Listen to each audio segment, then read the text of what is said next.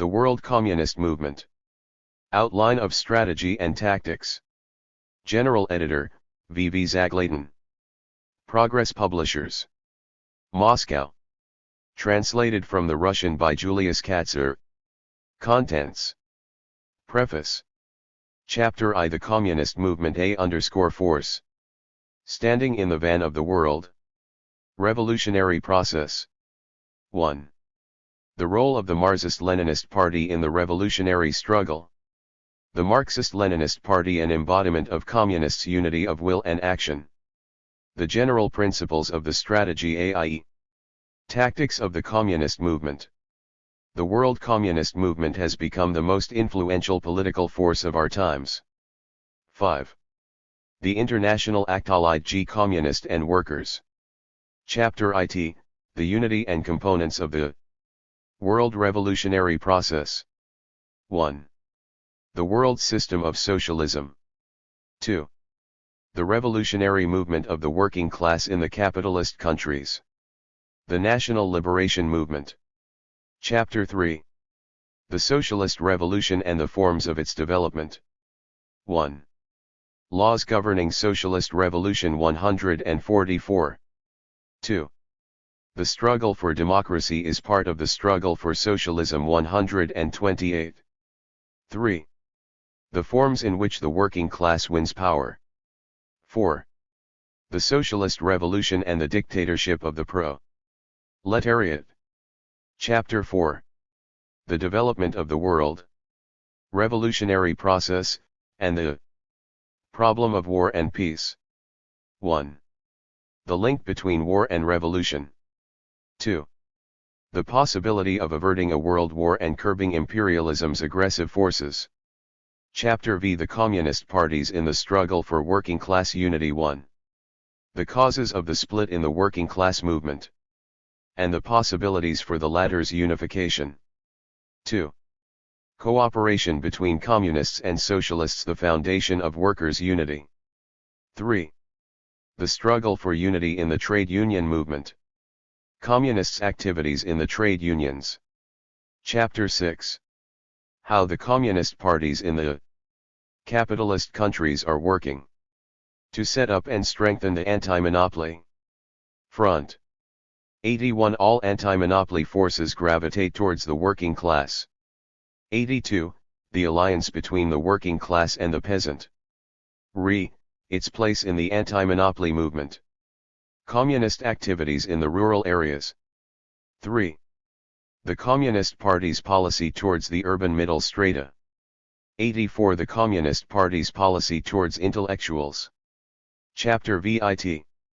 The struggle to build up an anti-imperialist national democratic front in Asia and Africa. 81. Features of the National Liberation Movement at its present stage AES. 2. The alignment of class forces. Forces participating in the National Democratic Front. 3. The struggle to form a united front in the newly free countries. Chapter 8. Latin American Communists and the problems of united action by progressive, anti-imperialist revolutionary forces. 1. The prerequisites for, and the nature and specific features of, the revolutionary processes in the Latin American countries. 2. Features of the Cancun Party's sigil for free unity of the revolutionary, anti-imperialist, and democratic forces. Chapter 9. The Communists' work among the masses. 81. The content and form of work among the masses. 2. Communists and the youth. 3. The Communists' work among women. 2. 4. Communists and religious believers. Chapter X. The Communist Party's struggle against right and left-wing opportunism. 1. The socio-political sources of opportunism. 2. Right-wing opportunism, its essence and forms of manifestation. 83. Left-wing opportunism, its forms. 84. The ideological ill between P and UE's ides opportunism. Chapter 11. Proletarian internationalism and the unity of the world communist movement. 1. Proletarian internationalism, an integral part of the ideology and policies of the revolutionary proletariat. 2. The causes of the differences in the world communist movement. 3. The road of the struggle for the unity of the world communist movement and against nationalism and anti-Sovietism. The CPSU's consistent internationalism. The international significance of the 24th Congress of the OBSRCS and Hags Osbias OS Red. The revolutionary transformation of the world on the basis of the all-conquering Marxist-Leninist doctrine is the main, law-governed trend in social development, the main goal of all progressive and revolutionary forces. Our times are marked by the tremendous growth of the role of the world communist movement in the life of the peoples and in the struggle for the solution of cardinal problems of vital concern to all mankind. Under the banner of Leninism, the international communist movement, whose foundations were laid by the great Lenin, has become a genuinely worldwide and most influential political force of our times. Held in Moscow in June 1969, the International Meeting of Communist and Workers' Parties made an important contribution to Marxist-Leninist theory, and to the strategy and tactics of Leninism. The significance of this contribution is determined, in the main, by the following major aspects of the work of the meeting: its profound theoretical analysis of cardinal problems of world social development, the drawing up of a realistic and clear-cut program of the anti-imperialist struggle, in full keeping with the vital interest of the peoples of our planet, its distinct and consistent internationalist course towards ensuring the most effective consolidation of all revolutionary forces, and in the first place the unity of its militant vanguard, the Communist and Workers' Parties, and the international communist movement. A resolute struggle against right and left-wing opportunism, the 1969 International Meeting pointed out, is an indispensable condition for the consolidation of the communist parties. The meeting drew important theoretical and political conclusions regarding the principles, roads, and methods of consolidating the unity and solidarity of the communist movement. The world revolutionary process, as was pointed out by Leonid Brezhnev, General Secretary of the CPSU Central Committee, is developing inexorably. The stronger and more influential the Marxist-Leninist parties become, the greater will be the achievements of this process. The deeper the great ideas of Marxism-Leninism sink into the minds of the masses, the sooner will the revolution achieve new victories. Trademark. Some of the fundamental problems in the activities of the Communist and Workers' Parties are dealt with in this book, which describes the leading role played by the communist movement in world revolutionary developments and in the struggle against imperialism, as well as the unity and the components of the revolutionary process. Considerable attention is devoted to problems of the socialist revolution and to the struggle waged by the communist parties for working class unity, and for the creation and consolidation of the worldwide anti-monopoly and anti-imperialist front, and the forms and methods of communists' work among the masses. This book also deals with current problems in the Communist and Workers' Party's struggle against right-wing and left-wing opportunism, and for the unity and solidarity of the communist movement on the principles of Marxism-Leninism and proletarian internationalism. This book is the work of a group of authors consisting of V.V. Alexandrov, Y.V. Dobrotin, 8.8. Gililov, V.B. Nyazhinsky, I.I. Luna, N.G. Sibilev, V.V. Sukhanov, V.A. Trofimuov, and V.V. Zagladin. Besides, N.V. Myachin, 8. S. Romanov, S.I. Semyonov, A.V. Vyatkin, and A.L. Yefimova took part in the work on some of the sections of the book. I.A. Sinitsyn helped to select statistical and other data. The communist movement, a force standing in the van of the world revolutionary process. To the world communist movement belongs the role of vanguard in the revolutionary transformation of capitalist society into a socialist society. The most influential political force in the world of today, the communist movement has amassed considerable and varied experience in guiding the struggle of the masses of working people for peace, democracy, national independence, and socialism. It has evolved a genuinely scientific strategy and tactic for the revolutionary struggle of the working class. 14. The role of the Marxist-Leninist Party in the revolutionary struggle. The historical process of mankind's transition to socialism reflects an objective pattern of social developments. That, however, in no way means that society's revolutionary transformation takes place spontaneously, and does not need guidance. In society, as distinct from nature, the operation of objective laws takes place through the conscious activities of people. The subjective factor in the revolutionary process, that is to say, the conscious and purposeful activities of the masses, classes, parties, and even of individuals, plays a tremendous and ever-mounting part in historical development. The development of capitalism and the contradictions inherent in it, the living conditions of the working people and the inescapable struggle of the proletariat against the 44. Bourgeoisie comprise the objective foundations of the working class movement. The operation of the subjective factor in the revolution is ultimately determined by that objective foundation.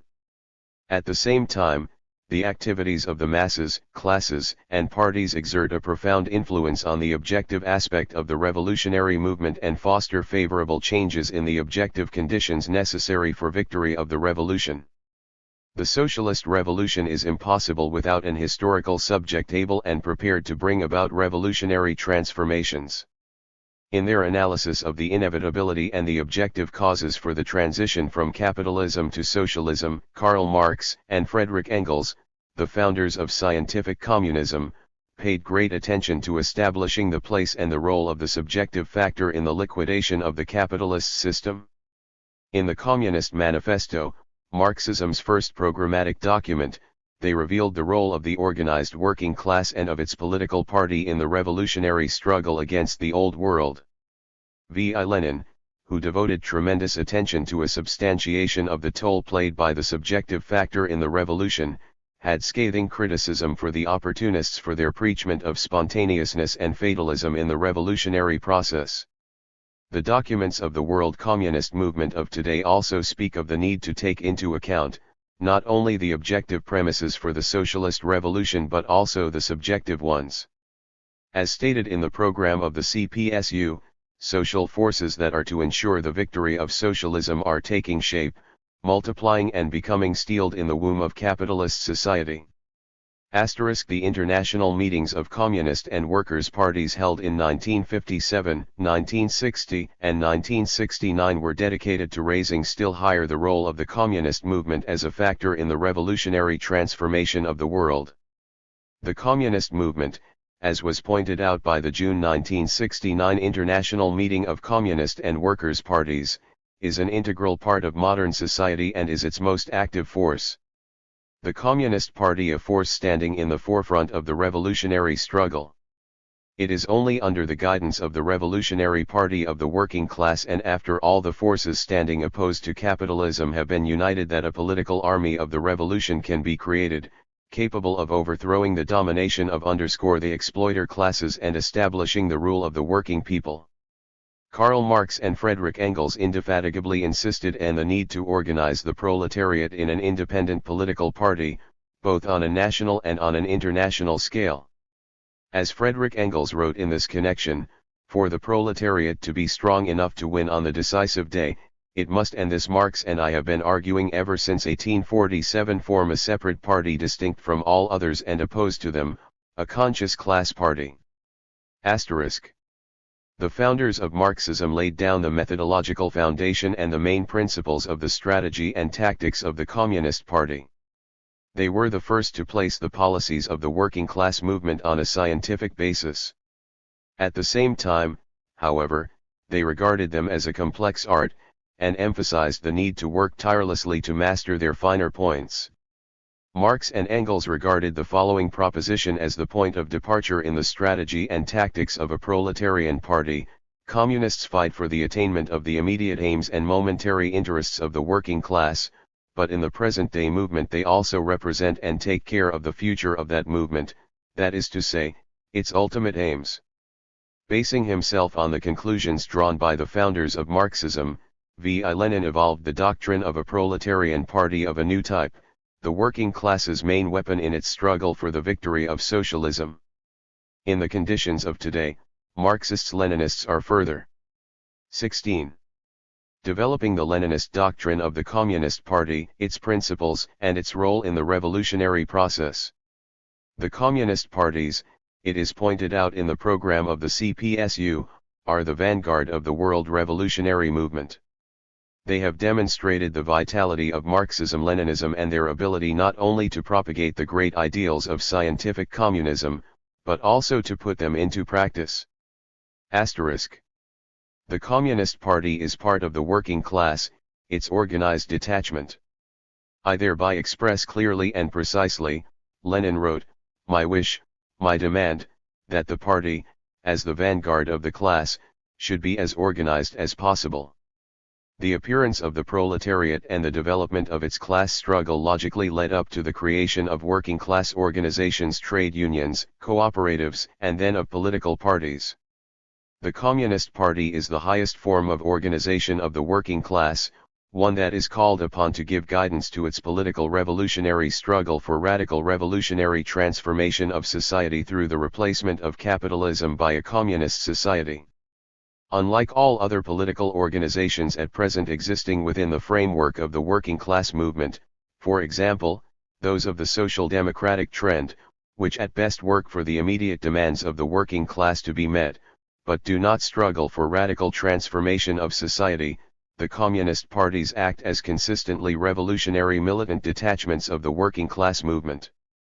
Their activities are based on a scientific foundation, on Marxism-Leninism, which makes it possible to achieve a correct cognition of the immediate and ultimate interests of the working people and to smoothly and purposefully direct the revolutionary struggle of the masses towards the achievement of those interests.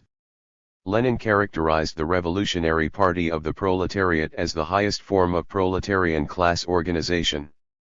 The objective course of the class struggle has assigned to the communist parties the role of a guiding force standing. 17. In the van of the workers' revolutionary movement. The anti-communists assert that the communist parties are out to commandeer or to try to commandeer this leading role so as to put themselves in a kind of privileged position. This assertion is a piece of gross falsification. Their role of leader and vanguard devolves on communists as the result of their revolutionary activities, their possessing a scientific ideology that allows them to correctly foresee the course and prospects of social development and the class struggle, and, consequently, to determine their policies and tactics. Their courageous and selfless struggle for the interests of the people has won communists the confidence of the workers and other working people, who have seen in practice that the communist parties are their best defenders and leaders. In the course of their struggle against the very foundations of capitalism, the communist parties establish ever closer cooperation with other organizations of the working class, such as the trade unions, cooperatives, and youth, women's and other organizations. On the basis of its scientific revolutionary strategy, the Communist Party comes out as the only force capable of coordinating and guiding the activities of such organizations into a single anti-capitalist channel. As the guiding force of the most advanced class, the proletariat, which is called upon to give leadership to other classes fighting against imperialism, the Communist Party stands in the van of all sections of society that are fighting against the monopolies, and against class and national oppression. It is all this that makes the communist parties the leading force in the revolutionary struggle of today. The Communist Party can carry out its leading role in practice only if it is closely linked with the masses of the working people. The Communist Party, V.I. Lenin wrote, must be able to link up, maintain the closest contact, and if you wish merge, in certain measure, with the broadest masses of the working people, primarily with the proletariat, but also with the non-proletarian masses of working people. The membership of the communist parties is made up of the finest representatives of the working class, the working peasantry and progressive intellectuals. Since they 18. Work in the thick of the people, communists exert an active influence on the people about them, organize the masses for the struggle, propagate the ideas of Marxism-Leninism, teach the masses and themselves learn from the latter's experience. The communist parties express not only the national but the internationalist interests of the working people. Capitalism, that enemy of the working class, is a world force which can be overcome only through the united efforts of the entire world working class. That is why international solidarity is characteristic of the communist movement. A profound internationalism is a distinctive feature of any genuine Marxist-Leninist party. A class-conscious worker, Lenin wrote in 1913, feels and realizes himself to be not only a member of the Russian Marxist family, he is aware that he is also a member of the international family of Marxists. He also has duties to the Workers' International. He must take account of the opinions and wishes of the latter. He must not lose touch with the International Workers' Army for a single moment. The solidarity of all detachments of the World Army of Communists is essential both for the solution of the common and internationalist tasks confronting them and for the solution of the national tasks confronting each of these detachments. Internationalism is a most important source from which each fraternal party and the entire movement as a whole draw their strength. The enemies of the working class have come out with fierce attacks against the communist parties and their guiding role in society. They would sow, among the toiling masses, mistrust of the communist parties, with the aim of weakening the latter's influence on social life. The communist parties are coming in for constant attacks from the right and left-wing opportunists. Under slogans of the liberalization and democratization of the socialist countries, the imperialist reactionaries are harping on the need to create, in the countries of socialism, counter-revolutionary opposition parties that will freely take part in the political struggle for power. Following in the wake of bourgeois ideologists, the right-wing revisionists are out to destroy the communist parties. They are demanding that the communist parties should be liberated from elements of authority, and speak of what they allege is the unlawful nature of the communists' guiding role. The political crisis that arose in Czechoslovakia in 1968-69 provided convincing evidence of the danger of bourgeois and revisionist attacks against the guiding role of the Communist Party. In December 1970, the Central Committee of the Communist Party of Czechoslovakia held a plenary session, which adopted a document entitled The Lessons of the Crisis Developments in the Communist Party of Czechoslovakia and in Society following the 13th Congress of the Communist Party of Czechoslovakia. The plenum unmasked the actual essence of the attacks launched by the anti-communists and the revisionists against the guiding role of the Communist Party, and revealed the decisive significance of the party's constant consolidation and of the enhancement of its guiding role in socialist construction. Left-wing opportunism, sectarianism, and dogmatism present a great danger to the implementation by the communist parties of their guiding role. These want to drive a wedge between the Communist Party and the masses, something that can lead to very grave setbacks. In particular, this is borne out by the tragic example of the events in Indonesia in 1965. As was emphasized in the documents adopted by the 1960 International Meeting, a grave threat to the communist parties is presented by the personality cult, which is connected with a departure from Leninist principles of party and state leadership, and with considerable infringements of socialist legality. The communist parties are consistently coming out against the personality cult, in whatever forms it may manifest itself. Particularly grave consequences to the party result from its guiding bodies becoming politically and morally impaired as a consequence of a departure from Marxism-Leninism and proletarian internationalism, and of a backsliding to nationalistic and great power chauvinistic positions. This is very well illustrated by the example of the stand taken by the leadership of the Communist Party of China, which has in fact led to the party being replaced by a political body which supports the military bureaucratic regime and a personal dictatorship. Marxists-Leninists wage a consistent struggle against bourgeois ideology and all brands of opportunism, and in defense of the Leninist doctrine on the role of the Communist Party in the revolutionary struggle. The 1969 International Meeting of Communist and Workers' Parties re-emphasized the vanguard role of the Communist Party in the revolutionary struggle and in the construction of a new society. To quote Leonid Brezhnev, the historical experience of many countries, the experience of the class struggle has given convincing evidence of how necessary the activity of the communist parties is for mankind and how fruitful this activity is for social development. Guided by Marxist-Leninist theory, the communist parties show the peoples the road to the communist future. They rally the peoples to the struggle and steadfastly march in the van of the mass movements for the great goals of social progress. Communists are always in the front rank of the fighters for the vital rights of the working people, for peace. They carry high the invincible banner of the socialist revolution. Asterisk. 2. The Marxist-Leninist Party, an embodiment of communists' unity of will and action. A communist party can perform its role of vanguard only if it is an active organization marked by cohesion and unity. The principle of democratic centralism is the basic organizational principle that gives a party unity and purposefulness in the achievement of its aims, at the same time guaranteeing the party the character of a creative and initiative-charged organization. There are two aspects in this principle, namely, democratism and centralism. A communist party's democratism stems from its very nature, its aims and tasks. First and foremost, it consists in all the guiding bodies of the party, both central and local, being freely elected by party members. Further, the democratic nature of a communist party's activities consists in all party members not only electing the guiding bodies but also verifying and checking their activities.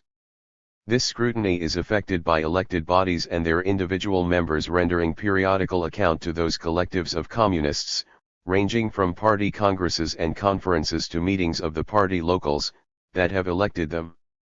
The democratic nature of inter-party life consists in the functions of elected party bodies being performed on the principle of collective decision-making.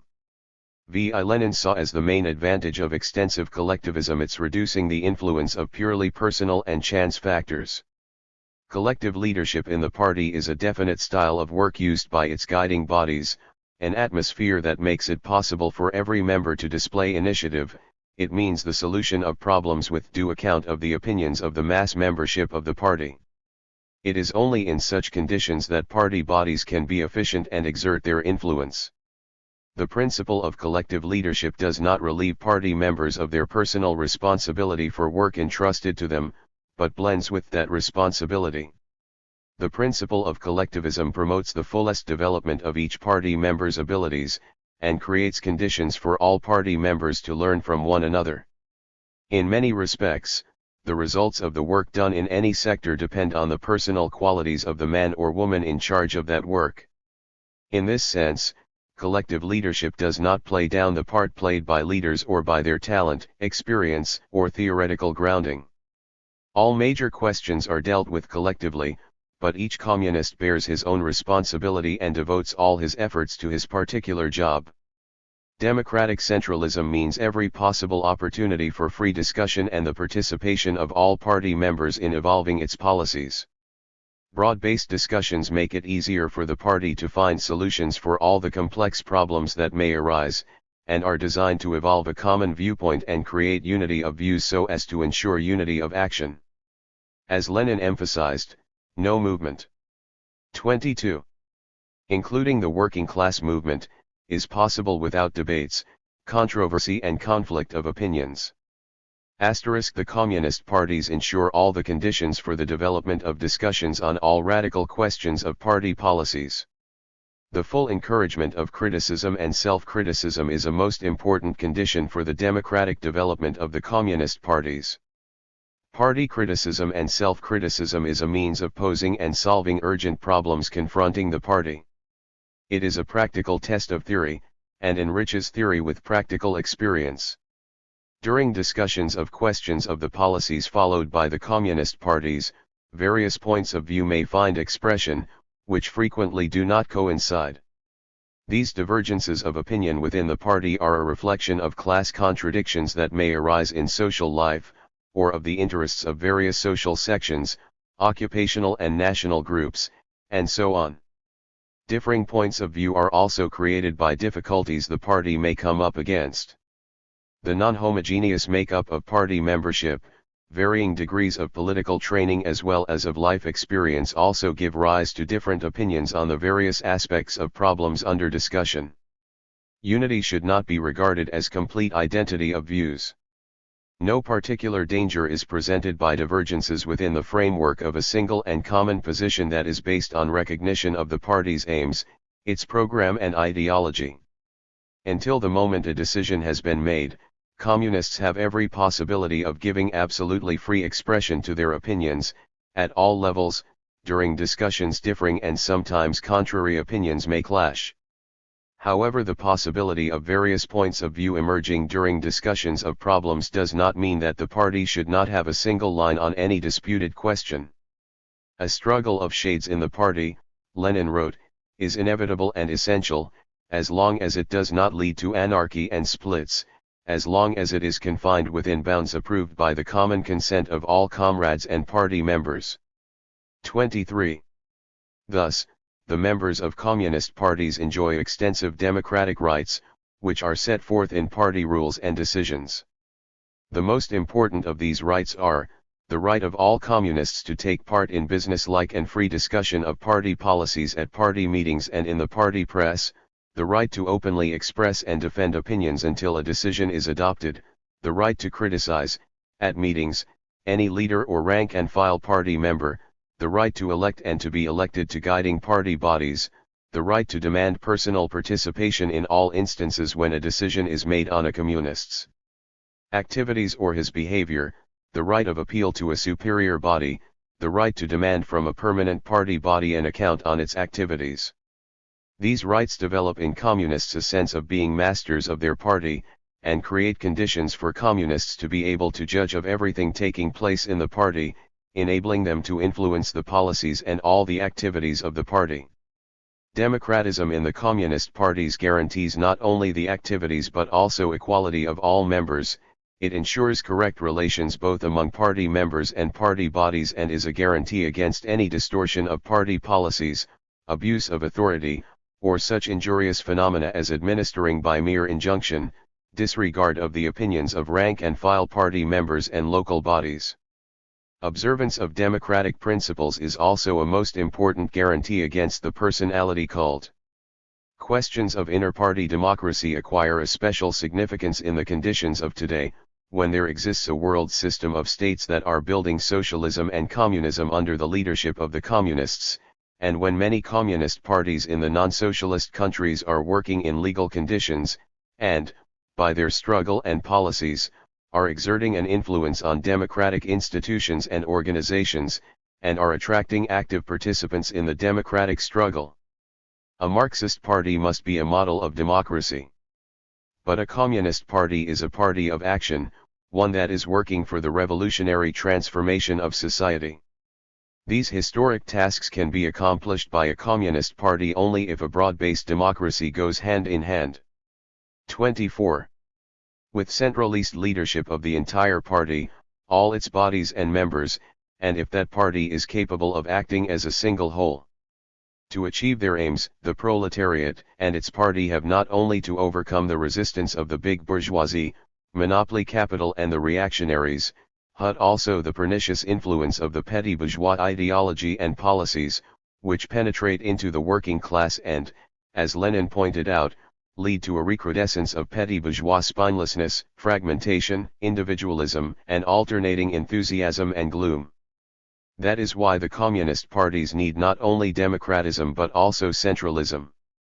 The party grants all its members freedom to discuss all questions of its policies and activities. But, like the freedom of criticism within the party, this freedom exists not of and for itself but to allow concrete decisions to be arrived at on the various questions that may arise. When questions have been discussed and all critical remarks taken into account, the party is in duty bound to evolve a single stand on them. Otherwise it is impossible to ensure unity of action by the party. A single line is achieved by all decisions adopted being obligatory for all communists. Discussion comes to an end when a decision has been adopted on the question under discussion. A militant party cannot be turned into a debating club. A discussion is carried on with the purpose of conducting a successful struggle for the achievement of concrete aims. Further, centralism in a communist party's activities means that the party and its organizations can have only one guiding center, a single guiding body. The experience of the international working class and communist movement has shown that attempts by various elements to create bodies and centers in opposition to the lawfully constituted guiding bodies of the party lead to factionalism and to a split in the party. A faction, according to Lenin's definition, is an organization within a party, united by a particular platform of views on party questions. The appearance of factions. 25. Is a result of attempts to contrapose to the interests of the party as a whole the interests of individual groups and, first and foremost, of petty bourgeois elements unwilling to maintain discipline. The existence of factions is incompatible with democratic centralism and destroys the very foundations a Marxist party is built on. Centralism in the party also means that its guiding bodies, and in the first place its central committee, are invested with extensive rights. The party's line and its attitude to various problems are evolved in the course of discussions throughout the whole party, and at its conferences and congresses. A line that has been adopted is carried out between congresses under the guidance of the party's elected bodies, under the leadership of its central committee. Strict discipline is a most important principle in the activities of the communist parties, which demand of their members mandatory fulfillment of party decisions, the subordination of personal interests to those of the party, and strict discipline. Party discipline is based on each communist's profound conviction that it is in the interests of the entire party and each and every individual party body, that the party cannot function otherwise, and that its activities cannot be successful without strict discipline. Any negation of party character or discipline, Lenin pointed out, is tantamount to completely disarming the proletariat in the interests of the bourgeoisie. It all adds up to that petty bourgeois diffuseness and instability, that incapacity for sustained effort, unity, and organized action, which, if encouraged, must inevitably destroy any proletarian revolutionary movement. Strict discipline is not something that is imposed on party members from above, against their will and wishes. On joining the party, every communist voluntarily assumes the duties laid down in its program and rules, including the obligation to be a disciplined communist and to carry out decisions of party bodies. At the same time, the rules emphasize, preservation of party unity calls for the 26. Observance of a single party discipline that is equally obligatory for all party members, both leaders and rank and filers. The party grants its members and bodies extensive rights, but it cannot permit anti-party elements or groups to use democracy within the party so as to impose upon the entire party their own interests and opinions, those of a minority. The communist parties cannot display any lack of principle or any conciliatoriness in respect of various kinds of revisionists and opportunists in their ranks. They cannot reveal indifference, especially when it is a question of the principles of the revolutionary struggle, or the fundamental tasks of the party. Any lack of principle, or any conciliatoriness in respect of elements hostile to the party can, as experience has shown, cause tremendous damage. As Lenin pointed out, the party is a voluntary association which would inevitably break up, first ideologically and then physically, if it did not cleanse itself of people advocating anti-party views. After the competent bodies have decided, he emphasized, all of us, as members of the party, must act as one man. Thus, party centralism is directed first and foremost towards ensuring unity in the party, in its political line, its leadership, and its action. It is the aim of party centralism to prevent matters of principle from yielding place to the petty, personal interests from prevailing over common interests, criticism from going beyond the bounds of party spirit, so that it shall not be used for the propaganda of views and ideas that are hostile to the party and the working class movement, or to serve the interests of individual groups or lead to a split in the party. Democratic centralism means the unity and interaction of these two aspects, democracy and centralism. This unity is dialectical, not mechanical, one aspect complements the other, and any arbitrary deviation to one side or another destroys that unity, and can cause much detriment to the party. We are for democratic centralism, Lenin wrote. And it must be clearly understood how vastly different. 27. Democratic centralism is from bureaucratic centralism on the one hand, and from anarchism on the other. A correct combination of centralism and democracy ensures for the party the necessary activity and organization, gives the party flexibility, and creates conditions for the development of initiative in communists and the strict fulfillment of party decisions. The fundamental organizational principles in the structure of communist parties, principles which stem from their essence and mission, are of an overall nature. However, the forms of their implementation can and must change according to the concrete conditions. They are developed and perfected in connection with the development of a party itself and with any change in the conditions in which it operates. That is why development and building up of a party is an inherent part of the revolutionary movement. The post-war alignment of forces in the world has created new and more favorable conditions for the development and activities of the communist parties, which have been actively perfecting their organizational principles. In particular, this process has found expression in improvements in the rules and other basic organizational documents. All this has led to a steep rise in the party's creative activities and has helped consolidate their links with the masses. This perfecting of party rules has been made against the background of a struggle against opportunist and revisionist elements, who have tried to take advantage of the changes in the rules so as to bring about a departure from the Marxist-Leninist organizational principles and from the proletarian concept of the party, as well as of a struggle against the dogmatists. The new rules have extended democracy within the parties, enhanced the role of communists in the mass organizations of the working people, given due consideration to raising the ideological and theoretical level of the party's membership and made it possible to eliminate sectarianism in the enrollment of new members. The changes in the party rules have adapted the forms of organizational work to the 28 new conditions and the task of giving the communist parties a mass character, and ensure better leadership of the upsurge of the mass movement. 3. The general principles of the strategy and tactics of the communist movement. In all its activities, the world communist movement is guided by the Marxist-Leninist principles of the strategy and tactics of the class struggle. By Marxist-Leninist strategy and tactics is meant the science and art of giving guidance to the revolutionary struggle waged by the proletariat and all working people for their social and national emancipation. Communists attach tremendous importance to evolving their strategy and tactics, and also to perfecting them as the art of political leadership. Marxist-Leninist theory, which has lit up mankind's road towards communism, is indissolubly linked with practice, with the political struggle. Of itself, and without revolutionary practice, theory cannot lead up to the triumph of communism.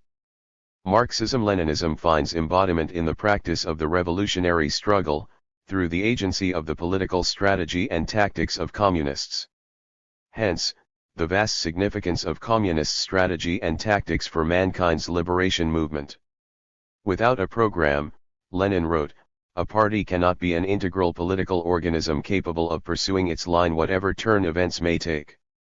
Without a tactical line based on an appraisal of the current political situation and providing explicit answers to the vexed problems of our times, we might have a circle of theoreticians, but not a functioning political entity. Asterisk. Marxism-Leninism is the theoretical foundation of communist strategy and tactics. Each communist party and the movement as a whole draws life-giving strength from the profound scientific substantiation of the strategy and tactics of the communist movement. On many an occasion Lenin emphasized that politics is a 29 science. Here is what he wrote in 1920, in this connection. Science demands, first, that the experience of other countries be taken into account, especially if these other countries, which are also capitalist, are undergoing, or have recently undergone, a very similar experience. Second, it demands that account be taken of all the forces, groups, parties, classes, and masses operating in a given country, and also that policy should not be determined only by the desires and views, by the degree of class consciousness and the militancy of one group or party alone. Asterisk. Marxist-Leninist theory provides the scientific foundation in determining the strategy and tactics of the communist movement. All three components of Marxism-Leninism, namely, philosophy, political economy and scientific communism, are of decisive significance when the policies of the Communist Party are being drawn up. Dialectical and historical materialism is the philosophical basis of communist strategy and tactics. Thus, Marxist philosophy has advanced the most important principle of the primacy of being, of social consciousness as a reflection of social being. That is why the strategy and tactics of the communist movement proceed from the objectively existing conditions, with due account of their changes and development. The strategy and tactics of the communist movement are also intimately interlinked with Marxist-Leninist political economy. Economic laws underlie the social and political patterns of the world revolutionary process. In working out their strategy and tactics, communists make a profound analysis of the features of society's economic development, the contradictions that arise on that basis, the conditions of the various classes of society, the relations between them, and the evolution of those relations. Communists assess any working-class political movement from the angle of the part it plays in bringing about the proletariat's full social and economic emancipation. In determining the road to be followed and the means to be used in the struggle for the national and social emancipation of the masses, they consistently take stock of the general and particular economic interests of the working class, the peasantry, the median strata of the urban population, and other forces that are interested in the struggle against capitalist oppression. Of decisive importance in evolving political strategy and tactics is the theory of scientific communism, especially the Leninist theory of the social revolution. It is only given a knowledge of the patterns of the world revolutionary process, the features of the revolution's development, its various forms, motive forces, stages and the like, that the communist parties can scientifically determine their strategy and tactics. Thus, for instance, the Marxist-Leninist theory of the proletarian revolution has scientifically proved that when society's transition from capitalism to socialism has begun, the entire world capitalist system has matured for the socialist revolution. However, when the advent of the socialist revolution is seen as inevitable because its material, social and political prerequisites have appeared, it is the task of communist strategy and tactics to go through all the stages and ups and downs of the class struggle so as to carry out the revolution, and not to restrict the struggle to partial demands within the framework of the capitalist system. Here is another example.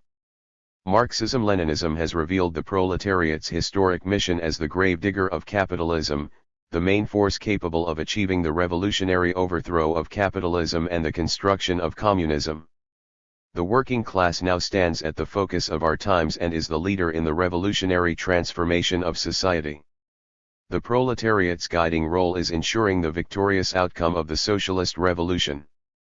Hence the most important strategical and tactical task confronting the communist parties, to develop in the proletariat the ability to guide the revolutionary movement of the masses of the people, to rally about itself the non-proletarian masses, to constantly consolidate the organization of the working class and to enhance its class consciousness. The communists' political strategy and tactics are marked by common fundamental features, and common interna. 34. Tionalist principles. Lenin spoke of a single internationalist tactics, a single internationalist task of the communist movement. He often emphasized that tactics must be worked out with due account of the experience of the revolutionary movements in other countries, and of the generally applicable principles in that experience. At the same time, Lenin pointed out, it would be erroneous to mechanically copy the tactics of communist parties in different countries and in different conditions. The unity of the internationalist line followed by the communist movement calls for such a kind of application of the basic principles of communism which will correctly modify these principles in certain particulars, correctly adapt and apply them to national and national state distinctions. Lenin called upon communists to seek out, investigate, predict, and grasp that which is nationally specific and nationally distinctive, in the concrete manner in which each country should tackle a single international task. Today, as in the past, right and left-wing opportunists in the working class and communist movement are voicing doubt of the existence of common principles of strategy and tactics, or else they ignore the need to give them concrete shape in keeping with the national features of the various countries. At the same time, a striving is revealing itself to replace the internationalist principles of the strategy and tactics of the communist movement by the specific experience of some particular communist party, as expressed in specific conditions. This kind of approach completely contradicts the Marxist-Leninist doctrine of the science and art of the revolutionary struggle. Thus, Marxist-Leninist theory in general and the doctrine of the socialist revolution in particular are the scientific foundation of communist strategy and tactics. Negligence of scientific theory, disregard of the historical experience, or any ignoring of the experience of other countries can lead to an erroneous and subjectivist definition of the strategy and tactics of the party. Marx, Engels, and Lenin, those great leaders of the working class, always came out resolutely against subjectivism in determining strategy and tactics. Their revolutionary activities are a model of a scientific approach to the tactics of the communist movement. In the conditions of today, the Marxist-Leninist parties, which have been creatively developing their revolutionary doctrine and applying it to an analysis of the concrete situation, formulated at their international meetings the basic propositions of the strategy and tactics of the world communist movement. But it is not only the scientific approach that marks communist strategy and tactics. There may be an ability to determine quite correctly and on a strictly scientific basis the fundamental political line, the alignment of class forces and the main enemy, and to choose the appropriate forms of struggle, but all this will be insufficient without the ability and the skill required to implement such strategy and tactics. Lenin pointed out that politics is a science and an art. To master the art of political leadership, he pointed out, is no easy matter. The party and its leaders are in duty bound to acquire the necessary knowledge and the necessary experience of political leadership, something that can be achieved only through long, assiduous, varied, and all-round work. The proletariat, Lenin pointed out, must produce its own proletarian politicians, who must possess not only knowledge and experience but also political flair so as to be able rapidly and correctly to resolve complex political problems. The art of political leadership is not acquired merely through the study of Marxist-Leninist theory, it is also gained through considerable personal experience in the struggle, the acid test of practice, and a comparison with the experience of other parties. Lenin more than once pointed out that the Bolshevik Party had acquired extensive international links and was excellently informed of the theory and practice of the revolutionary movement abroad. This comparison of European experience and the practice of Russia's revolutionary movement was of outstanding significance in working out the strategy and tactics of the Bolshevik Party.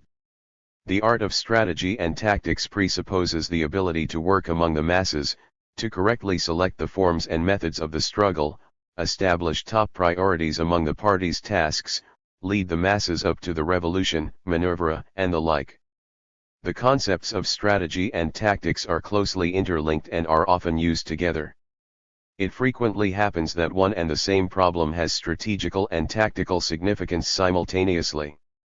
For instance, the question of a united front pertains to the sphere of strategy if we are referring to the creation of a single political army of the revolution. At the same time, it is also a question of tactics if we are referring to the forms and methods of achieving unity in the working class and in the masses as a whole. However, though they are closely interlinked, each of these concepts has its own content. The content of the strategy of the communist movement. As a rule, by the strategy of a party or of the entire movement is meant the fundamental political line for an entire historical stage, one that is aimed at the accomplishment of the main tasks of the stage in question. The following pertain to the sphere of strategy, due account of the alignment and distribution of the class forces within a particular country and on the world scene, the establishment of the direction of the main blow, the ascertainment of the working class's main allies. An analysis of a given historical period and of the content of the current stage is the point of departure in strategy. As V.I. Lenin wrote, only on that basis, i.e., by taking into account, in the first place, the fundamental distinctive features of the various epochs, can we correctly evolve our tactics. Only a knowledge of the basic features of a given epoch can serve as the foundation for an understanding of the specific features of one country or another. **** In their analysis of the general trend of the times, the Communist parties at the same time establish the various substantial changes that have taken place within the framework of a given period of history, at the various stages of its development. Thus, for example, world developments since the October Revolution have gone through definite stages, which have been marked both by trends of development common to them all, and by substantial differences between them from the viewpoint of the alignment of world forces, and the roads and methods of accomplishing revolutionary tasks. Each of these stages has been marked by a particular strategy pursued by the communist movement. That is why these stages can be called strategical. In the fundamentals, the strategy of the world communist movement remains constant throughout a strategical stage. It is modified when one strategical stage is completed and another begins that is marked by new phenomena in world development, a different alignment of class forces and the like. As historical experience has shown, a strategical stage does not coincide with an entire historical period of a communist party's struggle for the triumph of the socialist revolution, a struggle that goes through a number of strategical stages. The same holds true of the struggle of the entire world communist movement for the great aims of the working class. A determination of the content of a historical period and of the current strategical stage makes it possible to establish the essence and the basic features of the revolutionary struggle. For instance, mankind is at present living in the epoch of the transition from capitalism to socialism, an epoch that was ushered in by the Great October Socialist Revolution. It is quite natural that, on the international plane, the communist movement is working out its strategy and tactics in conformity with the task of achieving the victory of socialism and communism on a worldwide scale. However, as Lenin pointed out, the world socialist revolution is in fact a compound of a number of socialist, anti-imperialist, national liberation, general democratic, and other revolutions. And yet, while the trend towards socialism is the main feature of our times, there exist areas of the world, to say nothing of individual countries, in which the tasks characteristic of the pre-socialist stage of the revolution have 35. Not yet been accomplished. That means that, in determining its strategy, each communist party also proceeds from the nature of the impending revolution in its own country. Here communists take into account that today the democratic and the socialist stages of the revolution converge and intertwine so that there can be no lengthy interval between them. Due account of this circumstance is necessary in drawing up the correct strategy and tactics. At each strategical stage, the world communist movement or any individual communist party evolves the strategic line, or, in other words, the general line of advance. The strategical or general line determines the fundamental political course of the party or of the entire movement as directed towards the accomplishment of the fundamental revolutionary tasks of the given stage. That line is based on the theory of Marxism-Leninism, and is determined in keeping with the overall historical aims of the communist movement. At all stages, the communist strategical line is aimed at an advance towards the ultimate aim, socialism and communism.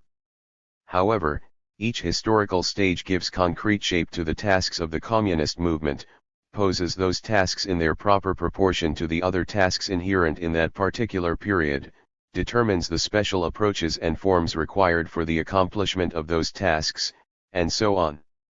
In keeping with all these factors, the strategical line of the communist movement is also modified. In all conditions, of course, the strategical line is always intimately connected with the achievement of the main aims of the communist movement, the overthrow of imperialism and capitalism, and the construction of socialism and communism. As is common knowledge, the right-wing revisionists are out to void the strategical line of the communist movement of its revolutionary essence. They would reduce it merely to a struggle for the achievement of immediate demands, and reject the struggle for the triumph of socialism. As for the left-wing opportunists, the sectarians, and the dogmatists, these regard the strategical line merely as a struggle for the general historical aims of communism, without due account of the characteristic features of the times. They ignore the immediate tasks of the toiling masses. Last, the nationalists. 3*38. And the chauvinists, and, first and foremost, the leadership of the Communist Party of China, would impose upon the communist movement a strategy that is in accord with their nationalistic or great power interests and requirements. The internationalist interests of the communist movement call for a most consistent struggle in defense of the scientific Marxist-Leninist strategical line. The communists' political line is based on due account of the correlation and alignment of the class forces in each country, and on the world scene. We all know what great attention Lenin devoted to an analysis of the alignment of class forces, when he determined the political line of the communist parties. Tactics, he wrote, must be based on a sober and strictly objective appraisal of all the class forces in a particular state. Asterisk. Lenin pointed out that, at each historical stage, the following should be clearly determined: the fundamental classes taking part in the revolutionary struggle, the class that is heading that struggle, the intermediary strata that must either be drawn into an alliance with the revolutionary classes, or at least be neutralized, finally, the hostile classes, which should be distinctly marked out. Only an objective consideration of the sum total of the relations between absolutely all the classes in a given society, and consequently a consideration of the objective stage of development reached by that society and of the relations between it and other societies, can serve as a basis for the correct tactics of an advanced class, he pointed out. At the same time, all classes and all countries are regarded, not statically, but dynamically, i.e., not in a state of immobility, but in motion. The alignment of class forces changes in accordance with the nature and type of revolution, and with the strategical stage. A change in the alignment of class forces can lead to a change in the general line, in the entire strategy of the world communist movement. The communist parties cannot limit themselves to merely taking stock of the spontaneous alignment of the class forces. It is the aim of their strategy and tactics to constantly strive to bring about a change in the alignment of the class forces in favor of the revolutionary movement. The communist line towards winning over the masses is a line of struggle for an alignment of class forces that is capable of bringing about the victory of the working class and its allies. An objective appraisal of the alignment of the class forces makes it possible correctly to establish who the allies of the working class are at a given strategical stage, and to work for solidarity in the political army of the revolution. What we are referring to is the joint struggle of the working class and its allies for their common aims. It would be erroneous to regard the allies as simply a reserve of the party or the proletariat, allies that can simply be maneuvered. Such an oversimplified approach could only cause detriment to the revolutionary movement. The various classes or social forces that may be taking action in alliance with the working class are fighting for their own interests. It is the task of communists, with due account of the interests of their potential allies, to unite them about the working class, and against the common enemy. When the necessary strategy is being evolved, it is also important to determine the party's policy towards those forces which, while acting in opposition to the ruling classes, reveal instability, vacillation, and conciliatoriness because of the duality of their class stand. Lenin insisted on the need to utilize the least possibility of winning over to the side of the proletariat any mass ally, even if temporary and unstable. If it proves impossible to draw into an alliance with the working class forces that stand in opposition to the ruling circles, such forces should be neutralized. Lenin also emphasized the need to carefully study the alignment of forces within the enemy camp, and to take advantage of differences between individual groups and parties of the bourgeoisie, and between bourgeois and petty bourgeois parties. The more powerful enemy can be vanquished. Euro wrote, only by exerting the utmost effort, and by the most thorough, careful, attentive, skillful, and obligatory use of any, even the smallest, rift between the enemies. 38. Any conflict of interests among the bourgeoisie of the various countries and among the various groups or types of bourgeoisie within the various countries, and also by taking advantage of any, even the smallest, opportunity of winning a mass ally, even though this ally is temporary, vacillating, unstable, unreliable and conditional. Asterisk.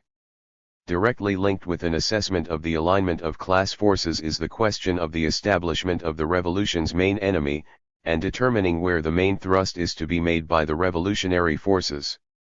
The art of strategical leadership consists in concentrating all the revolutionary forces in the most important line of attack and, at the decisive moment, dealing a smashing blow at the main enemy. Various forces may be the main enemies at different stages of the revolution, this affecting the choice of the main thrust. Thus, the main enemy confronting the communist and revolutionary movement in the 30s was fascism, which had behind it the most reactionary and jingoist elements of finance capital. That was why the communists' main blow was aimed at fascism. The main enemy today is world imperialism, and especially US imperialism. Imperialism, said Leonid Brezhnev in his address to the 1969 meeting, has been and remains the chief adversary not only of the communist movement but of all fighters for the rights of the working people, for the deliverance of the people from social and national oppression. The 1969 meeting's concluding document points out that US imperialism has become the world exploiter and gendarme, the sworn enemy of liberation movements. The choice of the main thrust is made concretely by the communist parties in each particular country or group of countries. Thus, monopoly capital is the main enemy of the working class and revolutionary movement in the developed capitalist countries. The main blow in present conditions, said the 1960 statement, is directed with growing force at the capitalist monopolies, which are chiefly responsible for the arms race and which constitute the bulwark of reaction and aggression, at the whole system of state monopoly capitalism, which defends their interests. Asterisk. The forces of the national liberation movement are directing their main drive against foreign imperialism and their own reactionaries at home. The 1960 statement emphasizes that the fundamental tasks of national regeneration in the countries that have thrown off the colonial yoke cannot be accomplished without a resolute struggle against imperialism and the survivals of feudalism. What is to be avoided is any confusion of the principal class enemy in the revolutionary struggle and the principal danger within the ranks of the working class and the communist movement. For instance, it is right or left-wing opportunism that may become the main danger within the working class and the communist movement at one stage or another. However, despite all its tremendous importance, the struggle against that opportunism should not lead to the main class enemy of the revolution being lost sight of. Thus, errors were made in this question in the late 20s and the early 30s, at the beginning of the struggle against fascism. At that time, the opinion was widespread in the ranks of the communist movement that it was social democracy which was the main enemy and was splitting the forces of the working class. As a result, the main blow was often dealt at the Social Democrats, which hampered the accomplishment of the main and fundamental task of the struggle against fascism. Thus, political strategy is directed towards the solution of the cardinal problems that can ensure the victory of the revolution. The present strategical line of the world communist movement has been evolved by the collective efforts of all communist parties. In the assessment of the fraternal parties, an important part in laying down the theoretical and political foundations of that line has been played by the Communist Party of the Soviet Union. The documents of the IN. 40. International meetings of communist and workers' parties provide a definition of the basic propositions in the strategical line of the communist movement at the present stage. The struggle for peace, democracy, national independence, and socialism, and the unification of all the revolutionary forces in a single anti-imperialist alliance, such is the essence of the strategical line followed by the world communist movement at the present stage. Problems of the defense of peace and of the struggle for democracy and national independence and socialism are today being solved in their close interlinks and interdependence. In one way or another, all the propositions in the strategical line presuppose a struggle for the triumph of socialism. The struggle for peace, democracy, and national independence is advancing mankind towards the triumph of socialism, whose successes are vastly promoting the growth of the general democratic movements against war, reaction, and colonialism. As pointed out by the 1969 meeting, a highly important part in the strategical line of the world communist movement is played by the consolidation of the unity of the World Army of Communists, the world front of all fighters against imperialism. The existing situation, says the meeting's concluding document, demands united action of communists and all other anti-imperialist forces so that maximum use may be made of the mounting possibilities for a broader offensive against imperialism, against the forces of reaction and war. It is the internationalist duty of every communist party to defend that strategy and to implement it in its day-by-day struggle. The content of the tactics of the communist parties. The tactics of the communist parties stems from the overall strategy and is subordinated to it, but, unlike it, is spearheaded towards the solution of the current tasks confronting the revolutionary movement, and is, therefore, more flexible. The determination of the party's current policies in a given concrete situation, an appraisal of the changes in the alignment of the class forces, the selection of the forms and methods of the struggle and organization, in keeping with the conditions that have developed and promoting the best possible achievement of the strategical tasks. All these belong to the sphere of tactics. The following comparison is sometimes drawn to provide clearer understanding of the relation between strategy and tactics. Strategy is directed towards winning a war, while tactics is designed to achieve success in a particular battle. The situation may undergo substantial change in the course of a single strategical stage. There may be an upsurge or a recession in the revolutionary movement. In one case, the conditions favor a tactical offensive, while in another a temporary withdrawal may be necessary. An appraisal of a given moment should be the point of departure in evolving a party's tactics. An analysis of the current situation allows the communist parties to take stock of the ebb and flow of the class forces. Even in the conditions of a definite historical stage, the alignment of class forces undergoes certain changes. Neither does the alignment of class forces remain unchanged in the solution of different problems. During some events the alignment of forces may develop in favor of the communist movement, in other instances, it may develop in favor of its opponents. This depends in some measure on the stand taken by the intermediate sections, which may vacillate now in one direction, now in another. The tactics of the communist parties is planned with due account of all these changes. In taking stock of the current situation and the alignment of forces that has developed, and proceeding from the needs of the moment, the communist parties set themselves their immediate tasks and determine the current policy or tactics. Thus, in evolving its tactics for current parliamentary elections, a party may or may not nominate its candidates. It may support the candidates of definite parties or concentrate its criticism against other parties, and so on. A sober and realistic determination of the tasks of the communists' current policies in their day-by-day struggle and in the varia of events such is the most vital demand presented by tactics. The correct tactics of a communist party plays a tremendous part in the liberation struggle conducted by the working class. Preparation of correct tactical decision, Lenin pointed out, is of immense importance for a party which desires to lead the proletariat in the spirit of sound Marxist principles, and not merely to lag in the wake of events. In working out their current policies, the communist parties also choose those forms and methods of organization and struggle which best help accomplish the tasks of a party in a given situation.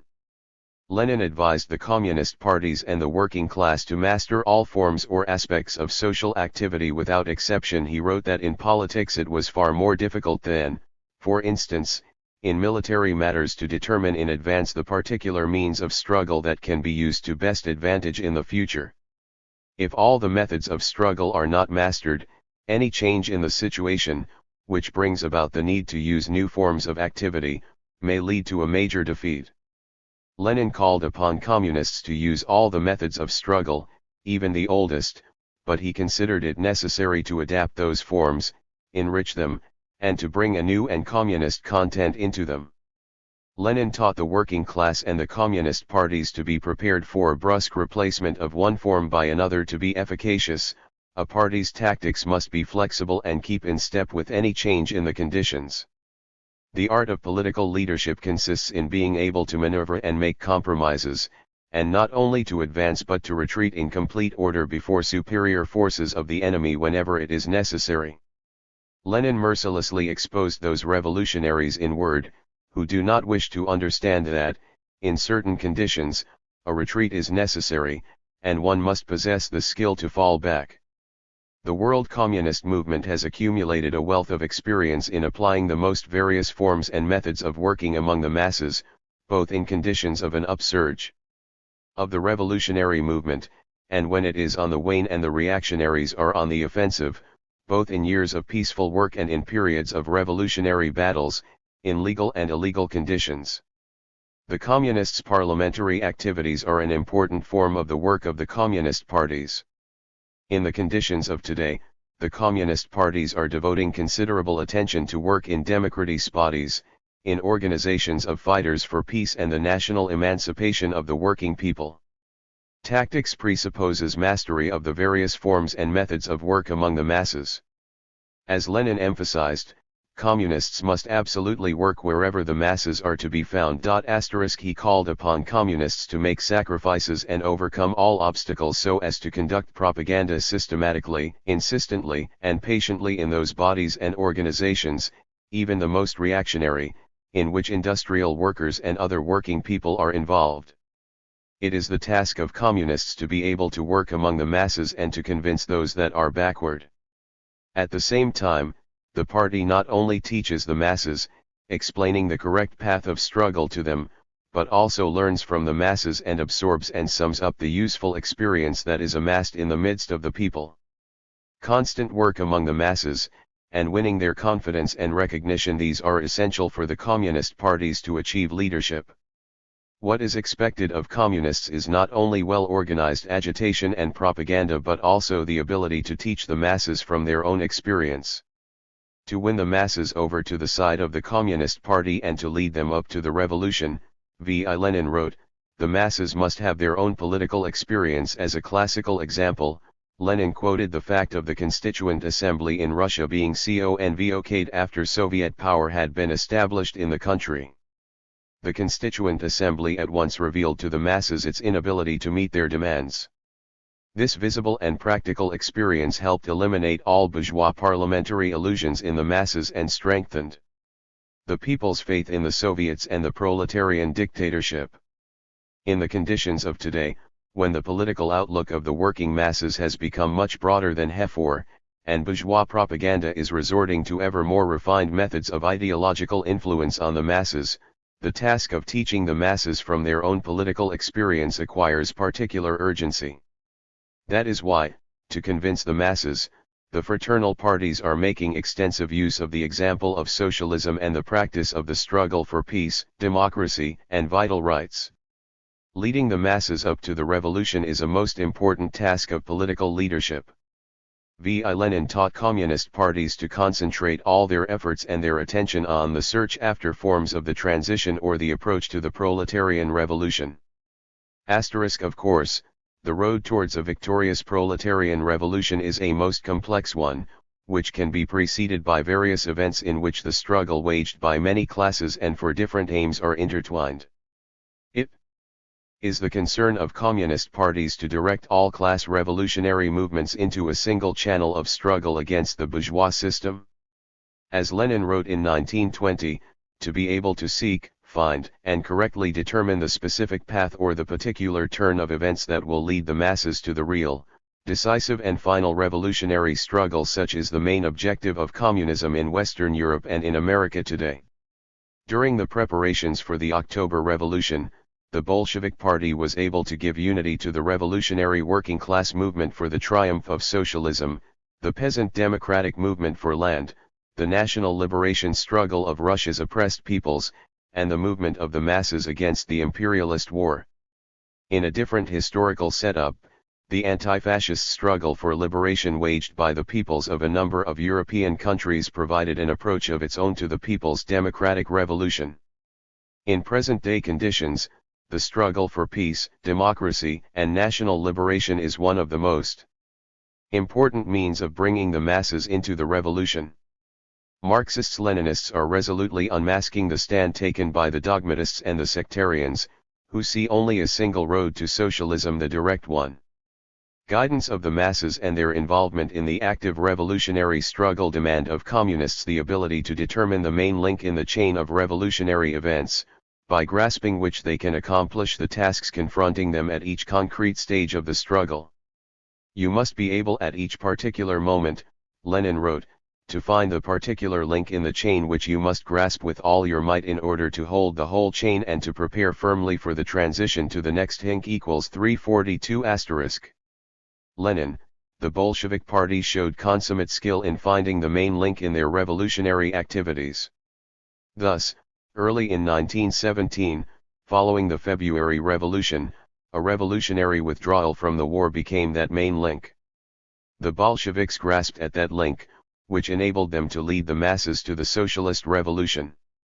Today the struggle to consolidate the communist movement on the principles of Marxism-Leninism and proletarian internationalism, and for unity of action by all the anti-imperialist forces is the main link in the policies pursued by communists on a worldwide scale. The success of the cause for which communists and broad sections of the working people are struggling depends on a correct determination of the main link, both on a worldwide scale and on the scale of some particular country. The choice of the decisive moment for the revolutionary forces to go over to an all-out offensive is a most important element of political leadership. Lenin warned that no battle should be begun if it is not to the proletariat's advantage. To accept battle at a time when it is obviously advantageous to the enemy, but not to us, is criminal.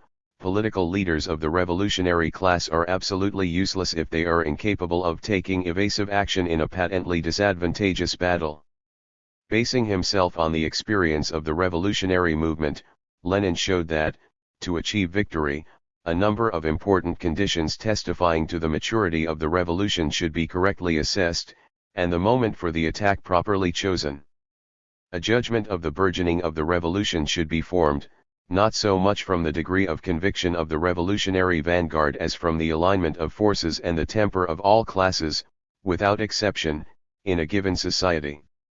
It is only in the conditions of a revolutionary situation that communist parties can begin a decisive battle for the overthrow of the bourgeois system. The October Revolution in Russia in 1947 is a classical example of the choice of the right moment to carry out a revolution. Led by Lenin, the Bolsheviks began the revolution no sooner and no later than was necessary for its victory.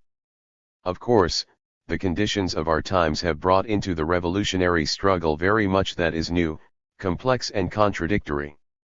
Far from removing, this can only enhance the significance of the correct timing of a decisive offensive against the positions of the class enemy.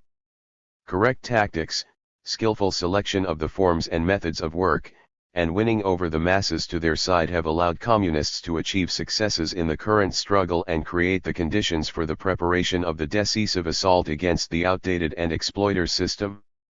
Due account of the enemy's policies. Confronting the strategy and tactics of the communist movement are the strategy and tactics of its main enemy, the bourgeoisie. Of course, in determining their tactics, communists should also take into account the tactics employed by the enemy, his methods of class domination, and the methods he uses to crush the struggle of the toiling masses. Ruling classes in general, and the bourgeoisie in particular, do not use one and the same tactics but modify and perfect them according to the situation. The bourgeoisie usually makes use of two main methods of the struggle against the working masses. First, the method 44 of force, and second, that of reforms, of partial concessions to the working class movement. These two methods now replace each other, now intertwine, this in accordance with the state of the working class forces and the possibilities in the struggle against capitalism.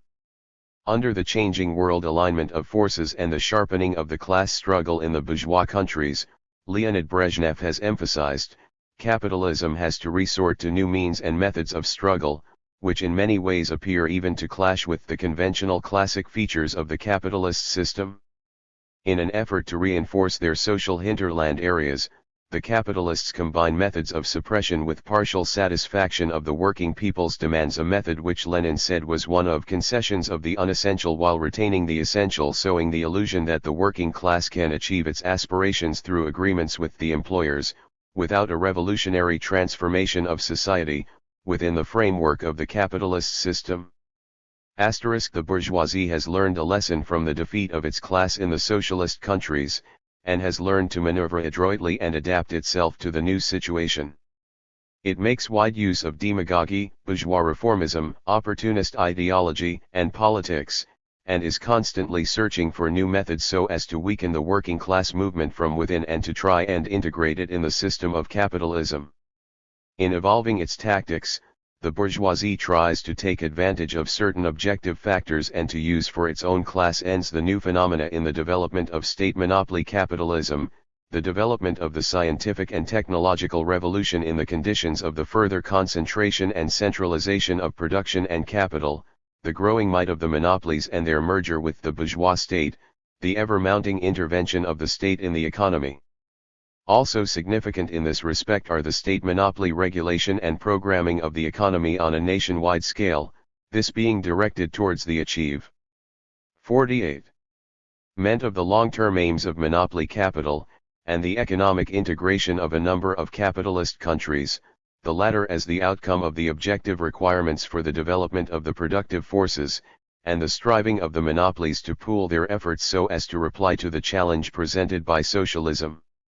The development of present-day production under capitalism has posed a number of social problems, which urgently call for solution, the problems of unemployment, the social consequences of the scientific and technological revolution, the modernization of industry and agriculture, the housing and transport crises, the advances in the systems of education and public health, and the like. The bourgeois state is trying to solve these problems along reformist lines, but, of course, in the interests of the monopoly oligarchy. Under the cover of demagogical considerations of the benefit to the nation, it interferes in labor relations to the advantage of the employers, regulates working hours and holidays, and influences wage levels.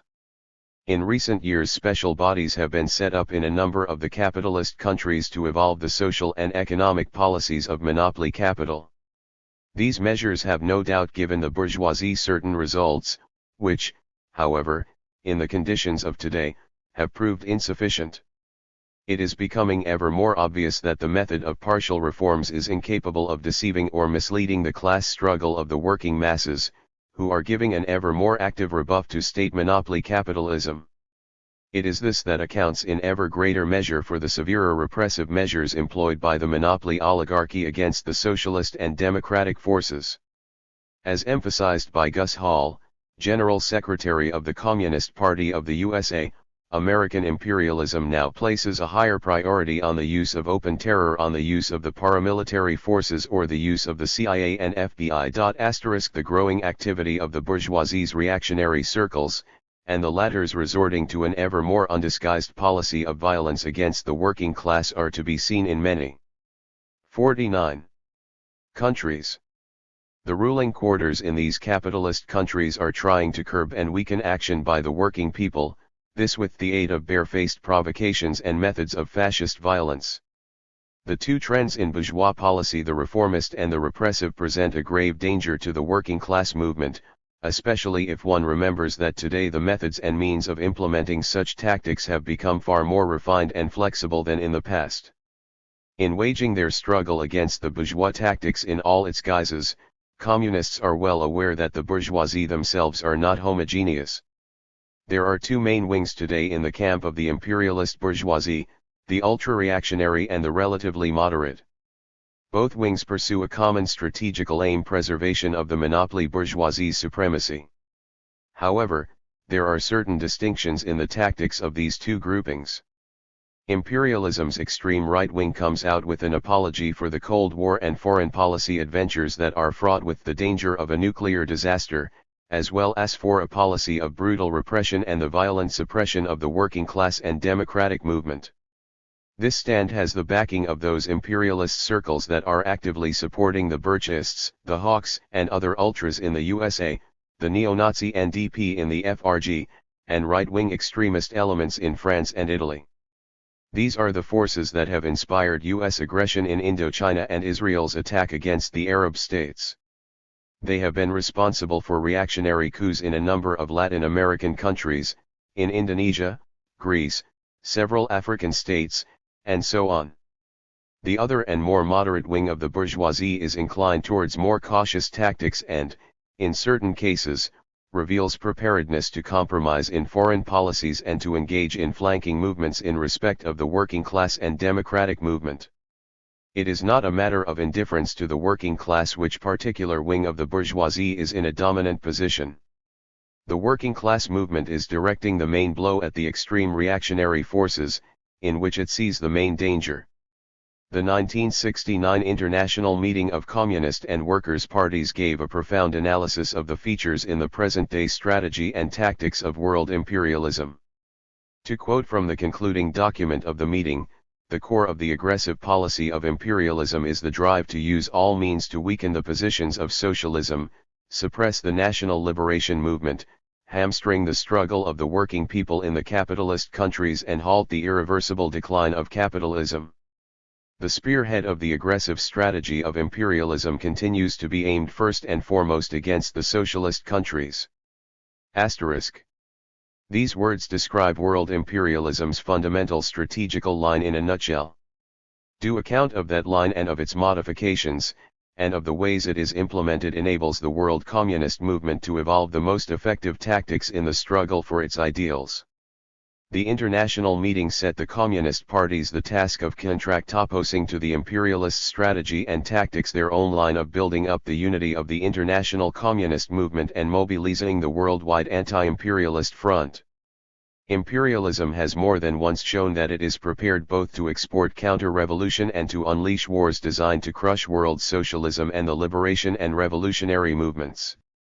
It would have nothing against checking the advance of history by means of a thermonuclear war against the socialist countries.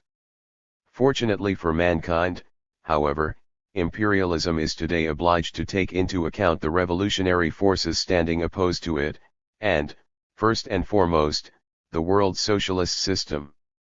The might of socialism is a strong curb on the aggressive designs of imperialism. Proceeding from the lofty ideals of its doctrine, and with due consideration of our times and its historical revolutionary experience, the world communist movement has creatively evolved its strategy and tactics in the struggle against capitalism and for the triumph of socialism. The consistent impulse. 54. Mentation of that strategy and tactics, and their defense against any distortion by the right wing and the left wing opportunists is surety of more victories for the communist movement. 4. The world communist movement has become the most influential political force of our times. The growth of the international communist movement. The development of human society over the past century and more has shown the historical inevitability of the steady growth of the communist movement, and of its victory. When the communist movement arose in the 40s of the 19th century, its ranks numbered only some 300 to 400 men and women, united in an international organization called the League of Communists. The movement soon struck deep roots. In the last third of the 19th century, mass working-class parties had arisen in the main European countries. Marxism had won big victories in the world working-class movement. The communist movement reached a new stage in the epoch of imperialism. In 1903 there arose in Russia a party of a new type that had been created by the great Lenin, the party of Bolsheviks. When the Great October Socialist Revolution took place, there were over 400,000 communists throughout the world. The October Revolution was the starting point for a rapid and universal growth of the communist movement. The formation and consolidation of the world's first socialist state, and then the establishment of the Communist International accelerated the appearance of Marxist-Leninist parties in dozens of countries. In 1918 there were already 10 communist parties in the world, there were 34 in 1921, 46 in 1928, 61 in 1935, 75 in 1957, and in 1964 there were already 87 communist parties. Today there are 89 communist parties in the world with a membership of almost 50 million. The world communist movement, says the statement of the 1960 meeting, has become the most influential political force of our time, a most important factor in social progress. Asterisk. How is this manifested in practice? First, the communists, who head the masses, have converted scientific socialism from theory into the practice of the construction of socialism and communism in vast areas of the world. A number of countries in Europe and Asia, as well as Cuba, have taken to the road of socialism. The communists have shown indeed their ability to achieve the overthrow of the power of the bourgeoisie, head the construction of a new society, one without exploitation and private ownership, and bring about socialism becoming an international force that is exerting an ever greater impact on the course of the historical development. The socialist system has provided the world communist movement with so powerful a material force that has enabled it to play the part of a leading factor in world social progress. Second, the role played by the communist movement in the developed capitalist countries has grown considerably. The communists are marching in the van of the struggle being waged by the working people in the capitalist countries for their vital interests and for peace, democracy, and social progress. Their prestige and influence on social life are growing, and ever new sections of the population are coming over to their side.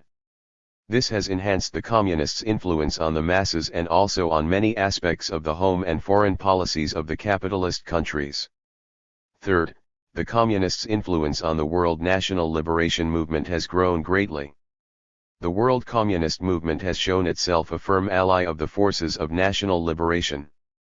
The communist parties are active in the struggle for the complete national liberation of their countries, for progressive development, and for the advance towards socialism. In the new national states and in the dependent countries, the working masses are coming more and more to see that it is the communists that are staunch defenders of their country's national interests.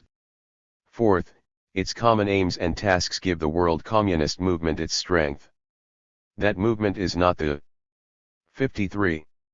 Simple sum of individual isolated parties but a voluntary union of equal and independent communist parties united by bonds of proletarian internationalism, a single ideology, and the joint struggle against the common enemy, and for a single ultimate aim. In the fifth place, there has been a steady growth in the internationalist significance of the world communist movement, and of its leading role in the international working class, democratic and national liberation movement, as well as of its progressive influence on world politics. Today there is not a single major question of the world economy and international relations that can be solved without due account of the stand taken by the socialist camp and the communist movement. Whether it is to their liking or not, the masters of the capitalist world are obliged in ever greater measure to reckon with the socialist countries and the communist movement. This process is also marked by the Marxist-Leninist ideas of the communist movement penetrating ever deeper into the consciousness of broad sections of the population in the non-socialist part of the world. Many democratic bodies are more and more often advancing certain programmatic demands similar to those of the communist parties. The imperialist bourgeoisie has been forced to meet certain social and economic demands of the working people in the post-war period. This has taken place, not because the bourgeoisie has suddenly begun to sympathize with the communist slogans but because those slogans have won powerful support from the masses of the working people, and this is something the opponents of communism have been obliged to take into account. The communist movement has exerted an influence on the development of broad-based popular movements for peace, democracy, national independence, and social progress in the capitalist world. The mounting impact of the communist movement on human society is closely connected with the development given by that movement to the science of the revolutionary transformation of the world. The Marxist-Leninist parties are providing scientific grounds for the prospect of mankind's advance towards new heights of social progress. Each new year provides fresh proof of that prospect being the correct 1. The theoretical impact of communism is growing from year to year. Of course, the world communist movement has its difficulties and contradictions, which are exerting a negative influence on its development and are hampering the accomplishment of its fundamental tasks. Addressing the 1969 international meeting, Leonid Brezhnev, General Secretary of the CPSU's Central Committee, pointed out that the world communist movement is going through a complex period of its development. Unity has been seriously disrupted in some of its links, he said. Some fraternal parties have suffered setbacks and even defeats. In many respects these difficulties are a byproduct of the vast demolition of the old world's social foundations, which is the essence of our times. They are also connected with mounting resistance from the bourgeoisie, which has elevated anti-communism to the level of state policy, and also with the strategy of imperialism, which is staking on corrupting the communist and the entire revolutionary movement from within. As pointed out at the International Meeting of Communists of 1969, the difficulties and contradictions in the communist movement are being coped with on the basis of the objective community of fundamental interests that marks all the revolutionary detachments struggling against world imperialism, the common enemy, and for the achievement of the common aims: peace, democracy, liberty, and communism. What is necessary to eliminate such difficulties and contradictions is a decisive struggle against right and left-wing opportunism, and against nationalism, hegemonism, and all brands of splitting activities. Despite all the differences and difficulties that have arisen, the world communist movement remains a mighty force. All the activities of the Marxist, Leninist, Communist and Workers' parties show that the world communist movement has become the most influential political force of our times. The main detachments of the communist movement. The establishment and consolidation of the world socialist system is the main achievement of the communist movement. The creation of a new society in the socialist countries is guided by the ruling communist parties, which have become genuinely mass bodies with boundless prestige in the respective countries, and the guiding force for the peoples of the countries of socialism. The communist parties of the socialist countries are having to solve complex problems in developing the economy, strengthening the new social relations, the communist education of their peoples, and ensuring defense of the achievements of the revolution. Indeed, they have successfully strengthened the people's power, and ensured the victory of socialist production relations in the economy. Under the guidance of the communist parties in the socialist countries, the exploitation of man by man has been abolished, socialist industrialization has been actively implemented, and the socialist reconstruction of agriculture, that most difficult problem in the construction of socialism, has either been or is being successfully solved. It is the internationalist duty of all communists to do the utmost possible in one country for the development, support, and awakening of the revolution in all countries. The communists of the socialist countries consider it their prime internationalist duty to achieve the further development of each socialist country and the entire system of socialism, and to strengthen the unity and solidarity of the socialist camp. The successful struggle waged by the communists of the socialist countries is multiplying the forces of the entire world communist and revolutionary movement. At the same time, as is borne out by the policies pursued by the leadership of the Communist Party of China, any communist party's departure from the fundamental principles of socialist construction and socialist internationalism has an adverse effect on the people's struggle for peace and socialism. In giving practical guidance to the masses' struggle for the construction of socialism and communism, and in implementing the ideals of communism, the fraternal parties of the socialist countries stand in the van of the entire communist movement, in which they are a mighty force. A very large number of communist parties are working in the capitalist countries. The communists of West Europe, North America, and Japan are waging a struggle in the main centers of the capitalist system, where the bourgeoisie's rule is based on a powerful industrial potential, a smoothly functioning imperialist machinery of state, and the use of the most up-to-date means of ideological influence. Most of the communist parties in these areas are tested and militant Marxist-Leninist organizations of the proletariat, and have gone through a stern school of an acute class struggle. In a number of countries, such as Spain, Portugal, and Greece, the communist parties are persecuted and have to work deep underground. The Communist Party of the United States is being constantly badgered and hounded. There is not a single communist party in the capitalist world which has not experienced systematic restrictions and attacks on the part of the ruling imperialist quarters and their political and ideological machinery. The bourgeois reactionaries are constantly waging anti-communist campaigns designed to paralyze the influence of the communist parties and to prevent them from winning the majority of the working class over to their side. Nevertheless, the communist parties of the capitalist countries are consolidating and increasing their ranks, and scoring successes in their struggle. The following have become mass parties: the Communist Party of Italy, the Communist Party of France, the Communist Party of Japan, and the Communist Party of Finland. The membership of the communist parties of a number of other countries has also grown in recent years. Many of the communist parties in these areas of the world are being followed by considerable sections of the working class of the countries concerned. These parties hold strong positions in the trade unions and other democratic organizations. In a number of countries, the communists have been able to establish correct relations with those sections of the toiling masses that follow the Social Democrats and the Catholics. Tangible successes in the struggle for unity of action by the working people have been scored by the French, Italian, Japanese, and West German communists. Communist influence is growing among the peasants, the urban petty bourgeoisie, the intellectuals, and white-collar workers. In particular, the communist vote at elections to central and local government bodies is rising. For instance, in the May 1968 Italian parliamentary elections, 8.5 million voters came out for candidates nominated by the Communist Party to the Chamber of Deputies, this being 26.9% of the total number of votes cast, as against 25.3% in 1963. In June 1970, the Italian Communist Party scored a fresh success during the municipal, provincial, and regional elections. Considerable gains have been registered in recent years by the fraternal parties of France, Japan, Luxembourg, and Sweden.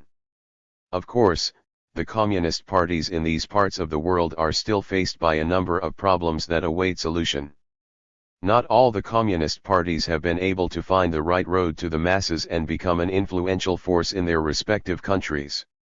It is the main task of the communist parties in the developed capitalist countries to wage a struggle against the omnipotence of the monopolies and to advance their own countries along the road of peace, democracy, and socialism. The communist parties of the Latin American countries are a militant section of the international communist movement. Many of them are working in illegal or semi-legal conditions and are constantly persecuted and repressed. The prisons of Brazil, Haiti, Guatemala, and Paraguay are full of communists and other patriots. Parties that are legal come under constant pressure from the reactionaries. Despite all this, the Latin American communists are conducting a stubborn struggle for the social and national interests of the working people, and are increasing their ranks. In recent years, the membership has grown of the communist parties of Chile, Uruguay, Argentina, and Costa Rica. The strategy of the Latin American communist parties is 58.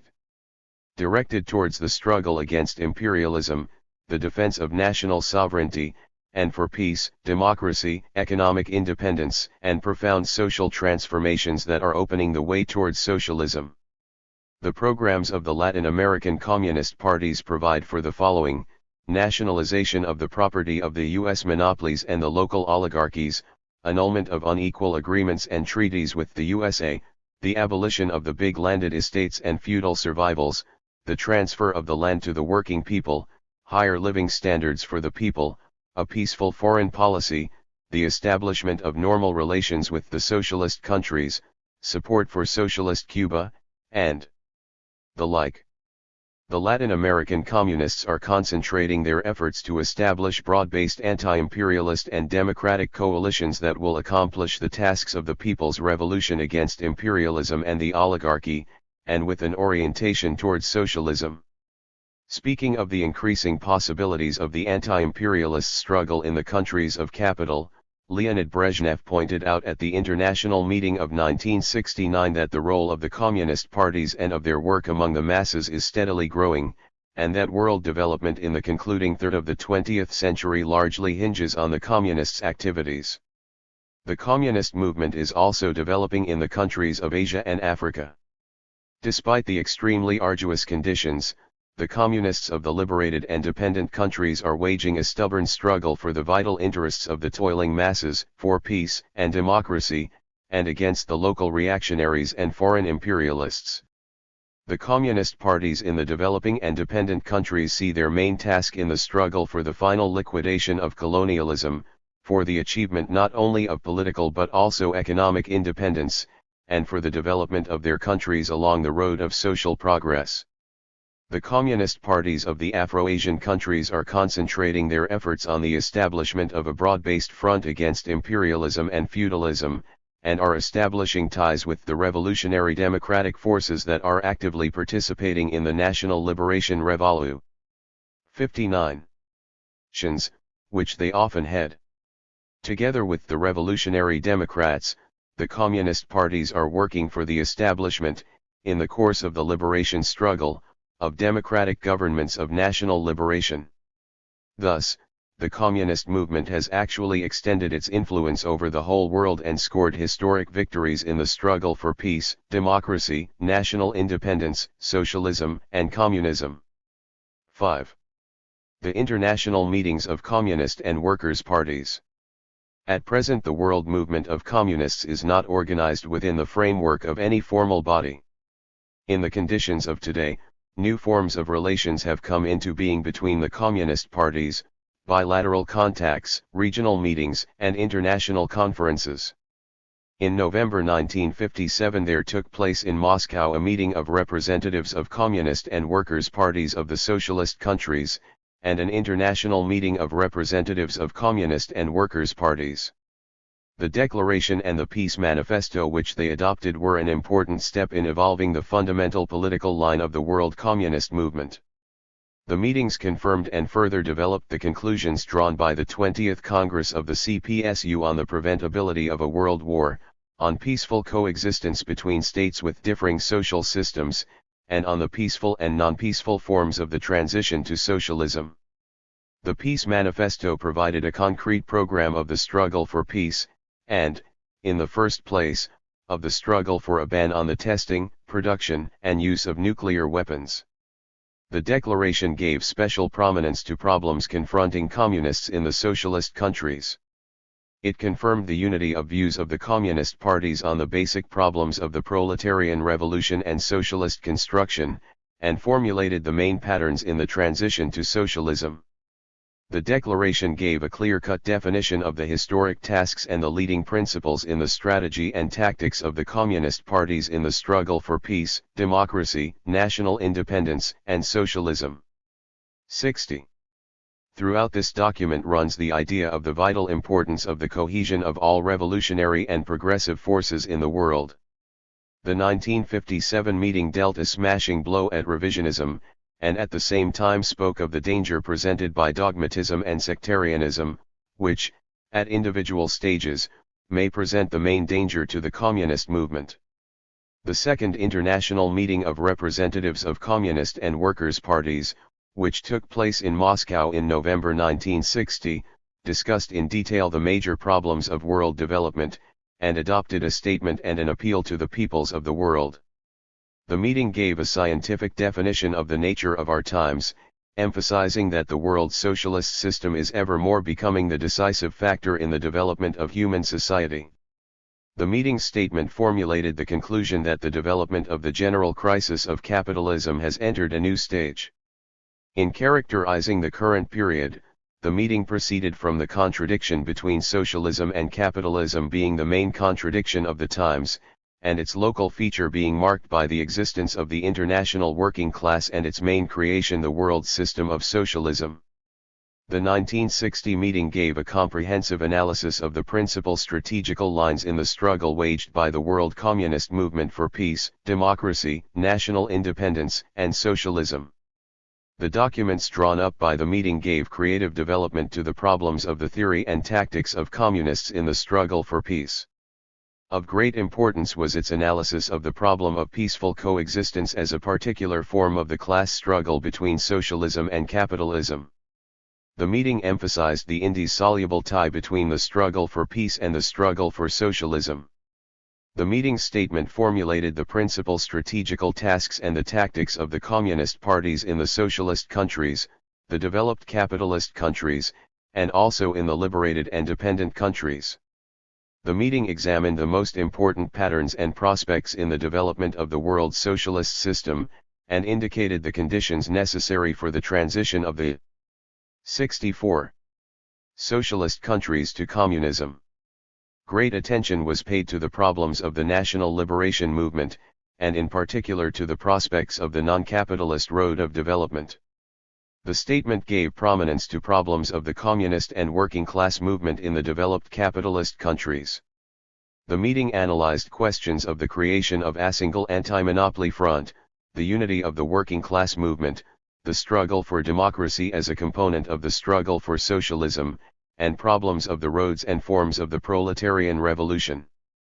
The meeting discussed in detail questions of the further consolidation of the world communist movement, laid special stress on the importance of the Leninist principles of party life, formulated the principles of relations between the communist parties in keeping with the present-day conditions, emphasized the need for the greatest possible strengthening of the unity and solidarity of the world communist movement, and called upon the communist parties to wage a struggle both against revisionism and against dogmatism and sectarianism. The meeting gave a firm rebuff to the dogmatic and sectarian positions of the Chinese leadership. Congresses of the communist parties of many countries have drawn up concrete programs of the struggle against imperialism and for peace and socialism, on the basis of the meeting's conclusions. A major event in the life of the world communist movement was the 22nd Congress of the CPSU, which adopted a new program for the AE program of communist construction in the JSSR. Also of great importance to the world communist movement were the decisions adopted by the CPSU's 23rd Congress, which approved the activities of the CPSU's Central Committee in giving cohesion to the ranks of the world communist movement on the foundation of Marxism-Leninism and proletarian internationalism. The Congress came out in favor of the idea of holding a new international meeting of communist and workers' parties when the conditions were ripe. In accordance with the line laid down by the Congress, the CPSU's Central Committee 62 did much, together with the other fraternal parties, to prepare the ground for such a meeting.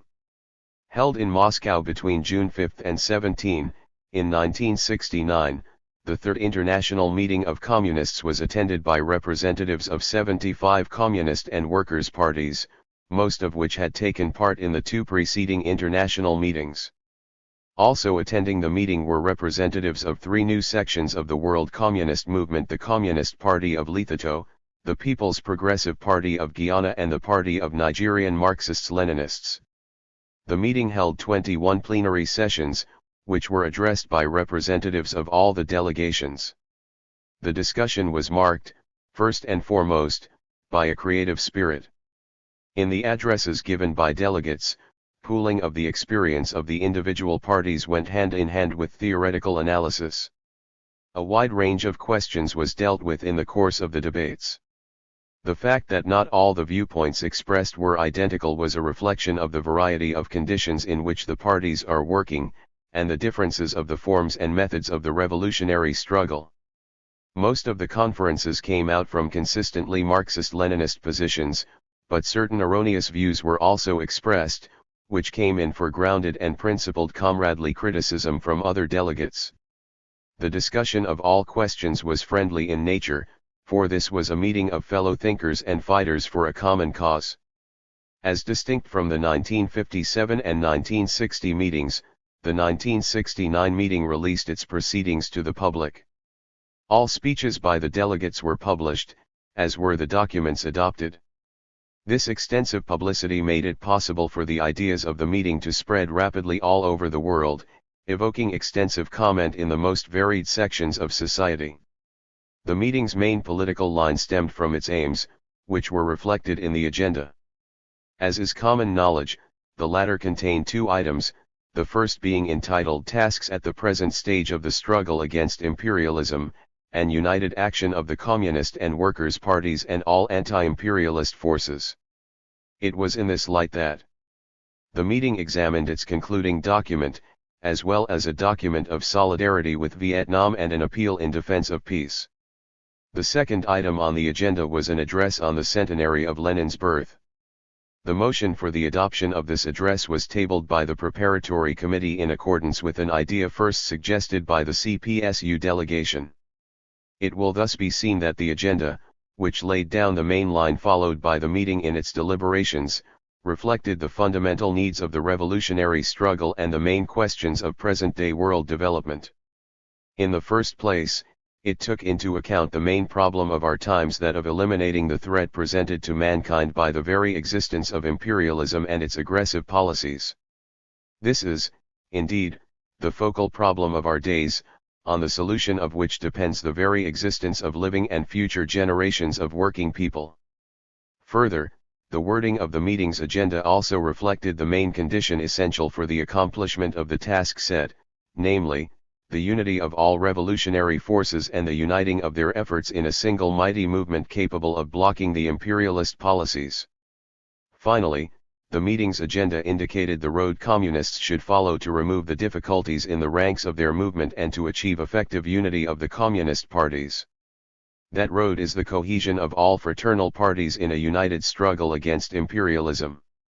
On the whole, the deliberations of the 1969 meeting showed the greater maturity of the communist movement, and reflected the mounting desire of the fraternal parties to achieve cohesion and unity of their ranks in the common struggle against imperialism. Only a single party, that of the Dominican Republic, refrained from adopting the meeting's concluding document. The delegations of the communist parties of Italy, San Marino, Australia, and Réunion, while coming out for greater unity of the communist and workers' parties and of all anti-imperialist forces, expressed agreement only with that section of the document which set forth a joint program of struggle against imperialism. The delegations of the COM. 64. Communist parties of Romania, Spain, Switzerland, the Sudan, and Morocco signed the document as a whole, making certain reservations while signing it. The Executive Committee of the Communist Party of Great Britain and the Central Committee of the Communist Party of Norway signed the document with some reservations. The delegations of the Communist Party of Cuba and the left-wing Party of Swedish Communists were present at the meeting in the capacity of observers, and were therefore not empowered to sign the documents.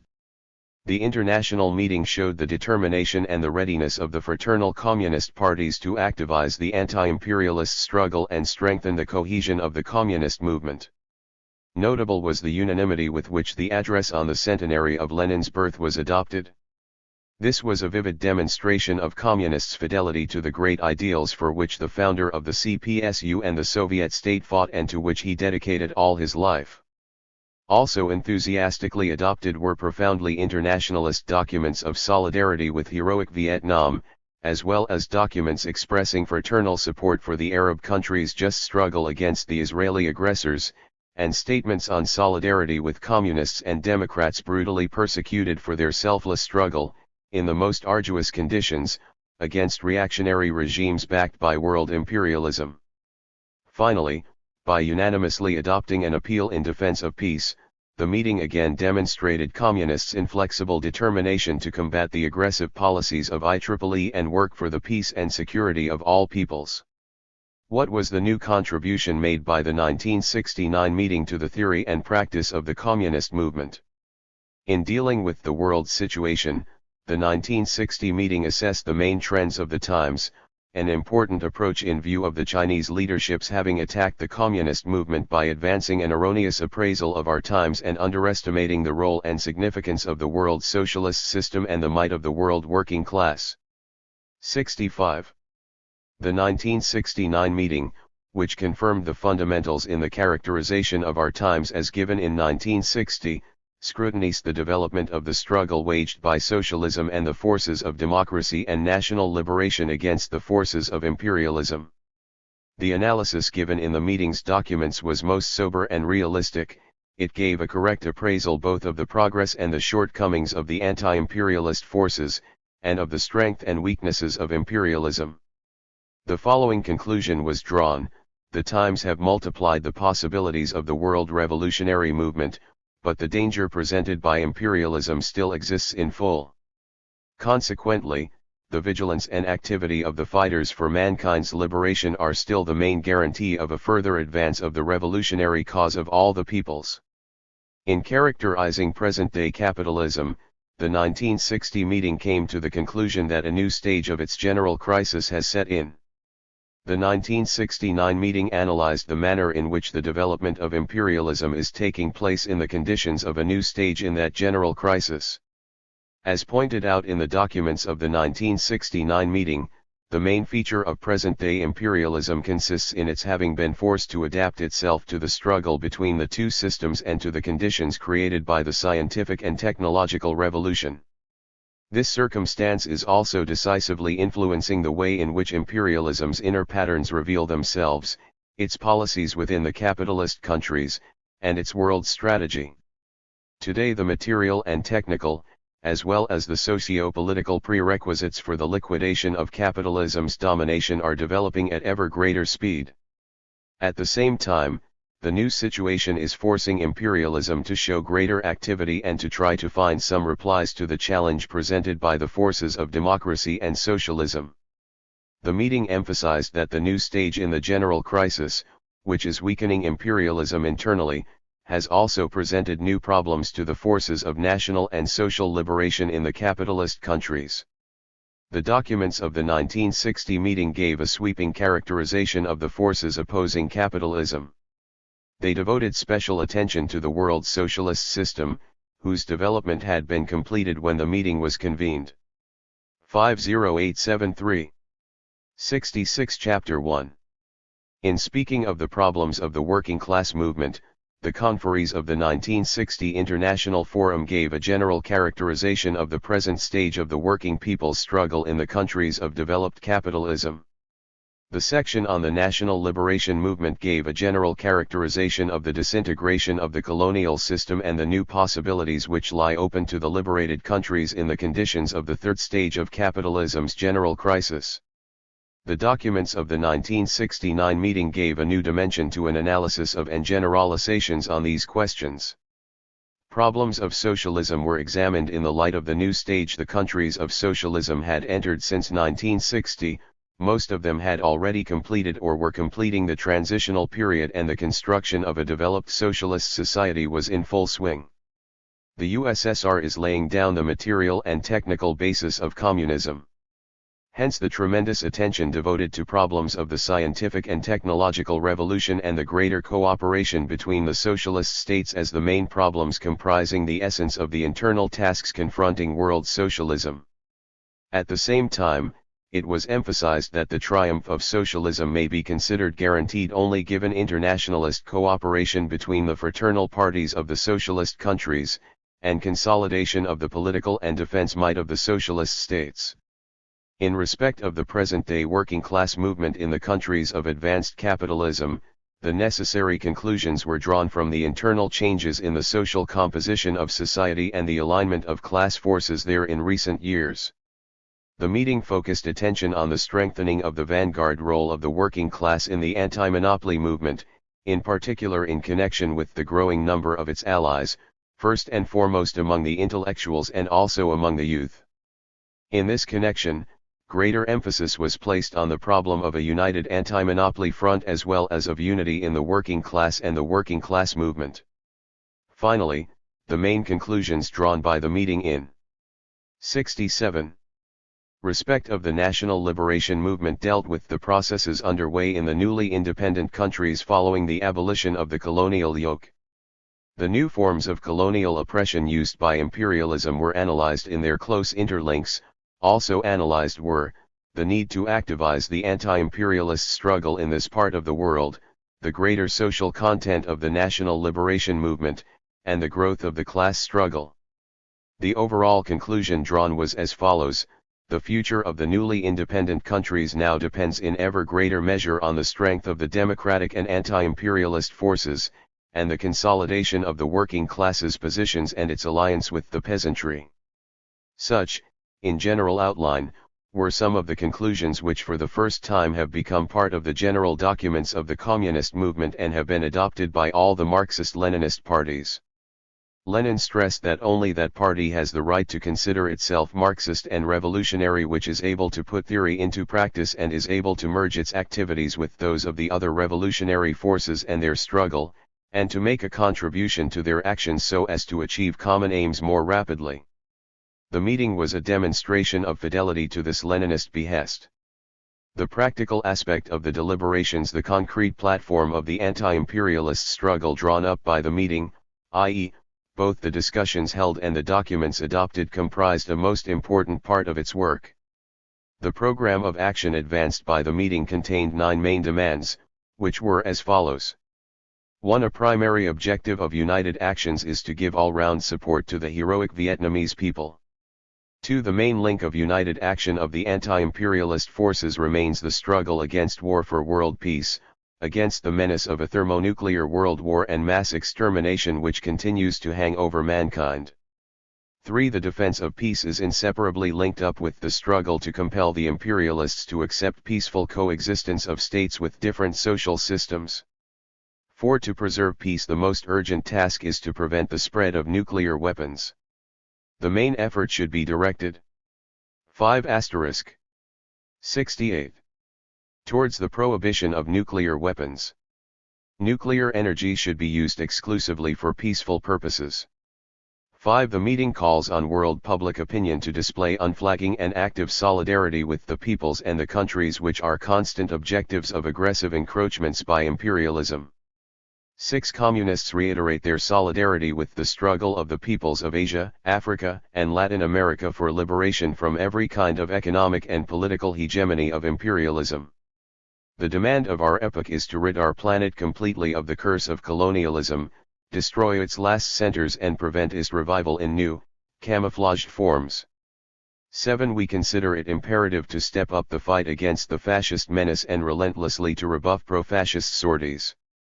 8. Communists again call on ally honest men in the world to unite their efforts in the struggle against the man-hating ideology and practices of racialism. 9. The interests of the struggle against imperialism, which attempts to stifle basic human freedoms, demand a tireless fight to defend and win freedom of speech, the press, assembly, demonstration, and association, for the equality of all citizens, to democratize every aspect of social life. It will be seen that the meeting concentrated attention on the most burning world issues, whose solution will create an entirely new situation on our planet, one in which imperialism will be unable to pursue its anti-popular policies, since its ability to harm will be neutralized. Democratic principles will triumph in the relations between states. In these conditions, new opportunities will be created for the solution of such radical problems as, for instance, poverty, hunger and deadly diseases, as well as for the advance of all peoples to new horizons of social progress. The program of struggle proposed by the meeting calls for offensive action. It is a matter not of merely curbing imperialism but of inflicting a decisive defeat upon it. This program is designed not only for communists, but also for all fighters against imperialism. The participants in the meeting, says the conclusion of Section 3 of 69. The document, call on all organizations representing workers, peasants, office employees, youth, students, intellectuals, women, on various groups and social strata with different political, philosophic, and religious convictions and views, on realistically minded political leaders of the capitalist countries, on all democratic parties, national and international progressive public organizations to pool their efforts with those of the communist parties for concerted action in the anti-imperialist struggle for a relaxation of tensions and in defense of peace. We invite them all to join in a broad and constructive exchange of opinion on the widest possible range of issues bearing on the anti-imperialist struggle. Communists are prepared to cooperate with all anti-imperialist forces on the basis of complete equality. Any participant in the struggle makes a contribution to the common cause. In advancing their program for the anti-imperialist struggle, the communists are aware that it is of a general democratic character, in keeping with the views and possibilities of any group of fighters against imperialism. The communists, of course, approach this program and the struggle against imperialism, not only from the general democratic position but in their own way, in the communist spirit. How is that to be understood? They regard today's struggle against imperialism, not only as being spearheaded against the latter's crimes but also to prevent its crimes of tomorrow. They see it as a struggle for a future, the social emancipation of mankind. They see in that struggle today a stage in the struggle against capitalism and for socialism. There can be no doubt that the new incentives to build up the struggle for unity in the communist ranks, provided by the 1969 meeting, was a most important result of its deliberations. It is common knowledge that the problem of communist unity contains two basic aspects: the inner unity of the communist parties, and their international solidarity. These two elements are closely intertwined. Consolidation of the Communist Party's internal unity and the surmounting of various departures from the principled Marxist-Leninist line provide a firm foundation for the effective activities of any party within its own country, and at the same time enhance its possibilities in performing its internationalist duty, thereby increasing its contribution to the common cause of the world communist movement. The reverse is also true. Enhancement of internationalist unity in the communist ranks is not only the major condition for the movement to carry out its international obligations, but, at the same time, strengthens each communist party's internal positions. Within the serried ranks, each section of the communist movement feels more confident and acquires fresh opportunities to cope with the tasks confronting it. In revealing the causes of the appearance and development, in today's conditions, of right-wing and left-wing opportunist views, the representative of the fraternal parties spoke, not only of the well-known traditional roots of such views but also of the new factors reflecting the particular features of the present-day stage in the revolutionary process. Thus, in analyzing the causes for the emergence of left-wing trends, the leaders of the Communist and Workers' parties stressed the negative role played by the activities of the leadership of the Communist Party of China, split-away groups linked with the latter, and also of various left-wing opportunist revisionist forces and bodies. Their subversive theoretical work and the adventurist political line have caused grave detriment to the world communist movement. As for the danger within the communist movement from the right, it also finds expression in a number of new ways, example in some communist circles having shown themselves prone to depart from the class positions in the question of the peaceful form of the transition to socialism. This manifests itself as follows: the possibility of carrying out the socialist revolution peacefully is reduced exclusively to the possibility of election victories, the parliamentary struggle is regarded as the main, and even the only, way to socialism. It is forgotten that the working class and its allies possess a wide range of peaceful and legal means of struggle. Sight is also lost of a very important circumstance, that is to say, 74. That the peaceful form of transition depends not only on the desires of the Communist Party and the working people but also on the behavior of the national and world bourgeoisie, so that, consequently, an armed class struggle can in no way be excluded. In stressing the importance of a struggle against various departures from the Marxist-Leninist principled line, the meeting took account of the difference existing between the ideological struggle waged by revolutionaries against the bourgeois ideology and the ideological struggle within the camp of the revolutionary forces.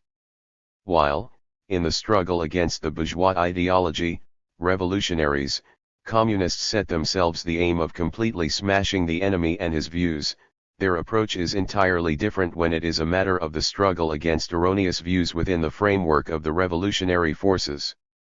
The task consists in doing everything possible to bring those with erroneous views back to the correct road. This is a struggle to bring positions closer on the platform of Marxism-Leninism, and to unify efforts that will help eliminate erroneous views and achieve a better mutual understanding.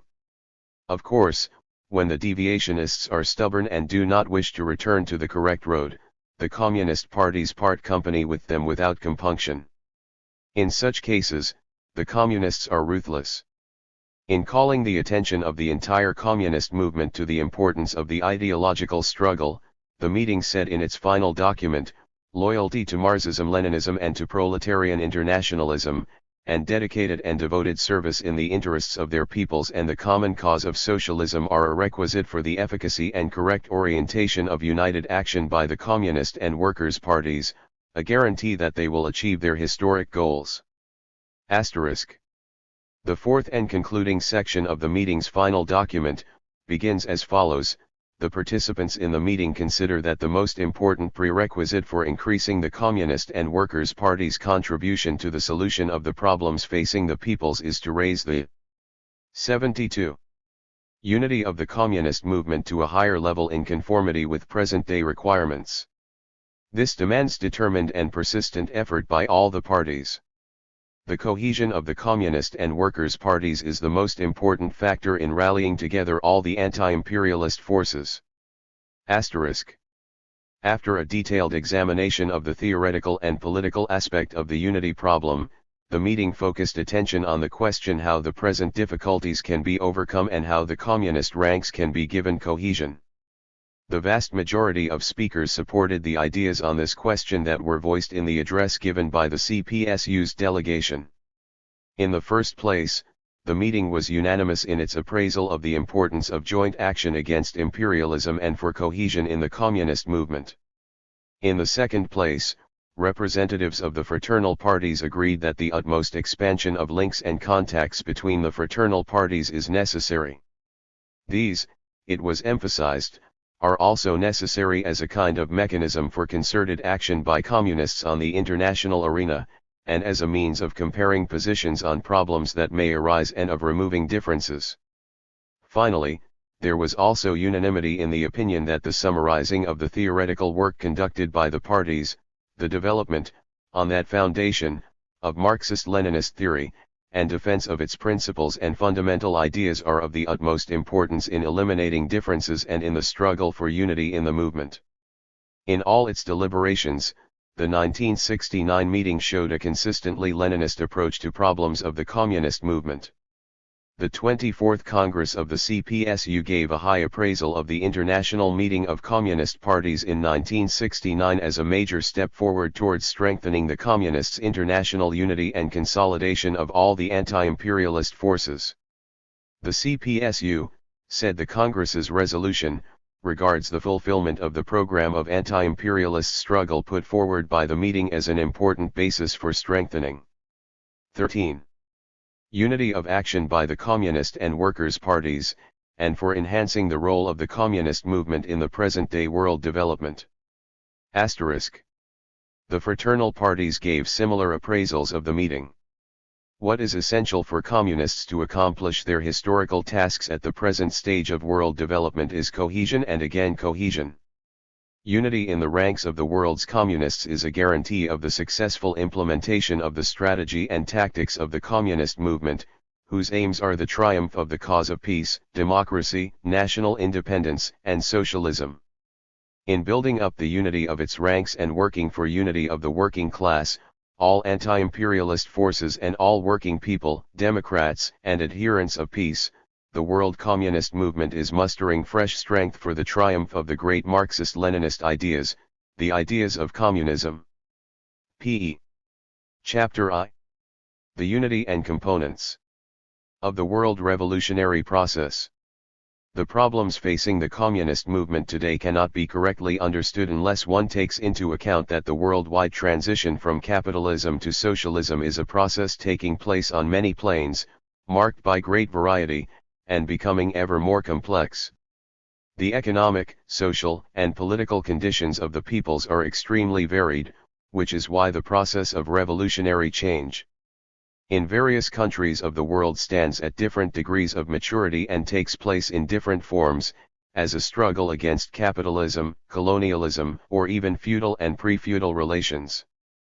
The social revolution, Lenin stressed, can come only in the form of an epoch in which are combined civil war by the proletariat against the bourgeoisie in the advanced countries and a whole series of democratic and revolutionary movements, including the national liberation movement in the undeveloped, backward and oppressed nations. Asterisk. At the present stage, the variety of forms of revolutionary movements is of necessity growing in connection with the expansion of the revolution's social basis, and the involvement of new countries and peoples in the revolution. The movements that go to make up the revolutionary process differ in the social composition of their participants, and in the aims pursued. In each country, such movements are marked by definite national features but, despite the variety of revolutionary movements, they are all linked together directly or indirectly, their community consisting, first and foremost, in their standing opposed to imperialism in one way or another. Moreover, today, when the objective prerequisites exist all over the world for the outmoded exploitative system to yield place to a new system, the struggle of all the revolutionary forces ultimately acquires an objectively anti-capitalist direction. Socialist revolutions, anti-imperialist revolutions for national liberation, people's democratic revolutions, mass peasant movements, the struggle of the masses for the overthrow of fascist and other tyrannical regimes, all these are merging in a single stream that is washing away and destroying capitalism. This gives an inner integrity to the world revolutionary process, despite all the latter's variety, and, as Lenin put it, makes it possible to regard the international revolution as one process. The worldwide revolutionary process is developing both within the capitalist countries and on an international scale, and, first and foremost, as a struggle and competition between two opposing world social systems. The present scientific and technological revolution, the internationalization of the productive forces, production and exchange, and the extension of international transport, information, culture, and other links, all these are promoting the further growth of the interlinks and interdependence between social movements all over the world. Particularly marked is the internationalization of life in countries that are building a new society.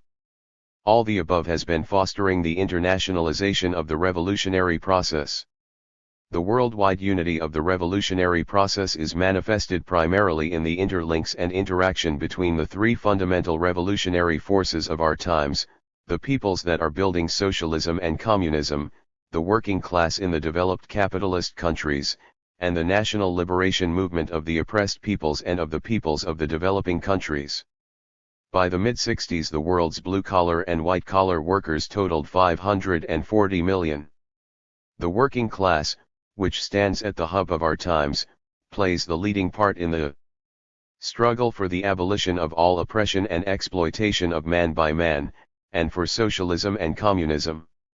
The main outcome of the working class's revolutionary activities has been the establishment of the world socialist system, which now involves 14 countries with an aggregate population of 1,200 million people, i.e., over one-third of all mankind.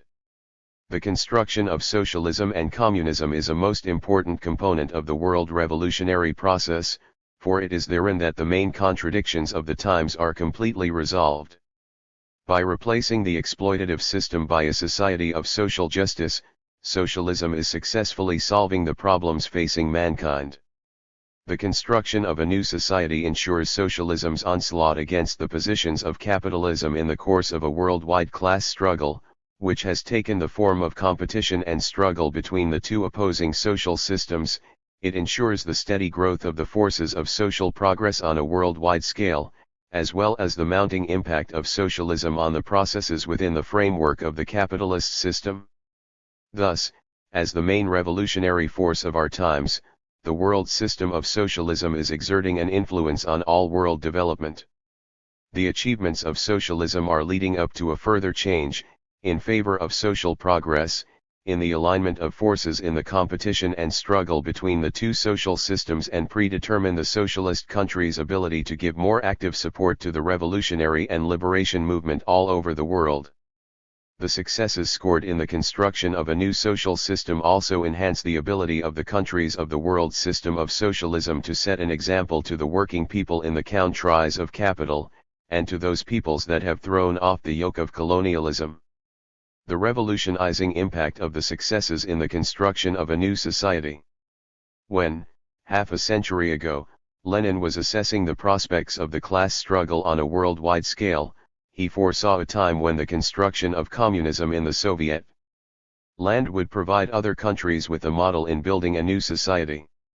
While there existed only one socialist country, whose people were building a new society in an arduous struggle against the internal and external class enemies, and abolishing the economic and cultural backwardness inherited from the past, imperialism and its aggressive policies were holding up the revolutionary transformation of society. The complete and final victory of socialism in the USSR, the emergence of socialism from within the confines of a single country, and the emergence and development of the world system of socialism have created fresh conditions for an acceleration of the historical process. With its ever greater maturity, the new social system, which is based on public ownership of the means of production and on the power of the working people, is ever more fully revealing the advantages of its economic and social and political organization and of the genuine democratism inherent in it. Most marked is the growing impact of socialism on all world development at the present stage, in which the first socialist country has begun the construction of communism, and a number of other fraternal countries have laid the foundations of socialism and begun the construction of a developed socialist society. The Marxist-Leninist standpoint on the significance of the impact exerted by the construction of socialism and communism on the hearts and minds of the masses, who are genuine creators of history, rejects the adventurist concept of export of revolution, which the enemies of socialism try to ascribe to Marxists. Even when 14 imperialist states had fallen upon the young Soviet Republic, and revolutionary action by the working people was developing in capitalism's rear, Lenin pointed out to communists that this was primarily the successes scored in the construction of a new society that were serving the cause of the world revolution. It is first and foremost by their actual gains that the masses appraise a revolution. That is why, after the proletariat has won power, such decisive significance attaches to the construction of a new society, one able to open up the road to forces whose development was choked under capitalism. Such work will show all the advantages over the old society. We are now exercising our main influence on the international revolution, Lenin wrote, through our economic policy. The struggle in this field has now become global. Once we solve this problem, we shall have certainly and finally won on an international scale. Today the tremendous development of the scientific and technological revolution has become one of the main areas of the historical competition between the two systems. The economic competition between socialism and capitalism is in great measure determining the state of affairs in the anti-imperialist struggle. The contribution of the world socialist system to the common cause of the anti-imperialist forces is determined primarily by its growing economic potential. The swift economic development of the countries belonging to the socialist system at rates outpacing the economic growth of the capitalist countries, the advance of socialism to leading positions in a number of fields of scientific and technological progress, and the blazing of a trail into outer space by the Soviet Union, all these tangible results, produced by the creative endeavors of the peoples of the socialist countries, decisively contribute to the preponderance of the forces of peace, democracy and socialism over imperialism. The crisis-free development of the socialist countries is bringing nearer socialism's victory over capitalism in the sphere of material production. Most indicative is the industrial growth in the countries of socialism. Between 1950 and 1969, their industrial output went up almost sevenfold, as against the 2.8-fold rise in the capitalist countries. As the leading socialist industrial power, the Soviet Union, which is responsible for 20% of world industrial output, has scored great successes in the competition with the leading capitalist powers. Highly indicative in this respect are the comparative figures for recent years, including 1970, cited in Alexei Kosygин's report to the 24th Congress of the CPSU. He said it had taken the USA 18 years to double its industrial output, Britain 22 years, the FRG over 11 years, and the Soviet Union 8.5 years. Today the USSR leads the world in the production of iron and manganese ores, coal, cement, steel pipes, mainline diesel and electric locomotives, and the like.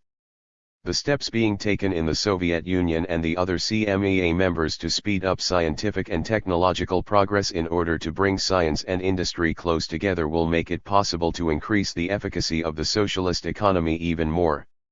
In 1965 to 70 the actual increment of industrial output in the CMEA countries was 49% as against the 46 to 48% planned. Implementation of the programs for the socialist countries' economic development, as adopted by the 24th Congress of the CPSU and the Congresses of the other fraternal parties in the socialist countries, will enhance even more the economic efficacy of social production. The CMEA countries' economic development rates permit the conclusion that by 1985 their share in world industrial output will be between 40 and 50%. Higher development rates than under capitalism also mark the advance of agriculture in the socialist countries, where, since the people assumed power, it has developed into large-scale cooperative production equipped with up-to-date machinery. Measures to ensure the further development of this highly important branch of the economy are being carried out in the Soviet Union and in the other socialist countries.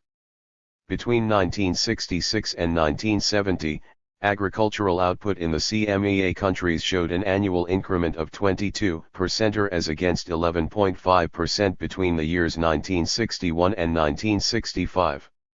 The high development rates of production in the socialist countries show the tremendous possibilities socialism has created for the productive forces there, irrespective of their levels when the proletarian revolution triumphed.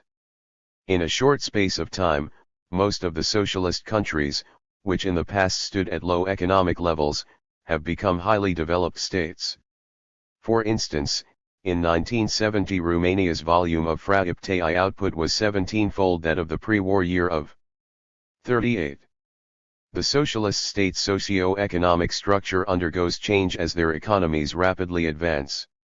Countries that were agrarian in the past have either become industrial agrarian countries or are in the process of doing so.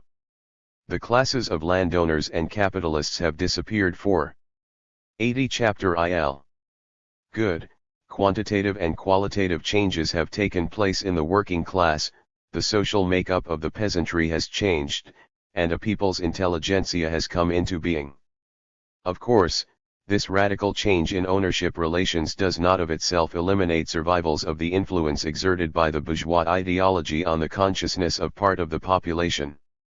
Besides, there are still remnants of the once numerous petty bourgeoisie in several countries which have but recently taken to the road of socialism.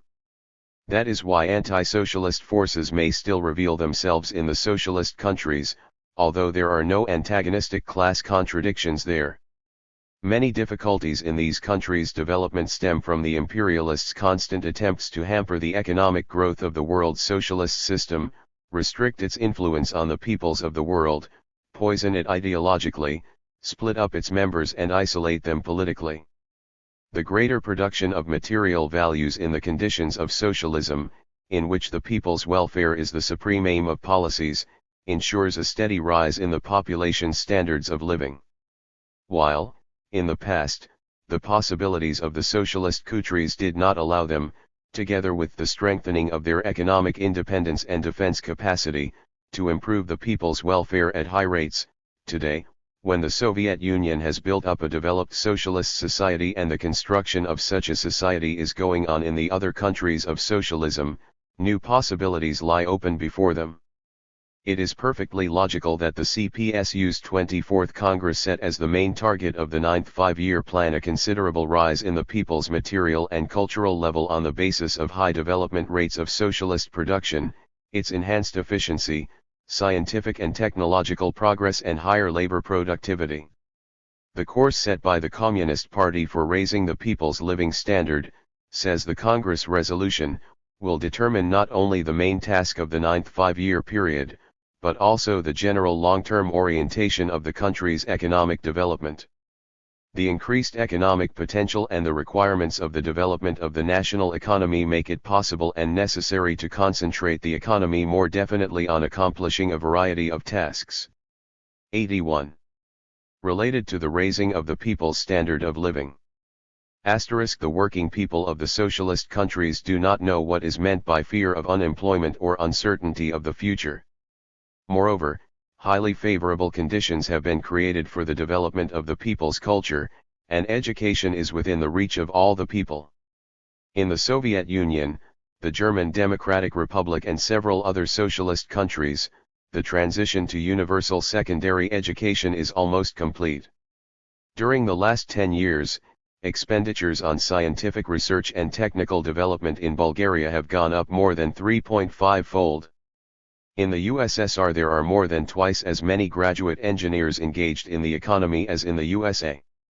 There is to be seen a steady rise in the level of culture, which is imbued with the spirit of genuine humanism and internationalism. Socialist democracy is developing with the growth and consolidation of the economic, social, and political foundations of socialist society.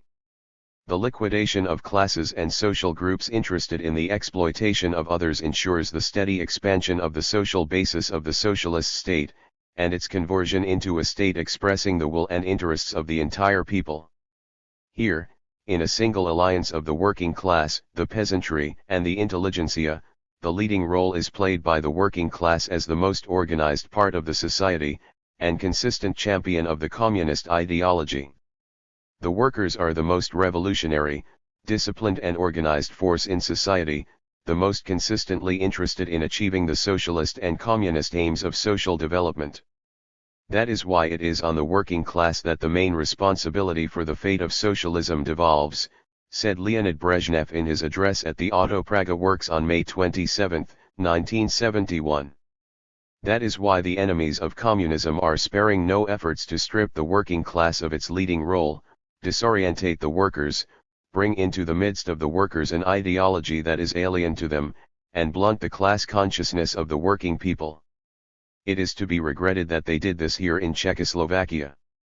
The experience of the countries of socialism, and especially the Czechoslovak events of 1968 to 1969, show that any attempts to belittle the working class's role in the political life of society create conditions for the activization of the hostile class forces and threaten the working people's socialist gains.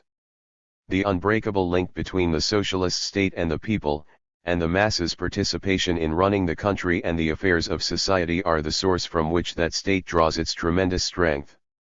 The perfection and development of socialist democracy, which comprise the main direction of political advance in the Soviet Union and the other socialist countries, signify the ever greater participation of the working class, guided by the Communist Party, and of all the working people in running the state and industry. It signifies the activization of all mass bodies, and constant concern for the individual's rights. The development of socialist democracy is a vital need of socialist society. As the 24th Congress of the CPSU emphasized in its resolution, the effort to build communism is inseparable from the all-round development of socialist democracy, the consolidation of the Soviet state, the improvement of the entire system of society's political organization. It is only in the conditions of socialism that so important a problem is successfully solved as the elimination of the historically conditioned actual inequality of various peoples in material production and in the levels of living standards and culture. It is only there that they can be educated in the spirit of socialist internationalism, and new relations are established among them, which consistently blend the principle of equality with unselfish fraternal help. Socialism is a living organism, with a past and a future, and with obsolescent and incipient features. Under socialism, social production has not yet reached a level that meets the needs of all members of society, and ensures the all-round development of the individual.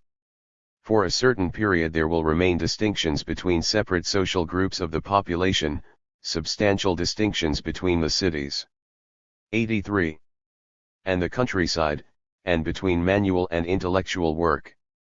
The contradiction between the new socio-economic structure of society and a certain lag in the level of the masses' consciousness will remain for a long time. Also present are survivals of the past which affect a certain part of the population.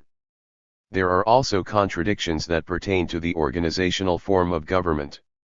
However, in the conditions of socialism, all these contradictions are non-antagonistic in character, and can be eliminated through the conscious application of the laws of social development in the interests of the people. The successful application of the objective advantages provided by socialism, and the accomplishment of the complex tasks in the construction of a new society are ensured by correct policies of the Communist Party, which is closely linked with the masses of the working people, policies that are based on Marxist-Leninist theory. Of immense importance is the role of the communist vanguard in the solution of so vital a problem as the strengthening of the socialist country's unity. The world system of socialism has entered a stage in its development in which the full use of the possibilities of socialism depends in ever greater measure on the broad and all-round coordination of its effort within the framework of the entire system, and on the higher efficacy of social production and economic links within the community of fraternal countries. The operation of the economic laws of socialism in the socialist countries, the aggravation of the class struggle throughout the world, and the development of today's productive forces call for the further advance, consolidation, and integration of the community of socialist states. Advances in integration speed up the economic progress of each socialist country and of the socialist community as a whole, thus ensuring a firmer material base for the world revolutionary process. It is natural for economic integration to have become a central element in the development of world socialism. The economic integration of the socialist countries is a new and complex process, said Leonid Brezhnev at the 24th CPSU Congress. It implies a new and broader approach to many economic questions, and the ability to find the most rational solutions meeting the interests not only of the given country. 6*86. But of all the cooperating participants. This approach has become possible thanks to a common social system and the common basic interests and aims of the peoples of the socialist countries, and thanks to the experience gained in coping with objective and subjective difficulties, experience accumulated by the Marxist-Leninist parties in the course of the construction of socialism and the establishment of a new, socialist type of international relations.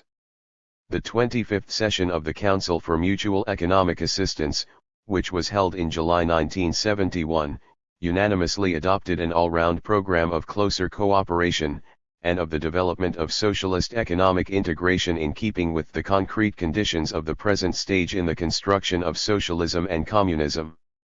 This program is to be implemented by stages during 15 to 20 years. As pointed out by the friendly meeting of leaders of the fraternal countries, which took place in the Crimea in August 1971, the implementation of this long-term program will actively help to accomplish the task of further raising the living standard of the working people, and further consolidating the political and economic unity and solidarity of the fraternal countries of socialism. It will play a historic part in ensuring new victories of socialism and communism, and in strengthening peace and international security. The establishment of the new type of relations between states in which the socialist system has triumphed is, in principle, a marked achievement of world socialism. The main lines in building up the cohesion of the socialist system are, unswerving observance of the principles of socialist internationalism, the correct blending of the national and internationalist tasks of the socialist states, and development of their fraternal mutual aid and support, with consistent observance of the equality of all the countries of socialism. Within the framework of such cooperation, each country is in a most favorable position to strengthen its sovereignty and independence, while at the same time enjoying all the advantages provided by mutual aid and comradely support.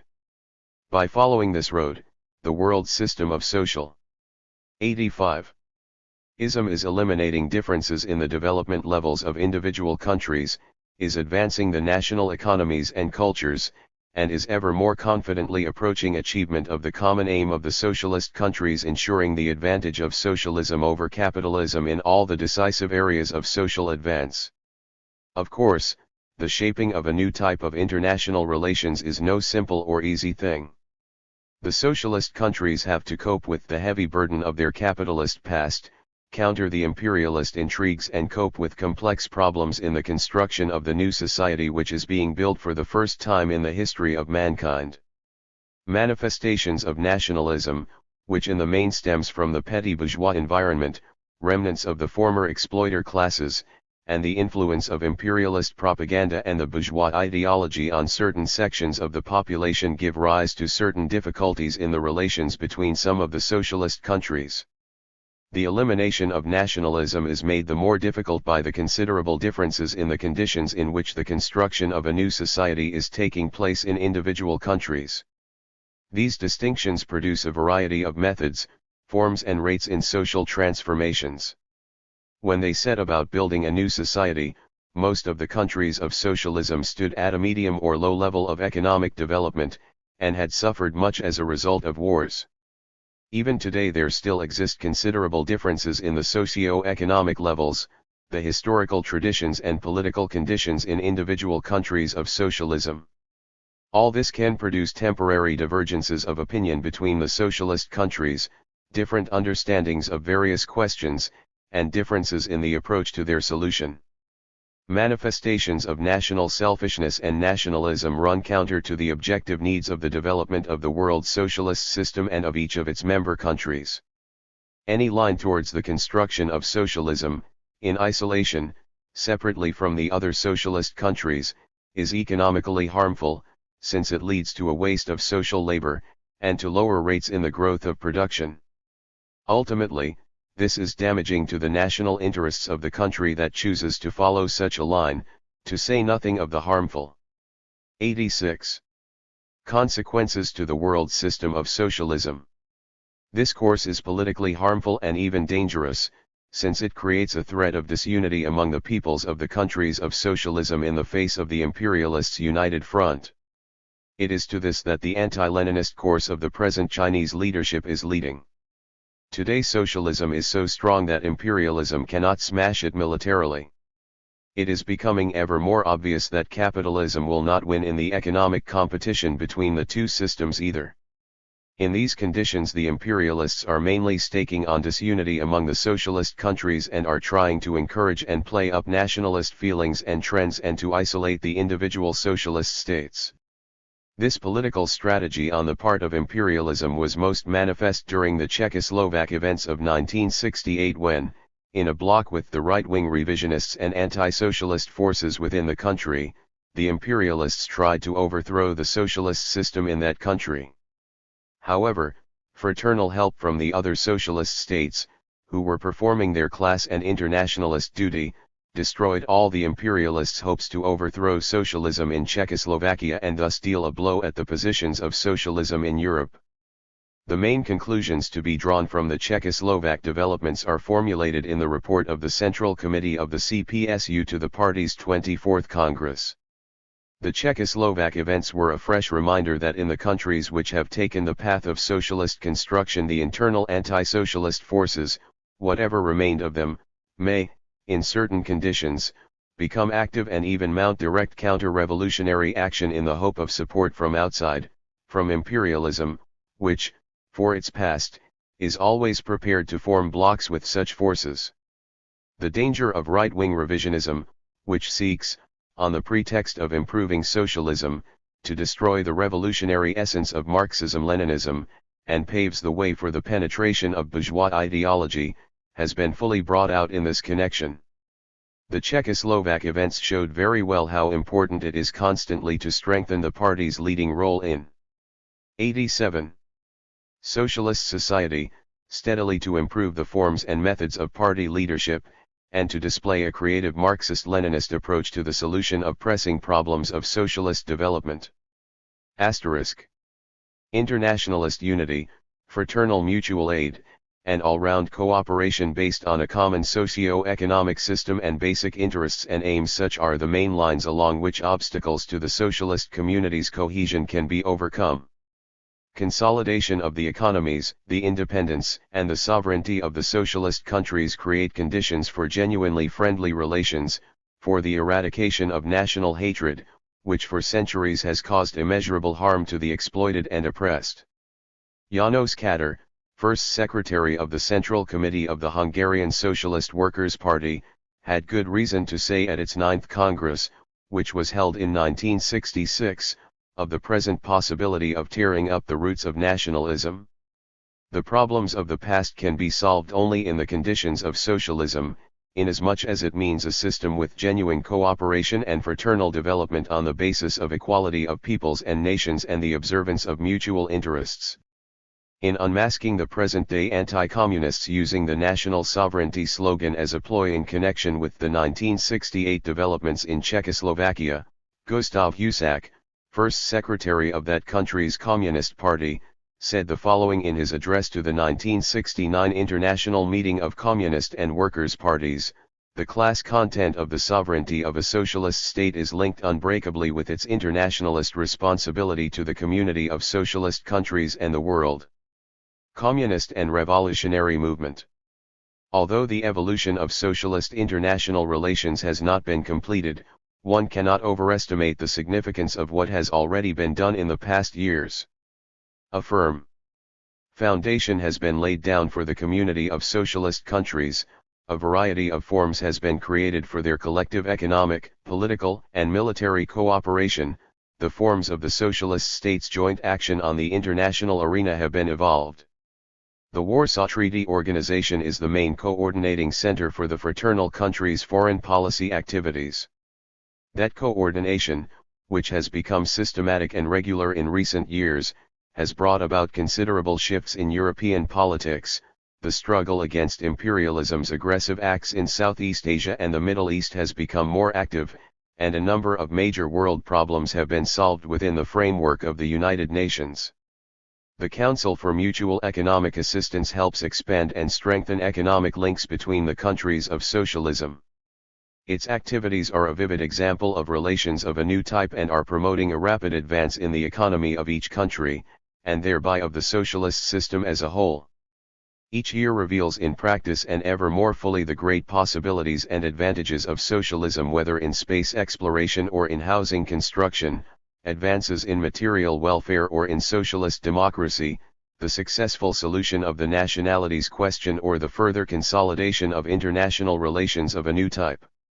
The construction of communism in the USSR and of a socialist society in the fraternal countries, and the strengthening of their cooperation are dealing blows at the anti-communist ideology, refuting the fabrications of anti-communist propaganda, and enhancing socialism's influence on world developments. An existent socialist society is a far more convincing argument for socialism than any theoretical conclusions or political slogans can be. The force of the example set by the new socialist system is becoming the finest agitator for socialism among the working people of the countries of the capitalist system. It is important to note, in this connection, the world significance of the decisions adopted by the 24th Congress of the CPSU. Implementation of the 89 Congress's directives for the 9th five-year plan will be a major contribution to the common cause of strengthening the economic might of the socialist states and the positions of the world system of socialism in the economic competition with capitalism. As was emphasized in his address to the Congress by Georges-Marc Heiss, General Secretary of the French Communist Party, your successes along this road are of tremendous international importance. They provide the foundation of the might of the entire community of the socialist countries. They inspire the working class and the masses in the capitalist countries in the struggle against the domination of the monopolies, and facilitate that struggle. The successes scored by the countries of socialism are especially conspicuous against the background of the offensive launched by the monopolies against the living standards and the social rights of the working people, and the savage racialism, national oppression and political arbitrariness that reign in the capitalist world. In the present-day conditions of ever greater international economic, scientific, technological, and cultural links, as well as improvements in the mass media of information, the monopoly bourgeoisie is no longer able to conceal from the masses in the capitalist countries the achievements of socialism. The successes of socialism are promoting the growth of the revolutionary consciousness in the working people of those countries, provide them with new criteria to assess their own conditions, and prompt new demands and slogans for their advancement. The successes scored by socialism in the competition with capitalism are reflected in economic and political action, not only by the working class but also by other sections of the population. Demands such as democratic planning, better social security, nationalization, democratic reforms in education, and the like, which are being put forward by broad sections of the population in the capitalist countries, testify to the growing influence of the ideas of socialism. In the consciousness of millions of people in the capitalist world, said Gus Hall, General Secretary of the Communist Party of the USA in his address to the 24th 90 Congress of the CPSU, new criteria are appearing with the aid of which they are comparing two world systems. These assessments are not restricted to superficial comparisons. They take into account not only the indicators of industrial growth or commodity prices. Today the entire quality of life has been put on the scales. Here the level of material welfare plays a very important role, but the yardstick has become far wider and includes the entire range of human values, and their comparative significance, which is determined by the inner laws of each system. They include concepts of morals, culture, and philosophy inherent in these systems. Asterisk. The existence of the socialist system, and the successes scored by socialism in solving vital economic, social, and political problems are forcing the imperialist bourgeoisie to be more flexible and conciliatory in respect of the demands of the working class and other sections of the working people. They have been forced to meet many demands, such as insurance against old age, disablement, and unemployment. They have had to make pay concessions and grant better working conditions, and the like. As the Communist and Workers' parties emphasized with such good grounds in the final document of the 1969 International Meeting, socialism has shown mankind the prospect of deliverance from imperialism. The new social system based on public ownership of the means of production and on the power of the working people is capable of ensuring the planned, crisis-free development of the economy in the interests of the people, guaranteeing the social and political rights of the working people, creating conditions for genuine democracy, for real participation by the broad masses of people in the administration of society, for all-round development of the individual and for the equality and friendship of nations. It has been proved in fact that only socialism is capable of solving the fundamental problems facing mankind. Asterisk. Greetings to the 24th Congress of the CPSU, p. 264. International Meeting of Communist and Workers' Parties.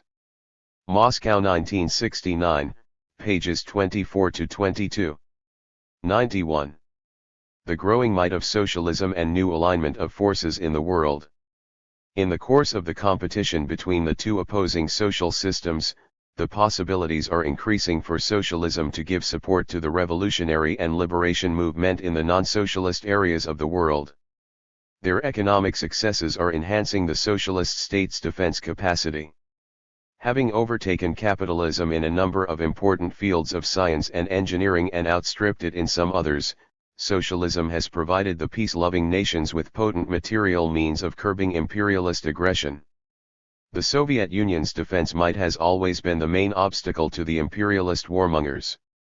Together with the other socialist states, the Soviet Union is an effective counterweight to the aggressive forces of imperialism, and is the mainstay of world peace. The Soviet Union and the other socialist states are resolutely countering the aggressive policy of imperialism in world affairs in whatever form that policy is manifested. They stand opposed to imperialism in the economic and military, political, and ideological spheres. The socialist state's role as a material force directly serving the interests of the revolutionary process is steadily rising.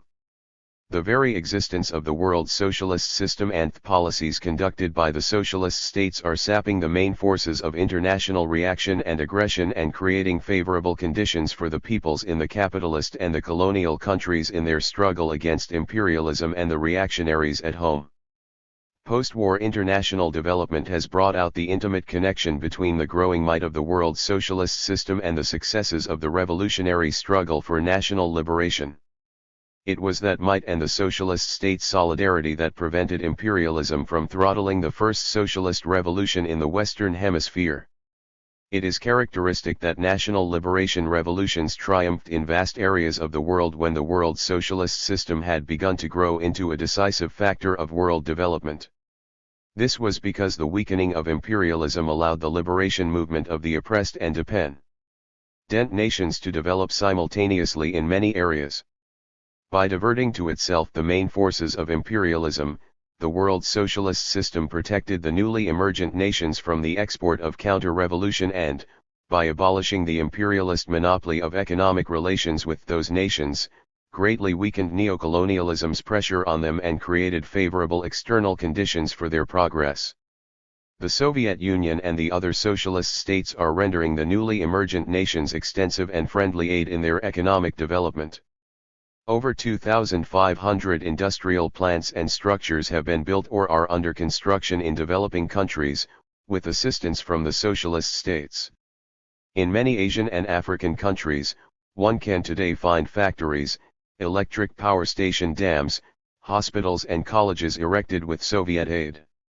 The socialist states have extended to newly liberated nations more than 6,000 million convertible rubles in credits on favorable terms. A feature of this aid is that it is designed to ensure the economic independence of the newly free nations, and its scale keeps mounting. In 1955 the Soviet Union had economic and technical cooperation agreements with India and Afghanistan alone. Today it has such agreements with 18 Asian and 20 African countries. The scope of Soviet economic and technical assistance to developing nations increased more than sixfold in 1970, as compared with 1968. Besides, the socialist states are rendering these nations political support and, whenever necessary, help them to build up their armed forces and defense potential. Without the world socialist community, the national liberation forces would have been unable to achieve political independence and, moreover, to take steps to economic self-sufficiency. The world system of socialism has come out as the vanguard of the social development of mankind. The prospects of smashing imperialism would still be very remote without the military and economic power of the socialist world headed by the Soviet Union. Manuel Mora, General Secretary of the People's Vanguard Party of Costa Rica, said at the International Meeting of Communist and Workers' Parties. It is beyond any question that the Soviet Union and the other socialist countries are in the firing line and 93. Constitute the prime bastion of revolution. This means that the successful conservation of socialism and communism and the strengthening of the socialist countries' unity are an integral part of the world revolutionary process and the forefront of the world revolution.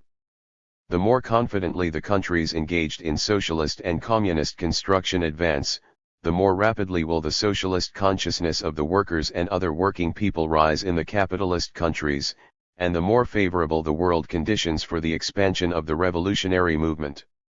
The class enemies of socialism admit more frequently, and not without reason, that the main danger to capitalism lies not in the aggression, intrigues or conspiracies of communists but in the successful advance of the socialist states. The development and strengthening of the world socialist system, said Leonid Brezhnev, are the most valuable contribution of the peoples of the socialist countries to the common revolutionary cause of communists and the anti-imperialist struggle of the masses throughout the world.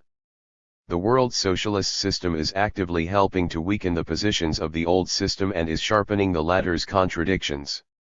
Standing in the forefront of the struggle against imperialism, and for the peace and humanity's social progress, the world socialist system is making a decisive contribution to the revolutionary process.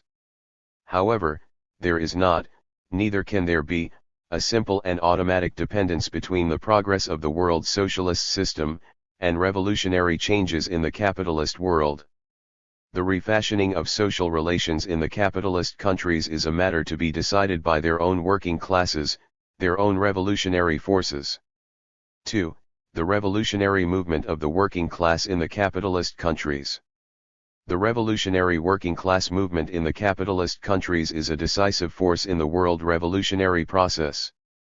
The vast majority of people in those countries are exploited. According to data for 1969 and 1970, wage workers make up almost 80% of the gainfully employed population in the developed capitalist states. Over half are factory workers. In countries with a medium level of capitalist development, wage workers total between 40 and 60% of the gainfully employed population. The average figure for Latin America is 64%. The working class of the capitalist countries, which totals more than 230 million people, is the most organized class of society. The workers have acquired rich experience of the class struggle against the capitalists. In many countries, the working class movement has evolved fine revolutionary traditions in the struggle for democracy and socialism. The political and moral prestige of the working class in society is steadily rising. Though the objective material preconditions for the transition to socialism have long matured in the capitalist countries, the revolutionary process is developing slowly and unevenly there, since the revolutionary movement is confronted by a highly organized and experienced enemy. Cunning and resourceful, the bourgeoisie of the developed countries have learned the lesson from revolutionary action by the international proletariat in the late 19th and the 20th centuries, especially from the defeat of their class in Russia, China, and countries in Central and Southeast Europe. The monopoly bourgeoisie have built up a more refined and organized system for the economic, political, and intellectual oppression of the workers and other working people, by rallying the reactionary forces on a national and international scale. With increasing persistence, they are trying to block the way for the revolutionary movement. The concessions wrested by the working class movement are used by the monopoly bourgeoisie to disseminate reformist illusions. On the other hand, the monopoly bourgeoisie is constantly strengthening their machinery of coercion, enhancing the militarization of the machinery of state, and encouraging neo-fascist trends. The same road is being followed, with certain modifica. 95.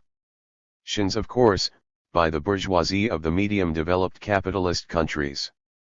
A specific feature of these coerceries is, in particular, that part of their bourgeoisie are allied with foreign capitalists, primarily of the US, and also with the big landowning magnates.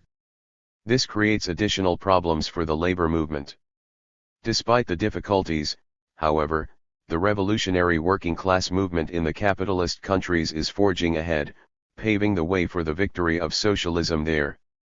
The main trend in the internal situation of the capitalist countries is the aggravation of class contradictions, above all, that between labor and capital, but not a trend towards conciliation between the working class and the bourgeoisie, as the anti-communist ideologists claim.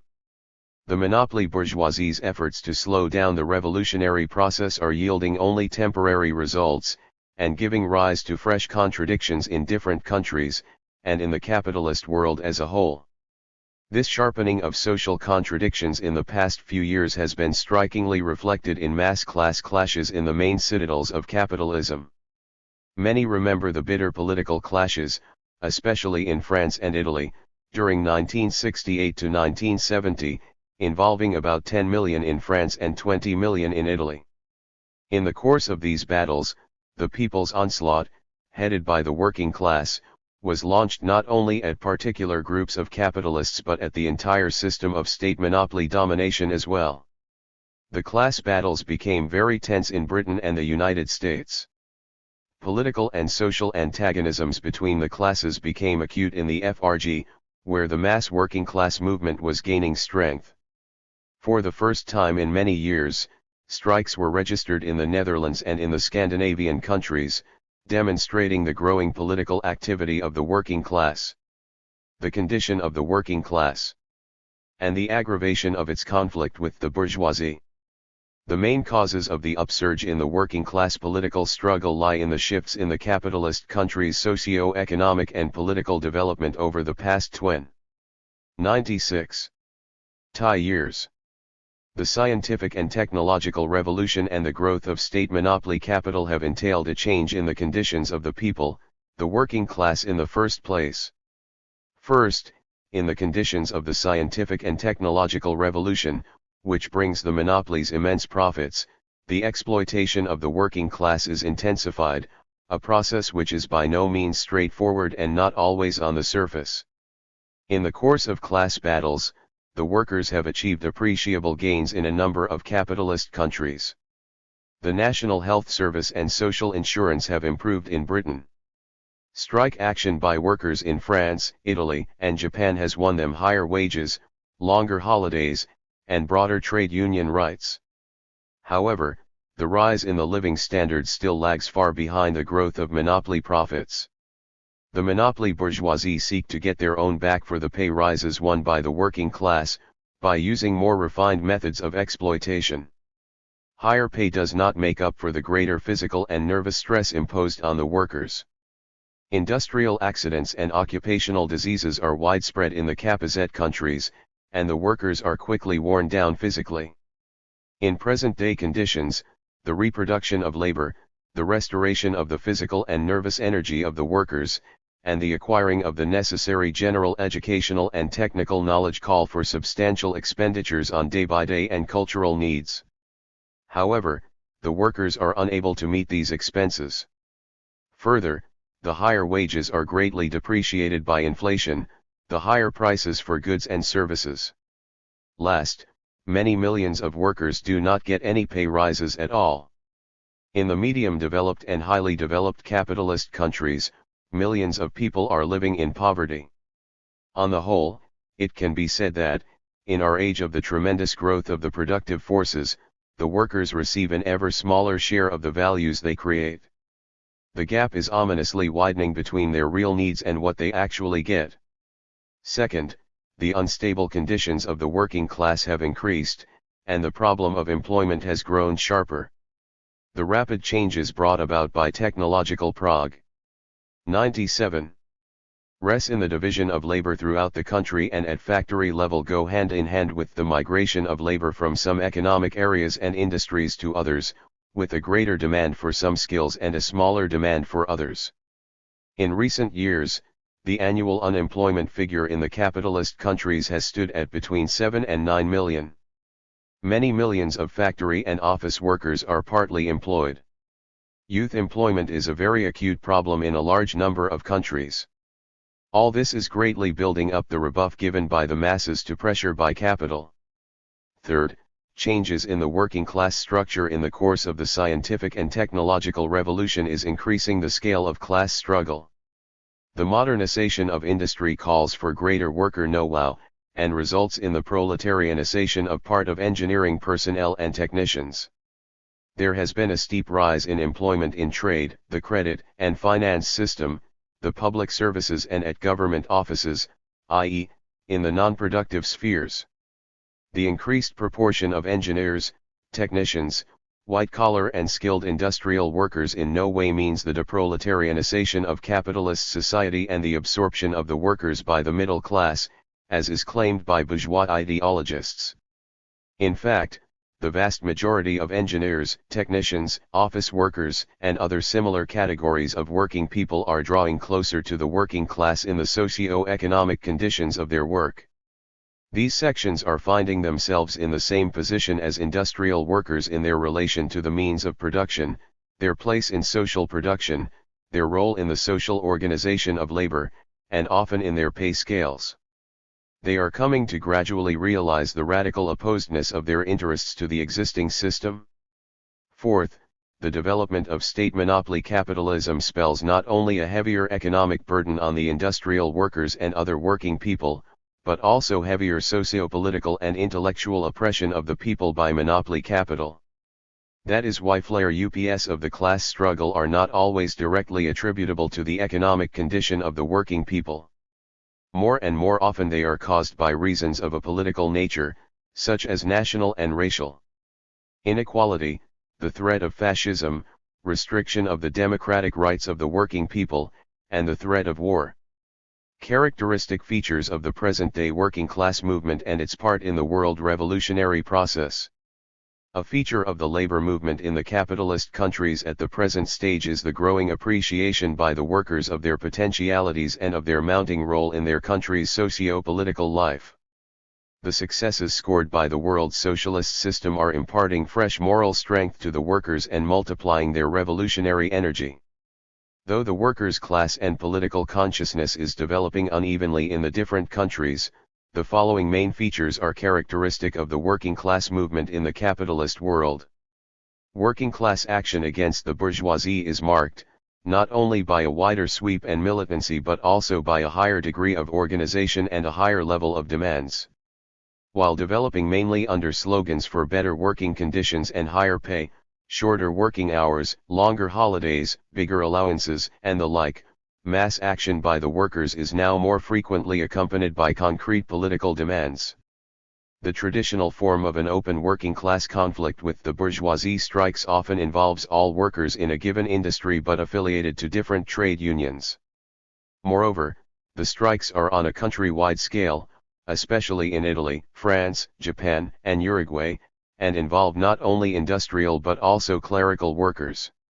It is significant that the strike struggle in many countries has become intensified in the conditions of comparatively high business activity, the leading role often being played by skilled industrial workers. Partial demands by some sections of the working people have given way to general demands, which get nationwide support. Under state monopoly capitalism, The conflict between labor and capital inevitably assumes the form of contradictions between the workers, and the joint force of the state and the monopolies. There has arisen a situation in which the workers can win their demands through a struggle not the unity of the world revolutionary progress 99 against individual firms or corporations but against the economic policies of the monopolies and the bourgeois state. That is why the working people's economic and political demands are constantly and objectively drawing closer together, intertwining and even merging.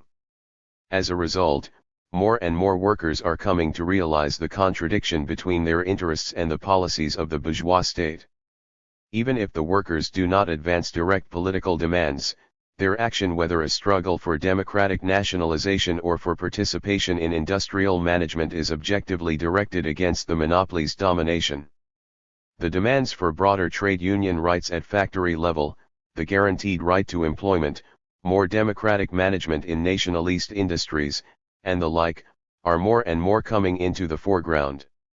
As a result, the slogans of a struggle for the working people's immediate economic and political demands are more often linked by them with a struggle for a democratic alternative to the monopolies' domination.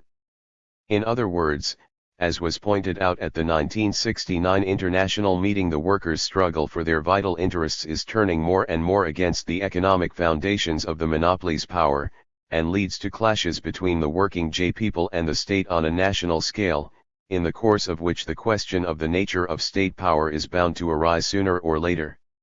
Closely linked with this is the fact that political demands proper against the bourgeois government's reactionary home and aggressive foreign policies and for peace and broader democratic rights feature prominently in class action by the workers.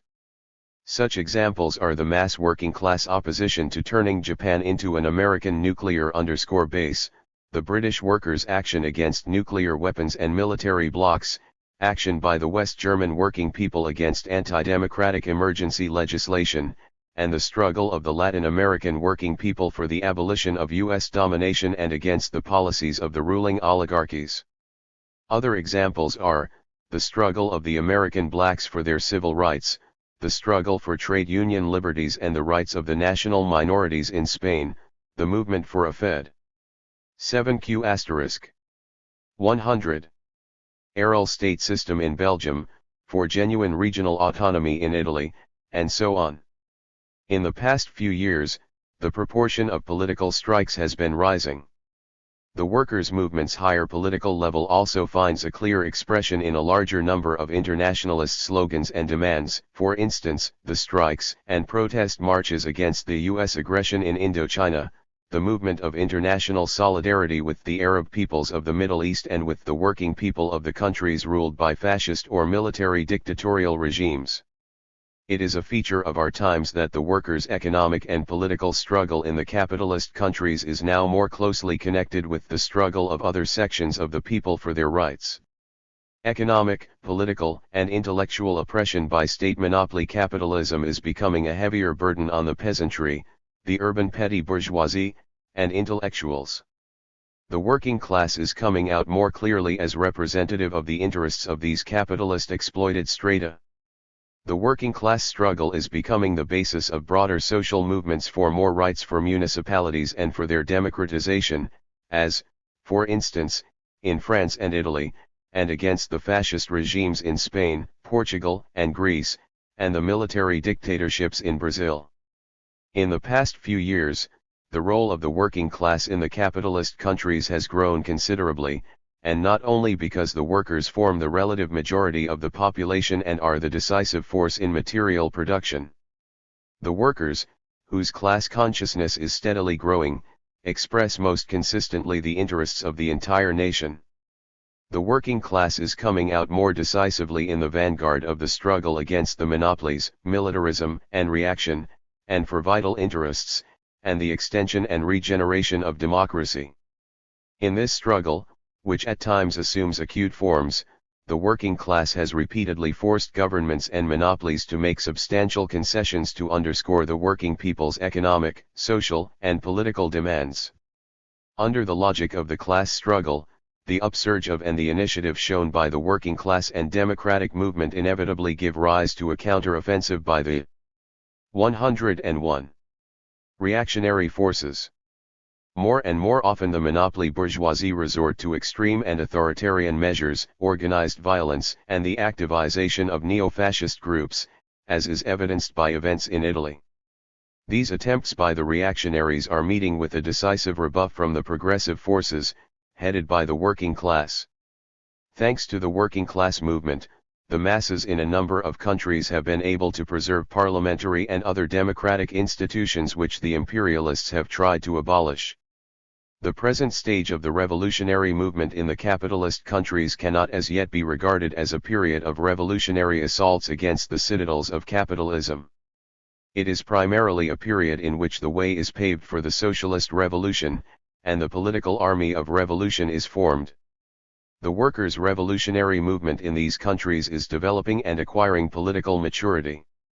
Even in the conditions of the so-called calm development of capitalism, the working class, by extending anti-monopoly action, is ever more undermining the foundations of capitalism from within. The leading role of the working class and its revolutionary vanguard in the broad anti-monopoly movement of the people, and the internationalist ties of the working class, first of all with their class brethren in the socialist states, is enhancing the revolutionary consciousness of the masses. Thus, the material and socio-political conditions are ever more maturing for a revolutionary replacement of capitalism by a new social system, for socialist revolutions. The 1969 International Meeting of Communist and Workers' Parties stressed that in the citadels of capitalism the working class, as recent events have shown, is the principal driving force of the revolutionary struggle, of the entire anti-imperialist, democratic movement. By their struggle against militarism and the aggressive foreign policy of imperialism, the working class and all working people in the capitalist countries are greatly hampering imperialist action against the other revolutionary. 102. Forces of the times. The working class movement in the developed capitalist countries, which comes under the powerful revolutionizing impact of the world's socialist system from whose development and unity it derives its strength and influence, is called upon, in its turn, to play an important part in the struggle against the imperialists' aggressive intrigues against the socialist community. The workers' struggle in the imperialist countries is important for the destinies of the national liberation movement.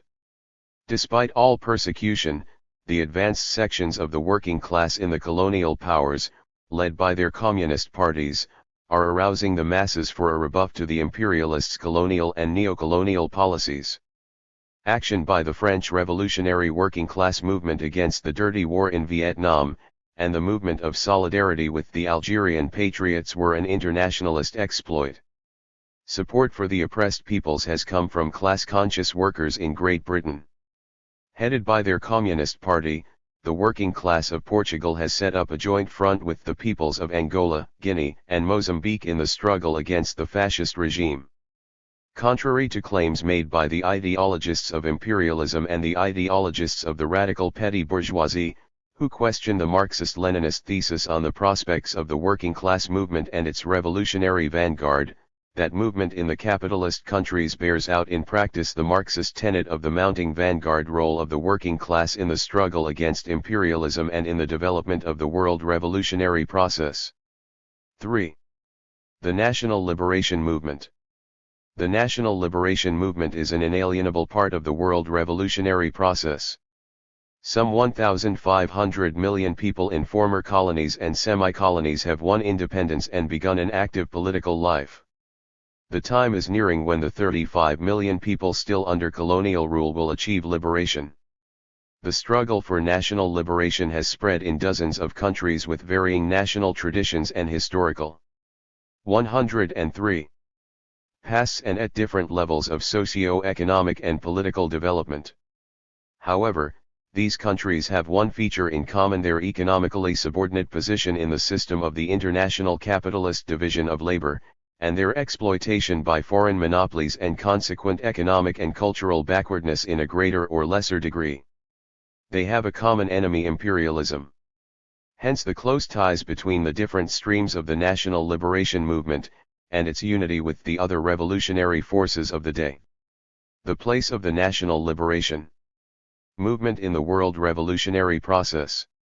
Nothing is more erroneous than to assert that Marxism-Leninism underestimates the tremendous role of national liberation revolutions.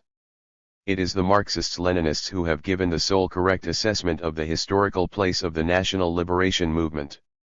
The disintegration of the colonial empires and the rapid growth of the national liberation struggle have further aggravated the crisis of the imperialist system as a whole.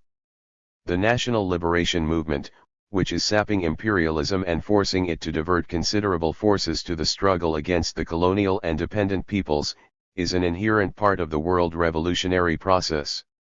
At the same time, it would be wrong to believe, as the left and right-wing revisionists do, that the areas of the national liberation movement are a kind of junction of the contradictions in the present-day world. The main contradiction of world development is linked with the main content of our times, the struggle for socialism. Characterizing the historical place of the first socialist state in the destinies of the world revolutionary liberation movement, Lenin said in 1920, in the present world situation following the imperialist war, reciprocal relations between peoples and the world political system as a whole are determined by the struggle waged by a small group of imperialist nations against the Soviet movement and the Soviet states headed by Soviet Russia. Unless we hear that in mind, we shall not he. 104. Able to pose a single national or colonial problem correctly, even if it concerns a most outlying part of the world. The communist parties, in civilized and backward countries alike, can pose and solve political problems correctly only if they make this postulate their starting point. Asterisk. World developments have repeatedly confirmed that the main contradiction of the times can be fully resolved in a struggle between the two opposing systems, socialism and capitalism, a struggle that is the highest manifestation of the contradictions between labor and capital. Taken as a whole, the national liberation movement is for the time being tackling democratic tasks of a general nature. Though it is dealing telling blows at imperialism, it is unable by itself to abolish the socio-economic system which engenders colonialism and neocolonialism. The fact that about 80 nations have cast off the colonial yoke, has not led to the downfall of capitalism in any of the former colonial powers. Besides, the winning of political independence by former colonies does not resolve even the contradiction between their peoples and imperialism. Imperialism still possesses powerful means of influencing the socio-economic and political growth of many of the newly emergent nations, not a few of which are, in one way or another, under the political control of imperialist states, and have been forced to join blocs set up by the latter. Imperialist monopolies still hold key positions in the economies of newly liberated countries. Under the guise of aid of various kinds, the imperialist states have imposed on such countries shackling agreements designed to preserve or extend the positions of the foreign monopolies and to consolidate the positions of the local capitalists and feudal elements. Relying on local reactionaries, the imperialists hatch plots, stage coups, fan discord among nations, thereby promoting the growth of reactionary nationalism, and provoke territorial disputes between newly liberated countries. Combining forms of classical colonialism and neocolonialism, imperialism devises and carries out a program of direct and indirect intervention in the affairs of the developing countries, and seeks to influence the alignment. 105. Of forces there so as to consolidate the power of capitalism-oriented governments and ultimately keep these countries within the sphere of imperialist exploitation. The peoples of Asia and Africa need the support of socialism to stand up to the onslaught of imperialism. Socialism's role in the development of the national liberation movement was stressed by Lenin. The revolutionary movement of the peoples of the East can now develop effectively, can reach a successful issue, only in direct association with the revolutionary struggle of our Soviet Republic against international imperialism, he said. This behest is of ever greater importance today when socialism has grown into a mighty world system. The worldwide upsurge of the national liberation movement and its emergence as an independent and active force were a direct outcome of the radical change in the alignment of world forces brought about by the growth of world socialism. The influence of the world's socialist system and the working class struggle in the capitalist countries is also reflected in the social content of the national liberation movement. Since the attainment of political independence by most of the former colonies, national liberation revolutions have entered a stage of development in which their further successes depend, to an increasing extent, on the consolidation of their alliance with the other decisive forces of the world revolutionary process and also on the stronger positions of the working class and all democratic elements at home. The social aims of the national liberation movement and other revolutionary forces are drawing closer together. The establishment of independent national economies, and the abolition of hunger, poverty, illiteracy, diseases, and other consequences of colonialism are ever more urgent tasks in all the former colonial countries. Efforts to solve these acute social problems are being furiously resisted by the 106 imperialists, who want to keep the newly emergent nations as appendages to the world capitalist economy. The newly free nations, even those which still heavily depend on capitalism economically, are understandably trying to escape from the political system of imperialism. Most of these nations are opposed to the latter's aggressive policies. To find solutions of their domestic problems, they are taking measures against the foreign monopolies. Some have nationalized the latter's property. The newly emergent nations are seeking to end imperialist exploitation through non-equivalent exchange and other methods of economic plunder by the imperialist states. It may be recalled that these nations' total indebtedness went up from $7,000 million in 1955 to $40,000 million in 1967. The imperialists annually extract thousands of millions of dollars from the Third World. According to available data, the sum used to pay off debts and interest will exceed, in 1977, new loans by 34% in the countries of East Asia, by 30% in Latin America, and by 21% in Africa. The contradictions between the newly liberated countries and imperialism are bound to grow more acute. The vital interests of the people, the workers and peasants in the first place, impel them to wage a more active struggle against imperialism, and for radical changes aimed at solving their country's problems. Hence the inescapable growth of the national liberation movement's social content. With the developing national liberation revolutions in Asia and Africa, the process of internal social differentiation is proceeding apace, and the struggle between the progressive forces and imperialist-backed reactionaries at home is becoming intensified. The working class is bound to play a decisive part in Asia and Africa. However, it is only emerging there and is, therefore, a small proportion of the population.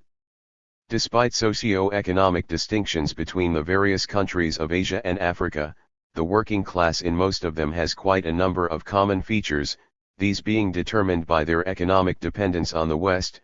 First, the poor wages and the very low standard of living. Second, most workers have close ties with the countryside. Third, the numerous small factories seriously complicate the workers' organization and class struggle. Only about 1/4 of the working class in Asia and Africa are engaged in industry and building construction. Despite the growing number of industrial workers, their proportion still remains small as compared with the mass of workers. Also high is the proportion of unskilled and semi-skilled workers. Labor migration prevents the formation of a stable and highly skilled proletariat. All this tells on the political consciousness of the working class. The working class movement in Asia and especially in Africa is still in its early stage. In many countries there, the trade unions are so far the only form of working class organization. In the industrially developing countries, the labor movement has already won substantial positions, and workers' political parties have been formed. The agricultural workers of these countries are also playing an active part in the struggle. The peasants, who form the bulk of the population in Asia and Africa, are natural allies of the working class in the anti-imperialist struggle. They suffer acutely from imperialist and feudal exploitation and are vitally interested in abolishing oppression by the foreign monopolies and in effecting radical agrarian reforms. Today the stand of the peasantry in Asia and Africa is the nub of the revolutionary process. The best way to effectively involve the peasantry in the struggle against imperialism and for genuine social progress is to establish an alliance between them and the working class. The problem of relations between the working class and the peasantry in the former colonies is to a great extent internationalist in character. It is a question of strengthening the alliance between the international working class, and the peasantry and all working people in the newly free states. An important part in the anti-imperialist struggle is also played by the urban middle strata, especially in countries where capitalism is poorly developed, so that the working class and the bourgeoisie are numerically small. In a number of countries, a certain part of the national bourgeoisie is interested in a further development of the anti-imperialist national liberation revolution, because 108 Chapter Imperialism prevents the development of national capital. At the same time, guided by their class interests, the upper sections of the national bourgeoisie are opposed to consistent implementation of anti-imperialist policies. Developments are pushing the patriotic forces onto the road of social progress and of the genuine resolution of cardinal national problems. That is why the class struggle is growing more acute in many countries of Asia and Africa. The main thing is, Leonid Brezhnev noted in the CPSU Central Committee's report to the 24th Congress, that the struggle for national liberation in many countries has in practical terms begun to grow into a struggle against the relations of exploitation, both feudal and capitalist. Asterisk. Influenced by the victories of world socialism, the peoples of Asia and Africa are increasingly striving for advanced forms of social structure. It is of historic significance that some of the new Asian and African states have taken the road of non-capitalist development and, in the future, of building socialism. The social aims of the national liberation movement and the other main revolutionary forces of the day are drawing closer together, increasingly united by the common struggle against imperialism and a desire to achieve common aims, though they stand at different stages of advance towards those aims. This was vividly reflected in the speech by Lansana Diane, of the Democratic Party of Guinea, at the CPSU's 24th Party Congress. Our participation in the work of your Congress, and in many other important functions of the Communist Party of the Soviet Union, is a historical and political necessity brought about by our common goals and struggle. The decisions of your Congresses are of the greatest interest for the Guinean people, because the Soviet people are the pioneers of socialist construction and, therefore, their experience in this field cannot but appeal to the Democratic Party of Guinea, which is trying to make the Guinean people the leading builders of socialism in Africa. Your struggle is our struggle. Your victories are our victories. Hence your Congress is as much ours as yours. 109. The further consolidation of the alliance between the patriotic forces of the national liberation movement and the socialist countries and the international working class is a major condition for the completion of national liberation revolutions. The prospects of development of the world revolutionary process depend on the cohesion of all revolutionary forces. Three mighty forces of our time: the world socialist system, the international working class and the national liberation movement, are coming together in the struggle against imperialism, says the concluding document adopted at the international meeting in 1969.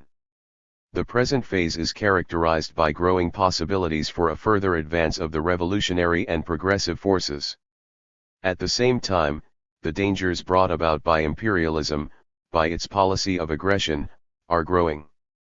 Imperialism, whose general crisis is deepening, continues to oppress many peoples and remains a constant threat to peace and social progress. The situation today calls imperatively for united action by the Communist and Workers' parties, by all anti-imperialist forces, for an ever broader offensive against imperialism and the forces of reaction and war, by making full use of the ever new opportunities provided by the times. The unity of these revolutionary forces has a sound basis. Each of these forces is tackling its own tasks, but they have a common enemy: imperialism. They have common aims: the struggle for the interests of the working people, for peace, democracy, and freedom. All this calls for the efforts of the world socialist system, the working class and the national liberation movement to be united for a joint attack on imperialism. All the objective conditions exist to make that unity a reality. Chapter 3. And the forms of its development. The radical reconstruction of mankind's social life on the principles of socialism is the ultimate aim pursued by the revolutionary workers' movement. That aim does not stem from abstract thinking by theorists, or from the proletariat's subjective volition. Socialism is an objectively necessary stage of social development. In fighting for socialism, the workers are consciously translating into fact the vital need of the historical process. The road to the victory of socialist principles lies through a socialist revolution, which can assume different forms, though its essence always remains the same. It is a question of a qualitative leap in the development of society, a revolutionary transition from the exploitative capitalist system to the socialist system, which is free of exploitation and oppression, and ultimately to communism, which is a classless society. In our times, which were ushered in by the victory of the Great October Socialist Revolution has become the law of social development. Communists in the non-socialist countries see as their main task the preparation and the carrying through of such a revolution. Theoretical questions of the socialist revolution have always come in for special attention from Marxists-Leninists.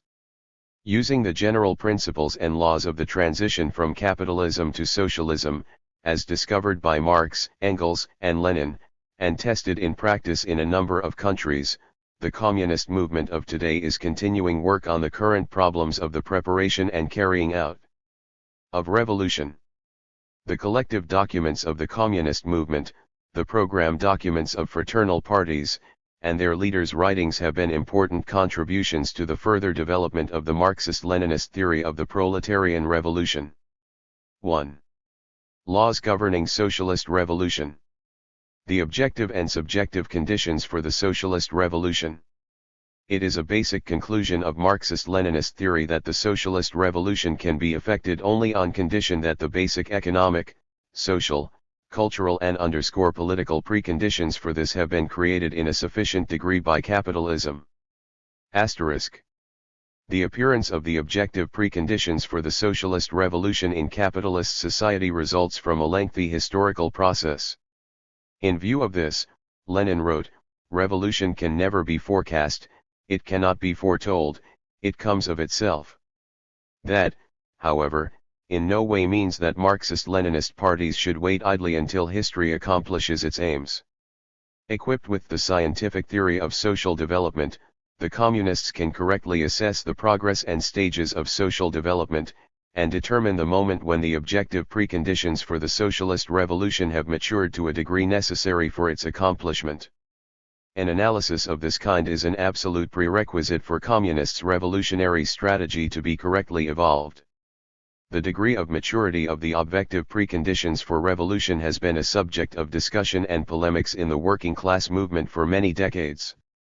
Since the October Revolution, the reformists and right-wing opportunists have been trying to prove that a socialist revolution is possible only where the objective material prerequisites reach the highest degree of maturity, that is, when, for instance, the entire working population become proletariat. 112. Ryanist, and so on. On that basis the opportunists advised the working people to wait and see until all these processes mature of themselves.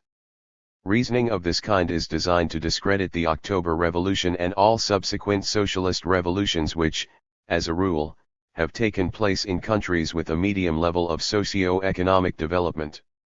This is nothing but theoretical substantiation of a renunciation of the struggle for the revolutionary refashioning of society. The Marxist-Leninist view on the degree of development of the objective material preconditions for a revolution was evolved by Lenin and then confirmed and taken further by the fraternal Marxist-Leninist parties. This view boils down to the following.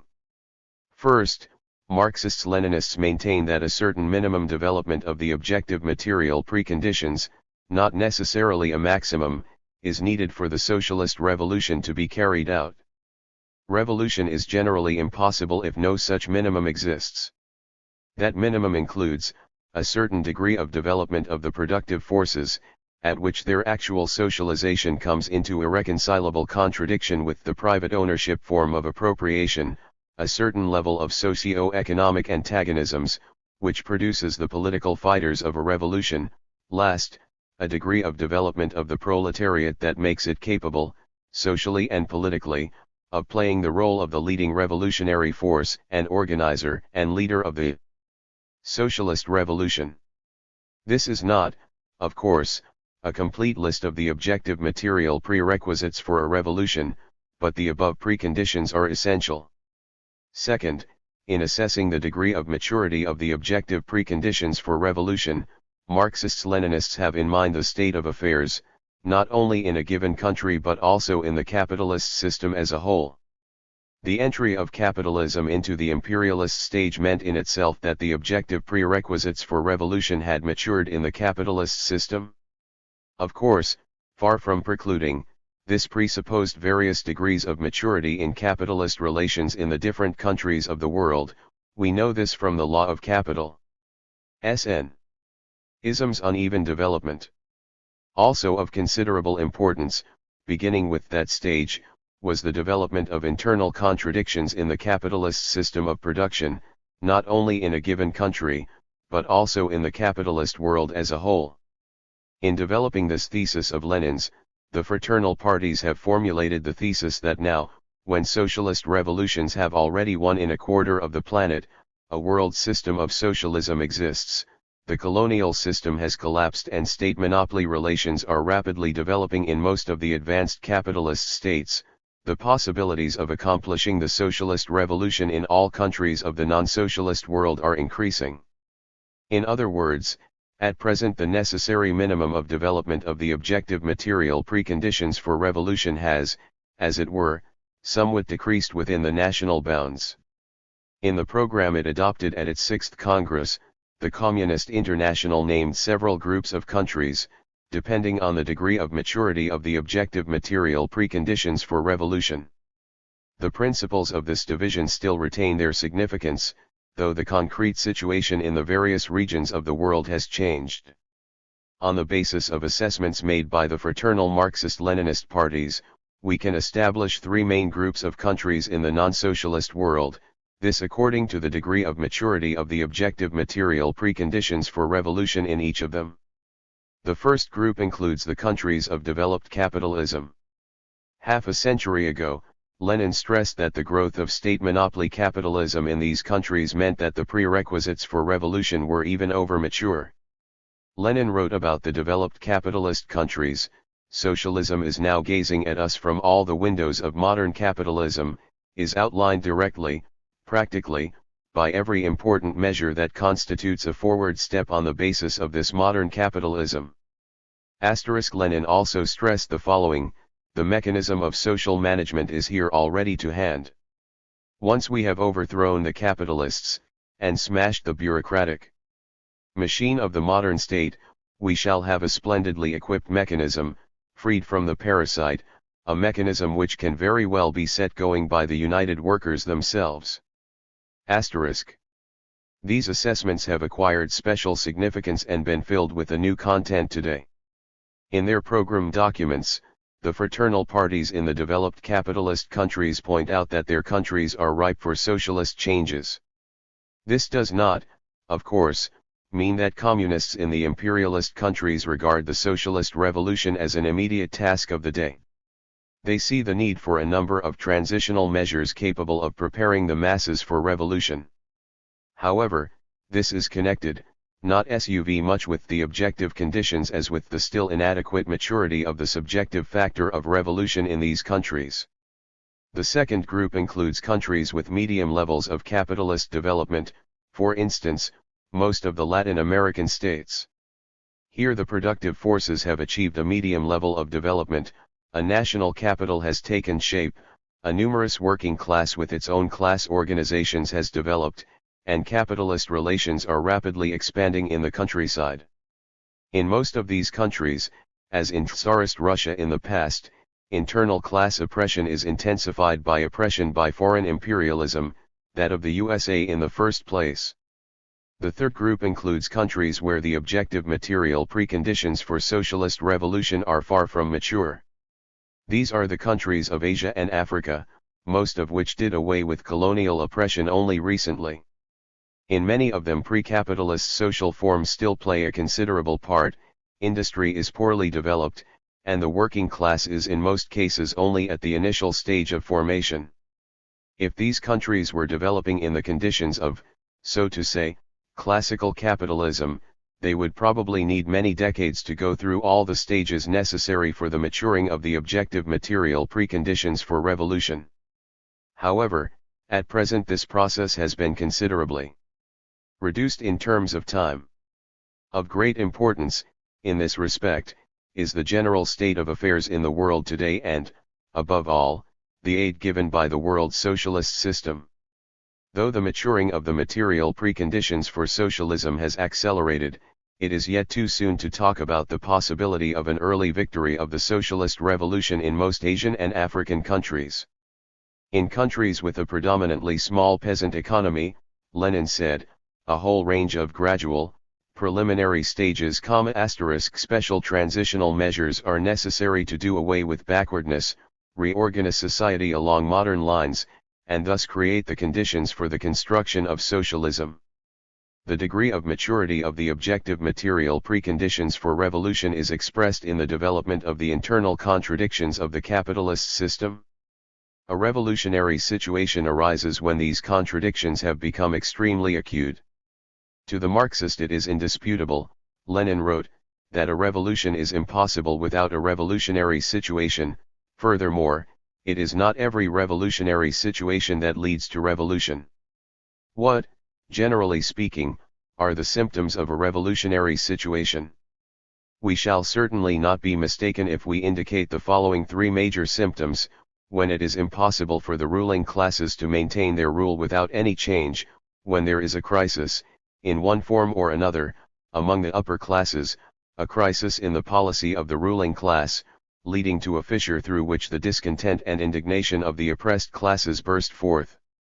For a revolution to take place, it is usually insufficient for the lower classes not to want to live in the old way, it is also necessary that the upper classes should be unable to live in the old way. When the suffering and want of the oppressed classes have grown more acute than usual, when, as a consequence of the above causes, there is a considerable increase in the activity of the masses, who uncomplainingly allow themselves to be robbed in peacetime, but, in turbulent times, are drawn both by all the circumstances of the crisis and by the upper classes themselves into independent historical action. Without these objective changes, which are independent of the will, not only of individual groups and parties but even of individual classes, a revolution, as a general rule, is impossible. The totality of all these objective changes is called a revolutionary situation. Though more than half a century has passed since 1915 when Lenin gave this definition of a revolutionary situation, the main criteria of this situation, as described by him, remain valid. Our times have brought new elements into the process of the inception of a revolutionary situation, elements that are reflected in the theoretical documents of the fraternal Marxist-Leninist parties. Let us take the first feature of a revolutionary situation, as formulated by Lenin, the crisis of the upper classes. Lenin warned that, though doomed by history, the bourgeoisie can do much to avert acute crises in their domination. There is no such thing as an absolutely hopeless situation, he noted. The bourgeoisie are behaving like barefaced plunderers who have lost their heads, they are committing folly after folly, thus aggravating the situation and hastening their doom. All that is true. But nobody can prove that it is absolutely impossible for them to pacify a minority of the exploited with some petty concessions, and suppress some movement or uprising of some section of the oppressed and exploited. To try to prove in advance that there is absolutely no way out of the situation would be sheer pedantry, or playing with concepts and catchwords. This warning has a special significance for communists today. In developing the Leninist theory of imperialism, the Communist Party of the Soviet Union drew the following conclusion at its 24th Congress: the features of contemporary capitalism largely spring from the fact that it is trying to adapt itself to the new situation in the world. In the conditions of the confrontation with socialism, the ruling circles of the capitalist countries are afraid, more than they have ever been, of the class struggle developing into a massive revolutionary movement.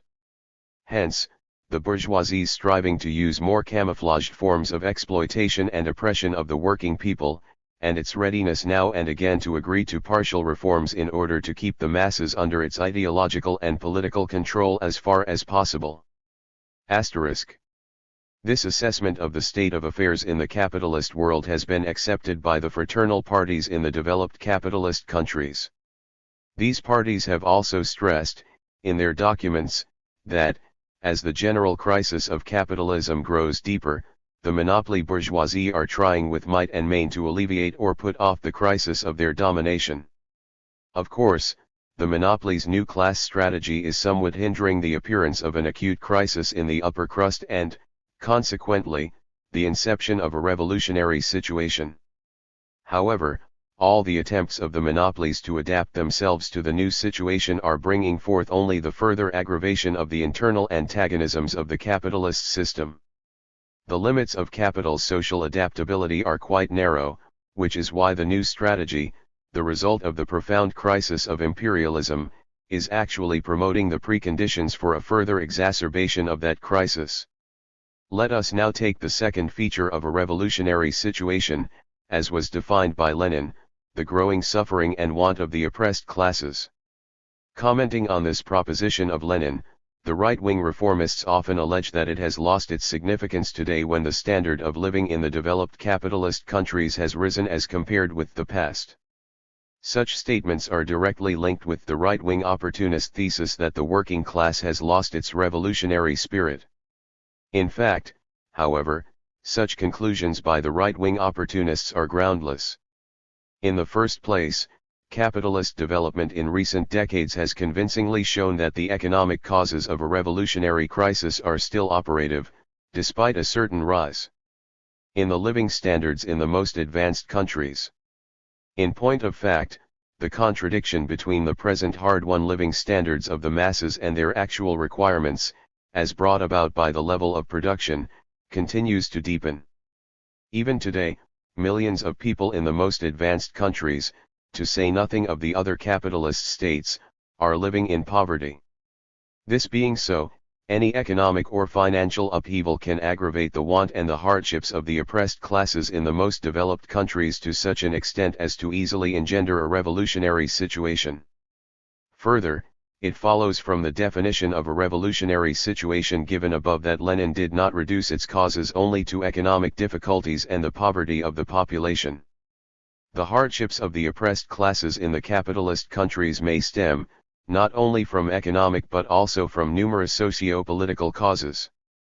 Such circumstances, as the greater war danger, attempts by the ruling circles to suppress the democratic rights and freedoms of the peoples, the aggravation of national relations, and the like, may create conditions intensifying the hardships of the masses, thus creating preconditions for a revolutionary situation. Thus, contrary to the right-wing opportunists, the possibility of a revolutionary situation arising due to the aggravation of the want and hardships of the oppressed classes are considerably growing, and not declining, in the present-day conditions. The International Meeting of 1969 pointed out that capitalist development has engendered a number of new socio-economic contradictions connected, in particular, with the progress of the scientific and technological revolution. The present-day growth of monopoly capitalism has greatly expanded the sphere of exploitation by the monopolies, which means that new sources of aggravation of the want and hardships of the masses have appeared, sources which have still more extended possibilities for a revolutionary situation to emerge and for a socialist revolution to be carried through.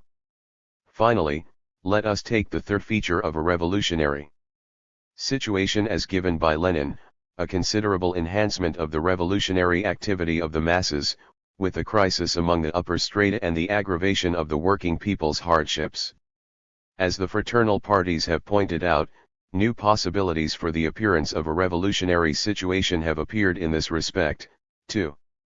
The struggle for cardinal democratic reforms that has now begun in most of the developed capitalist countries can produce conditions for a steep rise of the masses' activity and, simultaneously, an acute crisis of the upper strata. This idea was well formulated by I.B. Nerland, a prominent figure in the present-day communist movement. To quote from his book, The Communist Point of View, the carrying out of a broad program of anti-monopoly changes can, provided these changes are supported by the masses, create a situation under which the upper strata, that is, the monopolies, will be unable to rule in the old way. This means that a revolutionary situation concerning the upper and the lower strata can arise in a way different from that in the past. The new thing here is that this situation arises mainly on the basis of the initiative of the masses, and not only when a catastrophe brought about by the old order will fall upon society. Asterisk. A revolutionary situation, as follows from Marxism-Leninism, is a result of a country's internal development. Though the external factors are also important, they have never been, and will not be, sufficient for the appearance of such a situation. Revolutions are not exported. At the same time, the present-day alignment of world forces, which is marked by the growing might of socialism, and of the workers and the national liberation movement, has created far more favorable conditions for the development of internal factors of a revolution than ever before. In this sense, the role of external factors in the emergence of a revolutionary situation has increased, and today a serious international crisis is likely to favor the growth of internal capitalist contradictions in any country, and lead developments up to a revolutionary situation. In their activities, the fraternal Marxist-Leninist parties always take this circumstance into account. On the whole, the situation in the developed capitalist countries is such that though, in communists' opinion, it is not yet possible today to speak of a revolutionary situation there, the level of social contradictions, the problems of the upper strata, and the activity of the masses have assumed such proportions that the possibility of a spontaneous outbreak of great social upheavals has become quite real.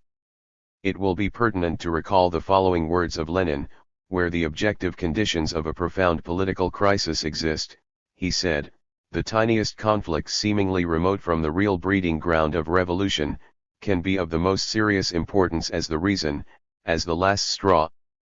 In these conditions, the study and creative application of Lenin's doctrine of a revolutionary situation becomes an important task for communists.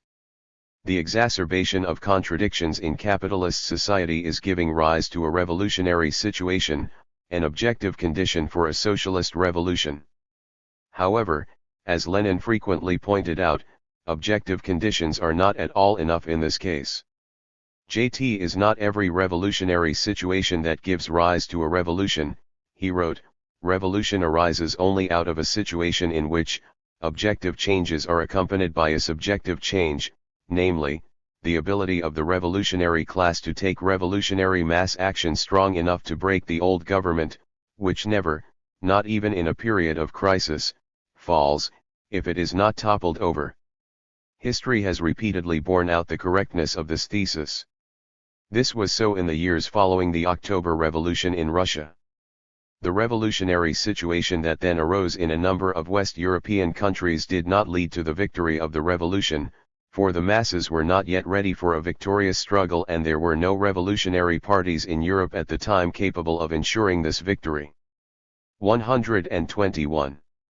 A revolutionary situation cannot develop into a national crisis, or, as it was said in Communist International's documents, into a directly revolutionary situation. It cannot end in a victorious revolution if there is not a combination of objective and subjective preconditions.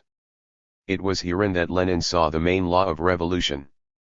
Stressing the significance of this conclusion as drawn by Lenin, Georges Marchais, Deputy General Secretary of the French Communist Party, wrote, "We have to consider, more than ever before, Lenin's assessment of relationships between objective and subjective factors in the course of historical development, in the making of history." Present-day development in France fully confirms Lenin's words that underestimation of one of these factors and overestimation of the other entail mistakes in policy, mistakes that lead either to the cult of a spontaneous movement in case of underestimation of the subjective factor, as this is characteristic of right-wing opportunists, or to voluntarism and neglect of the objective conditions of the mass struggle, which is typical of the leftists. The two mistakes supplement each other, and their common sequence is the ideological disarmament of the working class and the other revolutionary forces. Asterisk. In speaking of the content of the subjective factor of a revolution, Lenin noted three main conditions. First, for a revolution to be victorious, a majority of the workers should fully realize that revolution is necessary, and that they should be prepared to die for it.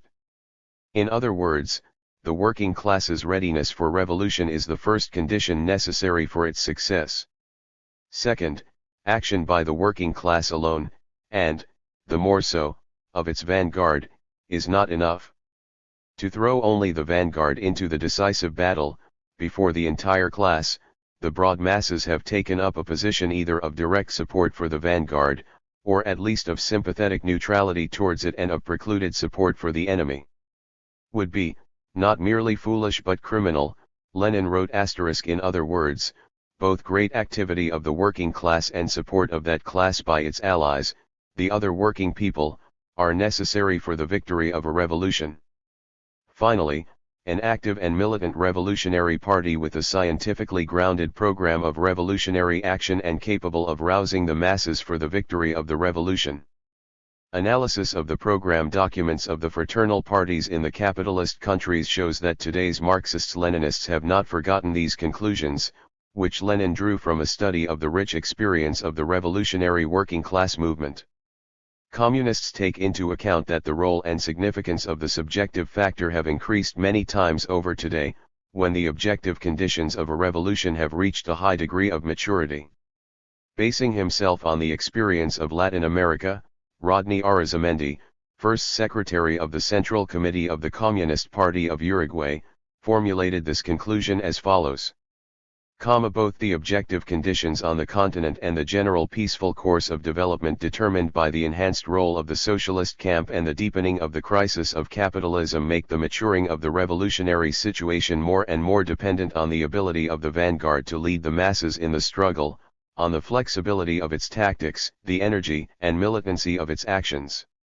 This circumstance impels the fraternal parties to work actively for the revolutionary education of the people. The general principles of the socialist revolution and the specific forms of their manifestation. In evolving their revolutionary strategy, communists have in mind that, just as the conditions for the outbreak of a revolution are of an objective law-governed nature, a revolution itself also has its general and objective pattern.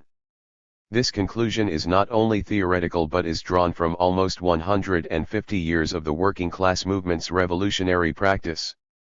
The general laws governing the socialist revolution and the conditions for that revolution to begin have come up for heated discussion in the working class movement, with the discussion growing sharper as the conditions for a revolution continue to mature and revolution itself approaches. Both right-wing and left-wing opportunists have of late been bitterly attacking the general laws of the socialist revolution. They actually deny the existence of such laws of revolution and socialist construction. According to them, each revolution is purely specific and national in character, and develops only under its own laws. Such is the essence of national communism, a theory that hampers the unity of revolutionaries of different countries, and justifies any deviation from Marxism-Leninism and even betrayal of the cause of the socialist proletariat.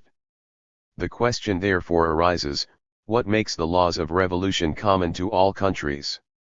This community stems, first of all, from the essence of the capitalist system being the same all over the world. Irrespective of a country's development, history, and geographical location, capitalism has always been a system of exploitation and oppression.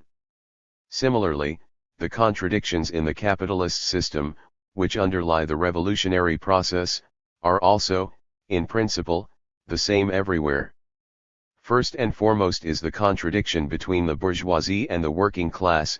In the conditions of today, this is a contradiction between the monopolies and the people wherever imperialist relations dominate. It is the contradiction between the bourgeoisie and the peasantry, between oppressed and oppressor nations, and so on. Hence, if the essence of the system to be abolished by a revolution is the same everywhere, then the laws governing such revolutions must be the same, too. Further, if we speak of a socialist revolution, its essence must be the same in all cases. It must boil down to the abolition of the capitalist and establishment of a socialist system. Whatever the specific features of capitalism in one country or another, the forms of capitalist domination must all be abolished. A socialist revolution means an end to the rule of the exploiters. If that does not take place, then there has been no such a revolution. That being so, the pattern of the socialist revolution must inevitably be the same, regardless of the conditions it develops in. Lastly, a socialist revolution can be considered victorious only when it results in the establishment of a socialist system. Though the latter may assume different forms, its essence must everywhere ultimately boil down to the establishment of a social system without any exploitation and the oppression of man by man. Unless this condition is observed, we cannot say that a socialist revolution has been carried out. Irrespective of its forms, the socialist system's common features thus represent a third factor making for the common laws of a socialist revolution.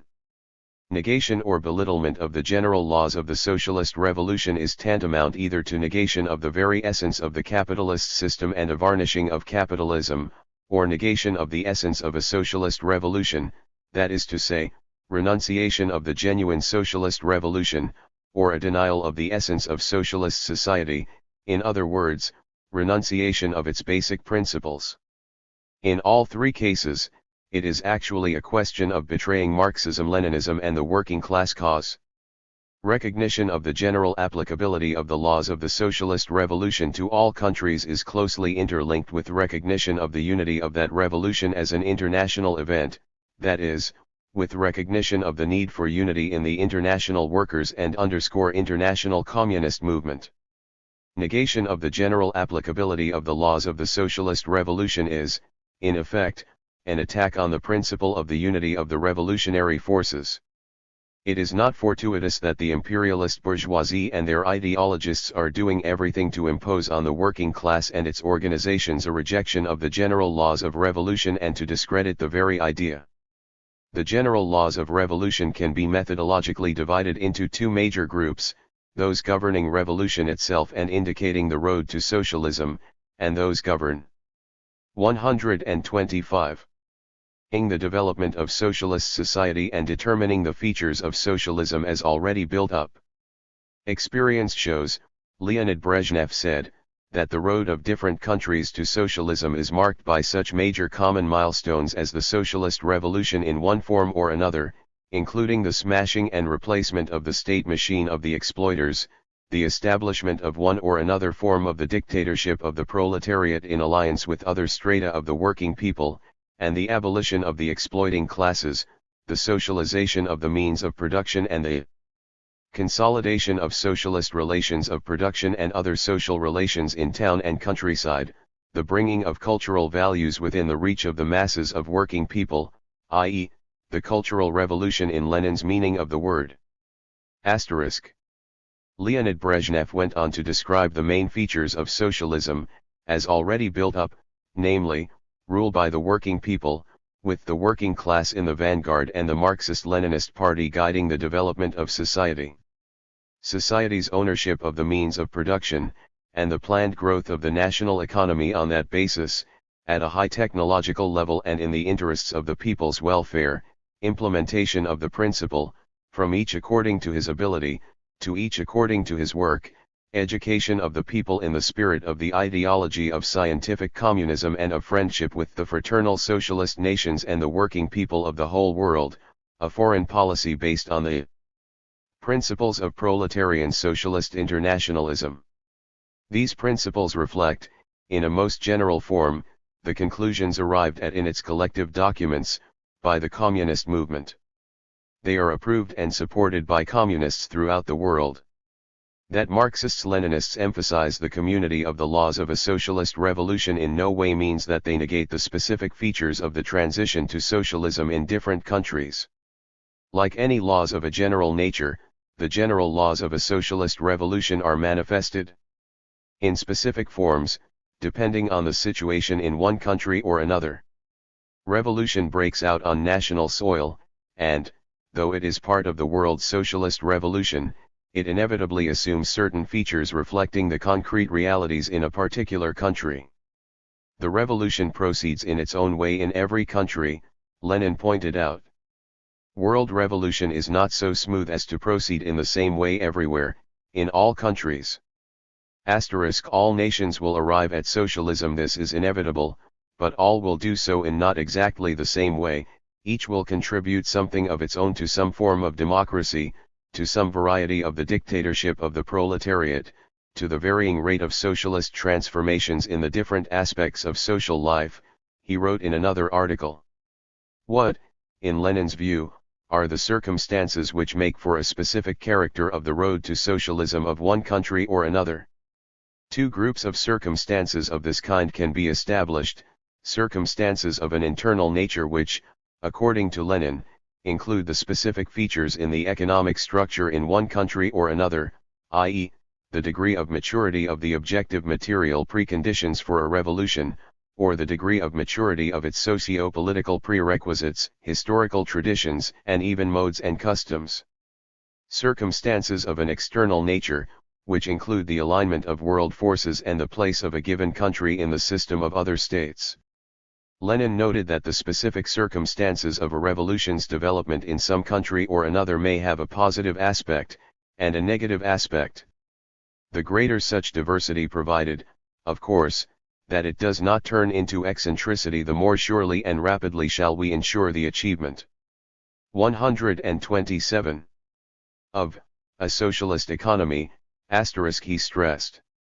He also stressed that socialism can come into being only by passing through a series of varied, imperfect concrete attempts to create this or that socialist state. These words have been fully borne out by experience. Distinctions between the socialist states are quite considerable at times, reflecting both the variety of the local conditions, and the more or less correct solutions of the particular problems of socialist construction. At the same time, historical experience has clearly borne out another proposition of Lenin, who said that the peculiarities can apply only to what is of lesser importance. Lenin insistently stressed time and again that the specific features of the revolutionary road of one country or another should never conceal from communists the general and main laws of revolution as mentioned above. To the genuine Marxist-Leninist, the task consists not in locking oneself up within the narrow confines of national specificity, but in learning to apply the general and basic principles of communism to the specific relations between classes and parties, to the specific features in the objective development towards communism, which are different in each country and which we must be able to discover, study, and predict. The course of events has proved the correctness of these conclusions, and has also shown that a proper combination of the historically common and nationally specific features is a difficult problem facing the communists. This problem has acquired a special significance today, when the internationalization of the working class movement has greatly increased, and the role of the national factor in the class struggle has grown. In recent years, the fraternal parties have done much for a correct combination of the general and the specific features in the revolutionary struggle. Experience has shown that they are successfully dealing with this task. As Erich Honecker stressed at the 8th Congress of the Socialist Unity Party of Germany, we adopt the tremendous theoretical and practical experience of the Soviet Union, applying it in conformity with our concrete conditions. In this way we ensure complete unity between the supremacy of the common principles of socialist construction and consideration for the specific conditions of the country.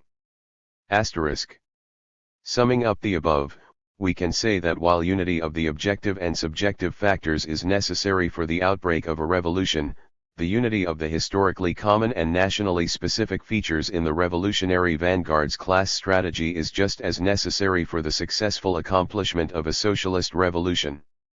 Without this, as experience has shown, a revolution cannot be carried out successfully. 2. The struggle for democracy is part of the struggle for socialism. In evolving the strategy of the struggle for the victory of the socialist revolution, communists take into account the steadily increasing share and role therein of general democratic movements. On the one hand, this growth stems from the struggle for democracy drawing closer today to the struggle for socialism, due to the specific features of imperialist development. Here we see confirmation of Lenin's prevision. To develop democracy to the utmost, to find the forms for this development, to test them by practice, and so forth, all this is one of the component tasks of the struggle for the social revolution, he said. Taken separately, no kind of democracy will bring socialism. But in actual life, democracy will never be taken separately, it will be taken together with other things, it will exert its influence on economic life as well, will stimulate its transformation, and in its turn it will be influenced by economic development, and so on. This is the dialectics of living. 129. History. Asterisk. On the other hand, the growing role of general democratic movements in the revolutionary struggle is explained by the greater number of social forces being involved in it, the expansion of its social basis. The class essence of bourgeois democracy. Democracy is a Greek word meaning government by the people, a form of society's political system presupposing the participation of the people in deciding its affairs, with subordination of the minority to the majority, and with recognition of the liberty and equality of citizens. However, like any other socio-political form, democracy does not exist in the abstract, but always has a definite and real class content. Marxists-Leninists have invariably taken into account the historical development of democracy and its direct dependence on the replacement of one socio-economic formation by another, and the nature and intensity of the class struggle. The democratic rights and institutions, as achieved by the people in centuries of struggle, are among the greatest values of human civilization. However, in an antagonistic class society, democracy for the working people is restricted, and is in many respects formal in character. The fruits of such democracy are actually enjoyed only by the ruling classes. Any democracy, Lenin said, ultimately serves production and is ultimately determined by the relations of production in a given society. Private ownership of the means of production is the economic basis of bourgeois democracy. Private property is a socio-economic guarantee of democracy for those who possess such property. In bourgeois countries, where the power of capital is stronger than all the authorities, democracy is a form of the class domination of the bourgeoisie. That is why the degree of the development of democracy directly reflects the alignment of class forces in a given country or group of countries. The political basis of bourgeois democracy is the dictatorship of the bourgeoisie, which is ideologically molded by the reactionary world outlook of the present ruling exploiter class. Therefore, in capitalist society, democracy means freedom for the ruling class, those who own the means of production, to suppress the striving of the working people for greater rights and their complete emancipation. Until a certain time, the bourgeoisie were interested in comparatively broad-based democracy as a weapon in the struggle against the feudal lords, and of ensuring political domination for themselves. It was then that they advanced the slogans of liberty, equality, fraternity, and laid the foundations of the present-day mechanism of bourgeois democracy. Bourgeois constitutions were drawn up, parliaments and other representative institutions were established, and universal suffrage and political freedoms restricted by the interests of the bourgeoisie itself were set up under pressure from the masses. Lenin disclosed the historical nature and essence of bourgeois democracy. Compared to feudalism, he wrote, capitalism was an historical advance along the road of liberty, equality, democracy, and civilization. Nevertheless, capitalism was, and remains, a system of wage slavery, of the enslavement of millions of working people, workers, and peasants, by an insignificant minority of modern slave owners, landowners, and capitalists. Bourgeois democracy, as compared to feudalism, has changed the form of this economic slavery, has created a brilliant screen for it but has not, and could not, change its essence. Capitalism and bourgeois democracy are wage slavery. Asterisk. In the early stages of bourgeois society, when it became clear that the masses could use bourgeois democracy in their own interests, the working people were deprived of the material possibilities of utilizing representative institutions and freedoms. The entire machinery of the bourgeois state was brought into action to suppress the political activity of the masses, and to oust them in different ways from deciding the vital problems of national life. As the contradiction between labor and capital grew deeper, the bourgeoisie, to maintain their domination, curtailed the rights and freedoms of the working people more and more. This process was intensified with the transition to monopoly capitalism. Lenin wrote, in respect of the changes that had taken place, the political superstructure of this new economy, of monopoly capitalism is the change from democracy to political reaction. Democracy corresponds to free competition. Political reaction corresponds to monopoly. In foreign and home policies, Lenin stressed, imperialism seeks to violate democracy and to introduce reaction. In this sense, imperialism is indisputably the negation of democracy in general, of all democracy. The concentration of economic and political power in the hands of the monopolies, and the mounting intervention of the bourgeois state in all spheres of social life inevitably result in a curtailment of democratic rights and freedoms, above all such which can be used by the masses in their interests. This is expressed in different forms. Thus, with this aim in view, the powers of parliamentary institutions and local government bodies are docked, while those of executive bodies controlled by monopoly capital are increased. Anti-constitutional laws are more and more often pushed through parliaments in the capitalist countries. Relying on these unlawful sanctions and using the swollen state machinery of coercion, the ruling classes deal ruthlessly with Democrats, Communists, and other progressives.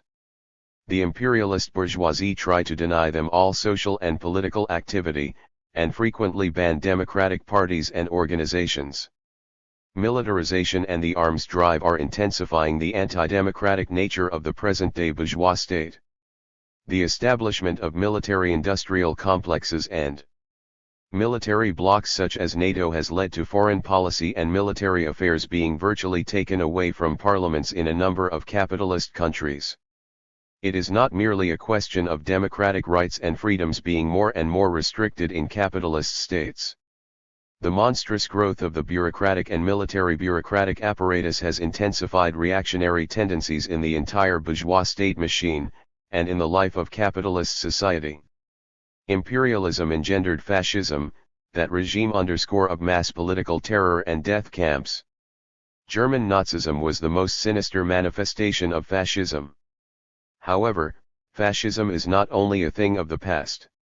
In countries where the exploiters are unable, within the framework of bourgeois democracy, to maintain the order they want, power is often turned over to openly fascist-type terrorist regimes, as has been the case in Greece and in many Latin American countries. Such regimes enjoy the financial and political support of the ruling circles of the imperialist states and the big monopolies. Recent experience has shown that, to preserve their power, the monopoly bourgeoisie are ready to discard even the restricted bourgeois democratic freedoms. To strengthen their class domination, the bourgeoisie make wide use of their ramified political and ideological machinery. The most skillful media of bourgeois propaganda, designed to spiritually shackle the individual, are engaged in indoctrinating the people in the capitalist countries. Bourgeois and opportunist ideologists embellish bourgeois democracy, by popularizing pluralism, i.e., the existence of different political parties. However, this pluralism is nothing but a reflection of the different social contradictions in capitalist society and serves to cover up the dictatorship of the monopolies. Thus, modern bourgeois democracy is, in essence, a form of the dictatorship of the capitalist monopolies. Whatever the political signboard used, the capitalist system always remains one of social and national inequality, of coercion of the working people, society, and the individual. That is the assessment the Communist and Workers' parties proceed from above all in determining their attitude to bourgeois democracy. 133. The working class and bourgeois democracy. At the same time, the Communists take another aspect of the matter into account. The bourgeoisie, as Engels pointed out, cannot acquire political domination and express that political domination in a constitution or laws, without providing the proletariat with a weapon. Moreover, bourgeois democracy cannot be regarded as a creation of the bourgeoisie only, or their gift to the people. As mentioned above, Democratic rights have been won by the masses in a struggle. The extent of democracy has always depended on the alignment of class forces, the role of the working people in the class struggle, the degree of their organization and political consciousness, the experience of the political and economic struggle, and on the cultural standards of the people. Though limited, bourgeois democracy has two important aspects. First, the workers and other working people in many countries have won a number of substantial democratic and social rights and freedoms in the course of bitter struggles. They have won the right to form mass organizations of a political, economic, and cultural character. As a result, the democratic traditions and institutions established in a number of capitalist countries have become a tangible political force and a potent means of exerting mass pressure on the bourgeois state and the employers. Second, the working people, while on the whole kept away from the running of public and state affairs, are nevertheless able, with the present alignment of class forces, to use the political forms of bourgeois democracy in their own interests. They often elect their representatives to parliaments and local government bodies. The communists seek to rally about themselves millions of voters who constitute the most active, creative, and productive part of the people. In a number of countries, the communist vote has risen, and entire cities and regions have appeared, where, from year to year, communists are returned to parliament and municipal bodies. It is clear that the stronger the positions won by the communists in representative bodies, the better the general conditions for the class struggle of the working people. The interests of the struggle against imperialism, which seeks to suppress the fundamental freedoms, call for stronger and more active mass movements to defend or gain freedom of speech, the press, assembly, processions, and association, guarantee equal rights for all citizens, and make all aspects of social life democratic. As the 1969 International Meeting of Communist and Workers' Parties pointed out, a firm rebuff must be administered to any attempt and any legislation by reaction designed to nullify the democratic rights and freedoms won in the course of hard class battles. There must be systematic work both within these countries and in the international arena to save the patriots and democrats who face death, to stop arbitrary court rulings against communists and other patriots, and to defend the right to political asylum. There must be a fight for the release of the patriots and democrats lying in jail. Asterisk. The interests of the working class bring it forward as the advanced fighter for democracy. The very position the proletariat holds as a class compels it to be consistently democratic, Lenin stressed. The present crisis of bourgeois democracy forcefully reveals the vital need and importance of the working class struggle for democracy as a road towards the overthrow of the power of big capital. It would be a radical mistake to think that the struggle for democracy was capable of diverting the proletariat from the socialist revolution or of hiding, overshadowing it, etc., Lenin said. On the contrary, in the same way as there can be no victorious socialism that does not practice full democracy, so the proletariat cannot prepare for its victory over the bourgeoisie without an all-round, consistent, and revolutionary struggle for democracy. Asterisk. The objective conditions for the development of general democratic movements. It is the working class that suffers, in the first place, from increasing oppression by the monopolies, the curtailment of democratic rights and freedoms, and the sway of the reactionary forces. It is experiencing growing pressure from capital against its living standards and socio-political rights. However, it is not only the working class that is subjected to increasing oppression and exploitation. With active assistance from governments, the monopolies are bringing under their control the non-monopoly sectors of the economy. All the other sections of the people also come under the increasing political pressure of big capital. The problem of democratic rights confronts, in all its magnitude, the peasantry, the urban middle sections, and the intelligentsia. The ruining of small and medium-sized peasant households has accelerated tremendously, with the peasants being confronted by the united forces of the monopolies and governments, which are bent on speeding up the process of the concentration of agriculture. In the common market countries, for instance, self-supporting peasant households have been abolished under officially approved plans. It is not surprising, then, that the small and middle farmers are coming out against finance capital and its policies. Under state monopoly capitalism, various groups of the non-monopoly bourgeoisie are also being progressively ruined.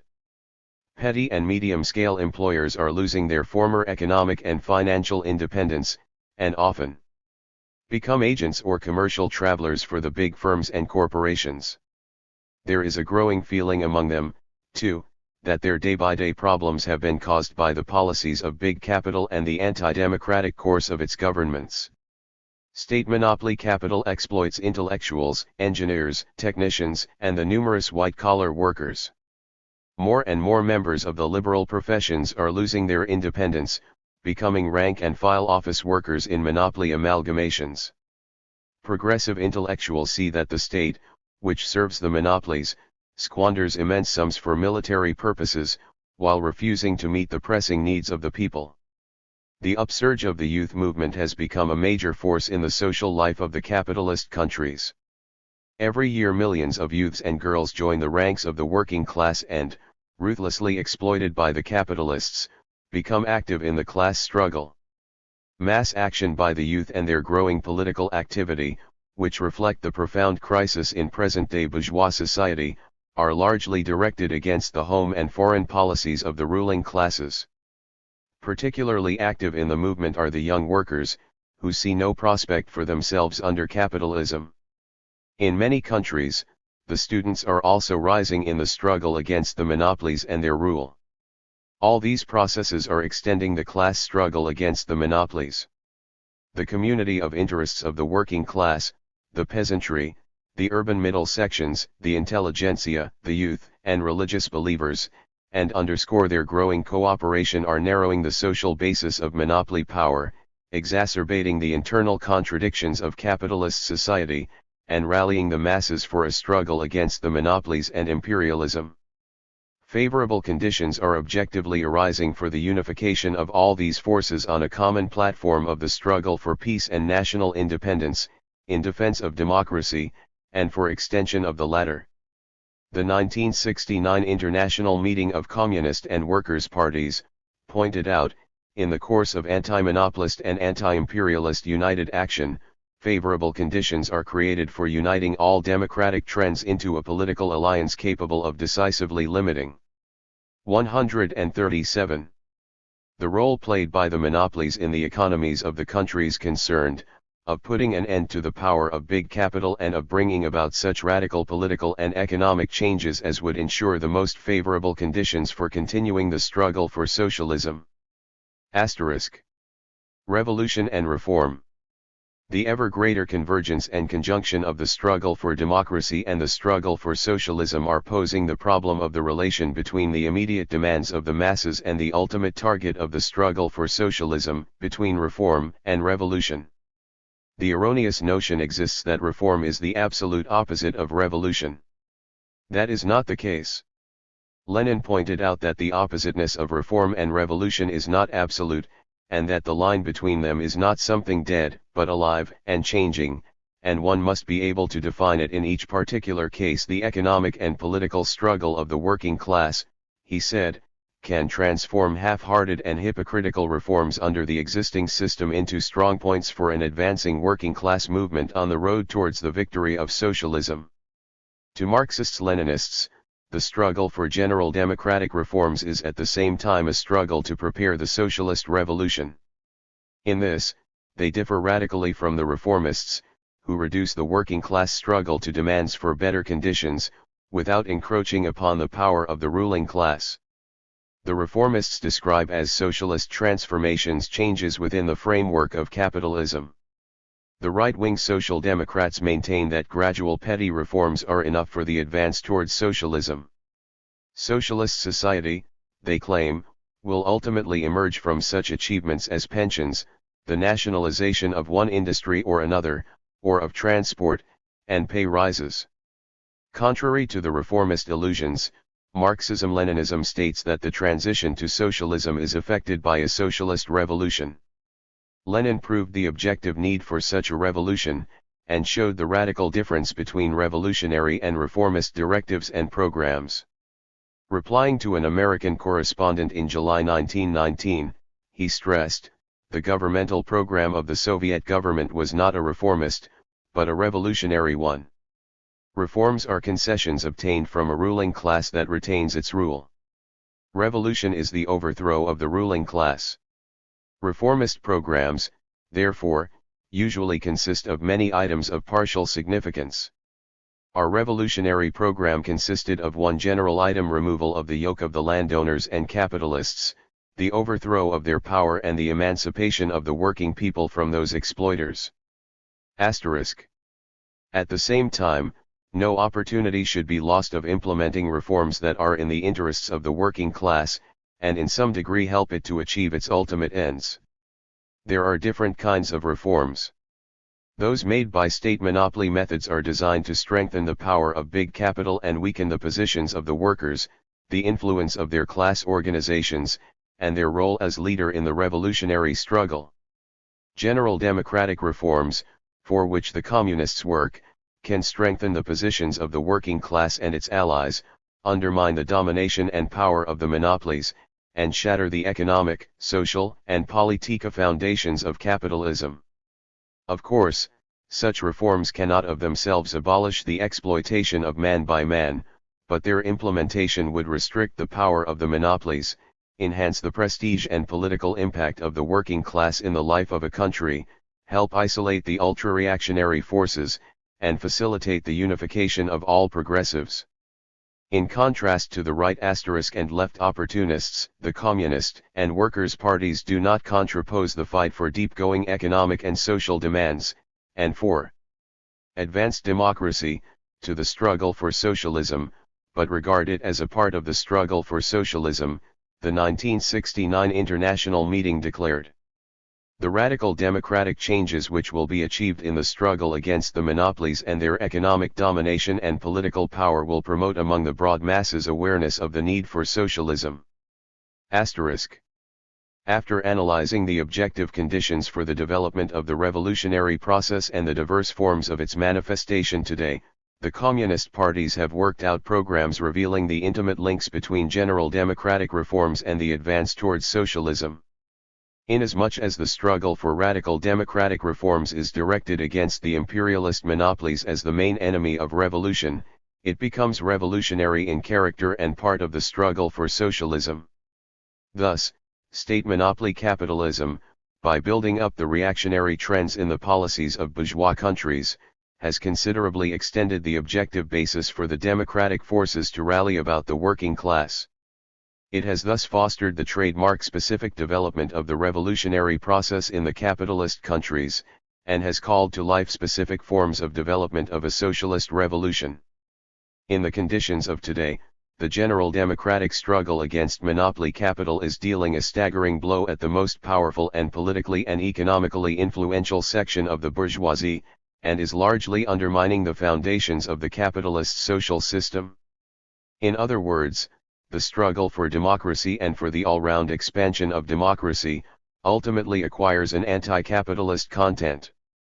The blows at the monopolies are creating the material basis for the convergence of the democratic and the socialist tasks of the revolutionary transformation of capitalism, this being a marked feature of the revolutionary process in the developed capitalist states.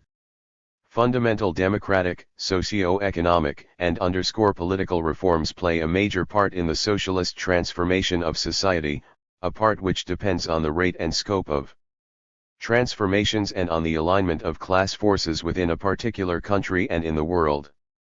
The forms and methods of accomplishing general democratic tasks depend on the degree of the resistance the monopoly bourgeoisie offers to the development of the revolutionary process. It is quite possible that demands presented as democratic may develop into a demand for a socialist transformation of society. The course of the revolutionary process has borne out Lenin's idea that, in the developed capitalist countries, the socialist revolution will be, not merely a clash between the socialist and anti-socialist forces but a combination of movements, including the general democratic and socialist sections of the general advance towards socialism. A combination of such movements, both on a national and a worldwide scale, will eventually lead to the socialist revolution. In other words, an intimate connection appears between democratic and socialist processes, in the course of the anti-monopoly struggle for democratic reforms. This is an expression of the continuity of revolutionary action and of the fact that more and more people are becoming involved in it. In the struggle for democracy, the masses are prepared for active participation in revolution, and the conditions are created for decisive battles against the monopoly oligarchy, and for the victory of the socialist revolution. The resolution of the fundamental contradictions in present-day capitalist society is imperatively demanded by social progress and is possible only as a result of the overthrow of capitalism and the abolition of the monopoly bourgeoisie's domination in the socialist revolution.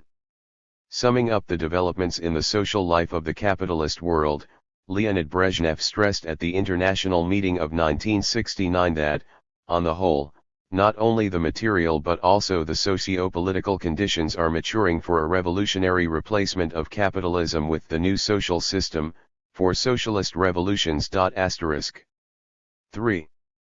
The forms in which the working class wins power. What the founders of Marxism-Leninism said about the forms of winning power. The worker will someday have to win political supremacy. Marx emphasized. But we have by no means affirmed that this goal would be achieved by identical means.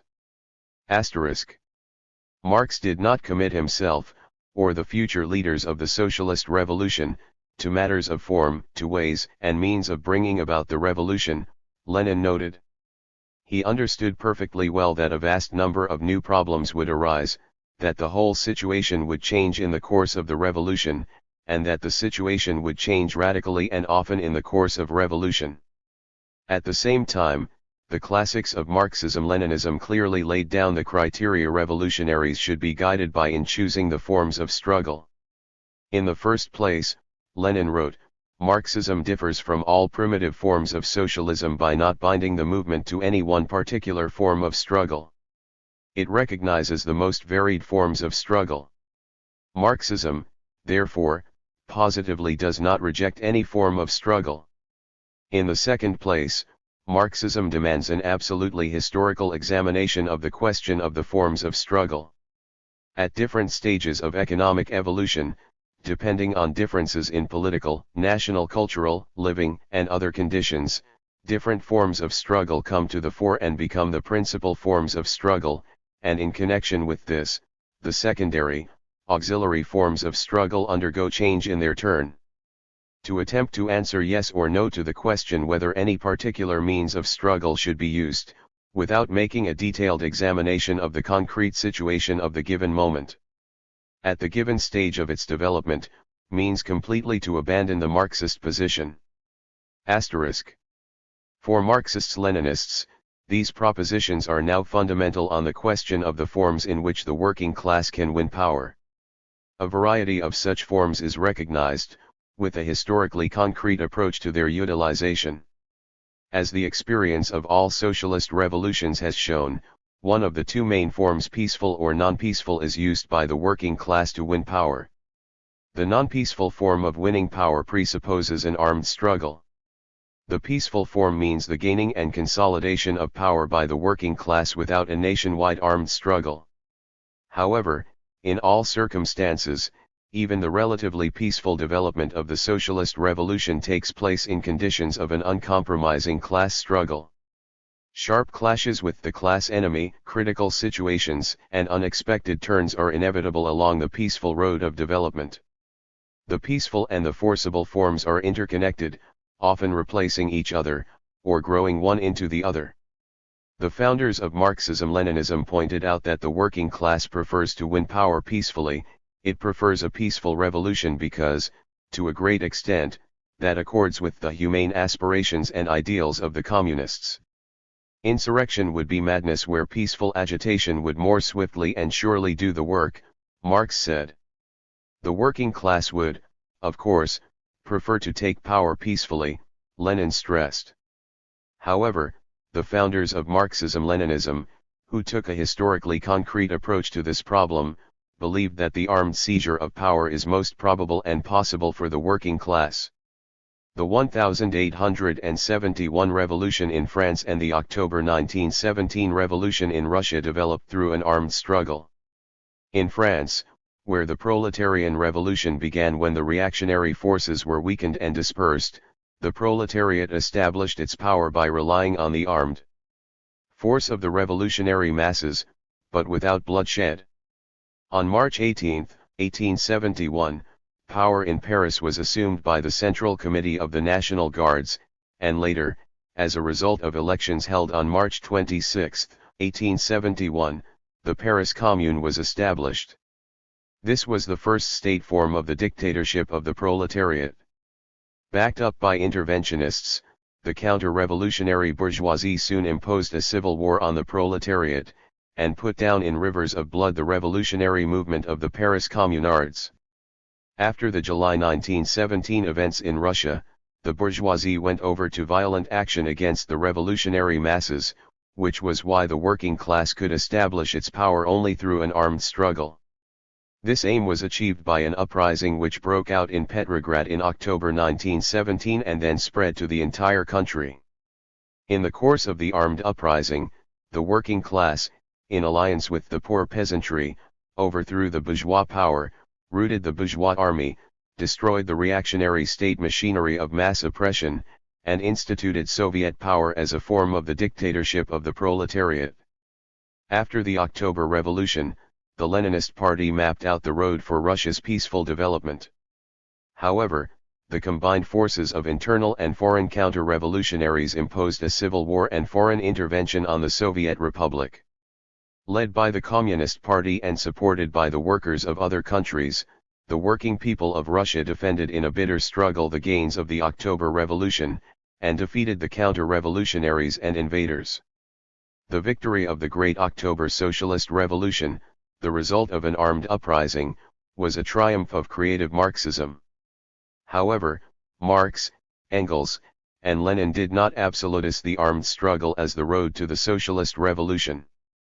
Marx considered possible the peaceful abolition of bourgeois rule in such countries as Britain and the United States, where a developed bureaucratic machinery of state did not yet exist in his day. We know of the allowances we must make for the institutions, customs, and traditions of the various countries, and we do not deny that there are countries such as America, England, and I would add Holland, if I knew your institutions better, where the working people may achieve their goal by peaceful means, Marx said at a meeting in Amsterdam in 1872.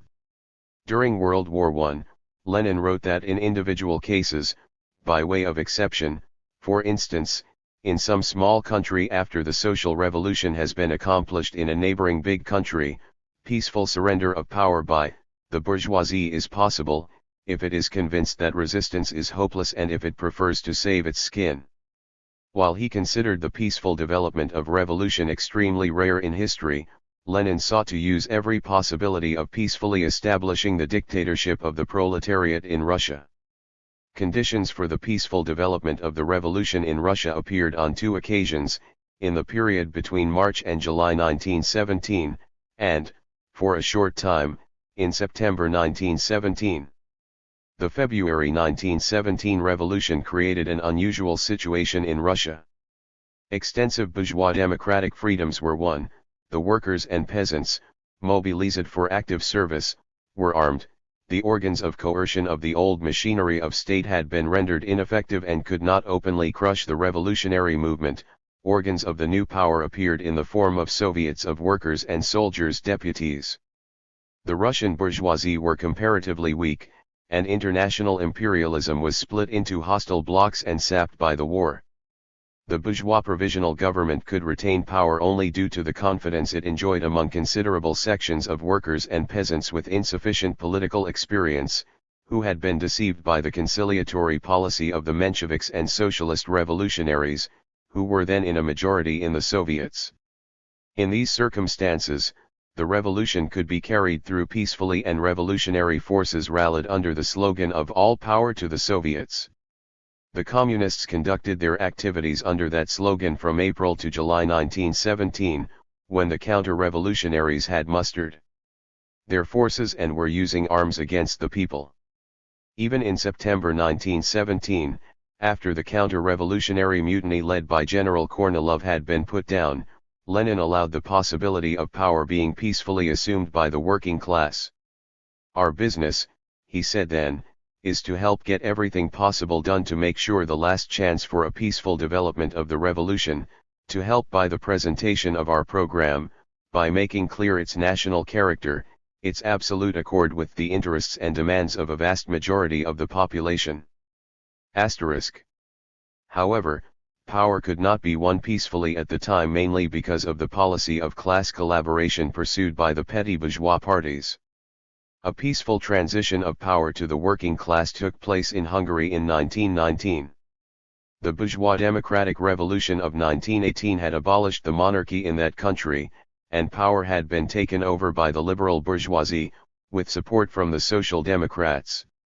The coalition government they formed defended the interests of the big bourgeoisie and landowners, ruthlessly crushed the workers' and peasants' movement, refused to recognize the national minorities' right to independence, and sought to preserve the bourgeois system in the country by relying on the Entente powers.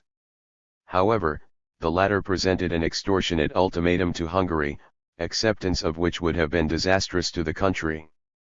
With the failure of the home and foreign policies of the bourgeoisie and the Social Democrats, the alignment of forces shifted towards the workers, who demanded the establishment of a socialist republic. Disappointed with the coalition government's policy, the peasants and the urban petty bourgeoisie followed the working class. Communist influence grew quickly among the masses of the people. Faced by the threat of completely losing all ties with the masses, the Social Democrats were compelled to agree to unity with the Communists. The people were armed and ready for the struggle, and there was no force in the country which could oppose the working class and its allies.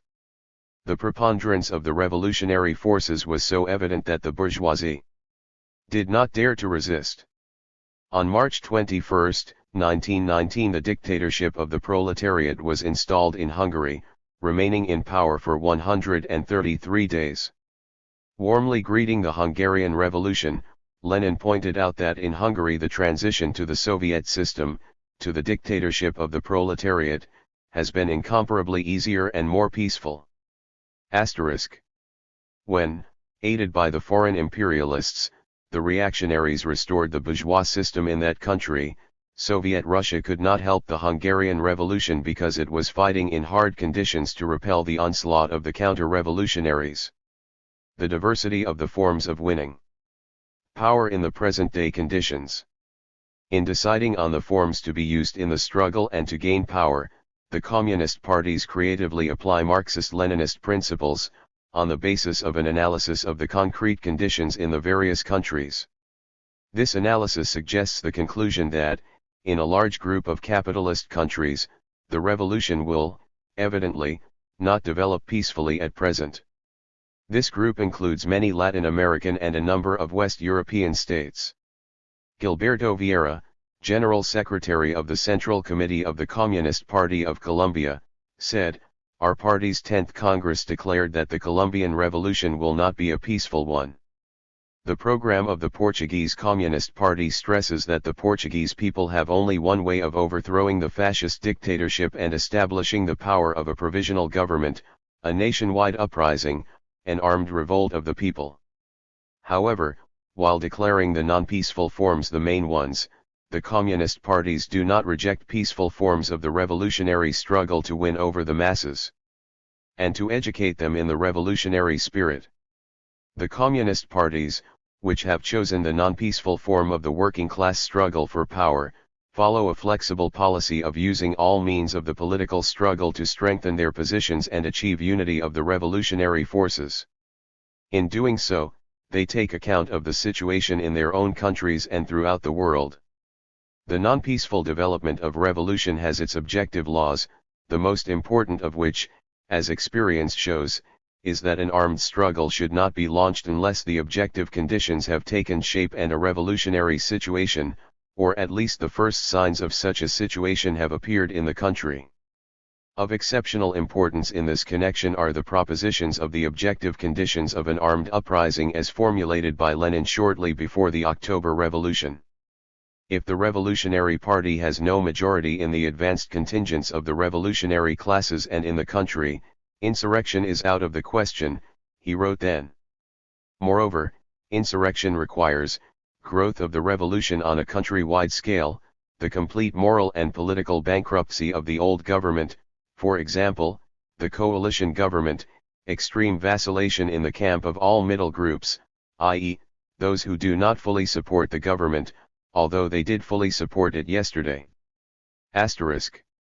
The founders of Marxism-Leninism devoted particular attention to the thorough preparation of the revolutionary forces for an armed uprising.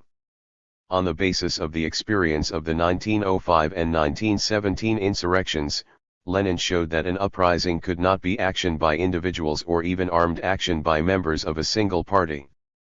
It should involve the masses of the working people, this being possible only if they have been prepared for action by the very course of events, by the development of the revolution. Speaking of the slogan of an uprising, Lenin noted, the more complex the social system, the better the organization of state power, and the more perfected the military machine, the more impermissible is it to launch such a slogan without due thought. Asterisk. During a revolutionary crisis, the masses can rise spontaneously in an armed struggle, but they can suffer defeat if they are scattered and lack organization. What is needed is a political army of the revolution, well organized, united and led by a Marxist-Leninist party, an army ready to begin a selfless armed struggle at the call of that party. Experience has shown that conditions for a revolt mature and the political army of revolution is formed in several stages. The first stage is the mustering of forces, the establishment of close ties between the industrial workers and other working people. Such ties allow all the forces of the revolution to make a correct assessment of the political situation and to act jointly. Through its propaganda and by organizing the masses, the Revolutionary Party convinces the latter of the need for insurrection. The question of an armed uprising can be posed at this stage, but the decision on when to begin it cannot yet be made. The working class must first realize, not only the political significance of an armed uprising but also the tasks involved in its practical preparation. It must be ready for a decisive struggle and be aware that energetic attack, not defense, is the slogan of an uprising. Therein consists the general political preparation of an insurrection. Then comes the stage of immediate preparations for an armed uprising. The masses are organized for it, and their revolutionary vanguard is armed. An important condition of these preparations is political work conducted by the revolutionary forces in the army, and the winning over of the army to the side of the revolution. Also important is the correct timing of the uprising. It should be timed for a period when the activity of the advanced section of the people is at its highest, and vacillation is greatest in the enemy camp and among the wavering friends of the revolution. In such conditions, the people stand very close to insurrection, the road to which is indicated by the Communist Party. The preparation and staging of an armed uprising require manifold practical activities of the Communist Party. Underground work must be organized, with the simultaneous use of legal avenues, revolutionaries must be taught the military art, sources of arms must be found, and so on. A revolutionary party can do all this, proceeding from the concrete situation in its country. An armed struggle does not necessarily develop as an uprising, it may take other forms as well. For instance, Lenin attached great importance to guerrilla warfare. The revolutionary movements in China, Vietnam, and Cuba have shown that, in certain conditions, such a war can become an effective means in the struggle to overthrow the ruling classes and establish the power of the revolutionary classes.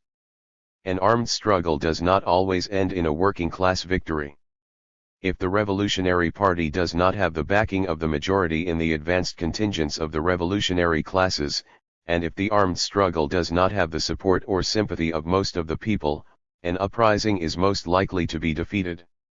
This explains why Marxists criticize leftist elements who underestimate the struggle for a united democratic front, for legal forms of struggle, and for work among the people, so as to prepare them for decisive battle for power. Having analyzed the new alignment of forces in their own countries and throughout the world, the communist parties of a number of capitalist states have arrived at the conclusion that, in certain circumstances, the possibilities have now increased for the relatively peaceful assumption of power by the working class.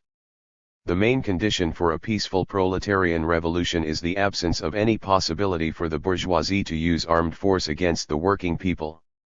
That can be achieved if broad sections of the urban and rural working people unite under the leadership of the working class. The vast majority of the people are won over to the latter's side. The combined forces of the revolution give a decisive rebuff to the opportunists, who are pursuing a policy of conciliation with the capitalists and landowners, and if the reactionaries and their accomplices are isolated. A peaceful revolution does not at all mean that the class struggle has ended, or that its intensity has slackened. On the contrary, a sustained and intense class struggle, with the participation of broad sections of the revolutionary class and its allies, is necessary to create a decisive preponderance of forces on the working class's side, since otherwise a peaceful revolution is inconceivable. A peaceful revolution only means that forms such as an armed uprising or civil war are not used in this acute class struggle. The use of peaceful forms of struggle cannot be considered without account of the growing opposition from the imperialists, who seek to regain their lost positions. Imperialist attempts of that kind are accompanied by an aggravation of world tensions, the arms drive, militarization of the economy, the growth of the military bureaucratic apparatus, the formation of aggressive military and political blocs and groupings by capitalist states, and by the bourgeoisie striving to install fascist dictatorships in a number of countries. Imperialism raises numerous obstacles to the peaceful development of revolution.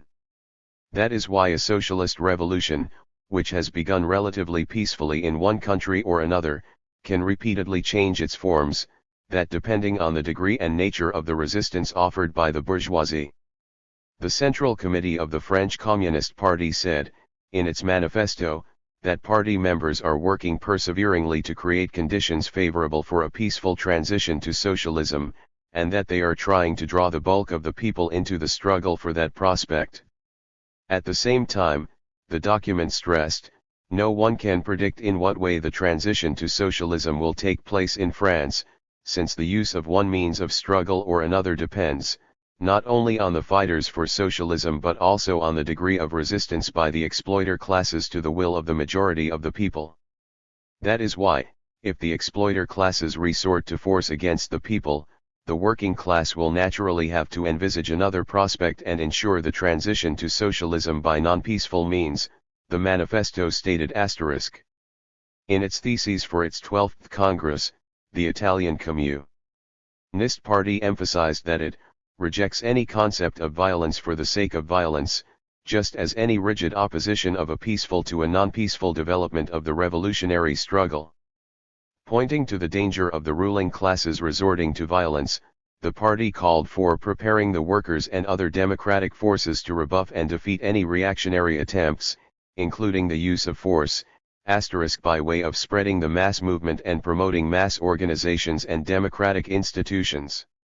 Historical experience has shown that the peaceful assumption of power by the working class as the most painless and therefore preferable to the revolutionary forces, at the same time creates certain difficulties for them. Characterizing the 1956 events in Hungary, János Kadar said, "The victory of the socialist revolution in a relatively peaceful way gave the Hungarian bourgeoisie an advantage in that, though the economic foundation of their power was abolished as a result of expropriation, they nevertheless retained their cadres and active political role to a considerable extent. This was also helped by the fact that, on account of a special character of development, we did not destroy the bourgeois state apparatus, with the exception of the gendarmerie and the army, right after 1945, and merely changed it gradually. In this way, the bourgeoisie could even, for a long time and to a considerable extent, retain their influence on the state administration and the solution of economic and cultural problems. That is why, after October 23, 1956, the bourgeoisie were able quite effectively to organize their ranks within a few days and to come out as an active political force. A preponderance of the revolutionary forces over the forces of reaction and counter-revolution is a major condition for the success of a socialist revolution, in whatever form it is carried out, peaceful or non-peaceful. The rallying of the workers and broad sections of the working people about the slogans of the struggle for democracy and socialism, education of the working people in the spirit of pre*L Unit, 27 October 1968. Preparedness for decisive and dedicated action under the guidance of the Communist Party, the spread of the mass movement of the workers and other people, undermining the positions of the exploiter classes in the punitive bodies, all these ensure the preponderance of the revolutionary forces indispensable for the success of the revolution. These factors also make for the timely transition of the revolution from one path to another, at sharp turns of the class struggle. Mastering by the communist parties of all means and forms of the struggle is of exceptional importance for the success of a revolution. It is impossible to determine beforehand, Lenin pointed out, which methods of struggle will be applicable and to our advantage in certain future conditions. Unless we learn to apply all the methods of struggle, we may suffer grave and sometimes even decisive defeat, if changes beyond our control in the position of the other classes bring to the forefront a form of activity in which we are especially weak. If, however, we learn to use all the methods of struggle, victory will be certain. Communists are out to learn how to use peaceful and non-peaceful, legal and illegal, parliamentary and mass forms of the struggle, and to apply them skillfully in the concrete conditions, with special attention to the mass struggle. We are convinced that our political platform, based on the combination of all forms of mass struggle and on placing in the forefront those forms which conform best to the real conditions and the level of political consciousness of the proletariat and the entire people, meets the principles of Marxism-Leninism, Gilberto Vieira wrote. The communist parties are countering the right and left-wing opportunists, who contrapose to each other the peaceful and the non-peaceful development of revolution. The right-wing opportunists absolutize the peaceful development of revolution, considering it the only possible one. They overestimate the parliamentary and legal forms of struggle, underestimate the non-parliamentary ones, and reject the illegal forms of struggle. They do not want to recognize that, in certain circumstances, the armed struggle and illegal forms of revolutionary work are necessary and inevitable for the winning of power. The left-wing opportunists, on the other hand, blindly believe in the formula that power grows out of the barrel of a gun. They are unable to understand that the development of the world revolutionary process makes it possible to win power in a peaceful way. A socialist revolution is not a conspiracy or a coup staged by a group of active revolutionaries, but a struggle by millions of people headed by the working class under the leadership of a Marxist-Leninist party. In 1917, the party founded by Lenin set an outstanding example of historical initiative, and proper account of the alignment of class forces and the specific features of the situation. At different stages of the revolution, the Bolshevik Party applied flexible and diverse tactics, used peaceful and non-peaceful, legal and illegal means of struggle, and displayed the ability to combine them and to replace one form or method by another. In this lies the fundamental distinction between the strategy and tactics of Leninism on the one hand, and both social democratic reformism and petty bourgeois adventurism on the other. 4. The socialist revolution and the dictatorship of the proletariat. The question of power is cardinal in the revolution. It is the goal of the socialist revolution to replace the capitalist system by a new, socialist one. As the experience of a number of revolutions has shown, this is a relatively lengthy process, which goes through successive stages. In their entirety, the latter constitute the transitional period from capitalism to socialism. There are at least two main aspects of this transition. One of these is the destruction of the old system of power, the abolition of capitalist ownership. This is a destructive aspect of the socialist revolution. The other aspect is the building of a new, socialist system, the constructive aspect of the socialist revolution. The two processes of the revolutionary transformation of capitalist into socialist society proceed simultaneously and are intertwined. How are the problems that appear during this period to be solved? Contrary to historical experience, the right-wing opportunists allege that both processes can proceed evolutionarily, so that the power of the bourgeoisie can of itself gradually develop into the new system, and the old society can automatically acquire new socialist qualities. This is, in fact, nothing but a right-wing opportunist concept of socialism growing into capitalism. In a constant struggle against the right-wing opportunists, Lenin, proceeding from the propositions of Marx and Engels and the experience of the Paris Commune and the 1905 revolution in Russia, formulated even prior to the October Revolution a clear-cut view on what is necessary to accomplish the tasks of the transition from capitalism to socialism. His main conclusion was that the takeover of power by the working class and its allies stood first. The key question of every revolution, he wrote, is undoubtedly the question of state power. Which class holds power decides everything. Asterisk. In Lenin's view, the takeover of power by the working class is the principal indicator of a socialist revolution, an indicator without which it cannot be regarded as such. The passing of state power from one class to another is the first, the principal, the basic sign of a revolution, both in the strictly scientific and in the practical political meaning of that term, he wrote. The very assumption of political power by the proletariat is a unity of two elements. On the one hand, it shows that the shaping of the political forces of revolution has been completed. In assuming political power and establishing their political domination, the revolutionary forces, led by the working class, fully assert themselves and prove that they have matured to cope with the tasks confronting them. At the same time, the takeover of power initiates another process. The working class and its allies set about accomplishing their constructive tasks, those stemming from the construction of a new society. Without possessing political power and establishing their political domination, the working class and its allies cannot set about accomplishing the cardinal tasks of the revolution and begin a real advance towards socialism. As Marx and Engels wrote, every class which is struggling for mastery, even when its domination, as is the case with the proletariat, postulates the abolition of the old form of society in its entirety and of domination itself, must first conquer for itself political power. Asterisk. Marxism-Leninism teaches us and experience has shown that the takeover of power by the working class and its allies presupposes the abolition of the old, capitalist rule, or, as Marx said, the destruction of the bourgeois machinery of state. This is a most important and, at the same time, a most complex question of the theory of the socialist revolution. The machinery of state is the main instrument of the imperialist bourgeoisie in its struggle against the working class movement and for the suppression of its class enemies. As a class apparatus specially designed for such anti-working class and anti-revolutionary tasks, the bourgeois machinery of state cannot simply be taken over by the working class and used for its own purposes. It must be destroyed, and a new socialist state apparatus set up in its stead.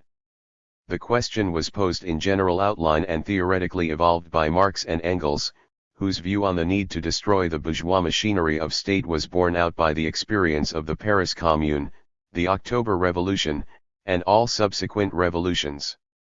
It should be mentioned, however, that the working class and the revolutionary forces have to adopt a differentiated attitude to different sections of the bourgeois state apparatus. Lenin often stressed that the bourgeois state apparatus is not homogeneous. The main function performed by part of it is the suppression of the working class movement and of revolution. That part consists of the army, the police, the courts, and the like. In other words, this is the military police, the military bureaucratic part of the bourgeois state apparatus. Another part of capitalism's machinery of state, which also acts in the interests of the bourgeoisie, performs other functions, such as control, regulation of the economy, etc. This apparatus, Lenin noted, must not, and should not, be smashed. It must be wrested from the control of the capitalists and the wires they pull must be cut off, lopped off, chopped away from this apparatus. It must be subordinated to the proletarian Soviets, it must be expanded, made more comprehensive, and nationwide. Asterisk. Referring to these ideas of Lenin, some revisionists with rightist leanings allege that the question of destroying the capitalist machinery of state does not arise today because of the changes that have come about, over the past half-century, in the structure and functions of the bourgeois machinery of state, and, primarily, because of the immense growth of the state economic mechanism. Moreover, they allege, talk of destroying the apparatus of state monopoly capitalism is harmful to the cause of revolution, because that apparatus can and should be wholly placed at its service. Big changes have, indeed, taken place in the structure and activities of capitalism's machinery of state. It is also true that the apparatus of the state regulation of the economy, i.e., state economic organizations of different kinds, is expanding very rapidly.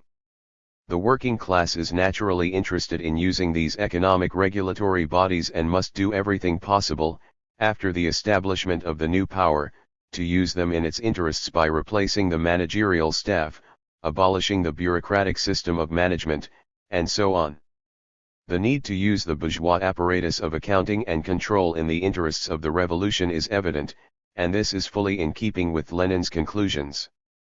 However, all this in no way refutes the Marxist-Leninist thesis on the need to smash the bourgeois state apparatus as an important condition for the success of a revolution.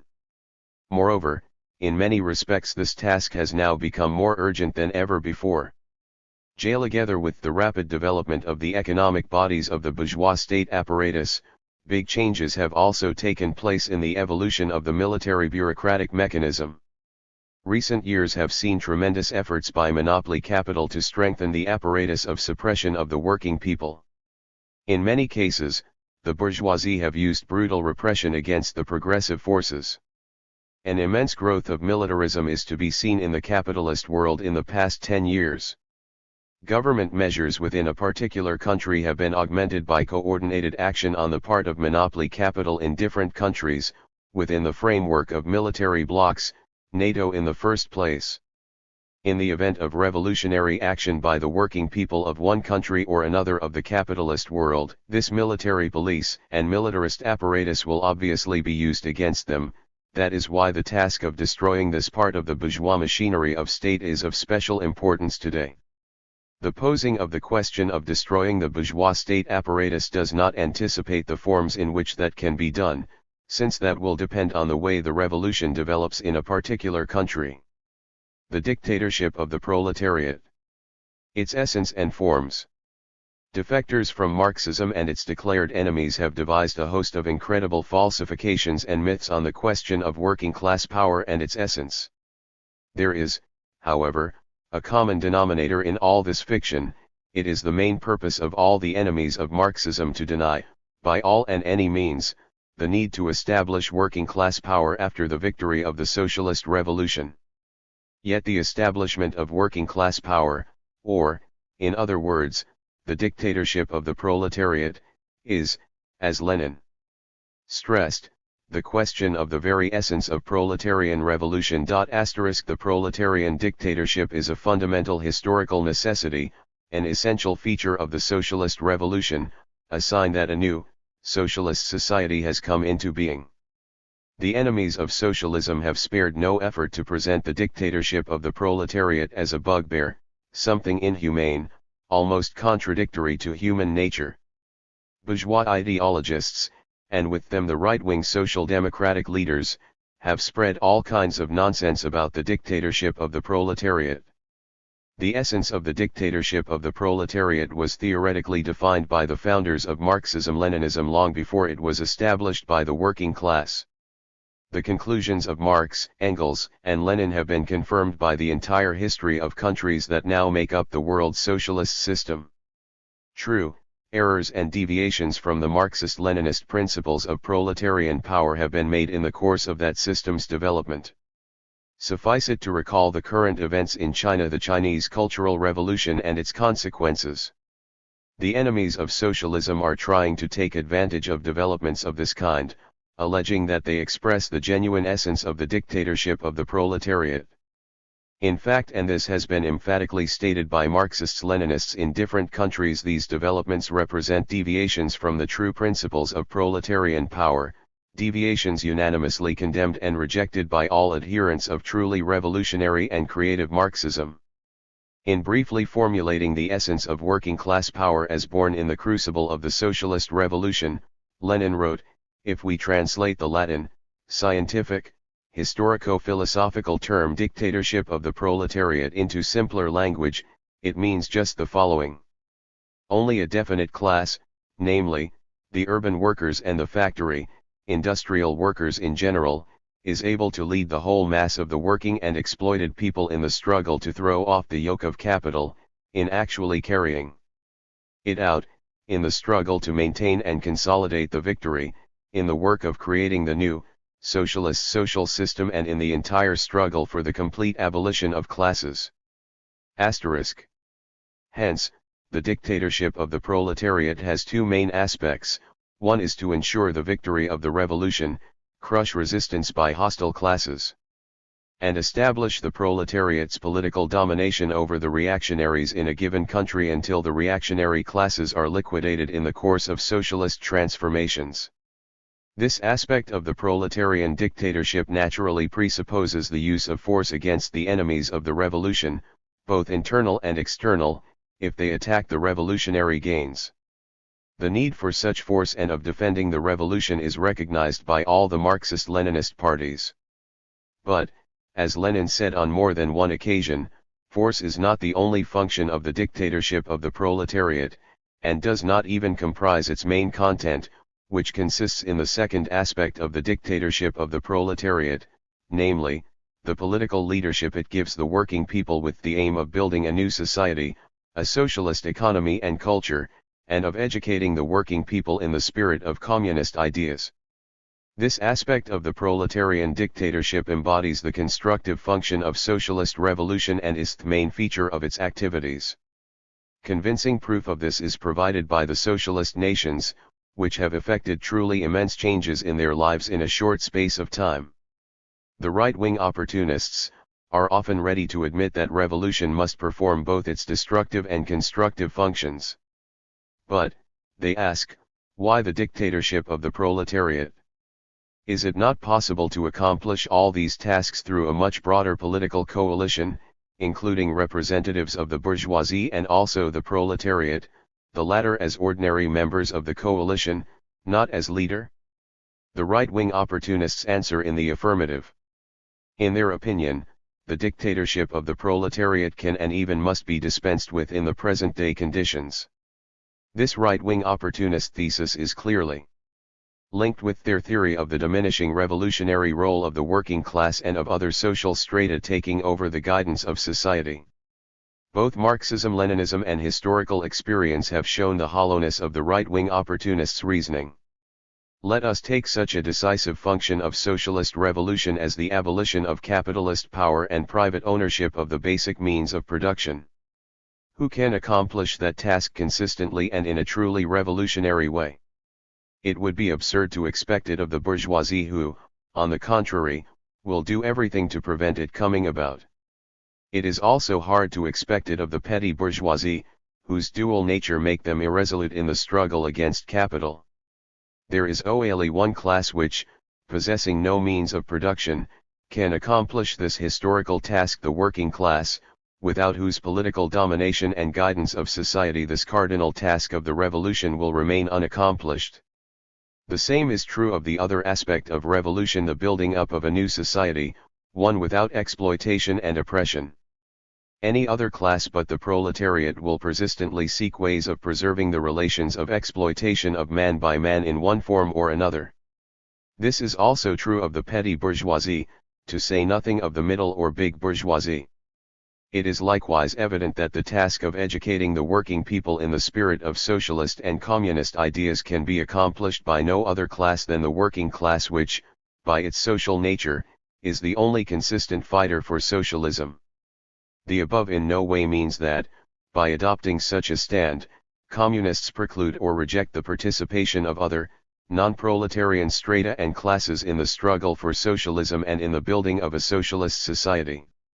What Marxist-Leninist theory says on this question is supported by numerous facts from the history of world socialism, Facts which show that the working class and its communist parties have done their best to draw the non-proletarian strata of the people into the construction of a socialist society. Of course, the working class and its party have different attitudes to different strata of society, a question that will be taken up in later chapters. However, the underlying principle is that all classes and strata of present-day society, including even some part of the bourgeoisie, can be drawn into socialist construction, provided they are led by the working class. Moreover, as Lenin said, the rate of socialist construction will be the higher, the broader the masses of the people are drawn into this great cause by the proletariat. The possibilities of bringing the non-proletarian sections of the working people into socialist construction have increased appreciably. This is obviously the result of the new alignment of forces in the world, the greater significance of the working class movement in the capitalist countries, and the deeper contradictions between the monopolies and the people in the imperialist countries. Oppression by the monopolies has become so unbearable that it is compelling even the constantly vacillating petty bourgeoisie to insistently seek an alliance with the working class and to strive for a progressive social order. The present-day strategy of the working class movement presupposes its struggle for socialism, in alliance with all working people. This strategy is laid down in the documents of the fraternal parties and the 1969 International Meeting. The dictatorship of the proletariat, that essential condition for the building of socialism, can assume different forms in each particular country. The transition from capitalism to communism is certainly bound to yield a tremendous abundance and variety of political forms, but the essence will inevitably be the same, the dictatorship of the proletariat. Lenin wrote. History has fully confirmed this proposition by producing different state forms of the dictatorship of the proletariat: the Paris Commune in France, the Soviets in Russia, and people's democracies in the countries of Central and Southeastern Europe and Asia. What are the distinctions between the Soviet system in the USSR and the people's democracies, say, in European countries? The first is that in many countries where the dictatorship of the proletariat is exercised in the form of a people's democracy, there are a number of political parties, and not one, as in the USSR. Another distinction is that in most of the people's democracies, universal suffrage has, from the very outset, been enjoyed by all citizens, including those belonging to the bourgeoisie. Besides, in the Soviet Union the bourgeois parliamentary system was abolished and the Soviet system set up instead, whereas the people's democracies have used many of the traditional forms and institutions of the parliamentary system in building up their states. Several more distinctions might be mentioned here. All these distinctions between the dictatorship of the proletariat in the USSR and the people's democracies in no way affect its essence and its main functions, they are merely forms in which it is expressed. Let us take, for instance, the multi-party system in a number of socialist countries. In all cases, it appeared only because the working class and its party took into account the concrete conditions and, in particular, the social composition of the population in a given country, the makeup and nature of parties that existed before the revolution, and, last, the behavior of the various strata and parties in the pre-revolutionary and the revolutionary periods. It will be recalled that several parties existed in Russia after the triumph of the October Revolution. One of them, that of the left socialist revolutionaries, was even represented in the Soviet government. However, in the course of a bitter class struggle during the Civil War, all these parties sided with the counter-revolutionaries and openly opposed Soviet power. As a result, they rapidly disappeared from the political scene, the Communist Party remaining as the sole party able to defend the people's interests to the full. That was how a single-party system of the dictatorship of the proletariat took shape in the USSR.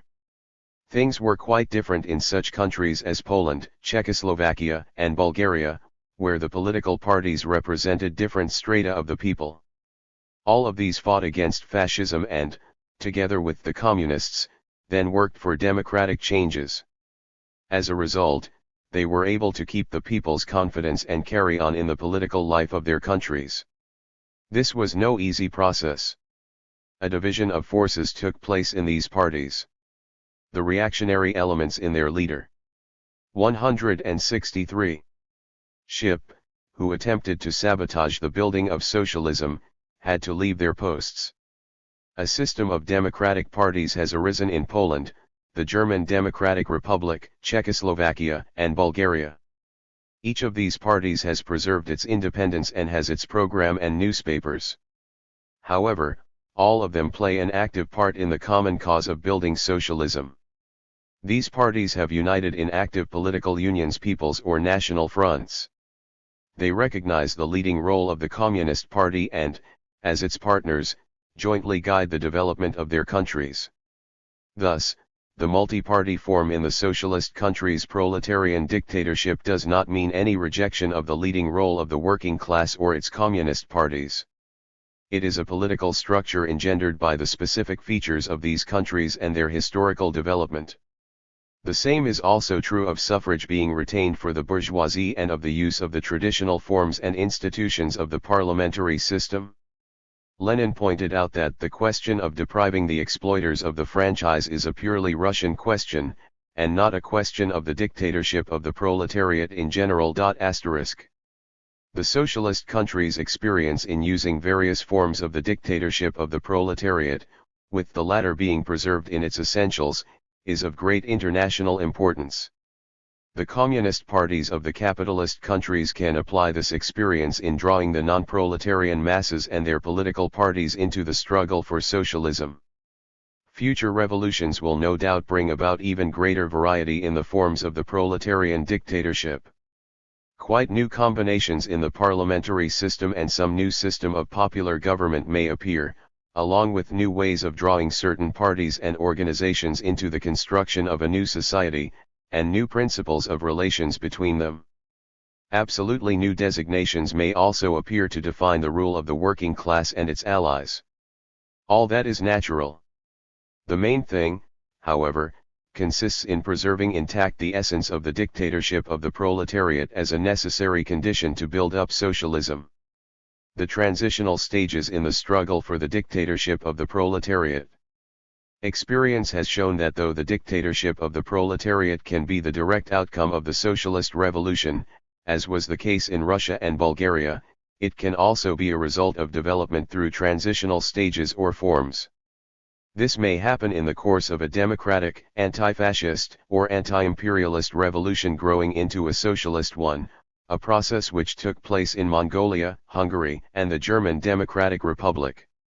The possibility of a revolution developing through transitional stages was first elaborated in principle by Lenin during the 1905 revolution in Russia, when he evolved the doctrine of the revolutionary democratic dictatorship of the proletariat and the peasantry, which he regarded as a possible form of transition from the bourgeois democratic to the socialist revolution. Shortly before the October Revolution, Lenin, in his article, The Impending Catastrophe and How to Combat It, gave a profound treatment of the question of the possible appearance, in developed capitalist countries, of a state form transitional to the dictatorship of the proletariat. He foresaw that a revolutionary democratic state, in which the foundations of the rule of big capital are radically undermined, may rise in the course of the struggle against the monopolies and for democracy, in such countries. This state, he wrote, will still not be socialism, but it will no longer be capitalism. It will be a tremendous step towards socialism. In all these cases, Lenin stressed, the conditions must exist that are necessary for the emergence of a state form transitional to the dictatorship of the proletariat. Among these conditions are, first of all, the hegemony of the working class, the active role of the masses as its allies, and suppression of attempts by the petty bourgeoisie to turn the new and transitional regime into a form of compromise with old bourgeois power. Lenin's conclusions have been completely borne out by 165. History. In generalizing this practice, at the new stage of social development, the Communist Party of the Soviet Union stated in the program it adopted at its 22nd Congress, while the principal law-governed processes of the socialist revolution are common to all countries, the diversity of the national peculiarities and traditions that have arisen in the course of history, creates specific conditions for the revolutionary process, the variety of forms and rates of the proletariat's advent to power. This predetermines the possibility and necessity, in a number of countries, of transition stages in the struggle for the dictatorship of the proletariat. Asterisk. The fraternal parties in the non-socialist world are devoting much attention to work on the question of the transitional forms and stages on the road to the socialist revolution and the victory of the dictatorship of the proletariat. The fraternal parties of the developed capitalist countries now distinguish as quite possible, and, in some cases, necessary, the stage of anti-monopoly or advanced democracy. The manifesto adopted by the French Communist Party in 1968 explains, for instance, that this democracy represents some transitional state form that is no longer a modern bourgeois state and in which monopoly power has been abolished and new and democratic rule has been established, with the active participation and the guiding role of the working class. This system is not yet socialist in the direct sense of the word. The transition to socialism will need higher political consciousness in the working class and its allies, and closer unity between the working class and democratic movements.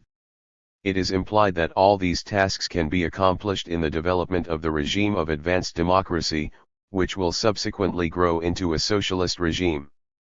In the medium-developed countries, such as most Latin American countries, the communist parties foresee the possibility of the rise of specific transitional regimes in the wake of anti-imperialist, anti-feudal, and democratic revolutions. Judging by the characteristic given to such regimes in the program documents of the Latin American communist parties, they will, in greater or lesser degree, resemble the revolutionary democratic dictatorship of the proletariat and the peasantry, as foreseen by Lenin during the 1905 revolution.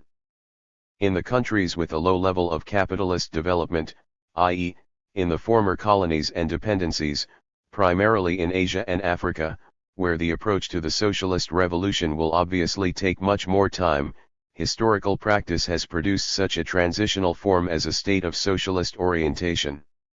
This form first appeared and was historically tested in the Mongolian People's Republic, whose experience has shown that a state progressing along the non-capitalist road can create economic and socio-political conditions for the transition to socialist construction.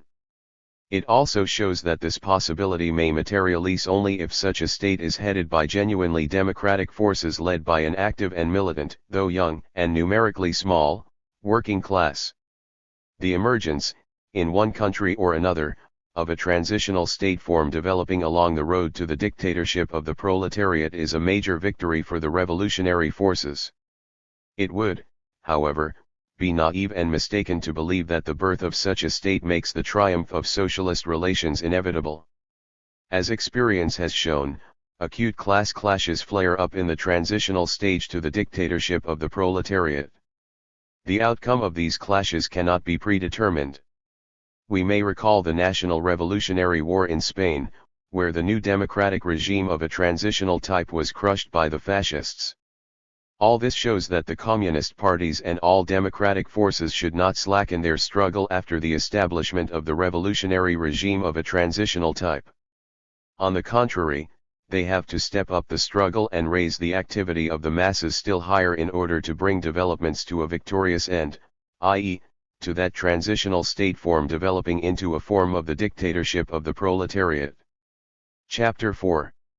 The development of the world revolutionary process, and the problem of war and peace. It is not only within individual countries but on a worldwide scale that the forces of progress and reaction stand confronting each other today. The influence of world developments on the course and outcome of the class struggle in any country is now determined, first and foremost, by the struggle between the forces of socialism and of capitalism being focal in world events. That influence is mounting steeply in connection with the growing internationalization of economic and political life and, in particular, with the extension of the scientific and technological revolution to means of warfare. In the existent conditions, the problems of the revolutionary movement are closely intertwined with those of the relations between states on the world arena, and especially with the resolution of the main question of international politics, that of war and peace. The latter's close connection with the question of how the fundamental contradiction of the times is to be solved gives it a burning urgency. 1. The link between war and revolution. Wars between states are often accompanied by social convulsions and upheavals. A superficial glance at this link may produce the impression that war engenders revolution, a thinking followed by the anti-communist theorists, who would insist on ascribing the triumph of socialist revolutions in a number of European and Asian countries to the consequences of World War II. War and revolution have been directly and inescapably linked together by the Chinese leaders and other theorists of petty bourgeois revolutionariness. That is why an examination of the actual relationship between war and revolution is essential. War and revolution. War is a continuation of the policies of serta classes by means of an armed struggle. To quote from Lenin, war is a continuation of policy by other means. All wars are inseparable from the political systems that engender them. The policy which a given state, a given class within that state, pursued for a long time before the war is inevitably continued by that same class during the war, the form of action alone being changed. Asterisk. Hence it is clear that wars and revolutions differ in their origins, no mandatory link existing between them as social phenomena. As such, wars are never the causes of revolution, even if they are accompanied by the latter. That is because a revolutionary social upheaval is possible only when the material prerequisites for it have appeared, a revolutionary situation has arisen, and the subjective factor for that revolution has matured. In the past, wars were often catalysts of the revolutionary process. They speeded up the appearance of a revolutionary situation, caused a crisis in the policies of the ruling class, exacerbated the poverty and misery of the oppressed classes, and promoted the political activity of the masses. Nevertheless, it was not wars as such, but the social contradictions, the struggle of the masses against the exploiter system that had engendered those wars and was bringing death and desolation, that led to revolutions. Here is what Lenin wrote in this connection, on the eve of the October Revolution. It would be impossible to put an end to the rule of capitalism if the whole course of economic development in the capitalist countries did not lead up to it. The war has sped up this process, and this has made capitalism impossible. No power could destroy capitalism if it were not sapped and undermined by history. Asterisk. In exactly the same way, World War II did not engender a revolutionary explosion, but only accelerated it in a number of European and Asian countries. Thus, in the course of the anti-fascist war of liberation waged by the peoples of Central and Southeast Europe, there took place a class regroupment which led to the unification of all the revolutionary forces. The rout of German Nazism and its allies, in which a decisive role was played by the Soviet army with the support of the armed forces of the embattled peoples, meant the destruction of the old machinery of coercion, and the appearance of favorable conditions for the overthrow of the rule of the capitalists and the landowners. The presence of the Soviet army in some of these states, as well as the treaties entered into by the Soviet Union and other states, pinned down the forces of reaction at home and abroad and prevented them from unleashing armed intervention and civil wars. The triumph of the people's democratic and socialist revolutions in the countries of Central and Southeast Europe followed many years of struggle against oppression and national treachery of the exploiter classes. This was no export of revolution in connection with a war, as is alleged by the ideologists of anti-communism. The humane and creative nature of the socialist revolution determines Marxists' attitude, in principle, to military conflicts, which bring in their train so much bloodshed, and waste of the people's wealth, and the destruction of society's productive forces.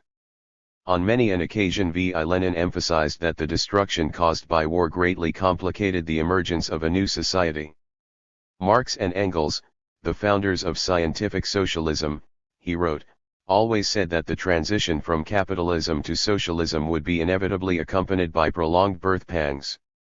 And analyzing the consequences of a world war, Engels outlines simply and clearly the indisputable and obvious fact that a revolution that follows and is connected with a war is a particularly severe case of childbirth. That is why the working class and all working people are interested in a peaceful solution of the problem of the transition from capitalism to socialism, both within the framework of individual countries and on a worldwide scale. The uneven development of the world's socialist revolution has made it inevitable for states with differing social systems to coexist on the world arena for a considerable length of time. The antagonistic contradiction between labor and capital has acquired a worldwide scale as a result of socialism having triumphed in a number of countries. It is this contradiction which, in essence, comprises the content of the relationships between the socialist and the capitalist states, and is the cause of the inevitable and acute class struggle between them. It is because of the socialist countries' deep interest in the maintenance of peace that they strive to have that struggle take the form, not of military conflicts but of peaceful competition between states with differing social systems. The nature of today's world economy, of which both the socialist and the capitalist economies are components, calls for the existence of definite economic, scientific, and technological links between states whose social systems are different. It is from these objective law-governed processes that the need stems for peaceful coexistence and cooperation in dealing with definite problems of the socialist and the capitalist states. However, the Marxists' negative attitude to war in no way smacks of pacifism. They are aware that the very nature of the capitalist system engenders wars. It is in a struggle against the furious opposition offered by the exploiters that a new society comes into being. In these conditions, as Lenin pointed out, some wars which help destroy especially harmful and reactionary institutions may play a progressive role, despite the distress and horrors that go hand in hand with any war. That is why a concretely historical approach is essential in the appraisal of each and any war. As Lenin put it, we must be clear as to what historical conditions have given rise to the war, what classes are waging it, and for what ends. This approach calls, first and foremost, for due account of the class content of any particular war and its political aims. Marxists-Leninists distinguish between unjust and just wars. The former are waged by the exploiter classes to strengthen their power and amass wealth, to crush and plunder small and weak nations, and to counter movements for social and national liberation, and to offer opposition to the socialist states. In condemning imperialist wars of plunder, Marxists-Leninists give support to just wars waged in defense of the peoples from imperialist aggression and for national liberation, wars waged by the revolutionary classes to foil attempts by the reactionary forces to keep or restore their rule with the aid of arms. Of course, communist support for just wars, such as the war which was waged by the Vietnamese people against U.S. imperialism's criminal aggression, has nothing in common with any export of revolution, the very idea of which runs counter to the essence of Marxism. The liquidation of the old social system and the construction of a new society are exclusively the concern of the masses, with guidance from the proletariat and its revolutionary vanguard. As has already been pointed out, a revolutionary situation cannot be artificially created, for it arises and develops into revolution as the result of the inevitable exacerbation of social contradictions, the working class's organization and consciousness, and the masses' conviction that capitalism must yield place to socialism. As far back as 1882, Engels pointed out that the victorious proletariat can impose no blessings of any kind upon any foreign nation without undermining its own victory by so doing. In sharply criticizing the left-wing communists and the Trotskyists, Lenin emphasized that those who were trying to export revolution to other countries were either madmen or agents provocateurs. Indeed, bringing blessings to imperialist oppressed peoples, through the agency of the revolutionary wars for which the supporters of neo-Trotskyite concepts call, would be highly detrimental to the cause of the world revolution, for it would encourage passivity in the mass of the working people, and lead them to expect help from without. Moreover, it would help the bourgeoisie identify their class interests with those of the entire nation, inflame nationalism in certain sections of the population, fan war hysteria, and foster attempts by the most aggressive circles of the imperialist bourgeoisie to seek in a new world war a solution of the historical confrontation between capitalism and socialism. The danger from imperialism's policy of aggression. Imperialism has not become less aggressive, as is asserted by certain bourgeois theorists, and the revisionists. The steadily declining sphere of imperialism's rule has led to the imperialists striving to retain their weakening positions and even, wherever possible, to regain what they have lost. In the conditions of a sharpening struggle between the two world systems, the capitalist powers are endeavoring, despite the growing contradictions among them, to pursue a common policy in the basic areas of the class struggle, this with the aim of preserving and consolidating their system of exploitation and oppression. The unified and nationwide might of the bourgeois states and monopolies and the closer international economic and political ties among them have made it easier for the monopoly groups to reach agreement among themselves on the use of the means the bourgeois states dispose of. Despite the mounting contradictions among the imperialists in the last few decades, the trend has been developing towards the formation of a general alliance of the imperialists of all countries, with the purpose of defending capitalism. This trend, which Lenin called the main economic trend of the 173 capitalist system *, has been embodied in imperialist military and political blocs and international state monopoly corporations, within whose framework the imperialists are bending every effort to perfect their class strategy on the international plane, with the purpose of finding new methods and means for the struggle against the revolutionary forces. The US imperialists are highly active in this respect. Using their tremendous economic potential and the ramified network of channels along which US capital has penetrated into many countries, they have set up a system of military and political blocs, and bilateral alliances. US imperialism has the final say in the formulation of the basic military and political doctrines that are influencing the entire imperialist camp. The US Army, Navy, and Air Force have numerous overseas bases. The GI jackboot is trampling underfoot the soil of over 40 countries. The US imperialists interfere in the home affairs of member states of the various blocs they have set up, and have been the initiator of new holy alliances of the imperialist reactionaries, in an attempt to subordinate the policies of the other imperialist states to a single class strategy. What is termed as policy from positions of strength is a major element in imperialism's counter-revolutionary political strategy in international affairs. Its essence has been clearly expressed by W. Kulsky, a U.S. theorist of anti-communism. The superior armed forces of a foreign state can establish any regime in any country.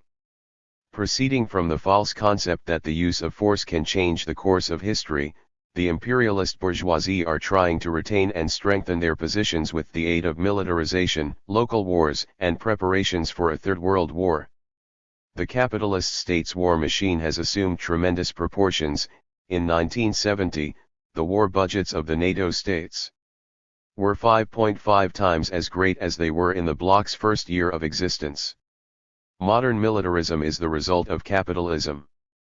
In both its forms, it is the vital expression of capitalism as a military force used by the capitalist states in their external conflicts and as a weapon in the hands of the ruling classes for suppressing every kind of movement, economic and political, of the proletariat.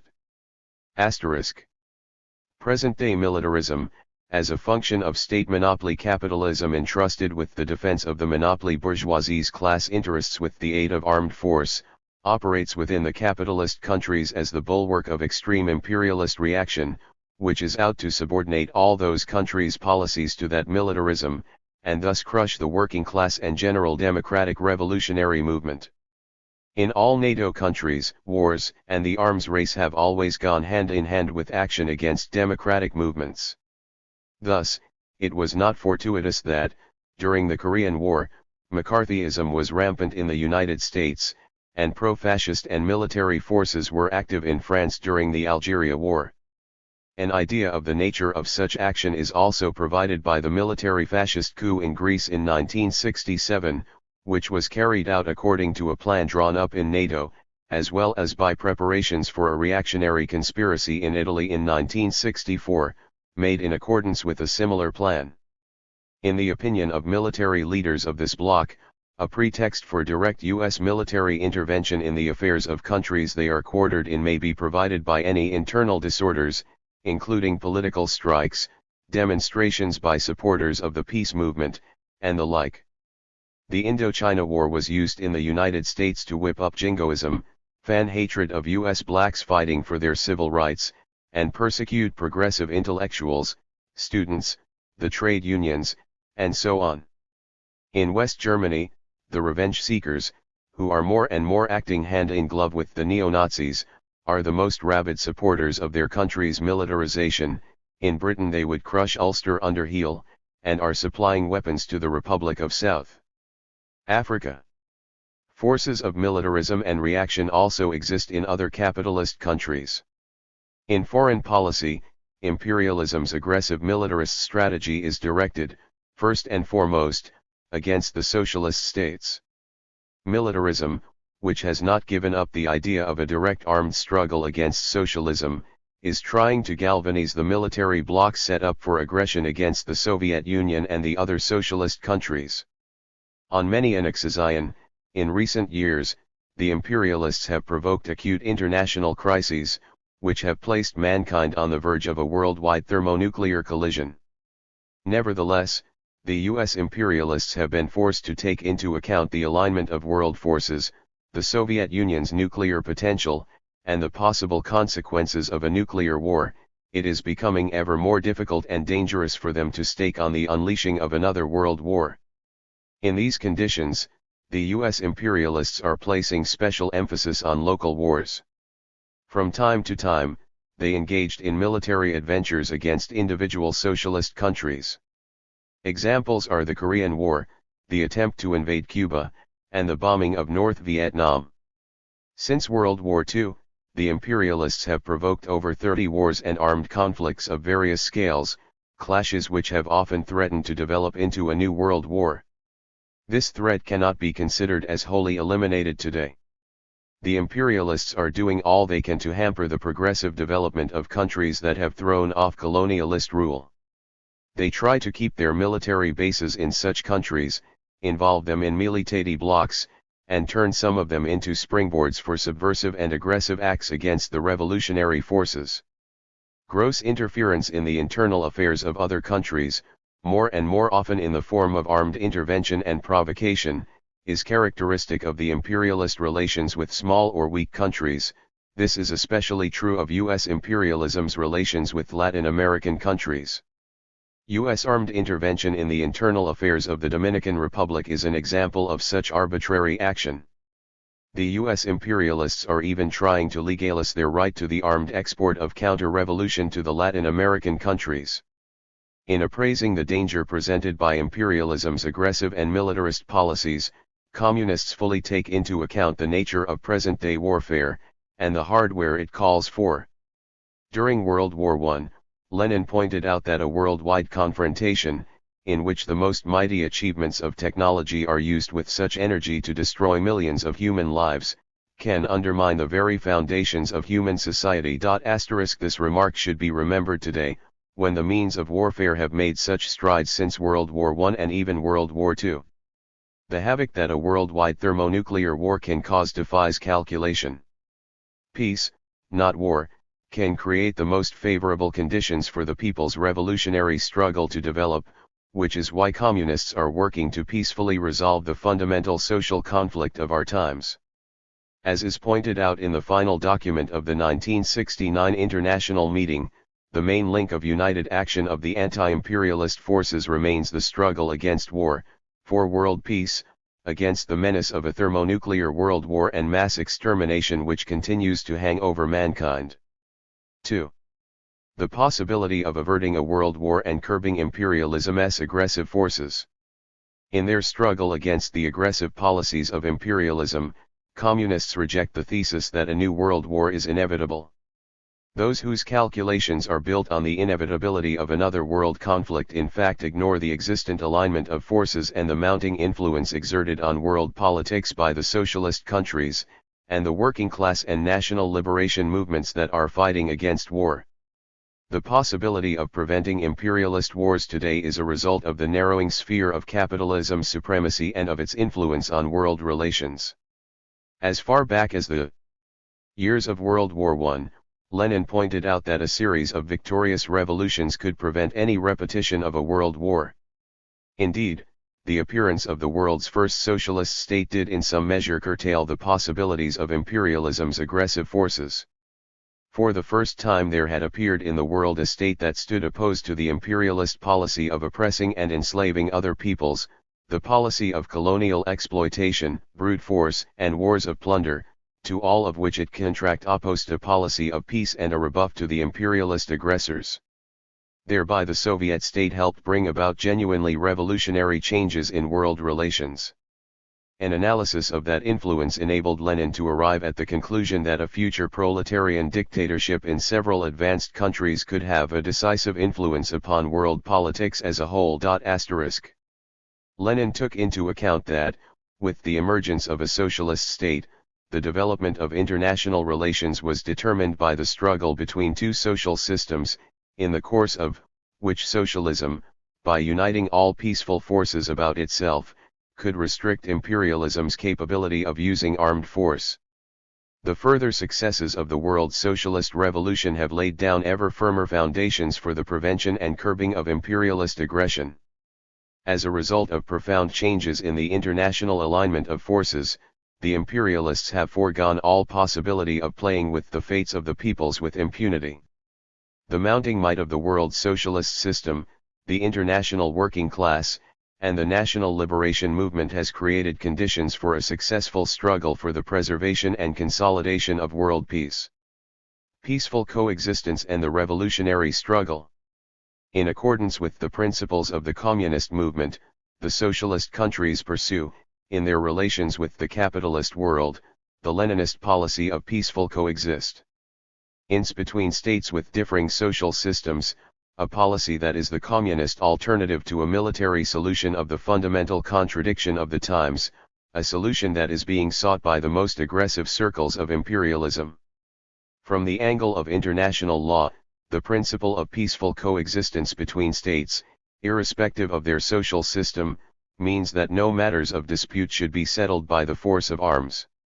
It also means the need for observance of the principles of the sovereignty, equality, and territorial integrity of each and every state, large or small, non-interference in the internal affairs of other countries, respect for the right of all peoples to freely choose their socio-economic and political systems, and the solution of all unsettled international problems along political channels, by negotiation. Peaceful coexistence does not preclude but, on the contrary, presupposes a decisive struggle against the imperialist ideology. From the class and socio-political point of view, implementation of the principle of peaceful coexistence means the following. Ensuring conditions for the peaceful development of the countries of socialism. Curbing the imperialist policy of aggression and the grabbing and annexation of foreign territory. Preventing any interference by the imperialists in the internal affairs of other countries, in particular with the aim of putting down the liberation struggle of the peoples. In other words, it means blocking the imperialist export of counter-revolution. Excluding the use of force for the settlement of national and other conflicts between any countries, in the solution of which the imperialists are interested. In other words, the policy of peaceful coexistence in no way means any elimination of the class struggle or the surrender of positions by the revolutionary forces, as is falsely asserted by the imperialist propagandists and the left-wing opportunist ideologists, who have taken sides with them. As pointed out by the 1969 International Meeting, this policy meets the general interests of the revolutionary struggle against every form of oppression and exploitation, and pro. 179. Promotes friendship between all peoples and the development of fruitful economic, scientific, technological, and other spheres of cooperation between countries with different social systems in the interests of social progress. Aid and support for all peoples that are fighting for the freedom and independence of their countries, against imperialist aggression, is inherent in the Leninist course towards peaceful coexistence.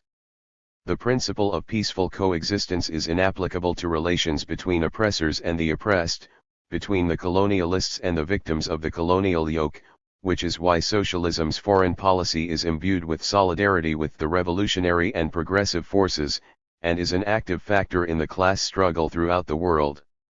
The socialist countries rendered all possible support to the heroic people of Vietnam, who waged a struggle against U.S. imperialism, and to the Arab peoples in their struggle against Israeli aggression, which is backed by the NATO imperialists. The Soviet Union helped restore the defense potential of the Arab countries, Egypt and Syria in the first place, which had been invaded by Israel. The steps taken by the USSR and the other socialist countries has been a decisive factor in upsetting the imperialist plans of overthrowing progressive regimes in Arab countries. And we declare that, while consistently pursuing its policy of peace and friendship among nations, the Soviet Union will continue to conduct a resolute struggle against imperialism, and firmly to rebuff the evil designs and subversions of aggressors. As in the past, we shall give undeviating support to the people's struggle for democracy, national liberation, and socialism, Leonid Brezhnev stressed in the CPSU Central Committee's report to the party's 24th Congress. On the initiative of the Soviet Union and with active support from the other socialist states, the United Nations adopted by an overwhelming majority the well-known Declaration on Granting Independence to Colonial Countries and Peoples, and then the Declaration on the Inadmissibility of Intervention in the Domestic Affairs of States and the Protection of Their Independence and Sovereignty. Firm action by the Soviet Union in support of national liberation movements has often inflicted resounding defeats on the aggressive policies of imperialism, and created favorable conditions for the advance of the people's liberation struggle. Thus, the failure of the imperialists' military adventure in the Suez area in 1956 did much to foster the national liberation revolutions in African and Middle East countries. The struggle waged by the Soviet Union and the other socialist countries to curb the imperialist aggressors is at the same time a struggle to isolate that part of the exploiter classes that is most hostile to the revolutionary working class movement. The socialist countries have consistently exposed the revenge-seeking and militarist forces in West Germany. The treaty signed in August 1970 between the Soviet Union and West Germany was a significant contribution to European security, an event which, as West German communists have pointed out, has facilitated the struggle of FRG democratic and progressive forces for a radical change in their country's foreign policy. The line towards the settlement of international problems by negotiations and the establishment of a system of collective security in Europe and other areas of the world is hampering imperialist attempts to solve their inner contradictions by building up international tension.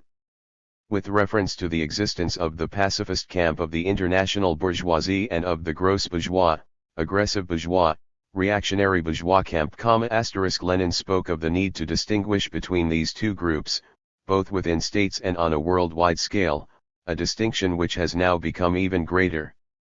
The policy of peaceful coexistence helps curb the most aggressive circles in the imperialist states and consolidate the positions of the more moderate wing in the ruling circles of those states, whose representatives, while opposed to socialism, are prone, for considerations of realism, to seek for mutually acceptable solutions of international issues. The line towards peaceful coexistence between states and towards the development of mutually advantageous economic, scientific, and technological cooperation and cultural exchanges among them is accelerating centrifugal trends in the imperialist blocs and is strengthening the positions of those members of the ruling circles in the capitalist countries who stand for peaceful relations with the socialist states. Thus, this policy has, in many respects, encouraged Western Europe's striving to cast off U.S. imperialism's tutelage and has helped considerable social and political circles in the capitalist countries to become aware of the danger of U.S. imperialists' aggressive policies. Pressure from the masses is exerting an ever-growing influence on the struggle between the aggressive and the moderate trends in the ruling circles of the capitalist states. The interests of the working class, the peasantry, and the middle strata in the capitalist countries are objectively hostile to the aggressive policies of imperialism. Militarism is linked with a heavy burden of taxation, lower living standards, attempts by the more reactionary circles of monopoly capital to set up dictatorship, and with a striving to demolish democracy and deprive the working class and other democratic sections of society of opportunities for legal political activities. It is not accidental, therefore, that the militarist policy is coming up against growing opposition from broad sections of the population in many capitalist countries. This found vivid expression, for example, in mass anti-war manifestations in the United States. Opinion polls conducted in 1971 showed that 73% of Americans favored an immediate withdrawal of U.S. forces from Indochina. The masses' struggle against the arms race unleashed by the imperialists has assumed a vast scale. Only disarmament can deprive the imperialists of the means of mass destruction, with which they are threatening the world with a thermonuclear catastrophe. Disarmament is no illusion, as claimed by some bourgeois politicians and theorists. As far back as the close of the 19th century, Engels revealed the dialectics of militarism in showing that it inevitably engenders forces that will do away with it. Disarmament, he wrote, and thereby a guarantee of peace, is possible. Lenin called disarmament an ideal of socialism. Of course, implementation of any disarmament program cannot be based on the bourgeoisie voluntarily renouncing their weapons. The crux of the matter is the struggle, the alignment of forces. To quote from Leonid Brezhnev's address to the International Meeting of 1969, to force a curtailment of the arms race on the imperialists means to shake the positions of the instigators of another war, to switch colossal resources to constructive purposes, and to strengthen world peace. That is why the socialist countries are waging an unflagging struggle for disarmament. The first success in this direction was achieved by the Moscow Treaty of 1963, which banned nuclear tests in the air, underwater, and in space. Another major success scored by the socialist countries was the Treaty on the Non-Proliferation of Nuclear Weapons, which was signed in the summer of 1968, was approved by most of the world's countries, and came into force in the spring of 1970. The Soviet Union is consistently working for other measures to be carried out to stop the arms race and bring about disarmament. The CPSU's 24th Congress advanced new important and far-going proposals in this direction, viz., a conference of the 5 nuclear powers to achieve disarmament, joint reduction of armed forces and weapons in Europe, and the like. However, as long as imperialism continues its aggressive line, the socialist states are, of course, obliged to take all the necessary steps to build up their defense capacity. The socialist countries' consistent policy of peace has dispelled the false legend of Moscow's aggressiveness and the communist threat, with the aid of which the world's reactionaries, headed by those of the USA, have built up aggressive blocs. Advanced by the USSR and the other socialist countries, the proposals on disarmament and the establishment of a system of universal security have disproved the arguments used by imperialist propaganda on the need to put up with the arms race for considerations of defense. As pointed out in the report delivered by the CPSU's Central Committee to the party's 24th Congress, the USSR has no territorial claims on any other country, it threatens nobody, and has no intention of attacking anybody. In advocating free and independent development for all peoples, the CPSU, together with the other fraternal countries and peace-loving states, calls for the liquidation of hotbeds of war in Southeast Asia and the Middle East, and an agreement to be reached on the renunciation of the use of force or the threat of its use in searching for solutions of questions at issue. In Europe, the Soviet Union proposes that the results of World War II should be finally recognized, and everything possible be done to ensure collective security. The Soviet Union also stands for universal nuclear disarmament and proposes a more active struggle for an end to the arms race and to military bases on foreign territory, and for measures to be drawn up to diminish the probability of a war breaking out by accident. Even the foes of socialism have been forced to acknowledge the attractiveness of the peace program advanced by the 24th Congress of the CPSU. Disarmament is in the interests of various sections of society, ranging from the masses to certain groups of the bourgeoisie. The growing awareness in the mass of the population in the capitalist countries of the need for disarmament, and the search for concrete ways of translating the economy of those countries to peaceful production is a process that is helping to restrict the influence exercised by the monopolies and the brass hats on the foreign policies of the capitalist countries. The basic interests of the peoples, says the final document of the 1969 International Meeting, demand the intensification of the struggle against militarism in all its forms, particularly against the military-industrial complex of the USA and other imperialist states. We call on all peace-loving forces to mount a struggle for a radical cutback in military budgets, for general and complete disarmament under effective international control so as to switch resources now absorbed by the arms race to improving the working people's life, promoting the health services and education, and rendering assistance to the developing countries. Asterisk. The interlink between the struggle for peace and the struggle against imperialism. The struggle for peace waged by the socialist states with support from most of the newly independent countries and from the peaceful forces within the capitalist states is a major component of the worldwide struggle against imperialism. In other words, the class struggle of the world's working class for social and national emancipation and for socialism today merges with mankind's struggle to avert another world war. In holding a class stand in the worldwide struggle for peace, the world's working class movement is at the same time the guiding force in this process, the sole force capable of strengthening and extending the front of the struggle for peace in such a way as to preclude any breakthrough by the imperialist forces of war. In this struggle, imperialism has suffered a number of defeats which show that there is an unbridgeable gap between imperialism striving to slow down and check the world liberation movement, and its actual possibilities. U.S. imperialism, which has let loose the entire fury of its military machine against Vietnam, has failed to subordinate the Vietnam people. The imperialists' attempts to crush the Arab people's liberation movement through the agency of the Israeli aggressors have also met with failure. All this goes to show that the aggressors cannot have things their own way. The curbing of militarism and armed force in world relations is inescapably turning against the imperialists. In the first place, successes scored in the struggle for peace mean a check on the arbitrariness of the most aggressive part of the international monopolies, and help isolate them. As is common knowledge, it is this grouping that is the sworn enemy of democracy and socialism. The struggle within the capitalist countries for a ban on nuclear tests and production, for the abolition of military blocks and bases on foreign territories, and for a sharp cut in military expenditures and armaments is closely linked with the struggle for democratic and social rights, which weakens the positions of the most reactionary and militarist circles of the ruling classes. 185.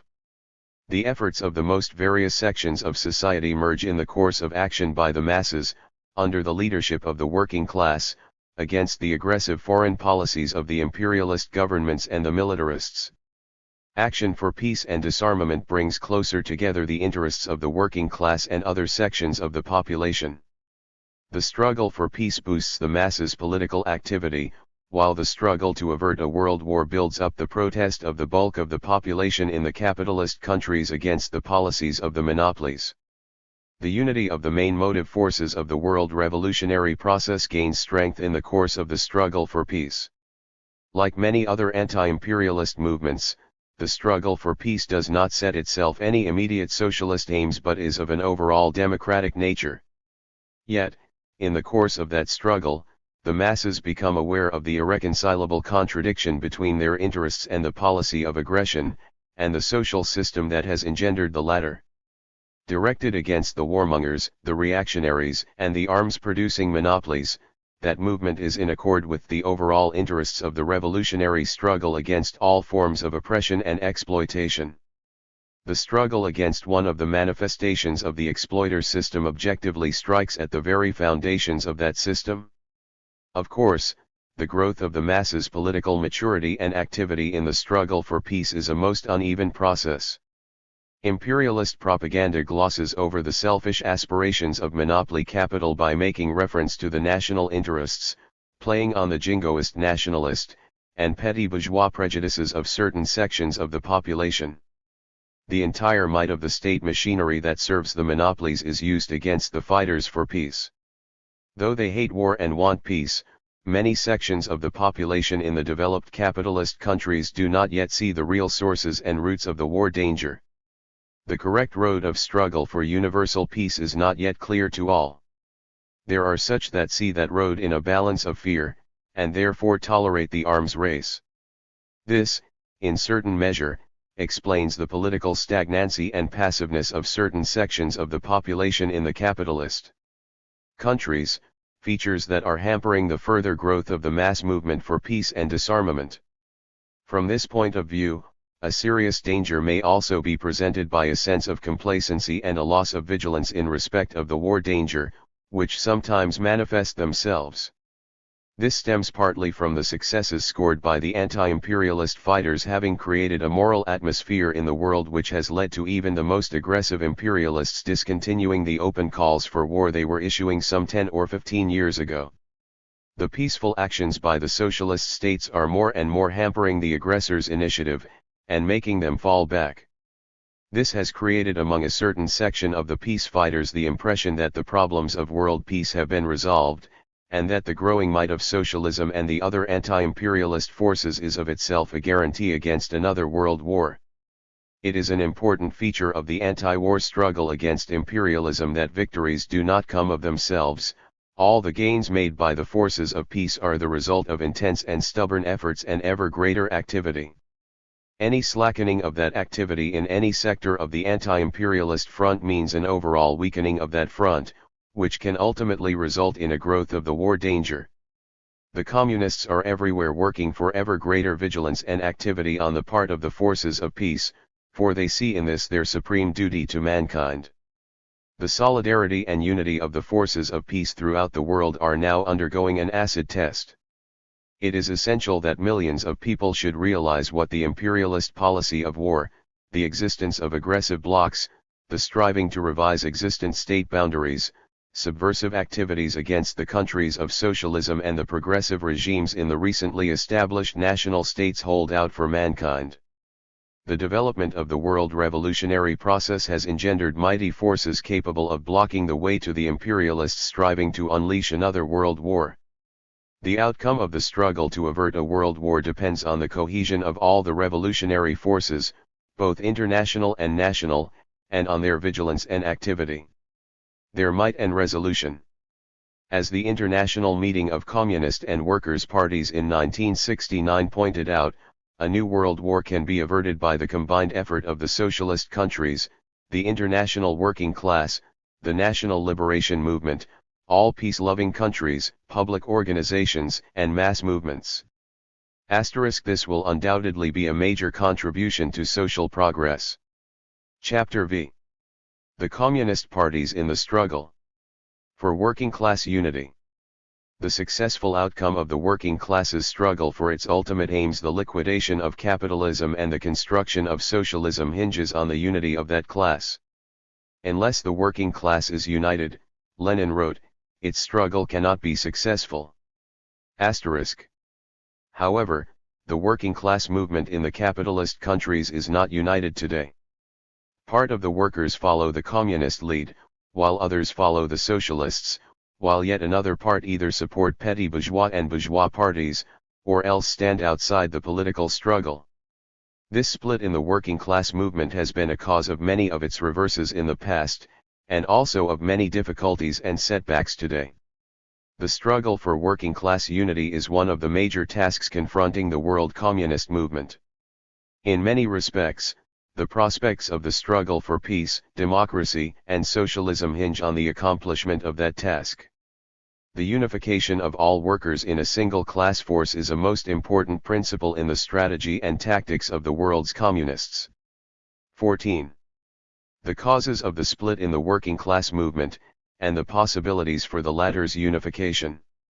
Success in the struggle for unity in the working class and for the elimination of the split in its ranks demands that communists should have a correct understanding of the causes of that split.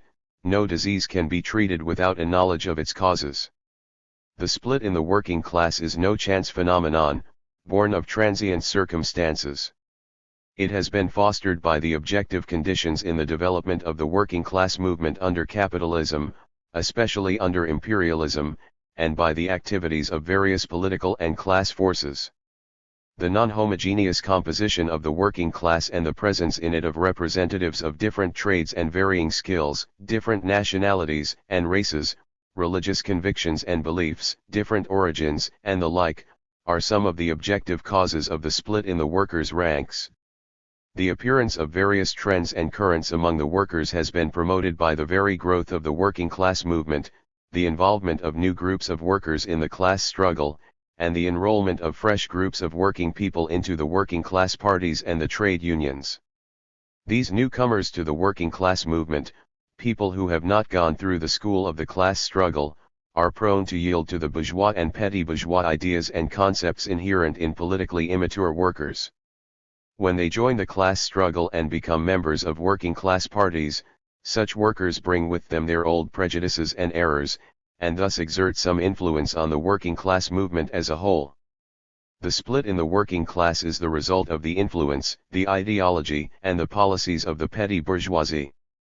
Vast numbers of petty proprietors, peasants in the first place, are being ruined in the capitalist countries. They join the ranks of the working class, bringing with them their petty bourgeois and opportunist views. Besides, petty bourgeois influences penetrate into the ranks of the workers also because the working class is surrounded by a mass of petty proprietors. Together with the ruin of petty proprietors in the capitalist countries, there also takes place the emergence of new sections of such small proprietors. This possibility of making good and achieving independence by becoming their own masters is exerting a corrupting influence on a certain part of the working class, and encouraging the spread of petty proprietor strivings and ideals among them.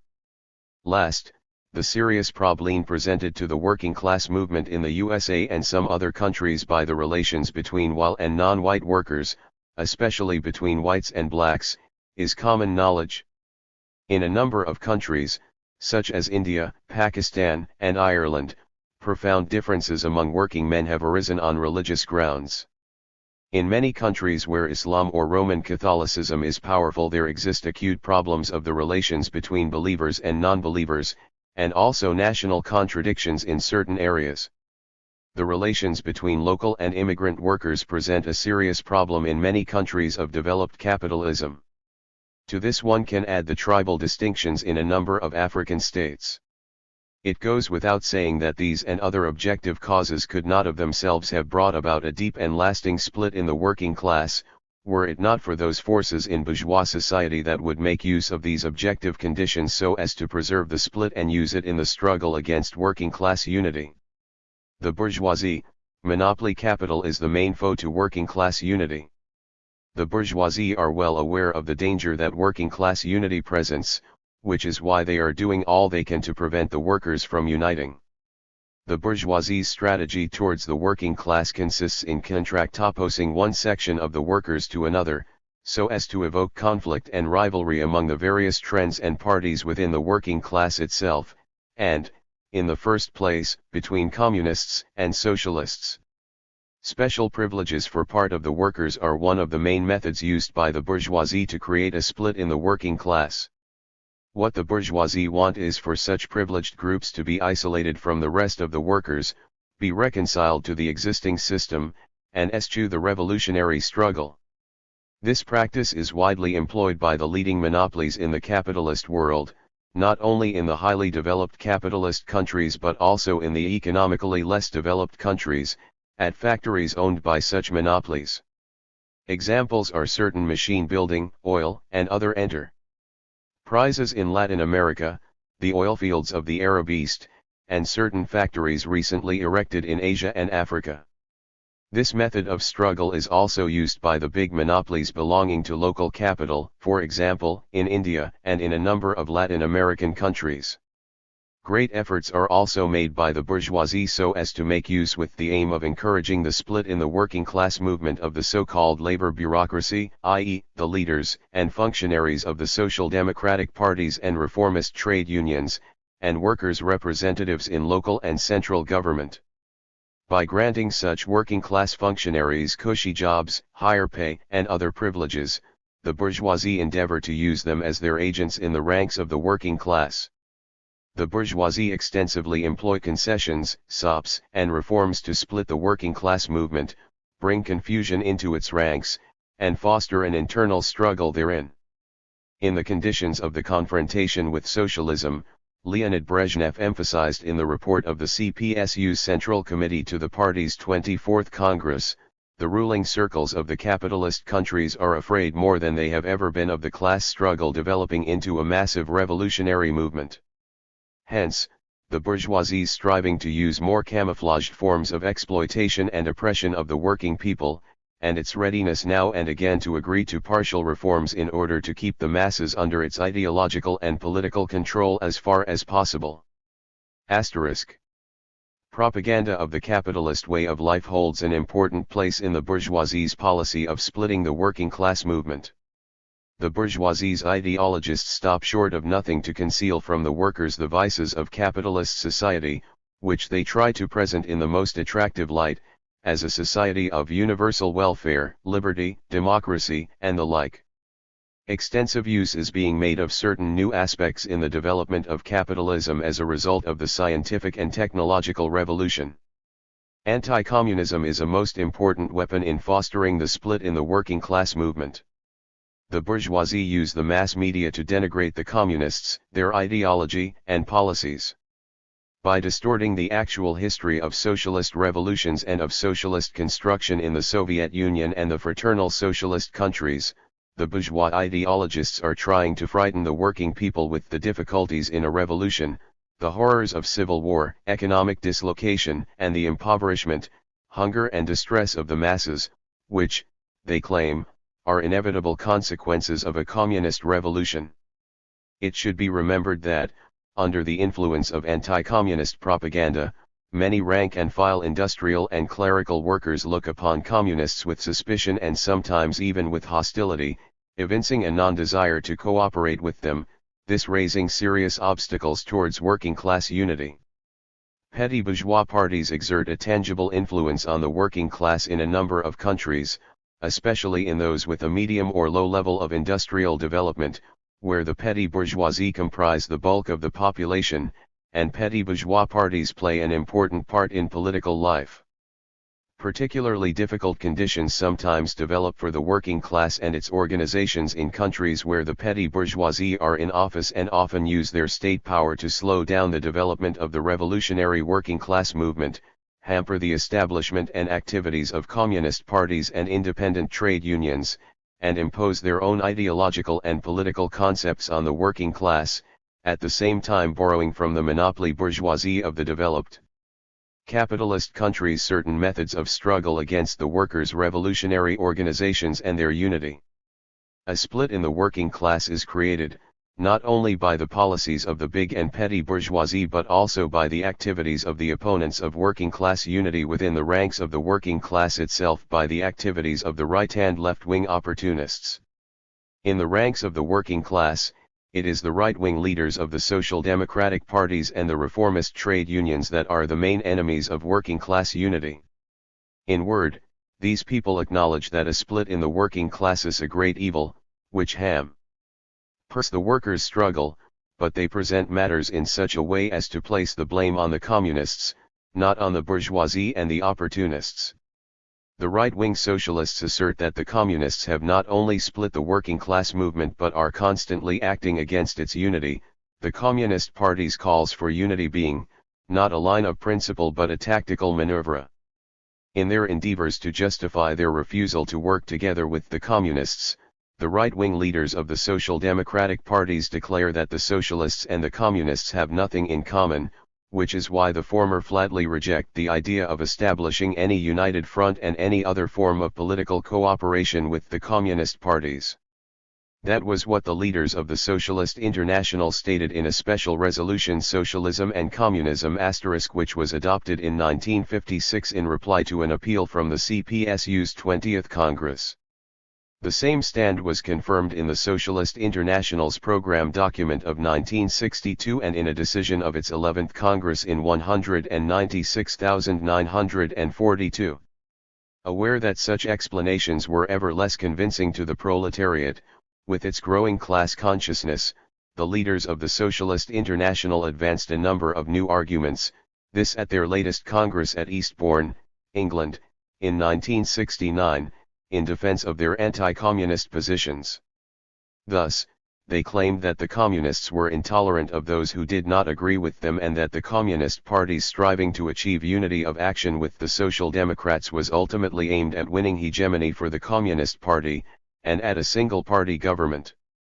They went on to claim that it was the aim of the People's Front of the Communist type to utilize participation of the democratic forces so as to destroy them as independent organizations, and that the communist parties enjoin all their members to be active in the trade unions and other democratic organizations, not to help achieve the aims of the latter, but to subordinate them to accomplishment of communist tasks.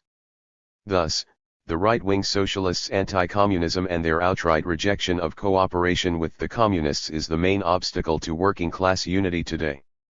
The left-wing doctrinaires and sectarians, as well as the sectarian elements in some communist parties, are also greatly hindering the achievements of worker unity. Though from other initial positions, they are in fact reiterating some of the theses the right-wing socialists utilize against unity, asserting that there can be no cooperation between revolutionaries and the Social Democrats, and that a constant unflagging and uncompromisingly decisive struggle is the only correct policy as regards the Social Democratic parties and their members. The struggle waged by V.J. Lenin against the leaders of the Second International, who had betrayed the cause of the proletarian revolution, and his calls for a break with the social chauvinists and the establishment of new revolutionary parties of the working class are presented in such a way as to show that Lenin was opposed, in principle, to collaboration between the communists and the social democratic parties and the reformist trade unions. Like the right-wing socialists, the left-wing sectarians ignore Lenin's calls and those of the Communist International for working-class unity, and ascribe to Lenin's ideas on a united working-class front the character of a tactical step necessitated by specific and temporary circumstances, and not as a vital principle in the Communists' policies. Finally, it should be noted that, as Communists themselves self-critically acknowledge, extra difficulties in achieving working-class unity have stemmed from errors made by the Communist parties themselves, which have not always been able to find the correct roads and forms of struggle for the achievement of that unity, and to correctly determine their own line towards other working-class parties. Thus, an analysis of the state of affairs in the capitalist countries shows that the causes of the split in the working class are deep and numerous, which is why the split has not yet been healed, despite years of efforts by the communists. In their struggle for unity, the communist parties have made a profound and all-round study of these causes and are evolving their strategy and tactics, with due account of all the difficulties and unfavorable factors favoring workers' unity. It would be wrong to assume from the above that the split in the working class movement in the capitalist countries is inescapable and irremediable. The communists hold that, alongside of factors that hamper workers' unity, there exist major factors promoting the achievements of that aim. These factors stem from the objective trends in capitalism's development, the contradictions within the capitalist economy, the class struggle, the crisis in the bourgeoisie's home and foreign policies, and the heightened activities of the revolutionary and democratic forces. The workers' unity is, in the main, based on their comprising a single class, a class of hired working men and women who own no means of production. Workers of all grades, skilled and unskilled, with high pay or low, are exploited by the capitalists and therefore, despite the considerable differences in their material conditions and their views, are objectively interested in unity, so that their joint efforts should weaken and ultimately abolish exploitation. No matter how the bourgeoisie may maneuver or resort to all kinds of methods to cover up their exploitation of the workers, they will never be able to eliminate the main contradiction in capitalist society, that between labor and capital.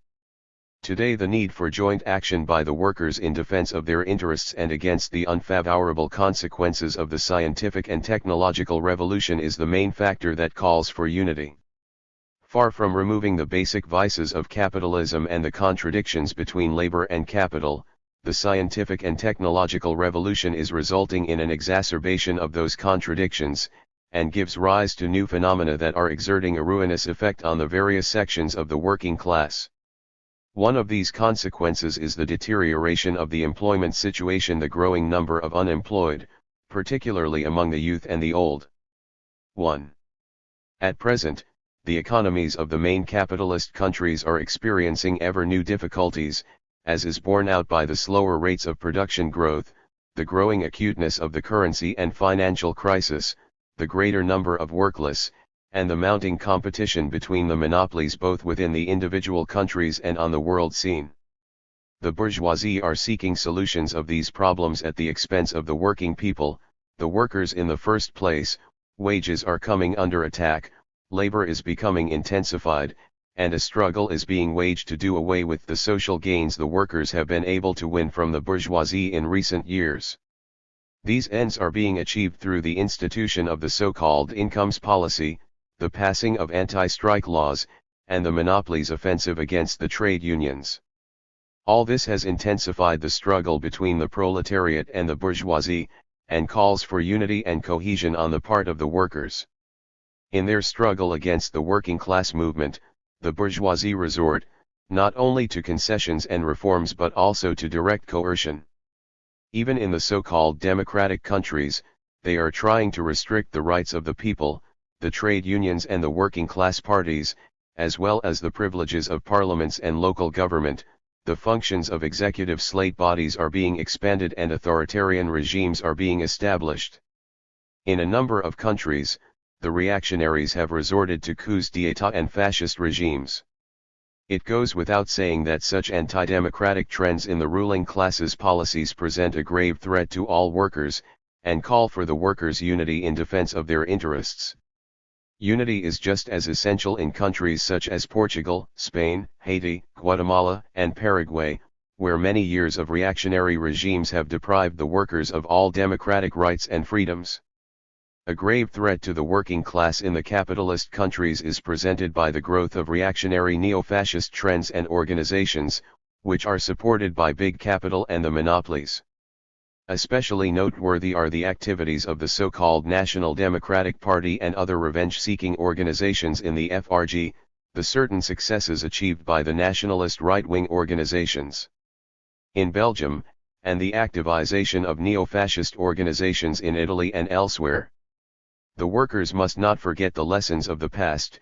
Reactionary fascist regimes achieved successes wherever the working class forces were split. It is especially noteworthy that unity in the working class movement is necessitated, not only by the need to defend the workers' gains against the reactionary forces, not only by the need for defense, but also for offensive action by the working class, and the winning of new positions in the economic, political, and social spheres. Dissatisfaction with reforms carried out in the post-war years has been mounting of late in many capitalist countries. Many workers were taken in by such reforms, which, giving ear to bourgeois propaganda, they considered the onset of a new era in the development of capitalism, that of the establishment of the welfare state. At present, more and more workers are coming to understand that such reforms have not lived up to their expectations, and disappointment with the policies of bourgeois reformism is growing. Also increasing is a desire to bring about more radical reforms in social legislation, since many reforms of the past no longer live up to the workers' new needs, their way of life, and their working conditions as brought about by the scientific and technological revolution and the changes in the structure of the working class. High on their agenda are demands, not only for more pay, but for democratic planning, democratic reforms in education, public health, social security, and the like. Apart from the need to defend and extend political democracy, importance also attaches to the demand for economic democracy, i.e., restriction of the rights of factory management and more rights for the trade unions, and working people's participation in the running of the economy both at factory and national levels. The struggle for such reforms is creating fresh opportunities to bring closer together the positions of various sections of the workers, and for unity of action by them.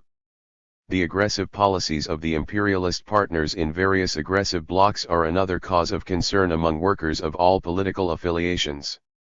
It is common knowledge that, in preparing and carrying out their acts of aggression, the imperialists take cover behind false assertions about the Soviet threat, the communist danger, red imperialism, and the like.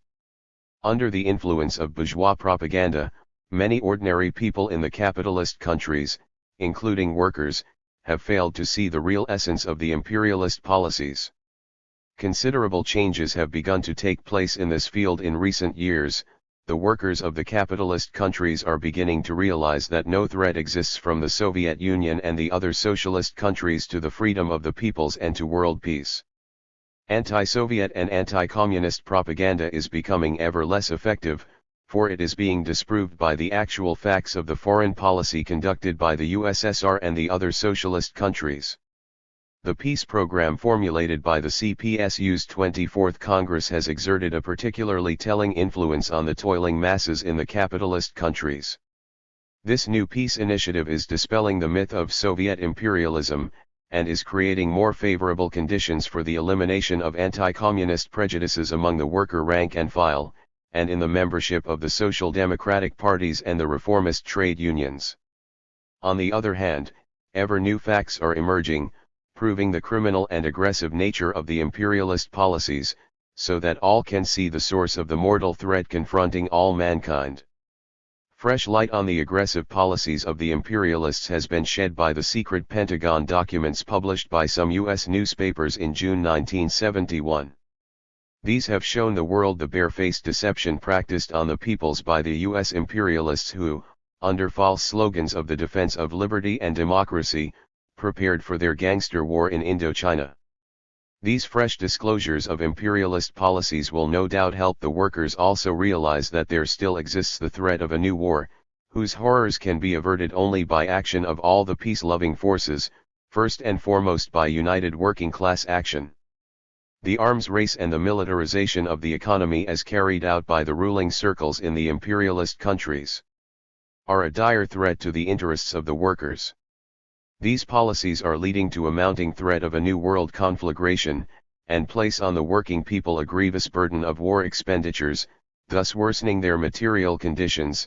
They bring about a senseless waste of vast material and spiritual resources so essential to meet the needs of the working people. It goes without saying that the workers holding the most varying political and religious convictions are equally interested in an end to the arms race and the militarization of the economy, which are threatening, not only their immediate interests but their very lives. The struggle for national independence, and against the imperialist powers, influence on the policies of the developing countries, and against the harsh grip of foreign capital and the policies of neocolonialism provide an important foundation for unity of workers of all trends. The penetration of US as well as of FRG, British, French and Japanese capital into the economies of other states results in the brutal exploitation of the natural resources and the working people of those countries and also creates a real threat to their national independence. It is the duty of the workers as the most class-conscious and revolutionary class in the capitalist countries to head the national liberation struggle. However, that function of vanguard of the anti-imperialist forces can be performed by the workers only if they are united. These tasks are of particular urgency in the countries of Asia, Africa, and Latin America, where the struggle against imperialism and neocolonialism is one of the main objectives of the entire democratic and working class movement. These problems are also of major importance in a number of countries of advanced capitalism, as can be seen from the struggle waged by the Japanese working class for the liberation of Okinawa, the annulment of the US-Japanese Security Pact, and the dismantling of U.S. military bases, including those equipped with nuclear weapons, on Japanese territory. Problems of the struggle against domination by U.S. capital and against U.S. bases and the presence of U.S. forces on their territories also confront the workers of Britain, Italy, Belgium, Iceland, and other countries. Of vast importance in the struggle for working class unity are the successes scored by the socialist countries in developing their economies and culture, raising the working people's living standards, and advancing socialist democracy. These successes are disproving the lies spread by bourgeois propaganda about the socialist countries and the Communist Party's ideology and policies. They are enhancing the prestige of the communists and the trust placed in them by the workers, are helping eliminate anti-communist views and ideas among the working people. The present stage in the development of world capitalism and the world working class movement is marked by the latter building up its forces and going through a number of stages in the general democratic struggle against the monopolies and imperialism, in the course of which favorable conditions are emerging for the socialist revolution and the formation of that revolution's political army. That is why the Communist Party's programs lay such stress on demands of a general democratic nature, which are close to similar demands presented by other working-class parties and organizations. This is creating more favorable conditions for the unification of different sections of the working class. Such are some of the objective features in the development of the capitalist countries and the working class movement, which are promoting working class unity. However, as shown by the experience of the world working class movement, objective conditions for the achievement of workers' unity are of themselves insufficient to close the split in the working class movement. For that to be achieved, purposeful activities are needed of those forces in the working class which are working for united action. The world communist movement is the chief and most consistent fighter for the workers' unity. To the strategy of the world bourgeoisie, which is aimed at splitting the working class movement and preserving and exacerbating hostility between its various sections, the communists contrapose their own strategy, that of a struggle for working class unity, the elimination of enmity and rivalry among its various parties and organizations, and the achievement of firm cooperation of all its sections, in the struggle for both the immediate and ultimate aims of the working class movement. The communist struggle for working class unity is no temporary or transient campaign connected with today's alignment of political and class forces or with the current tasks confronting the working class movement. Throughout the existence of the communist parties and in various historical conditions, and in all the ups and downs of the revolutionary movement, the communists have always been guided by this strategical principle in determining their tasks and their policies. The basic principles of the communist struggle for working class unity were laid down by V.I. Lenin, who launched the practical struggle for the achievement of that aim by advancing the idea of a united workers' front. To help the masses of proletarians in their struggle against capitalism, Lenin wrote, "We adopted united front tactics and we shall pursue these tactics to the end." Asterisk. These principles were further developed in the decisions of the Communist International.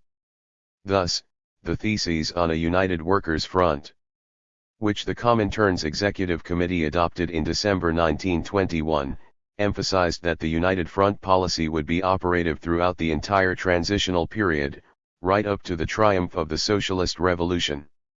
True. After Lenin's death, his ideas on the need for cooperation between communists and other working-class parties were distorted by sectarian elements in some of the communist parties and in the Comintern. However, these sectarian errors were roundly condemned by the Comintern's 7th Congress in 1935, which fully restored and further developed Lenin's views on working-class unity. Since then the communist movement has unswervingly followed this policy.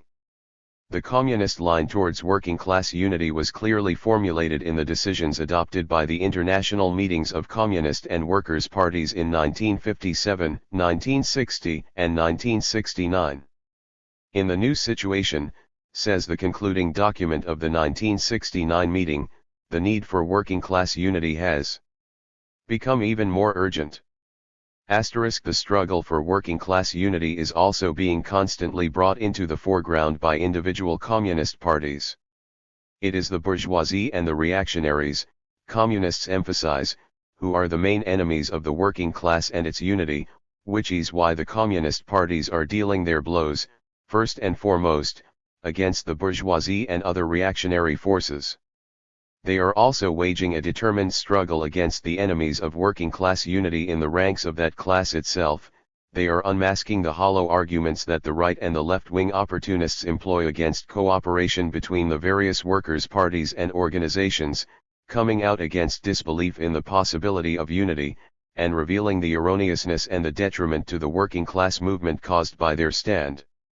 Constant and insistent efforts by the communist parties to achieve unity is a most important factor helping the workers unite in a single class force. 2. Cooperation between communists and socialists, the foundation of workers' unity.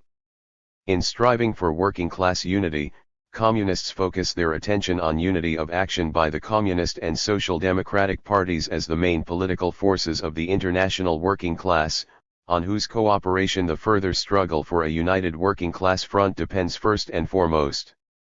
This idea was re-emphasized at the 1969 meeting, whose concluding document said, "Communists, who attribute decisive importance to working-class unity, are in favor of cooperation with the Socialists and Social Democrats to establish an advanced democratic regime today and to build a socialist society in the future. They will do everything they can to carry out this cooperation." The Communist Party's policies take into account that at present the Social Democrats are a major force in the ranks of the workers and democratic movement in the capitalist countries. Today there exist about 60 socialist and social democratic parties throughout the world, the overwhelming majority of which belong to the Socialist International, which was founded in 1951 at their Congress in Frankfurt on the Main. The total membership is 15,400,000 and they command a voting force of 77,600,000 at elections. In many advanced capitalist countries, the bulk of the working class and considerable sections of other working people follow the Social Democratic Party's lead. West Europe is the stronghold of the Social Democrats. In most countries in this region, with the exception of Italy, France, and Spain, the Socialist Party membership greatly exceeds that of the Communist parties, the respective figures being 9,500,000 and 2,500,000. In the mid-60s, about 36% of all votes cast were for the Social Democrats, with a little over 8% going to the Communists. Of the 40 million trade union members in West Europe, about 30 million belong to trade unions that are under socialist influence.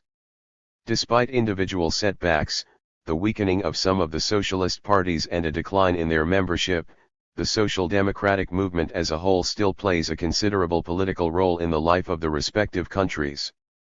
However, most of their parties hold an opportunist stand, that of anti-communism and collaboration with the bourgeoisie.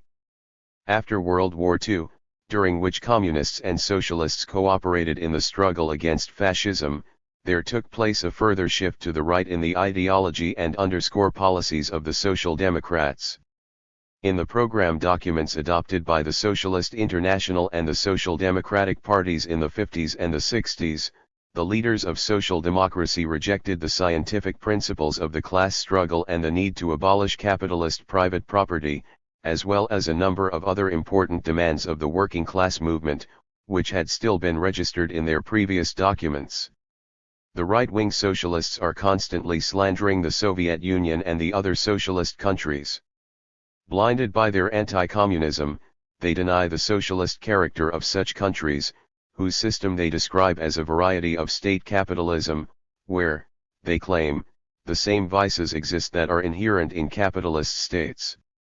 The communist parties are also targets of furious attacks by the leaders of social democracy, who attempt to present the former as organizations that are inimical to the interests of the nation and serve the interests of the Soviet Union. The communist parties are fully aware of the harm caused to the workers by the Social Democratic Party's anti-communism and their policy of class collaboration. Nevertheless, they hold that, in any appraisal of present-day social democracy, due account should be taken of the complexity and contradictoriness of their ideology and policies and of the part they play in the capitalist countries. Of course, many social democratic leaders publicly voice bourgeois views and ideas and come out against the revolutionary working class movement, their policy of class collaboration objectively helping the bourgeoisie to maintain their domination. However, the social democratic parties are made up not only of leaders but also of many thousands of rank-and-file members, rank-and-file factory and office workers. Though they support many of the reformist views held by their leaders, they are dissatisfied with their own condition in society and want it changed.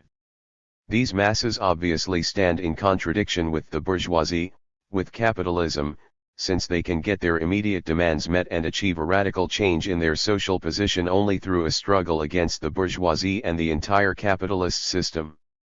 It is not service to the bourgeoisie and defense of the existing system, but a struggle against the bourgeoisie and defense of the workers' interests that forms the main content of the strivings of millions of rank-and-file members and many functionaries of the social democratic parties. That is why communists think that it would be mistaken to take account only of the right leaders' stand, and to ignore the stand taken by the rank-and-file membership of the social democratic parties. Communists also realize that though the social democratic leaders have never and nowhere done away with capitalism, that does not mean that they have done nothing for the working people or for satisfaction of their demands. Some reforms, sometimes important to the workers, have been achieved by the social democratic parties and governments in such countries as Britain, Sweden, Norway, and Austria. While noting the right-wing trends in the social democratic ideology and policies, communists cannot agree with the assertion that the present-day social democratic line and programs contain nothing socialist, let alone democratic. That is not true, since even today the positions of the social democratic parties contain not only democratic features but also some that are socialist. Thus, the communist parties take account not only of the negative features in the ideology and policies of the social democratic parties, but also the positive. On the basis of a comprehensive analysis of social democracy, the communist parties define the social democratic parties as working-class parties that adhere to opportunist and reformist positions, and the social democrats of today as the opportunist wing of the working-class movement. In their characteristic of the social democratic parties, communists stress the profound contradictions in the latter's ideology and policies. In the first place, the contradictions between the labor aristocracy and the petty bourgeois intellectuals in those parties on the one hand, and the rank-and-file factory and office workers on the other, and, in the second place, the contradictions between the socialist party's positions, in which bourgeois views find reflection, and those positions in which the workers' demands are expressed. The contradictions in the positions of the Social Democrats stem from the petty bourgeois nature of the social democratic ideology and policies, the eclectic and inconsistent stand taken by the leadership, and also from the politically underdeveloped sections of the working class and those workers who have been placed in a privileged position as compared with the mass of the working people. These sections of bourgeois society would like to see a change in the existing system, since they suffer exploitation by big capital and the monopolies, yet they fear the proletarian revolution. Many of them feel quite comfortable in bourgeois society and are therefore afraid of revolutionary changes in the entire system. Hence their opportunism, and their dream of a change in the bourgeois world, but without revolutionary upheavals. Since the ideology and the policies of the social democratic parties are petty bourgeois in essence, and inasmuch as these reflect, not only bourgeois ideas but also views held by workers, the communist parties consider it possible and necessary to pose the question of cooperation with the social democrats. The communist parties hold that, despite the deep differences of principle between communists and socialists, they share many common points of view and common interests which could serve as a basis for collaboration. Thus, at the 1969 meeting of Communist and Workers' Parties, many speakers emphasized that communists and socialists could take joint action to get the immediate demands of the workers met and to achieve the solution of such problems as higher pay, less labor intensification and better working conditions. They had common interests in the struggle against the monopolies' attempts to strip the workers of their gains of the previous years and in defending and extending the workers' democratic rights and liberties, the rights of the working class parties and the trade unions. Unity between communists and socialists was possible in a struggle against the activities of reactionary regimes and the activization of neo-fascist forces. They could act together in defense of the national interests and independence, and against the onslaught of foreign capital, the imperialists and neo-fascists. They were equally interested in the preservation of peace and the consolidation of world security. When they speak of their common interests with the socialists, communists do not lose sight of the ideological differences between them.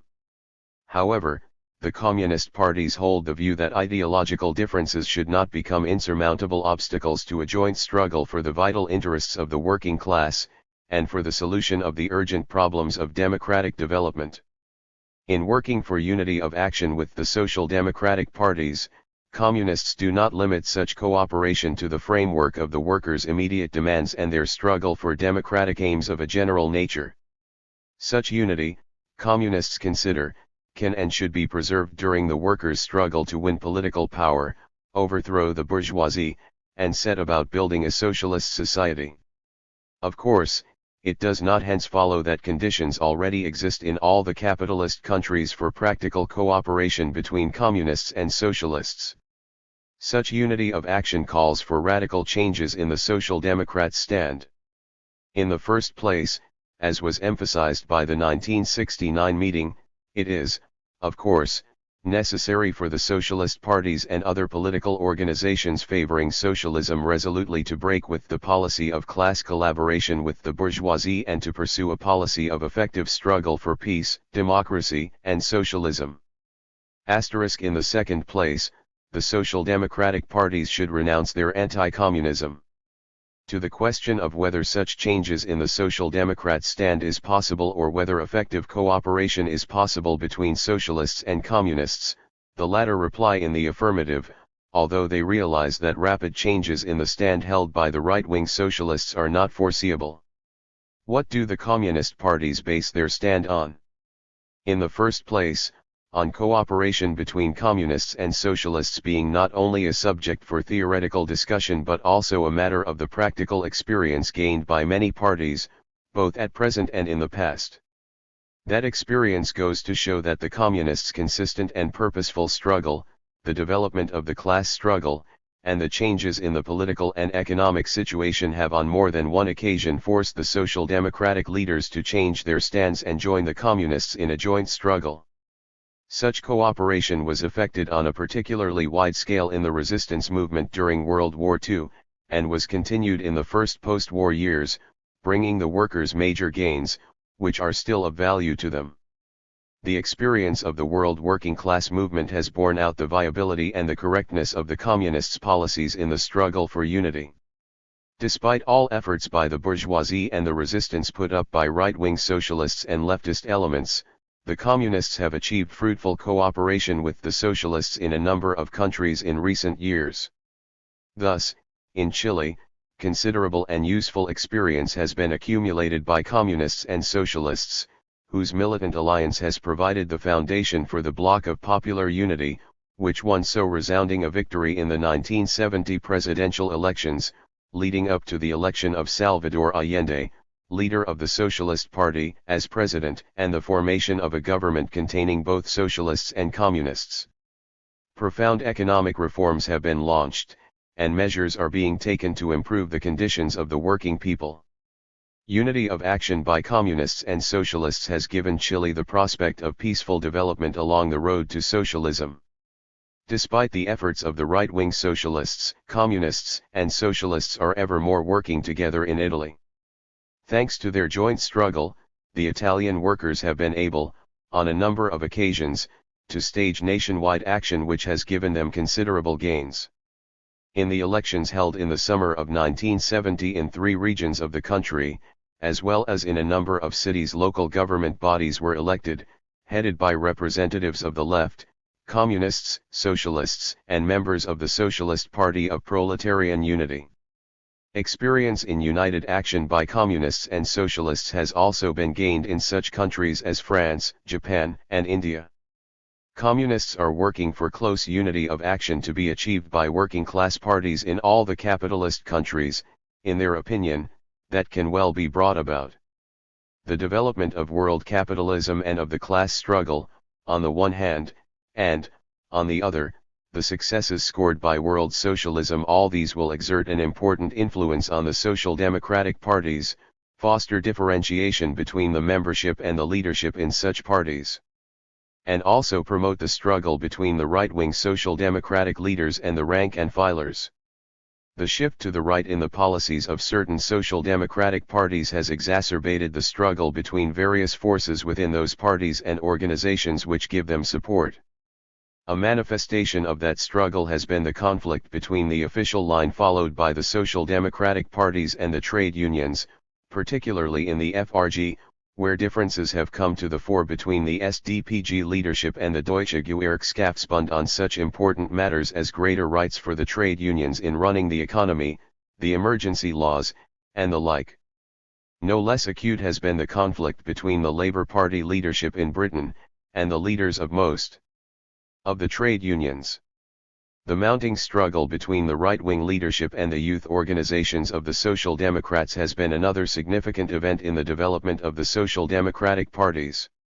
In a number of countries, such as West Germany, Sweden, and France, the socialist youth are critical of the ideology and policies of their party's official leadership, demanding that the latter should revise their line. They are coming out with a program of radical reforms. The stand taken by the socialist youth is exerting a significant influence also on the social democratic membership. As pointed out in the final document adopted by the 1969 meeting, a differentiation is taking place in the ranks of social democracy, and this is also reflected in the leadership. Some of the leaders come out in defense of monopoly capital and imperialism. Others are more inclined to reckon with the demands of the working masses in the economic and social fields, and in the questions of the struggle for peace and progress. An ever greater influence on the positions held by the Social Democrats as a whole will be exerted by the experience of those of their parties which are actively cooperating with the Communists. Characteristic in this respect are the words spoken by Vainlaskinen, a Finnish social democratic leader, at a session of the Socialist International's Council in Helsinki, in May 1974. The Social Democratic Party of Finland, he said, wants broad cooperation among the forces of progress. We have proposed establishing contacts between the social democratic parties and the leading parties of the socialist countries in Eastern Europe and are now repeating that proposal. Would it not be an historical mistake to neglect that possibility at a moment when so obvious a striving towards constructive cooperation is manifesting itself? Finally, the successes scored in the development of the world communist movement, and its consistent struggle for unity are helping to overcome the right-wing socialists' anti-communism, and bring about unity of action by communists and the social democratic parties. The growing might of the world socialist system and the radical changes in the world in favor of socialism are decisively strengthening the positions of the communist parties, and increasing their influence on the working class movement, whose experience shows that the stronger a communist party, the more easily it can deal with resistance from the enemies of working class unity, and induce the representatives of other working class parties and organizations to follow the road of joint action. The prospects of cooperation between communists and social democrats are also favored by the world communist movement's successes in ironing out contradictions which had such a negative effect on a rapprochement between the communist and the social democratic parties. The consolidation of unity and cohesion in the world communist movement, a process that revealed itself so forcefully at the 1969 international meeting in Moscow during the celebrations marking the Lenin centenary, as well as at the CPSU's 24th Congress and at congresses held by other communist parties in 1971, will no doubt strengthen unity of action by the working class parties. The communist parties stand for a constructive approach to problems of unity of the working class parties, the foundations of which were laid down by the CPSU's 20th Congress. Practical action by the communists of many capitalist countries has demonstrated their sincere adherence to a policy of cooperation with the socialist parties and their striving to do everything possible to ensure the success of that policy. The communists have thereby disproved the inventions of the opponents to working class unity within the ranks of the Social Democrats, and are showing the senselessness of the latter's numerous arguments against such unity. The successes scored by the world system of socialism, the shift in the alignment of world forces, and the consolidation of the world's working class and communist movement have made it possible for communists to use a new approach to the solution of major problems of the revolutionary struggle, problems which in the past gave rise to grave differences between communists and the social democratic parties. We are referring, first and foremost, to the greater possibilities for the peaceful development of the socialist revolution, without an armed uprising and civil war.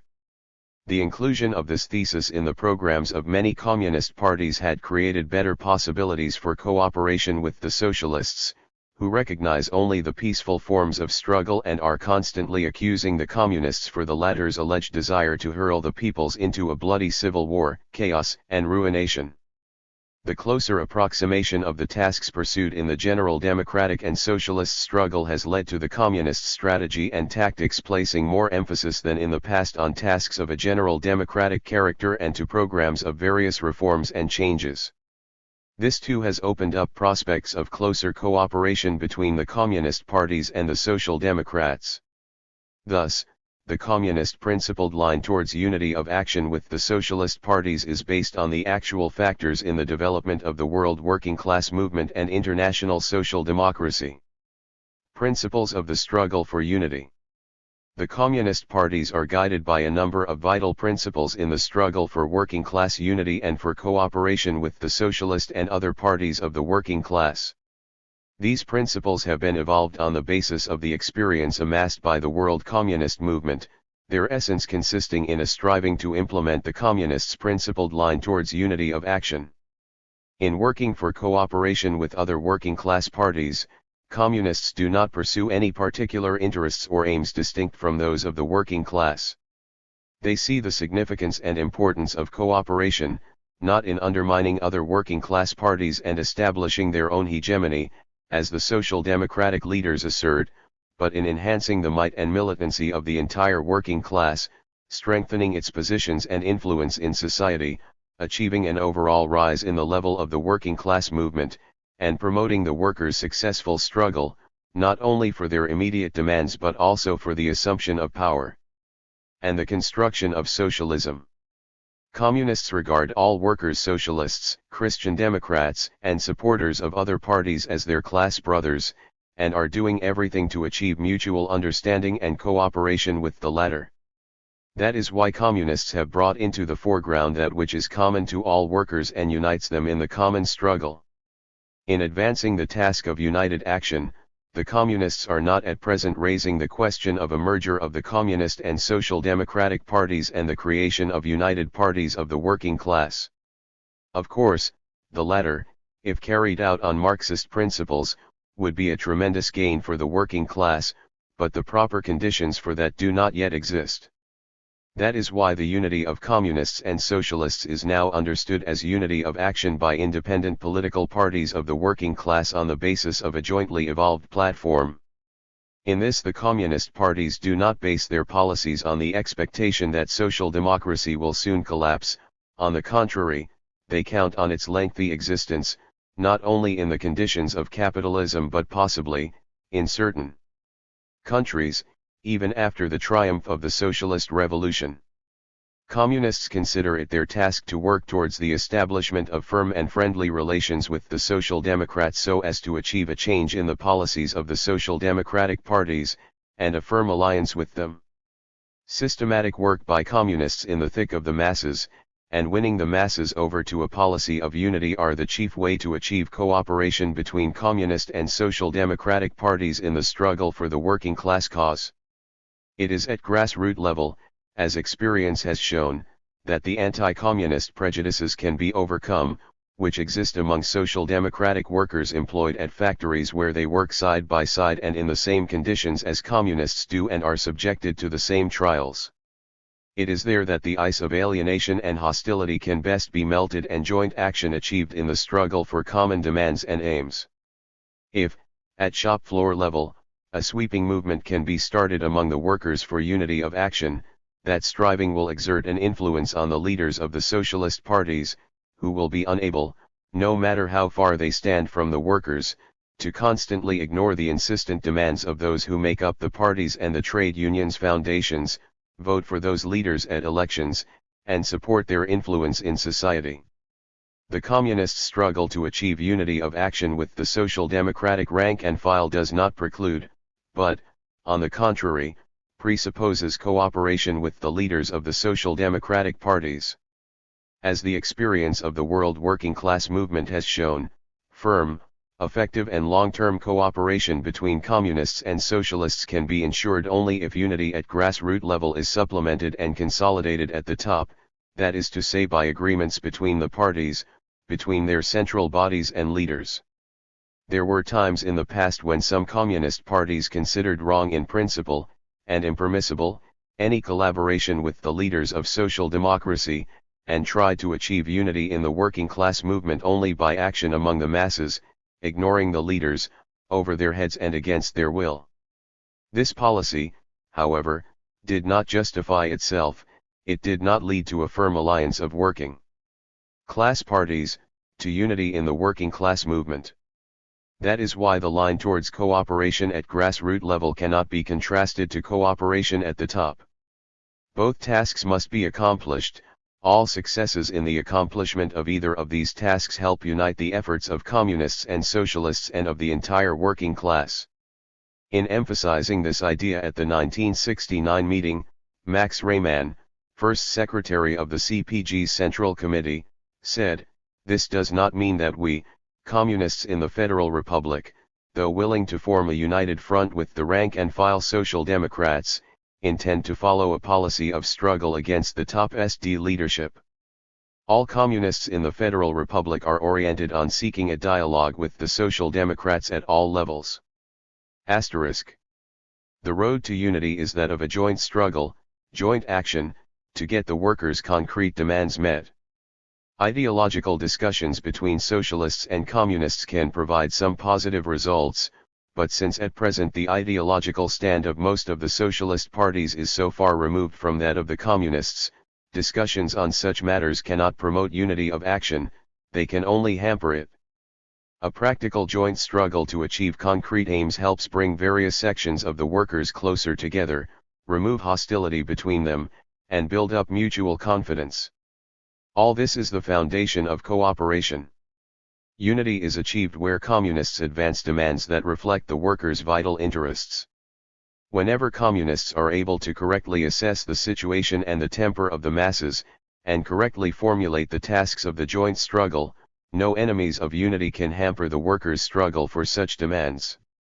In these conditions, communist-formulated demands are taken up by all the workers, so that even the most rabid anti-communists have to modify their tactics so as to escape isolation from the masses. This approach by communists does not, however, mean that the communist parties in general eschew questions of ideology, and come out against ideological discussions. On the contrary, communists have always given prime consideration to questions of ideology and to problems of theory. But, while working for unity of action, communists consider that, in the first place, agreement on these questions should not be made a precondition for joint action. In the second place, the content and character of such discussions should help bring out the points of view and the stands held, serve to ascertain what communists and socialists have in common, and help bring the working class parties closer together. The most difficult thing in the struggle for cooperation between communist and socialist parties is to take the first step, eliminate the hostility of many years, and launch joint action. It is obvious that, in the initial stages, communists will have to show considerable flexibility and be able to find ways towards the joint accomplishment of concrete tasks. In practice, the everything or nothing stand can only hamper joint action and prevent the parties from drawing closer to each other. For joint action to be successful, united programs formulating the most important demands must be drawn up, both sides being in duty bound to wage a consistent struggle for their implementation. The elaboration of such programs is one of the most complex and acute problems of cooperation between communists and socialists. A program of united action is a joint document. It cannot be purely communist or purely social democratic, it should be the result of compromise, of definite concessions by both sides. To ensure success in the struggle for working class unity, achieve the common aims of the working class movement, and build up its forces and solidarity, communists are prepared to reach certain compromises with the Social Democrats and to make certain concessions to them, if they, the Social Democrats, also make concessions and are prepared to renounce a number of their demands and positions. To take up a stand of rejection, in principle, of all concessions and compromises means blocking the way to cooperation and united action. Even in the early years of the development of the communist movement, Lenin had words of criticism for such principledness. However, in approaching such questions, communists are threatened by another danger, that of opportunist errors, the danger of making concessions that are impermissible. In principle, the danger of losing their independence and becoming captives of the Social Democrats. There cannot be any single reply, one given in advance and suitable for all occasions, to the question of how these dangers are to be avoided, and how the permissibility or impermissibility of certain compromises and concessions can be established. One must, Lenin wrote, use one's own brains and be able to find one's bearings in each particular instance. It is, in fact, one of the functions of a party organization and of party leaders worthy of the name, to acquire, through the prolonged, persistent, variegated and comprehensive efforts of all thinking representatives of a given class, the knowledge, experience, and in addition to knowledge and experience the political flair necessary for the speedy and correct solution of complex political problems. Asterisk.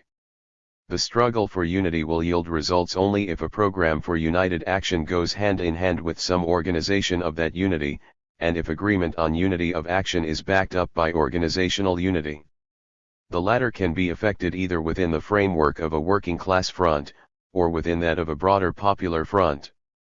The establishment of such forms of unity, centralist, and especially local at factories, offices, and places of residence cements unity, making it stronger and more effective. These conclusions stem from the experience of the international working class movement. Thus, in studying the history of the Popular Front in France on the eve of World War II, the French communists can see that the lack of the front's representation in the various localities was a weak point in its activities and was a factor in its downfall. On the other hand, it is a source of strength for the present-day Front of Popular Unity in Chile that its organizations have sprung up all over the country, and give support to the democratic government and to the president in effectuating progressive transformations. Strict fulfillment of their obligations is an important condition for the success of the policy of communists and socialists' unity. Only then can trust be built up between these parties, and the sphere of their joint action extend and develop. Any attempt, made for the sake of temporary advantages, to swerve from the line agreed on, and to infringe obligations entered into, can only undermine trust between the parties and hamper accomplishment of the main strategical task, the militant unification of the working class movement. However, the communists' sincere desire to cooperate with the socialists in no way means that the communist parties have renounced the ideological struggle against the right-wing socialists, and their ideology and policies. On the contrary, as was stated with the utmost clarity in numerous speeches at the 1969 International Meeting of Communist and Workers' Parties, the ideological struggle must and will continue to be important in boosting the communists' influence on the masses, and a means of exposing the erroneous stand of the right-wing socialists, which is so detrimental to the working class. The leaders of the communist parties have emphasized that such criticism of the stand taken by the Social Democrats, far from running counter to the communist struggle for working-class unity and cooperation with the socialist parties, will help overcome anti-communism in the socialist parties and win them over from collaboration with the bourgeoisie and the entire system of state monopoly capitalism.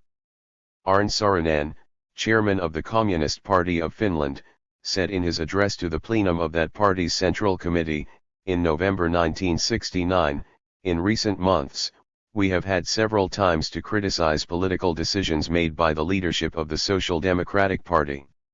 We did so, not because we wanted to achieve some reappraisal or end cooperation.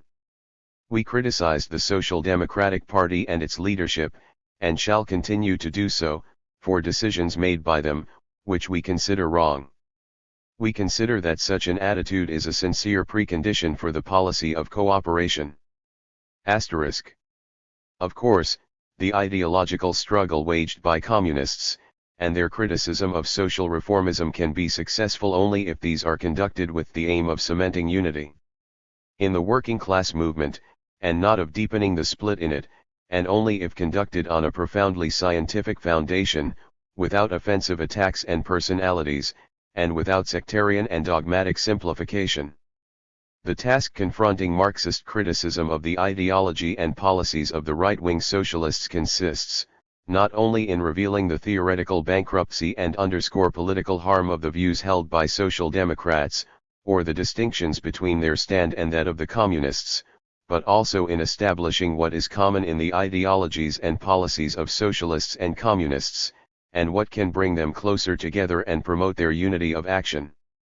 While it does not renounce any justified criticism of the right-wing stand of the Social Democratic parties, said Waldeck Rochaith, General Secretary of the French Communist Party, at the December 1968 plenum of the party's Central Committee, our party has consistently come out for a comparison of viewpoints with the Socialist Party, with the aim of bringing socialist working people and communist working people closer together and of jointly evolving the political foundations of our alliance for the construction of a socialist France. Asterisk. A differentiated approach to the various strata of social democrats and to different groups and trends in their ranks is a sine qua non for the communist parties. Of course, communists cannot have the same attitude to those socialists who consciously adhere to a stand of anti-communism and class collaboration, or harbor anti-communist views and concepts, as to those who are ready to join the communists in a struggle for the interests of the working people, and for peace and socialism. In just the same way, communists cannot adhere to the same stand of joint action in respect of social democrats that hamper united action by the working class. The CPSU's line towards present-day social democracy was formulated in the CPSU Central Committee's report to the party's 24th Congress, in accordance with the line laid down by the 1969 International Meeting. The CPSU is prepared to develop cooperation with the Social Democrats both in the struggle for peace and democracy and in the struggle for socialism, without, of course, making any concessions in ideology and revolutionary principles. However, this line of the Communists has been meeting with stubborn resistance from the right-wing leaders of the Social Democrats. Our party has carried on, and will continue to carry on, an implacable struggle against any attitudes that tend to subordinate the working class movement to the interests of monopoly capital, and to undermine the cause of the working people's struggle for peace, democracy, and socialism. Asterisk. Such are the leading principles in the relations between communist parties, and social democratic and other working class parties. 3. The struggle for unity in the trade union movement. Communists' activities in the trade unions. The struggle for working class unity has assumed a significant scale in the trade unions.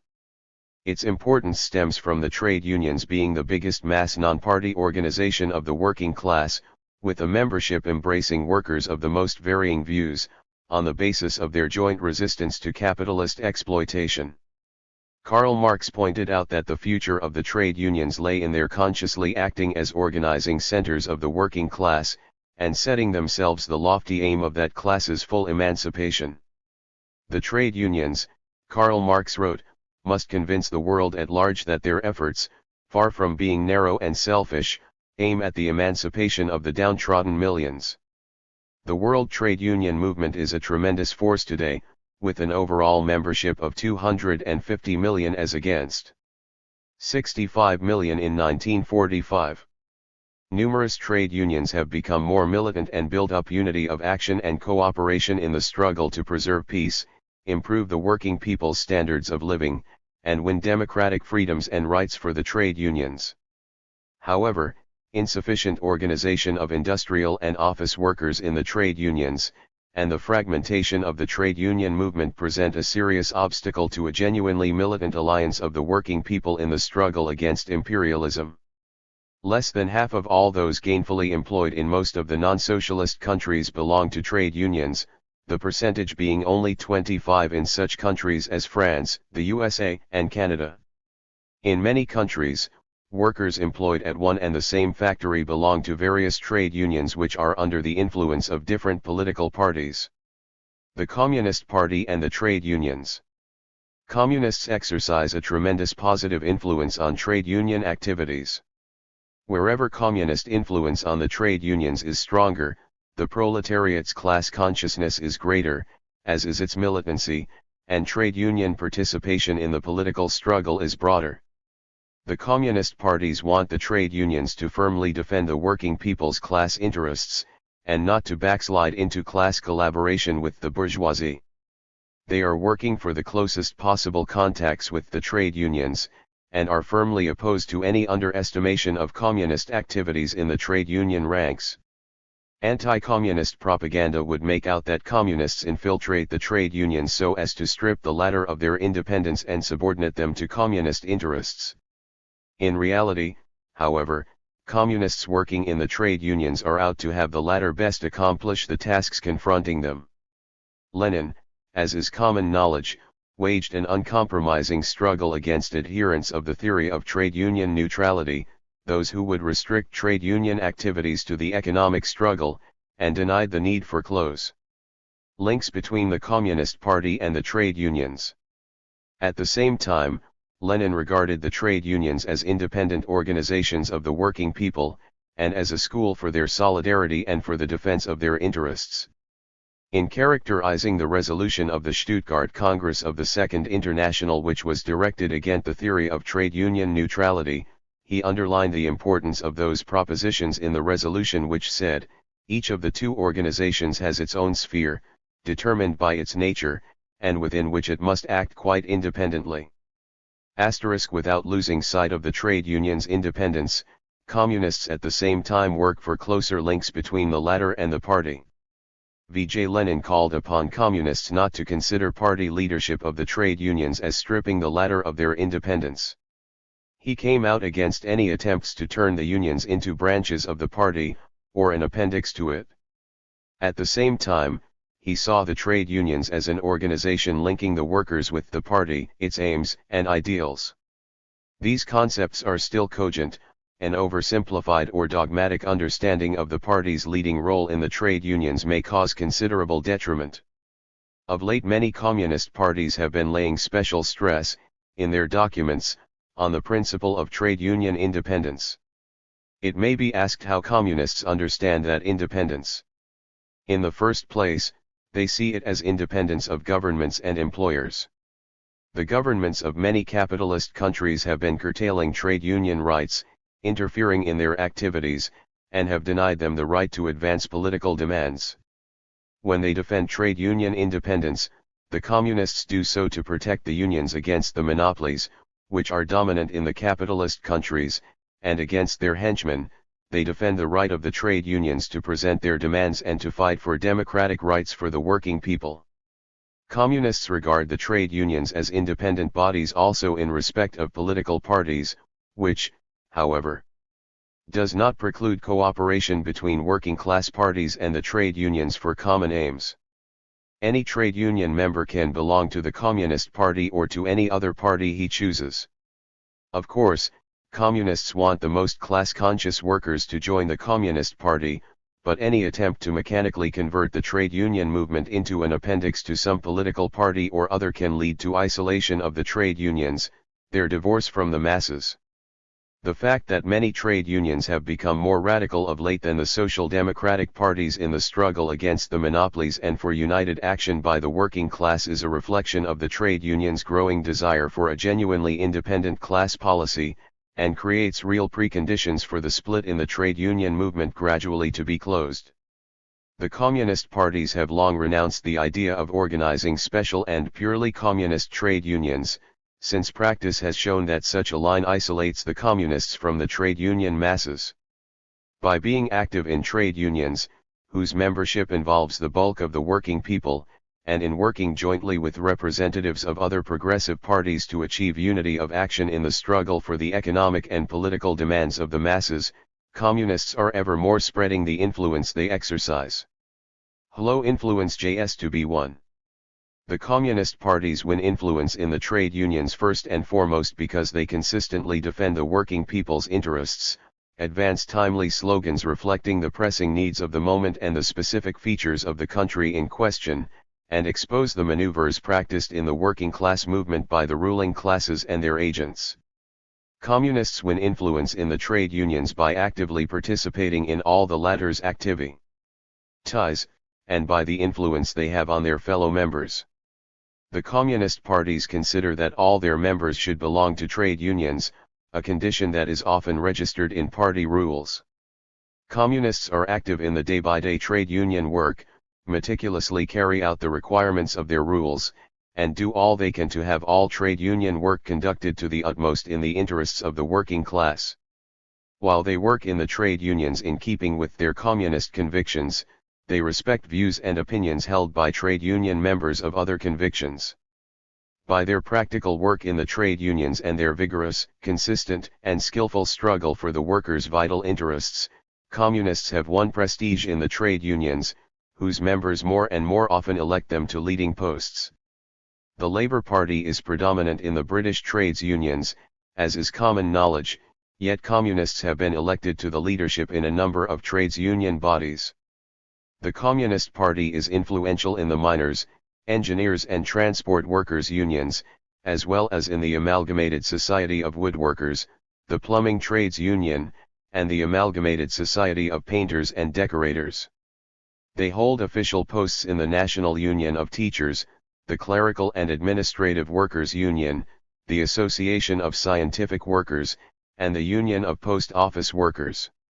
Communists play an important part in the shop stewards movement at most big factories in Britain. The Communists defend the democratic principles of trade union organization. Only given broad democracy can trade union demands and decisions be drawn up, with participation of the workers themselves, and their genuine strivings find reflection. Where broad trade union democracy exists, the reactionary elements are unable to win predominant positions in determining demands and the forms of struggle and in elections of trade union officials. On the other hand, it is only in conditions of broad democracy that communists are able to spread their views, hold broad discussions, try to have every trade unionist correctly understand the tasks confronting trade union bodies, and criticize erroneous views and action. Where democracy does not exist within the trade unions, the reactionary leaders of employer-organized and state trade unions are in a position to subordinate the latter to the interests of the ruling classes. In working for a correct correlation of economic and political demands in the struggle, communists stress the vast importance of the political struggle. They explain to the working people that, in defending the independent line of the working class, the trade unions cannot stand outside politics. If they give up the political struggle, they thereby aid the enemy class to implement its policies. Independence of politics means in fact dependence on the bourgeoisie. It is common knowledge that in the conditions of today, the working people's economic struggle is interlinked with the political struggle. Never before have the trade unions been so sharply confronted with the question of a struggle against the capitalist state. Experience and the entire course of the class struggle contrapose the trade unions to the bourgeois state, which has become merged with the monopolies. In these conditions, neutrality in politics means renouncing in advance the possibility of scoring any notable successes even in the economic struggle, and dooming the working class movement to defeat. The nature of trade union demands. Each individual communist party determines the content, form, and methods of its work in the trade unions, and ways of winning influence in the latter in accordance with the concrete conditions and the level of class consciousness and the specific features and traditions of the class struggle and the trade union movement in the country in question. Communists are working to make trade union demands a more exact and complete reflection of the conditions in the country and of the working people. The trade unions are waging a struggle for higher pay, equal wages for equal work, better social security, and trade union rights, and against unemployment. Such demands can be understood by all sections of the working class. However, various areas in the world, or groups of countries, are marked by specific features, both in trade union demands, and in the forms and methods of the trade union movement. Curbing the unbridled power of the monopolies is a major long-term task of trade union activities in the capitalist countries. It is in this light that communists see the new and growing role of the trade unions, whose social and economic struggle is emerging from the traditional framework, reaching the level of the nationwide interests of the working people, and growing into a struggle for the accomplishment of the major political tasks in the development of society. The trade unions are working for implementation of a policy of reforms evolved with the participation of the masses of working people, for extension of their rights, and for the establishment of democratic control in the principal questions of production and distribution in society, at all levels. Also designed to curtail the power of the monopolies is the demand for the nationalization of key industries and the establishment of democratic control over them. Communist initiative has led to a struggle developing in a number of countries for the right to sign collective agreements at every factory, providing for the regulation of all aspects of labor relations, such as the hiring and dismissal of workers, pay rates, forms of improving skills, bonuses, and the like. These demands are intended to ensure trade union influence on the factory's economic activities and to deprive the employers of an important instrument of disuniting the workers and imposing their will on them. The trade unions are organizing the working people for a struggle to preclude any detriment to the working people as a result of the scientific and technological revolution, and for new investments, technological improvements, renewal of plant, and higher employment to serve the interests of the working people and raise their living stand. 150873.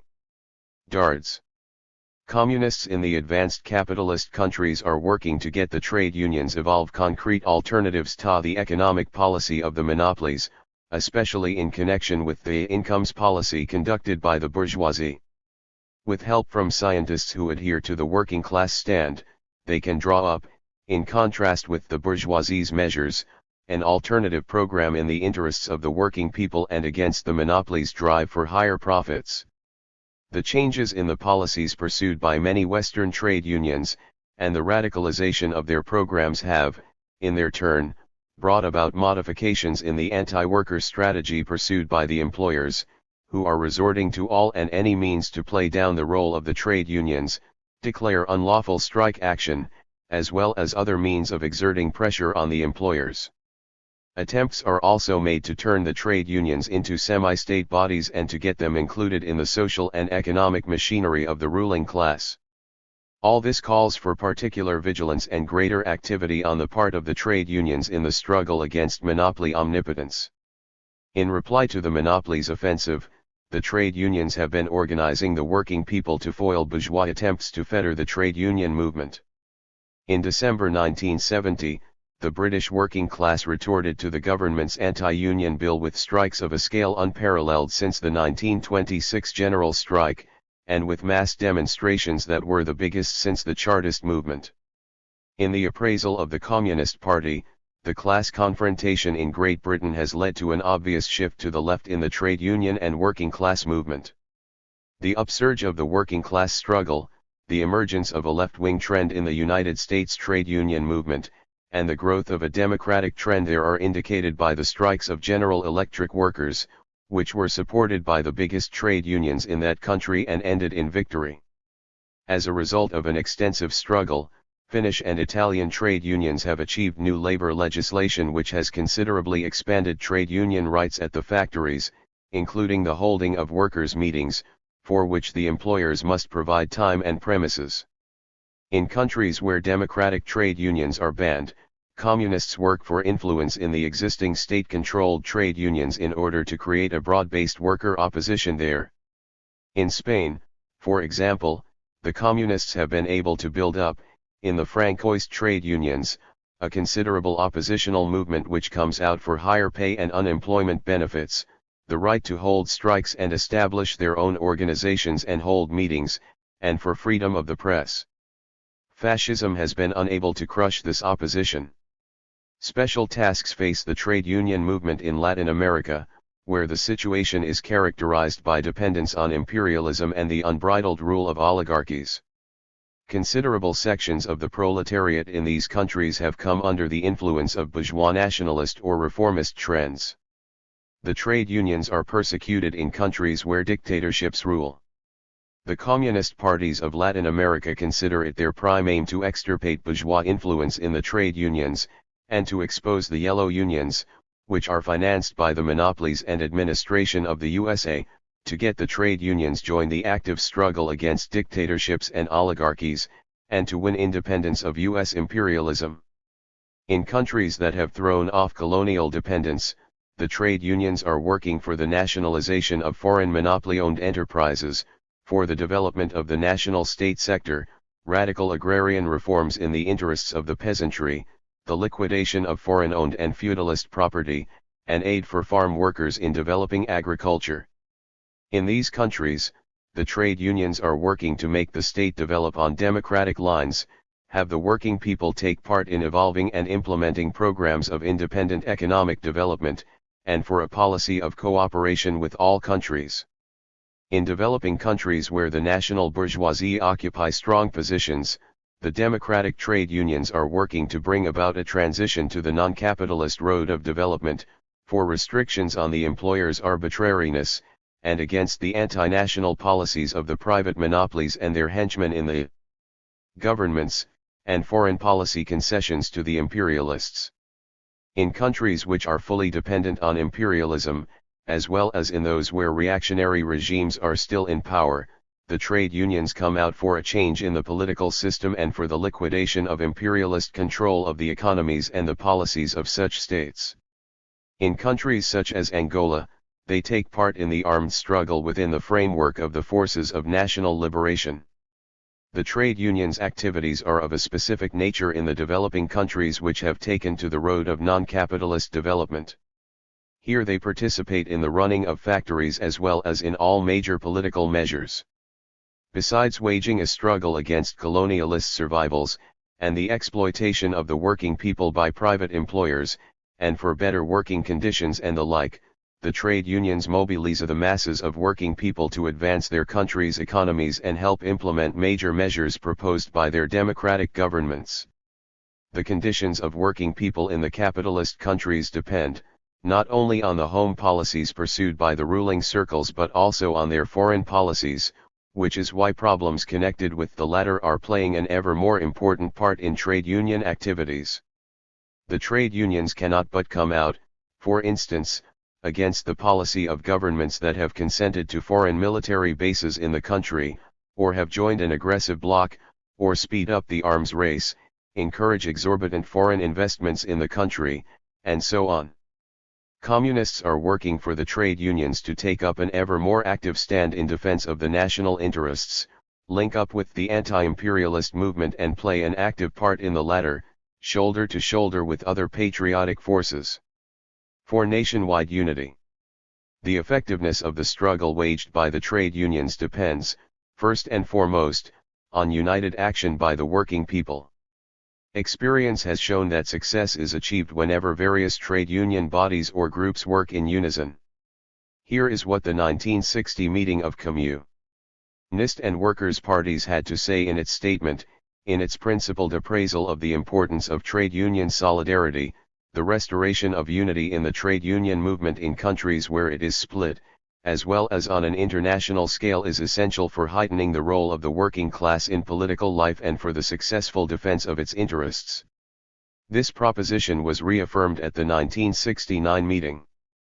The communist parties have accumulated considerable experience in the struggle for trade union solidarity. In their documents, the Communist parties stress that trade union action for solidarity is created at grassroots level, in the thick of the working people, and in a struggle waged on concrete issues. Under pressure from the trade union rank and file, even the right-wing reformist leaders are forced to support united action by the working people. The working class of Finland has scored major successes in the post-war years in achieving united action in the trade unions. About 700,000 members belong to the Central Organization of Finnish Trade Unions, which was established in June 1969.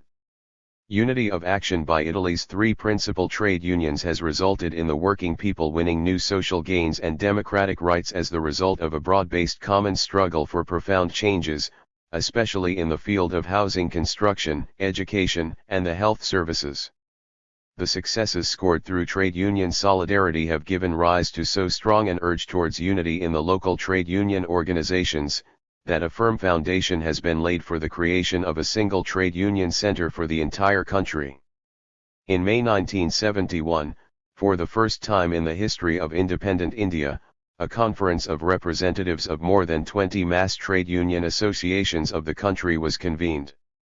On the initiative of the Communist-led All India Trade Union Congress, the conference adopted a joint action charter, in which representatives of trade union centers of differing political convictions formulated the basic tasks of the country's trade union movement: nationalization of the key economic sectors without indemnifying the monopolies, radical land reforms in the interest of the Indian peasants and landless agricultural laborers, a rise in real wages, with due account of the rising cost of living in the country, prompt solution of the unemployment problem, preservation of the workers' right to strike, abolition of the country's dependence on foreign monopolies, strengthening of the public sector in the key branches of the national economy.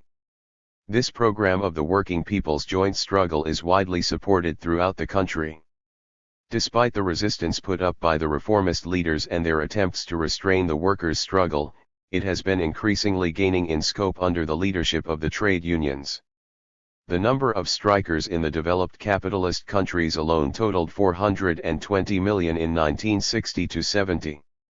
The same period saw 260 major nationwide strikers. For international unity.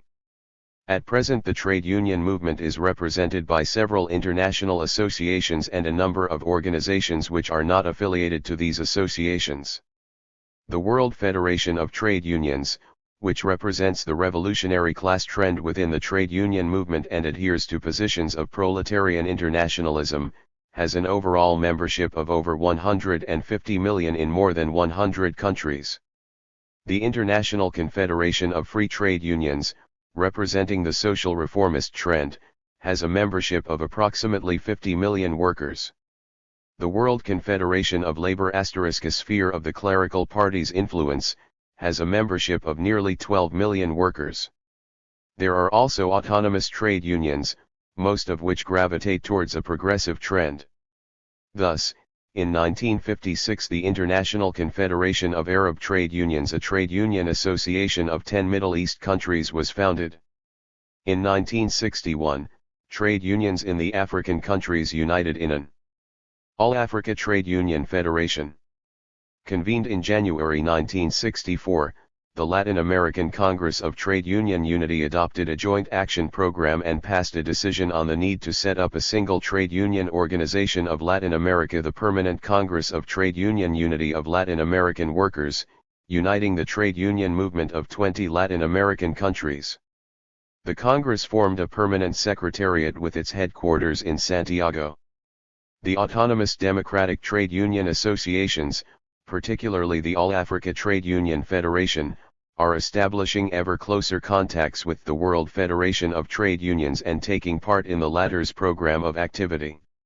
In February 1969, Conakry was the venue of a consultative conference of Afro-European trade union solidarity in the joint struggle against the imperialist monopolies and colonialism, and for a policy of economic and social aid. The WFTU's contacts with the Permanent Congress of Trade Union Unity of Latin American Workers, the International Confederation of Arab Trade Unions and the All-Africa Trade Union Federation have become more regular and acquired organizational forms. Unitary liaison and cooperation committees have been set up. The ICFTU and WCL leaders come out against international trade union solidarity. They have placed a ban on their respective organizations establishing any contacts with the WETU and the trade unions of the socialist countries. Since 1951, the WFTU, in a desire to restore international trade union unity, has systematically approached the ICFTU and WCL leaders with proposals to discuss measures in defense of the working people's vital interests. In 1956, for instance, the WFTU suggested that joint action should be taken on questions of shorter hours without wage cuts and of introducing a 40-hour working week in European countries. In a letter addressed to the ICFTU 6th Congress, the WFTU suggested that the possibilities should be explored of adopting a joint economic and social program connected with a draft plan for universal and total disarmament, and proposed that the question of exchanging delegations should be discussed. These suggestions, however, were turned down by the ICFTU and WCL leaders. At the same time, experience has prompted changes in the attitude of all international trade union associations towards unity. The need for international unity and more contacts between trade unions is now under discussion by representatives of the most diverse trade union associations. Many trade union organizations affiliated to the ICFTU have shown a desire for an end to the policy of discrimination in respect of trade union ties. The WFTU declares that any initiative on a continental or world scale, aimed at promoting workers' unity, will meet with its support. It has raised the question of unity of action by all European trade unions against the monopolies policies, and proposed a meeting of WFTU, ICFTU, and WCL representatives to achieve more effective counteraction to the monopolies bloc by an alliance of working people and trade unions and, specifically, for joint measures and struggle against intenser exploitation, soaring profits, and the like. The WFTU has also proposed that measures should be drawn up towards coordinating action by the national trade union centers and industrial trade unions of the common market countries. At its special session in April 1968, in which representatives of 44 organizations other than those affiliated to the WFTU took part, the WFTU General Council appealed to the world's trade unions to promote solidarity with the people of embattled Vietnam. The WFTU General Council, at its 18th session in December 1968, discussed WFTU's activities in promoting international trade union unity. Of great importance in the struggle for unity of the trade union movement are the decisions of the WFTU's 7th Congress, held in October 1969.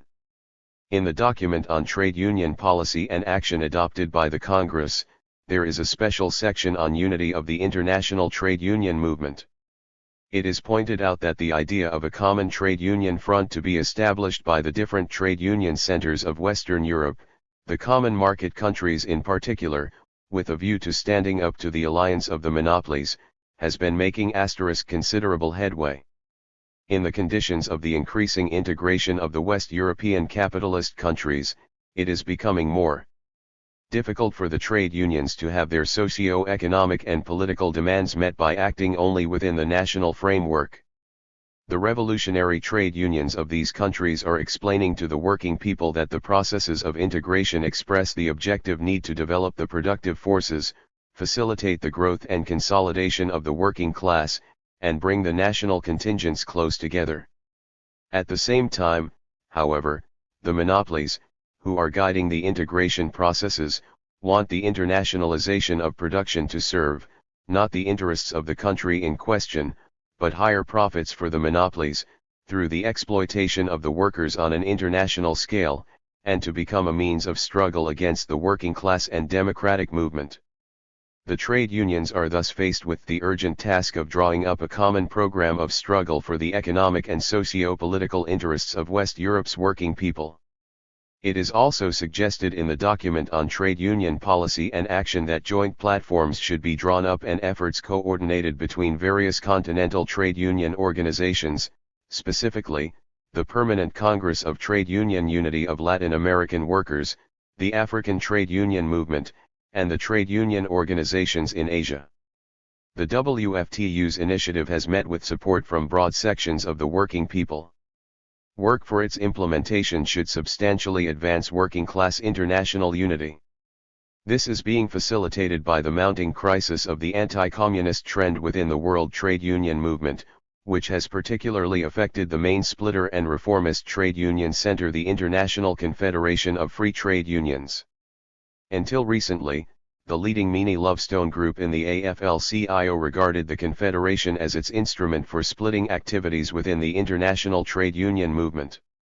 Members of the Confederation were not allowed to establish contacts with the trade union movement in the socialist countries, with the WFTU, or trade unions where communists were influential in the leading bodies. In February 1969, the AFL-CIO leaders adopted a decision to quit the ICFTU, on the pretext that the ICFTU was not a sufficiently anti-communist organization, and that the AFL-CIO could not tolerate closer contacts with the trade unions of the socialist countries. This testified to a setback for the most reactionary elements within the trade union movement, and for the policy of discrimination and division. Experience has prompted the leaders of the major organizations affiliated to the ICFTU to take a more realistic stand and to agree to establishing contacts with WFTU organizations. In 1968, the United Automobile, Aerospace, and Agricultural Implement Workers of America, one of the largest U.S. trade unions, quit the AFL-CIO and, jointly with another large trade union, that of truck drivers, founded a new trade union center, the Alliance for Labor Action, which was opposed to the Vietnam War and favors contacts with all trade unions in the world, irrespective of their political trends. The new Trade Union Association, at its conference in May 1969, not only reaffirmed its condemnation of the U.S. war in Vietnam, but also condemned the arms race and demanded that the government should switch the thousands of millions it was spending on it over to education, social security, housing construction, and so on. It was the first instance in U.S. history of large trade unions opposing Washington's official foreign policies. Agreements and joint action have become fairly frequent among trade union associations of various trends. The Soviet trade unions, for example, have established in recent years contacts with such bodies making up the core of ICTU as the British Trades Union Congress, the Association of German Trade Unions, and the Trade Union Centers of the Scandinavian countries. The leaders of another major international organization, the World Confederation of Labor, as well as of many national trade union centers and regional organizations, particularly the Latin American Confederation of Christian Trade Unions, which are affiliated to it, are also gradually reaching agreement on contacts and participation in joint measures with the progressive trade union associations. All this shows that the extreme right-wing elements within the trade union movement are becoming ever more isolated. Some leaders create artificial obstacles to unity of action. By trade unions of different orientation, on a national and international scale, the final document of the International Meeting of Communist and Workers' Parties in 1969, points out, but the desire for such unity has, nonetheless, been growing in the trade union movement in recent years. Communists are consistent champions of trade union unity within the framework of each country and in the international arena. Asterisk. How the communist parties in the capitalist countries are working to set up and strengthen the anti-monopoly front. The proletariat's class struggle is becoming increasingly intertwined with the mass democratic movements in the capitalist countries. The monopolies are extending exploitation to ever new strata of the population, thereby creating the objective prerequisites for the latter's joint anti-monopoly actions on a mass scale. State monopoly development results in an aggravation of all the contradictions of capitalism, a resolution of the 24th CPSU Congress reads, and in a rise of the anti-monopoly struggle. The leading force in this struggle is the working class, which is increasingly becoming a force rallying all the working sections of the population. Asterisk. In the present-day strategical phase of the working class's revolutionary struggle in the capitalist countries, which has set itself the aim of doing away with the omnipotence of the monopolies, extensive anti-monopoly unions are a most important form in which the working class performs its leading role in the overall democratic movement. In heading the anti-monopoly unions in countries with a high or medium level of capitalist development, the working class guides their action towards carrying out radical democratic transformations that will ensure the conditions for going over to the struggle for socialism. All anti-monopoly forces gravitate towards the working class, at the head of all working people and against the monopolies. Contrary to the bourgeois falsifiers and opportunists' allegations, the profound social differentiation of bourgeois society and its division into capital and labor are growing ever deeper. At one extreme of bourgeois society are a handful of big capitalists, the aggregate of state monopoly exploiters. At the other are the working class, working intellectuals, and white-collar workers, the sum total of manual and brain workers. The monopoly bourgeoisie is the main enemy of the mass of working people in the capitalist countries. The front of the class struggle against the monopolies, which has become broader everywhere, cannot develop of its own accord, spontaneously. The social composition of the population in the capitalist world presents a motley pattern, non-proletarian classes and strata making up a considerable part and, in some countries, most of it. They are indignant at their oppression by the monopolies and offer resistance to them, but they are incapable of waging a consistent anti-monopoly struggle. The peasantry and the urban petty bourgeoisie, who are associated with the private ownership sector of the economy, are often disunited by competition, and come under the strong influence of bourgeois ideology. This is also true of the new contingents of the army of hired labor, drawn from the liberal professions and the intelligentsia. All these sections can throw off the yoke of monopoly capital only in an alliance with the working class and under the latter's leadership. None of the non-proletarian sections in the anti-monopoly coalition can set themselves the aim of reorganizing society along socialist lines and of conducting a consistent struggle for its attainment. The experience of all socialist revolutions has confirmed the prediction of the founders of Marxism-Leninism: in liberating itself from capitalist oppression, the working class at the same time liberates the whole of society. Capitalism mercilessly exploits the peasants, the urban middle strata, intellectuals, and white-collar workers. It is only through a socialist revolution, under the conditions of socialism, that these classes and strata can radically change their social status and become masters of their own destinies, basic elements in the social structure of a new society. The working class in the capitalist countries is deeply interested in an alliance with all anti-monopoly forces, for it is only together with them that it can put an end to the domination of the monopolies and accomplish the socialist revolution.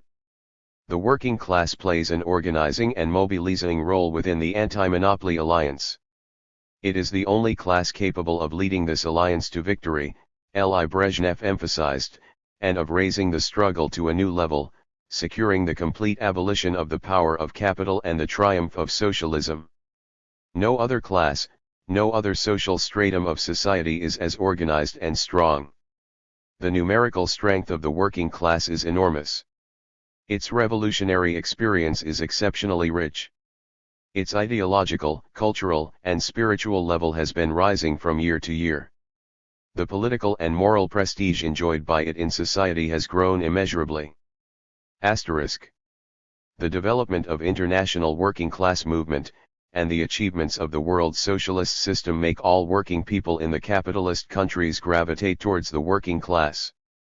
The proletariat's hegemony in the struggle waged by the masses against the reactionary and aggressive policies of imperialism is an important condition for the success of the anti-monopoly struggle. Certain conditions are necessary to ensure working class leadership within the bloc of the anti-monopoly forces, the chief being the unity of the working class itself, its ability to instill the democratic forces with confidence in the victory of the anti-monopoly coalition, and win their trust and support through vigorous defense of the interests of all the anti-monopoly forces.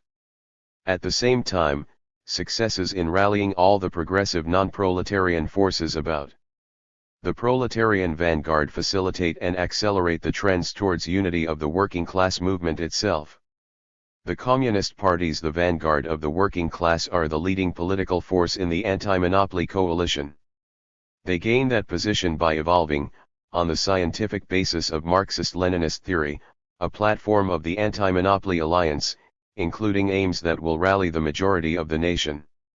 The way in which the growing possibilities of forming anti-monopoly alliances are used depends in many respects on the correct and principled policy of the Communist Party towards the mass allies of the working class in the struggle for democracy and socialism. Communists, the proletariat, enter into class alliances within the framework of anti-imperialist associations, while preserving the independence of their political line and the principled character of their positions. The communist parties work to consolidate such alliances, and to instill revolutionary class consciousness in the non-proletarian masses of working people.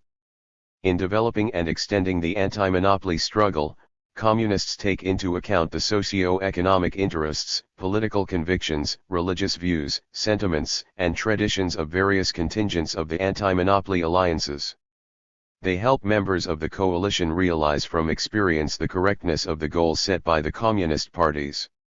However, communists reject the policy of unprincipled adaptation to a situation or to the sentiments of their possible allies. They believe that such adaptation may result in the working class departing from its class policy and forfeiting its leading role among the masses. The struggle of the democratic forces is objectively spearheaded against the policy of the monopolies and imperialist domination.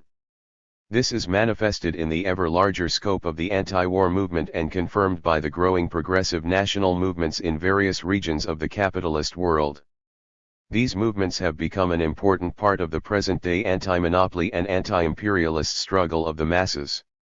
They are developing in the form of a struggle for civil rights, national and social emancipation, and internationalist unity, and against racial discrimination. The working class and its organizations, the communist parties first and foremost, are exerting an ever greater influence on the development of such movements.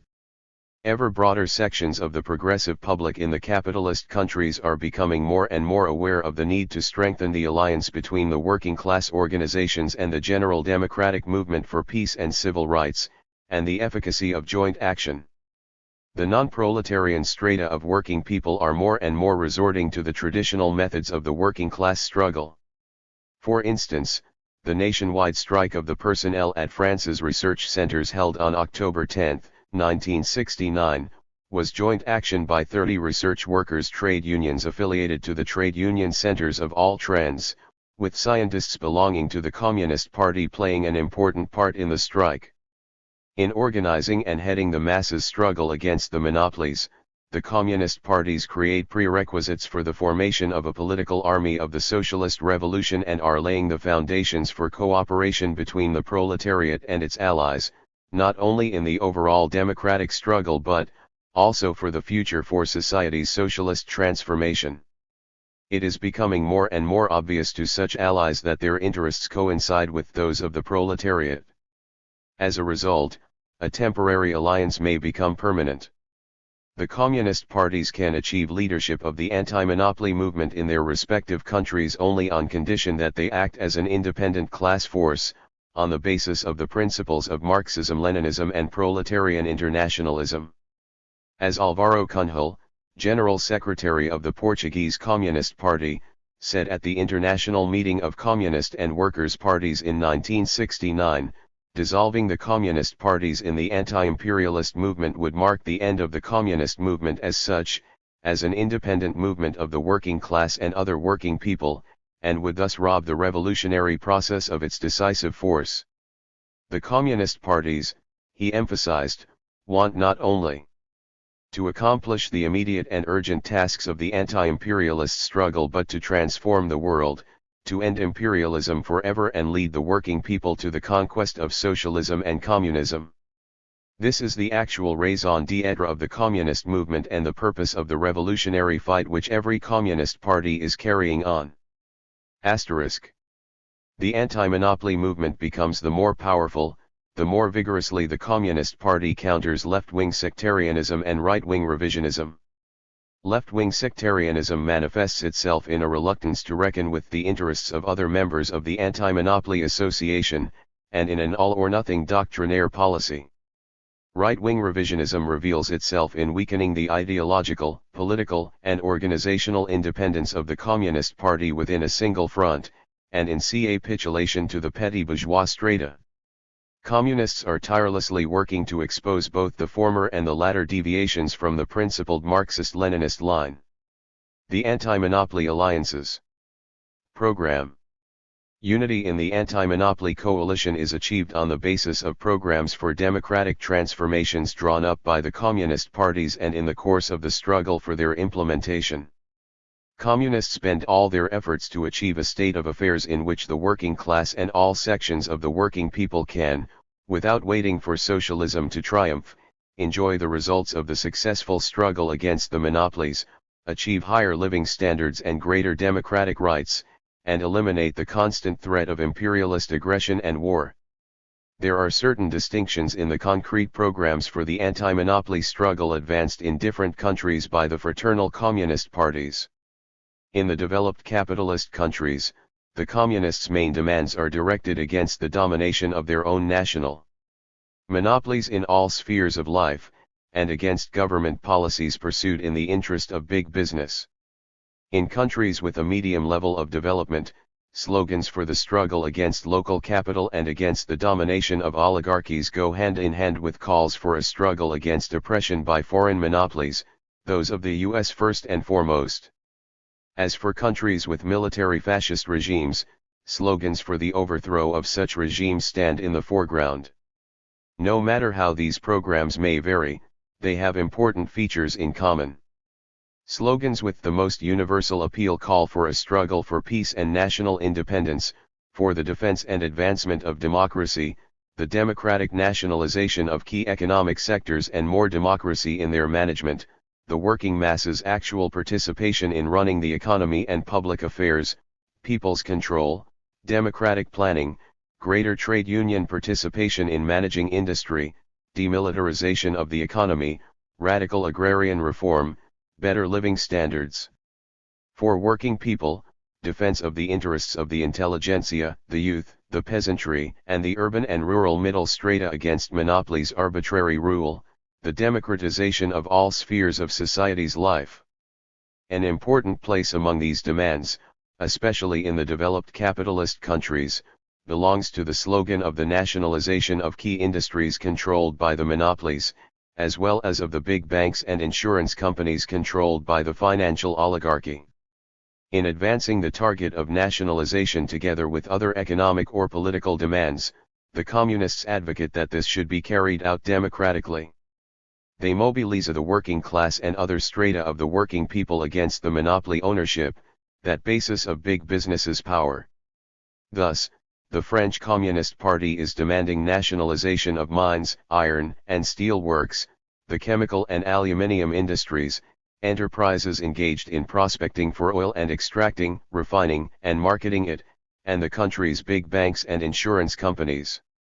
To the working class belongs the initiative in the struggle for the nationalist enterprises and the entire state sector of the economy. To be used, not to strengthen the monopoly's power, but to serve the interests of the entire people. The ever broader demands for the economies of the capitalist countries to be placed under democratic control in all sectors are becoming a leading slogan of the working class and anti-monopoly movement.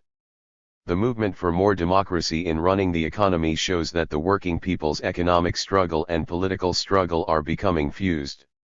Their content is determined by an ever broader movement to bring democracy into the management of state-owned enterprises, ensure full employment, prices control, regulate the policy of capital investments in the interests of the working people, and the like.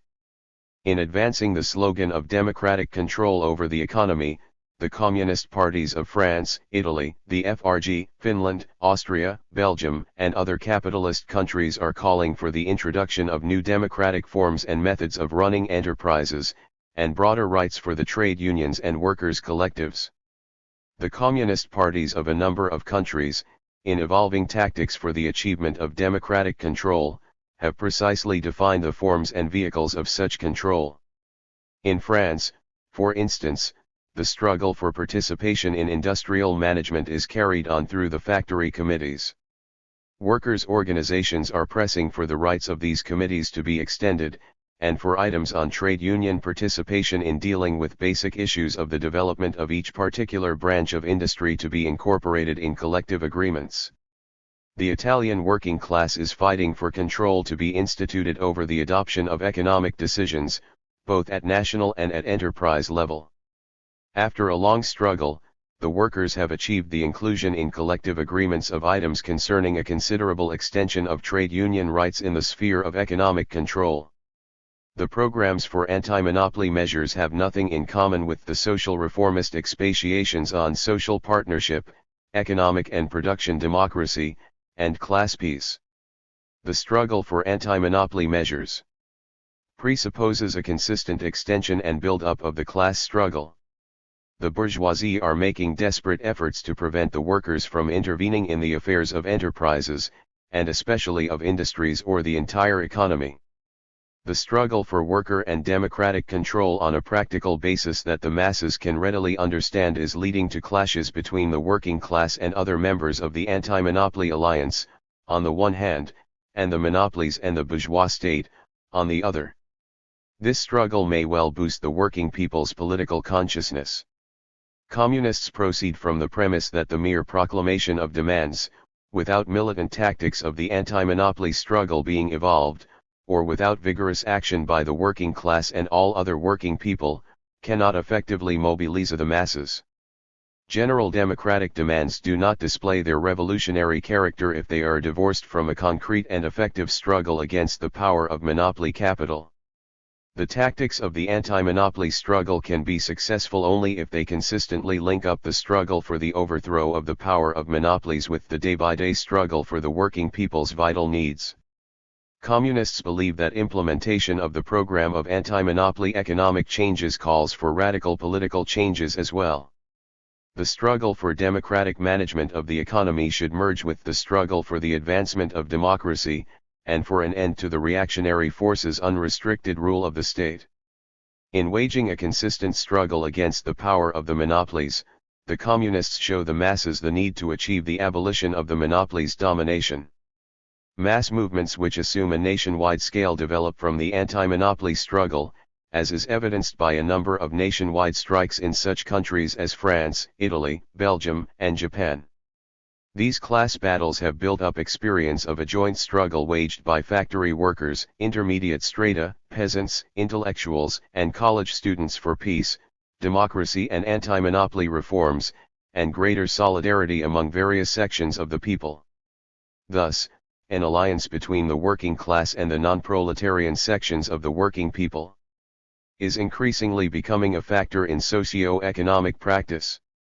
All the above demands and slogans are, of course, of a general democratic character.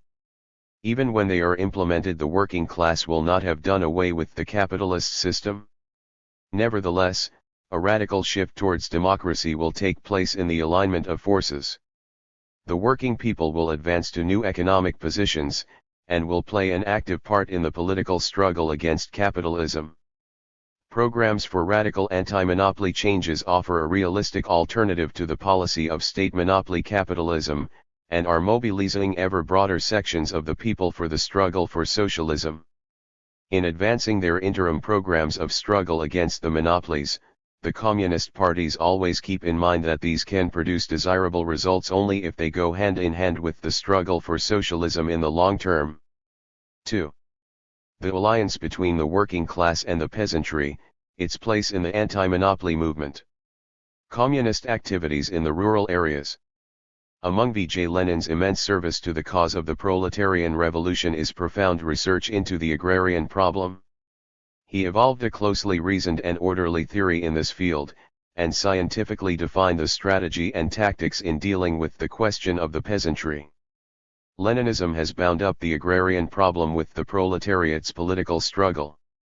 In his works, V.I. Lenin concretely indicated how the revolutionary democratic peasant movement could be united with the socialist movement of the working class. These propositions are still valid today, the Communist and Workers' parties drawing on them in their activities. As L.I. Brezhnev, General Secretary of the CPSU Central Committee, emphasized, work in the midst of the peasant masses of the capitalist states continues to be of great importance. The working peasants remain the chief allies of the working class, despite the fact that their number has declined considerably. In the advanced capitalist countries, the peasants are a major anti-imperialist force with great potentialities. Statistics show that 465 million people, the bulk of them peasants, are engaged in farming in the developed capitalist and developing countries. In the developed capitalist countries, agriculture accounts for 14.5% of the gainfully employed population as against 68% in the developing countries. The size of the rural population in some continents and groups of countries is characterized by the following figures: Western Europe 13 million people, or 11% of the gainfully employed population, North America between 4 and 5 million, or 4 to 5.5% of the gainfully employed population, Latin America 41 million, or 47%, in South and Fast Asia between 257 and 264 million, or 71%, North Africa 20.5 million, or 66.3% of the gainfully employed population. The number of farm laborers in the developed capitalist countries is 9 million, or 4% of the gainfully employed population. In the developing countries, the respective figures are 87 million and 46%. Farmhands and day and other laborers form the vast majority of the labor force in the developing countries. That is why a close alliance between the working class and the peasants, aimed at accomplishing the revolutionary tasks of our times, is a pressing and vital need. Consequently, communists proceed from the premise that the peasantry, as a class ruthlessly exploited by the monopolies, can and must become an important ally of the working class. The peasants themselves are coming to realize that firm support for their struggle comes from the working class. However, the problem of an alliance between the working class and the peasantry, even in the highly developed countries, cannot be reduced to reliance on the proletarian and semi-proletarian rural strata alone, for today the bulk of the rural population, including the middle peasants and part of the well-to-do peasants, can be drawn into active participation in the anti-monopoly struggle. However, numerous obstacles have to be overcome in establishing a firm alliance between the working class and the peasantry. The monopoly bourgeoisie keeps on trying to sow dissension between urban and rural workers. Bourgeois ideologists juggle with superficial facts so as to gloss over the two classes' basic community of interests.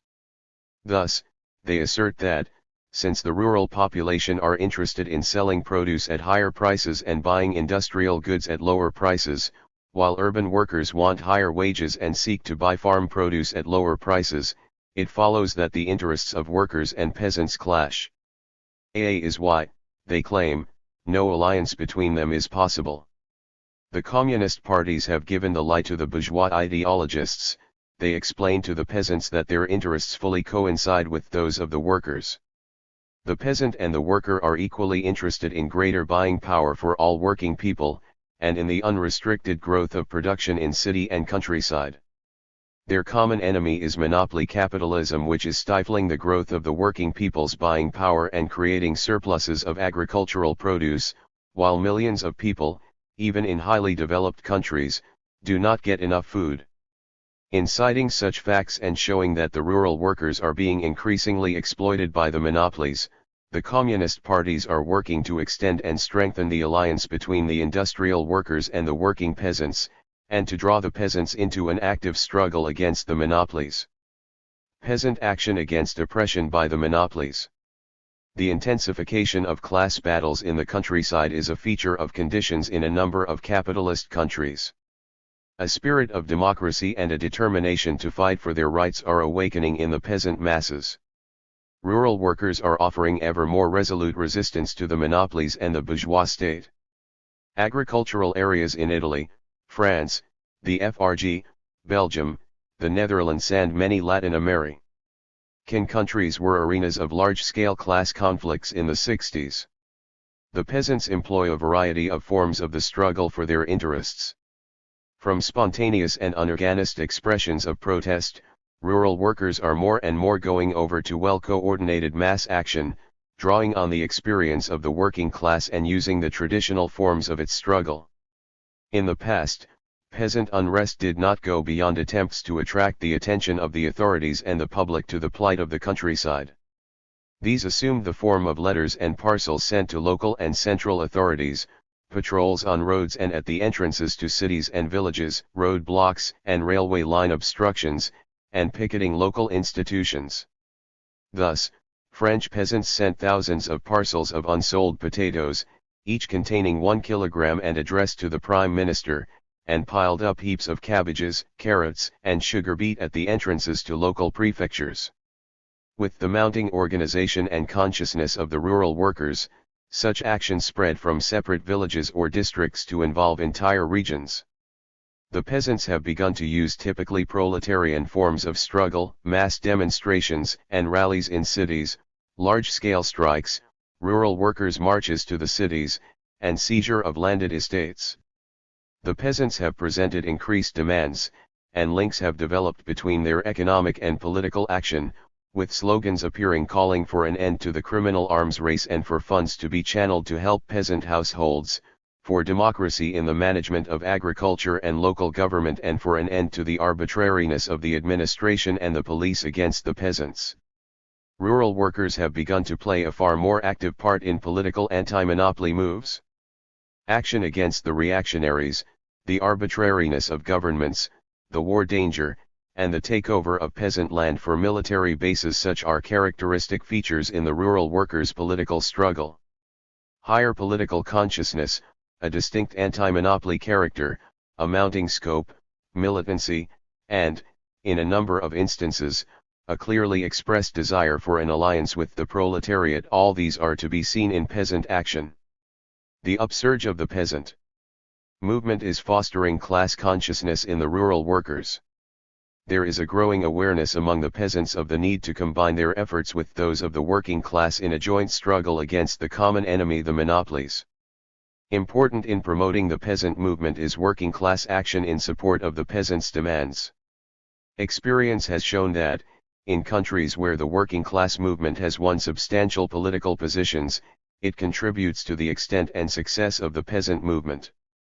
Peasant action is growing in intensity in countries with a medium level of capitalist development, primarily in Latin America. It is common knowledge that in such countries as Colombia, Bolivia, and Venezuela the peasants have frequently come out vigorously against the local oligarchies, big landowners, and also against the U.S. plantation owners. The peasant movement is a most important component of the anti-imperialist, anti-monopoly, and anti-feudal struggle in Latin America. Thus, the struggle for agrarian reforms waged by the Chilean peasants in alliance with the working class and other democratic forces, and the development of that struggle to serve the interest of the peasant masses has become part of the program for radical revolutionary changes advanced by the Popular Unity Bloc. The workers' and peasants' joint struggle for democratic changes and ultimately for socialism is giving reality, for the overwhelming majority of peasants, to the prospect of eliminating oppression by the financial oligarchy and the threat of ruin and expropriation. The anti-monopoly movement is becoming a most efficacious form of a political alliance between the proletariat and the peasantry. The communist parties. Agrarian programs. Communists are the most consistent, resolute, and devoted fighters for the rural workers' interests. Only the communist parties contrapose to the brutal expropriation of the peasant masses a program of a genuinely democratic solution of the peasant agrarian question. While vigorously defending the interests of the working peasants, the communist parties of a number of countries are waging a stubborn struggle for radical agrarian reforms, and the abolition of the big estates, all survivals of feudalism, and the monopoly's domination of agriculture. Communists hold that radical agrarian reforms will free the productive forces in agriculture from the shackles of monopoly domination, ensure a considerable growth of the peasants' purchasing power, expand the home market, and create the necessary conditions for an economic revival. The agrarian programs of the communist parties of a number of capitalist countries contain the following basic points: expropriation of land appropriated by the big landowners, or its indemnified confiscation, the transfer of land to those who till it, on the basis of ownership rights, effective state protection and assistance for small and middle peasants, the peasants to freely choose whether they will till such land individually or in associations, effective support for democratic peasant cooperatives, nationalization of the remaining land and of large estates, whose carving up will be detrimental to the national economy, and the establishment, on their basis, of efficient state farms to serve as models to the peasants. The agrarian programs of communist parties take due account of historical and national features of each country. Thus, the French Communist Party has linked the solution of the agrarian problem with the establishment of an advanced democracy that will open up the way towards socialism. As pointed out in the Party Central Committee's manifesto of December 1968, such democracy means the conduct of an agricultural policy that will ensure a life of dignity for the small and middle peasants, and will encourage cooperatives in every form. The French Communists demand that the toiling peasants should be represented on all bodies controlling agriculture. The Italian Communist Party has linked the agrarian reform with an overall program of democratic demands to restrict and then undermine the power of the authorities. As the party sees it, the political line in respect of the peasantry lies in a struggle for implementation of the fundamental principles of the Constitution, which envisages access to land ownership for working people and a ceiling to the size of land holdings. Italy's communists demand that the land should be transferred to those who till it, that small peasant holdings should be increased to sizes that would provide effective employment for the family, that big state investments should be made to develop peasant households, including such that have been created by implementation of the agrarian reform, and that encouragement should be given to all forms of voluntary peasant associations, and in the first place to cooperatives. The ICP's program also provides for controls to be established over the monopolies, which are grinding down the peasantry, that parliamentary controls should be established over the big industrial enterprises that sell agricultural machinery, fertilizers, and the like to the peasants, and that those branches of industry should be nationalised which have a direct influence in the development of agricultural production. The Communists have launched a big campaign for special democratic bodies to be set up in all regions of the country to administer agriculture and authorize to allot land to peasants and to verify how state investments in agriculture are made use of. One of the major demands of the party is a democratic procedure in working out an agricultural policy, both local and countrywide. In Latin American countries where the U.S. imperialists have seized large areas of land, the Communists emphasize the need to expropriate the foreign-owned latifundia. Latin American Communists proceed from the premise that agrarian relations in that part of the world are characterized, first of all, by the preponderance of big estates, while most of the peasants are landless. 60% of all working peasants possess no land at all. Capitalist development is underway in Latin American agriculture, at times most unevenly and painfully. Backward agrarian relations continue to predominate. The development of capitalism in the countryside, the existence of feudal and semi-feudal relations, domination by foreign plantation owners, and the appropriation of peasant land by foreign monopolies, especially by those of the U.S., are further aggravating contradictions, and building up explosive material in the entire social, economic and political life of Latin America. That is why the peasant movement is an important driving force in the revolutionary process. There is nothing surprising, therefore, in the importance Latin American communists attach to the peasant movement, and to their work for a close militant alliance between workers and peasants. The communist parties believe that the development of the cooperative movement should be furthered to the utmost. Under capitalism, cooperatives often serve the interests of the bourgeoisie. However, in a number of cases, cooperatives protect the immediate interests of the peasants, and offer resistance to the monopoly's offensive. In conditions of a growing and broad-based anti-monopoly movement, cooperatives can become a form of the peasants' class organization to be used in a struggle against the monopolies and the bourgeois state. Cooperatives enable the peasants to modernize their farming, thereby making the farms more competitive. Cooperatives help organize the peasants, giving them support in the struggle for radical agrarian reforms and thorough changes in the existing system. By giving the peasants experience in collective work, the cooperatives will make their future transition to socialism easier. Cooperatives can develop along such lines only if they become thoroughly democratic and throw off the influence of the rural bourgeoisie and the home and foreign monopolies. It is only by relying on the working class and the communist parties that the peasants can accomplish that task. The communists give every support to the cooperative movement and its anti-monopoly orientation.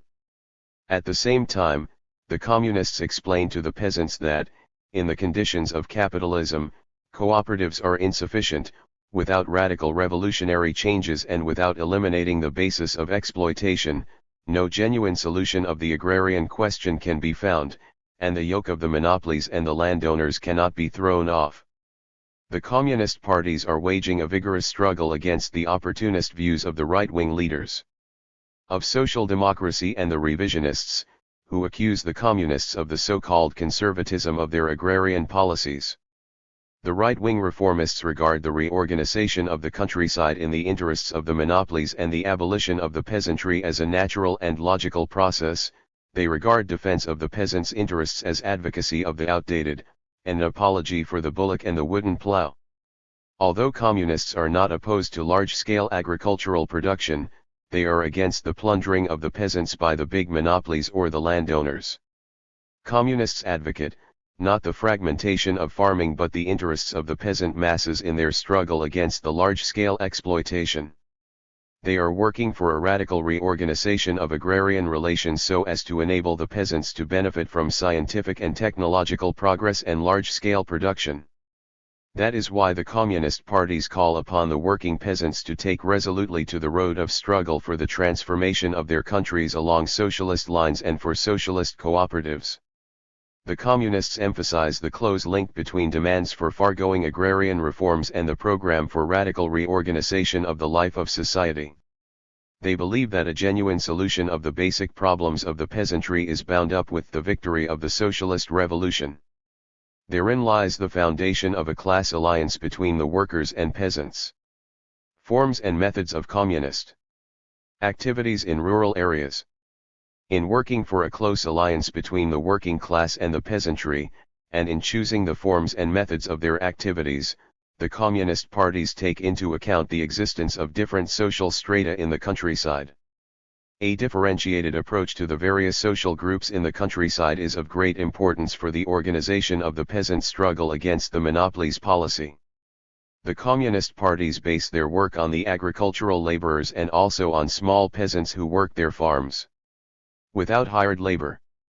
At the same time, communists realize that the oppression by the monopolies and the bourgeois government weighs heavily, not only on the poor and middle peasants but even on the well-to-do, who employ hired labor on a small scale. Communists uphold such demands by the well-to-do peasants which do not run counter to the vital interests of the working class and the working peasants. At the same time, communists organize the peasant mass struggle against the big landowners, who exploit farm hands. The communist parties have accumulated a wealth of experience in guiding the struggle of agricultural workers, farm hands, and the working peasants, whose vital interests coincide with those of the working class both today and in the future. The formation and strengthening of trade unions of rural proletarians holds an important place in the Communist Party's work in the countryside. Communists pay considerable attention to the promotion of unity between rural proletarians and semi-proletarians, through concrete demands, the organization of mass action, meetings, demonstrations, and rallies held jointly with the trade unions.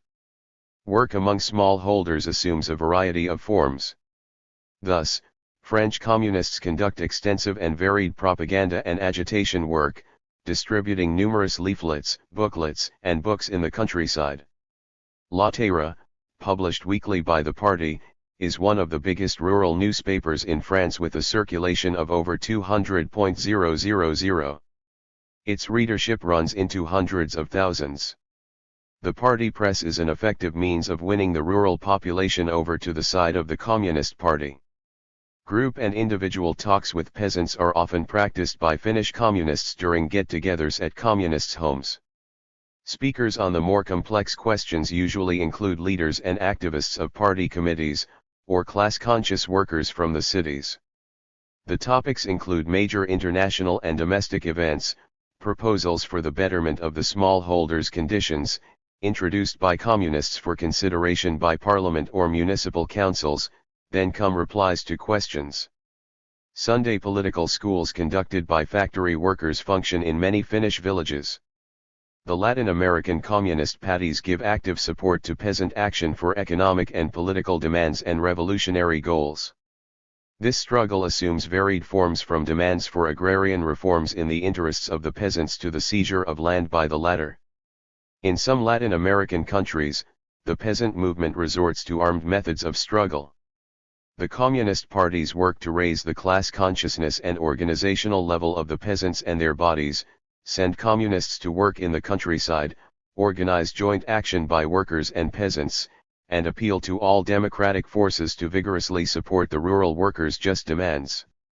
In Colombia, a struggle is gaining momentum, aimed at giving peasants the right of possession of formerly uncultivated land they have occupied, a peaceful solution of conflicts arising in the process, the return to the peasants of land taken away from them in the so-called zones of military operations, and also for the withdrawal of troops from rural localities, and an end to government persecution.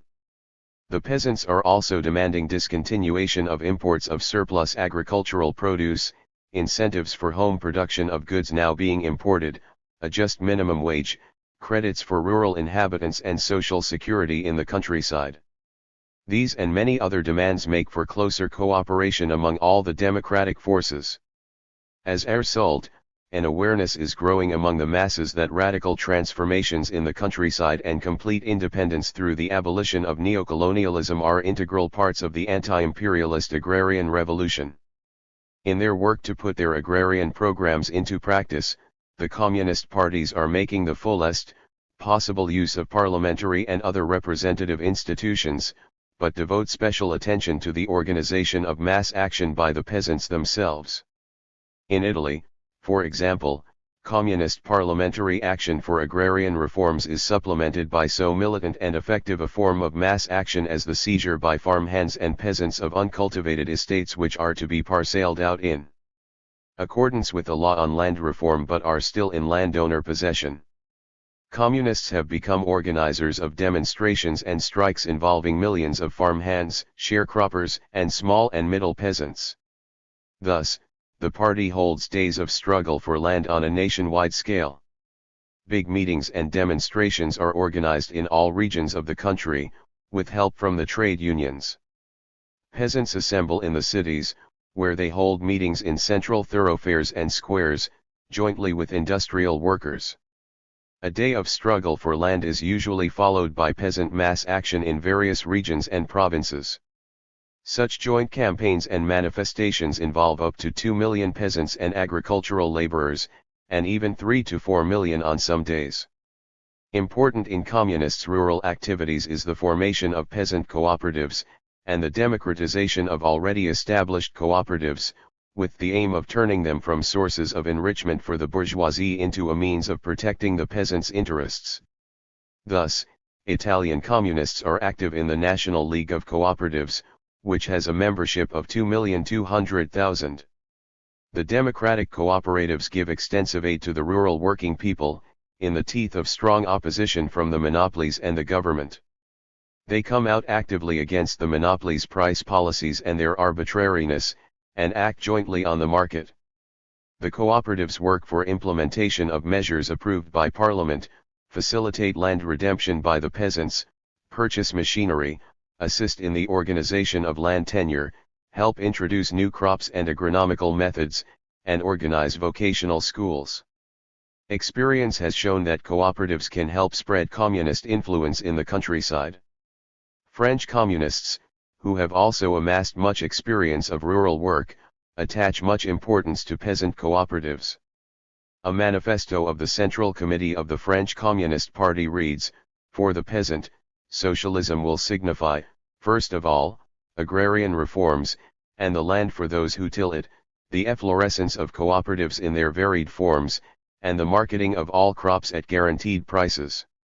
The development of cooperatives and the voluntary organization of collective labor." 257. Will make it possible to reduce working hours in farming and to ensure weekly rest days and annual holidays, and the advantages of social security for all working peasants. Asterisk. The communist parties are active in various agricultural organizations, irrespective of the political orientation of their leadership. Such bodies are often headed by reactionaries and big landowners. In some countries, communists have been able to get representatives and peasants who support them elected to the leadership of agricultural organizations. Communists have set up committees and associations for the protection of small and middle peasants, involving many rural workers. Actions by these organizations are more and more often forcing the ruling circles to meet the working people's demands. Through such peasant organizations, communists establish close contacts with large numbers of peasants with different political views. Even when they are in a minority, communists can do much to give them a correct orientation. In a number of Latin American countries, communist initiative and participation have resulted in peasant congresses at which bills for agrarian reforms are tabled and discussed. Specially elected delegations, led as a rule by members of parliament, are instructed to submit such bills for consideration by legislative bodies. Communists see such measures as the onset of a struggle for agrarian reforms.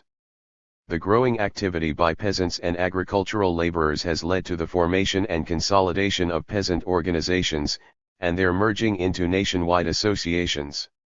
Existent peasant organizations often lack political independence and are in many cases subordinated to bourgeois landowner and rich peasant parties and Catholic organizations.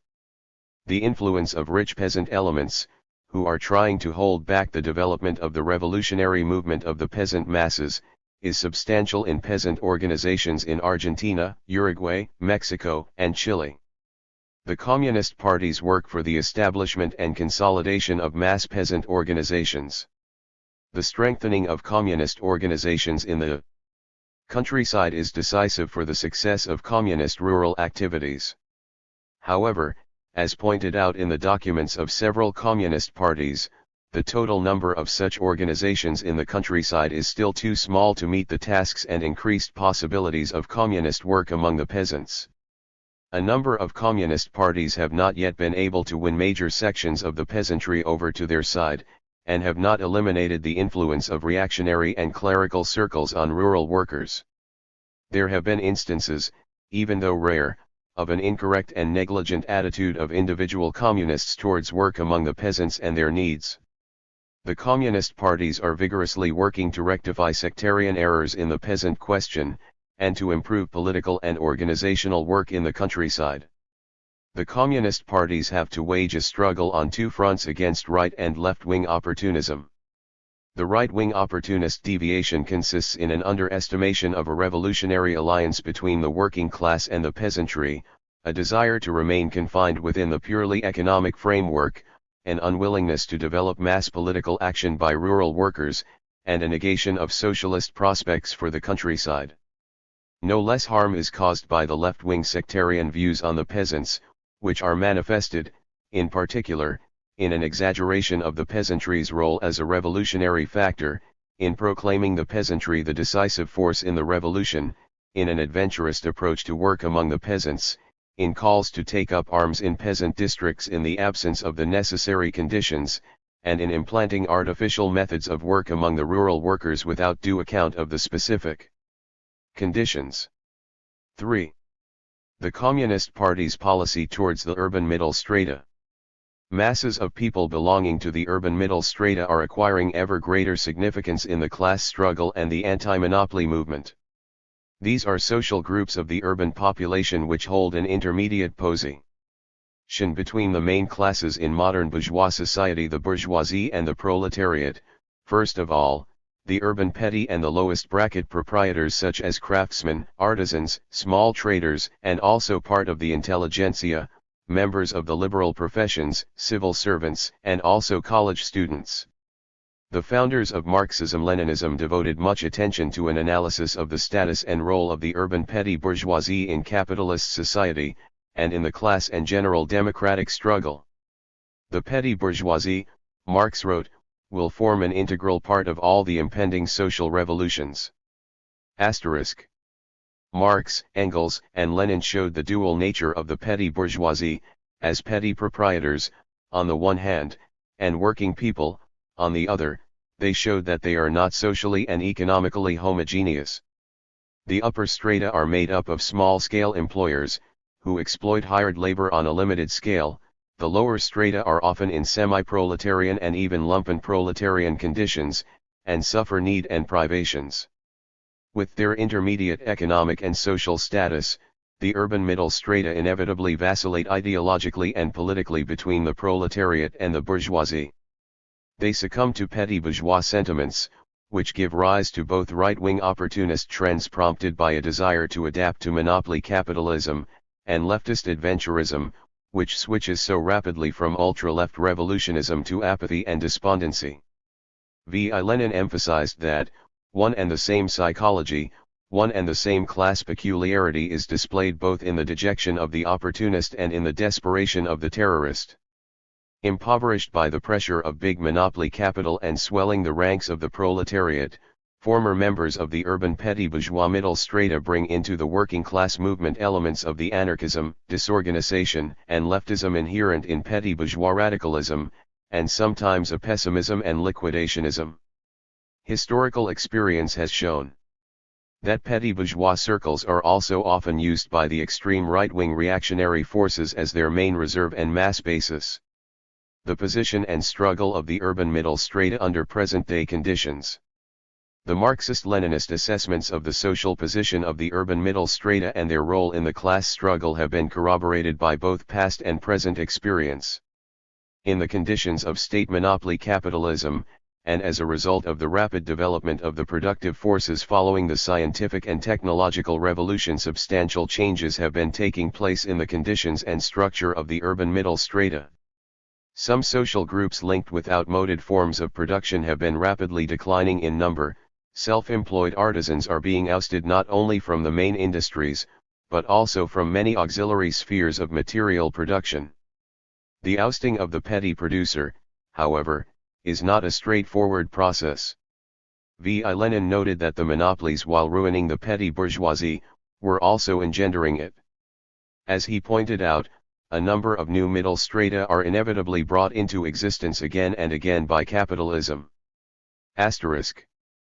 A rise in the number of small enterprises, most of them concentrated in the retail trade and public services, is to be seen in some sectors. Small industrial enterprises, repair shops, small traders' shops, filling stations, barbers' shops, cafes and other small privately owned enterprises appear wherever the big firms see no profits in maintaining their branches. That is why the urban middle strata may sometimes even increase in size in some countries. Many small-scale employers in the developed capitalist countries have lost their economic independence, and are objects of still greater exploitation by big capital. Their enterprises function as ancillary specialized enterprises filling orders from the big monopoly firms. On the whole, all the proprietors of small-scale enterprises have long become fully dependent economically on the monopolies, being independent proprietors only in name. As the most unstable group of the population in the capitalist countries, and subjected to constant pressure from the big corporations and the bourgeois state, the petty bourgeoisie are being more and more differentiated. A small portion climb up in the world to become small and medium capitalists, but the bulk are ruined. State monopoly regulation hits at broad sections of the petty proprietors, accelerating their proletarianization and impoverishment. To the urban middle strata also belong other social groups and sections whose place in social production is similar to that of the urban petty bourgeoisie. These are, in the first place, a considerable part of the intelligentsia, including members of the liberal professions, medical practitioners, lawyers, legal advisors, writers, painters, artists, and the like. The intermediate strata also include other brackets of the gainfully employed population, among them mid-level management personnel, petty stockbrokers, traveling salesmen, and so on. While in the past, the middle urban strata's economic standing made them a bulwark of the ruling class rather than an ally to the proletariat, they are today becoming increasingly drawn into the struggle against state monopoly capital, by championing democracy, the cause of peace and radical social improvements. Representatives of the middle strata are more and more often resorting to typically proletarian methods and forms of the struggle. In noting these new features, the 1969 international meeting emphasized, big capital tramples on the vital interests of the majority of the urban middle strata. Therefore, despite their lack of unity and special susceptibility to bourgeois ideology, large masses of the middle strata are coming forward in defense of their interests, joining the struggle for general democratic demands, and becoming increasingly conscious of the vital importance of united action with the working class. Asterisk. The middle strata's entry into the struggle has given a broader sweep to the struggle for democracy, swelling the ranks of the forces opposing the monopolies. This is shown by the events in France in May-June 1968, during which the working class, a considerable part of the intelligentsia, college students, and other representatives of the middle strata clashed with the regime, this revealing new possibilities in the struggle for democracy and socialism. Though inclined to compromises and often adhering to an inconsistent and contradictory stand, the urban middle bourgeois strata are a political force that is interested in the struggle against imperialism and the monopolies. While representatives of these strata often harbor reactionary ideas and views, the petty bourgeoisie of the capitalist cities are gradually throwing off the influence of monopoly capital and turning into an ally of the working class in the struggle against imperialism. Pointing to this fact, Waldeck Rochaith, General Secretary of the French Communist Party, wrote that in France one can observe the growing proletarianization of various social strata, which are thus drawing closer to the working class, despite all the efforts made by the ruling classes to divide and isolate them. The activity of the middle strata has been steadily growing in the workers' class battles and democratic movements in Italy, Spain, Britain, the Federal Republic of Germany, Portugal, West Berlin, Japan, Turkey, and many Latin American countries. In the 60s, the protest movement against militarism and U.S. imperialism's military ventures in Vietnam was marked by mass participation of the middle strata. Intellectuals, members of the liberal professions and other representatives of the middle strata in the United States, that citadel of modern imperialism, are ever more actively joining the social protest movement, the anti-monopoly struggle, and the democratic and peace movement. What is needed to draw the urban middle strata into the anti-monopoly front is the purposeful organizing activities of the communist parties, since there are considerable forces in the capitalist countries which are out to prevent the middle strata from uniting with the working class. In such countries as the FRG, France, the United States, Chile, and Argentina, the reactionary circles are trying to win over the middle strata with slogans of anti-communism, jingoism, revanchism, and so on. Just as previously, the home reactionaries, the neo-fascists in particular, are addressing themselves first of all to petty bourgeois strata which are being impoverished, in an attempt to set them against the working class. Part of these strata are still politically passive or, by long-standing tradition, following the lead of the bourgeois parties, which is impeding the unification of all the anti-monopoly forces. All this confronts the communist parties with the task of more work on problems of an alliance between the working class and the urban middle strata. The communist parties and the middle strata. Drawing on the experience of the post-war years, the communist parties believe that a firm alliance between the working class and the urban middle strata in the struggle against monopoly capital is possible and necessary both for the accomplishment of democratic tasks and in the transition from capitalism to socialism. As early as 1959, the French communists noted, at their 15th Congress, the need to ensure an alliance between the proletariat and the middle strata. To establish a united front of the working class at any cost, Maurice Thorez told the Congress, to secure unity within the working class, and a unification between the working class and the middle classes by all means, such is the slogan of the Communist Party. Asterisk. In his speech at the 1969 international meeting, Luis Corvalán, General Secretary of the Communist Party of Chile, noted the activity and revolutionary spirit of the middle strata in the Latin American countries. Fresh detachments are joining the working class and the communists in the battle, he emphasized. Middle strata in town and countryside, young people and intellectuals are joining in the social struggle against the injustice and crime inherent in capitalism. A sizable section of these classes and social strata display a truly revolutionary spirit, often using working-class methods in their action, acting together with the communists and accepting socialism as their goal. We take a positive view of these phenomena and are prepared to cooperate. Asterisk. The Communist Party's action in defense of the specific interests, needs and demands of various sections of the middle strata is a highly important factor in the struggle to rally the middle strata about the proletariat. Communists are drawing up programs for the democratic reform of taxation systems, demanding price adjustments for services rendered to petty proprietors, a system of social insurance for traders, long-term credits for them, and so on. In their policy statements, the Communist parties emphasize that the possibility has now arisen for the middle strata to take part, in an alliance with the proletariat, in the struggle for the accomplishment, not only of general democratic tasks but also of a number of tasks of a socialist character. Communists point out that socialism will free all working people from exploitation, from being ruined and absorbed by the monopolies, and will provide them with prospects of an assured and dignified life. Bourgeois ideologists are intimidating the middle strata with the alleged communist intention to deprive the small proprietors of their property, and turn them into proletarians. V. I. Lenin gave a clear-cut definition of the communists' principled position, writing that the bourgeoisie was lying when it said that the communists wanted to deprive the middle and small peasants of their property. Of course, the communists do not promise artisans, petty traders, and the like that they will perpetuate the petty entrepreneur. They make no secret of their goal: the abolition of bourgeois private property of every kind.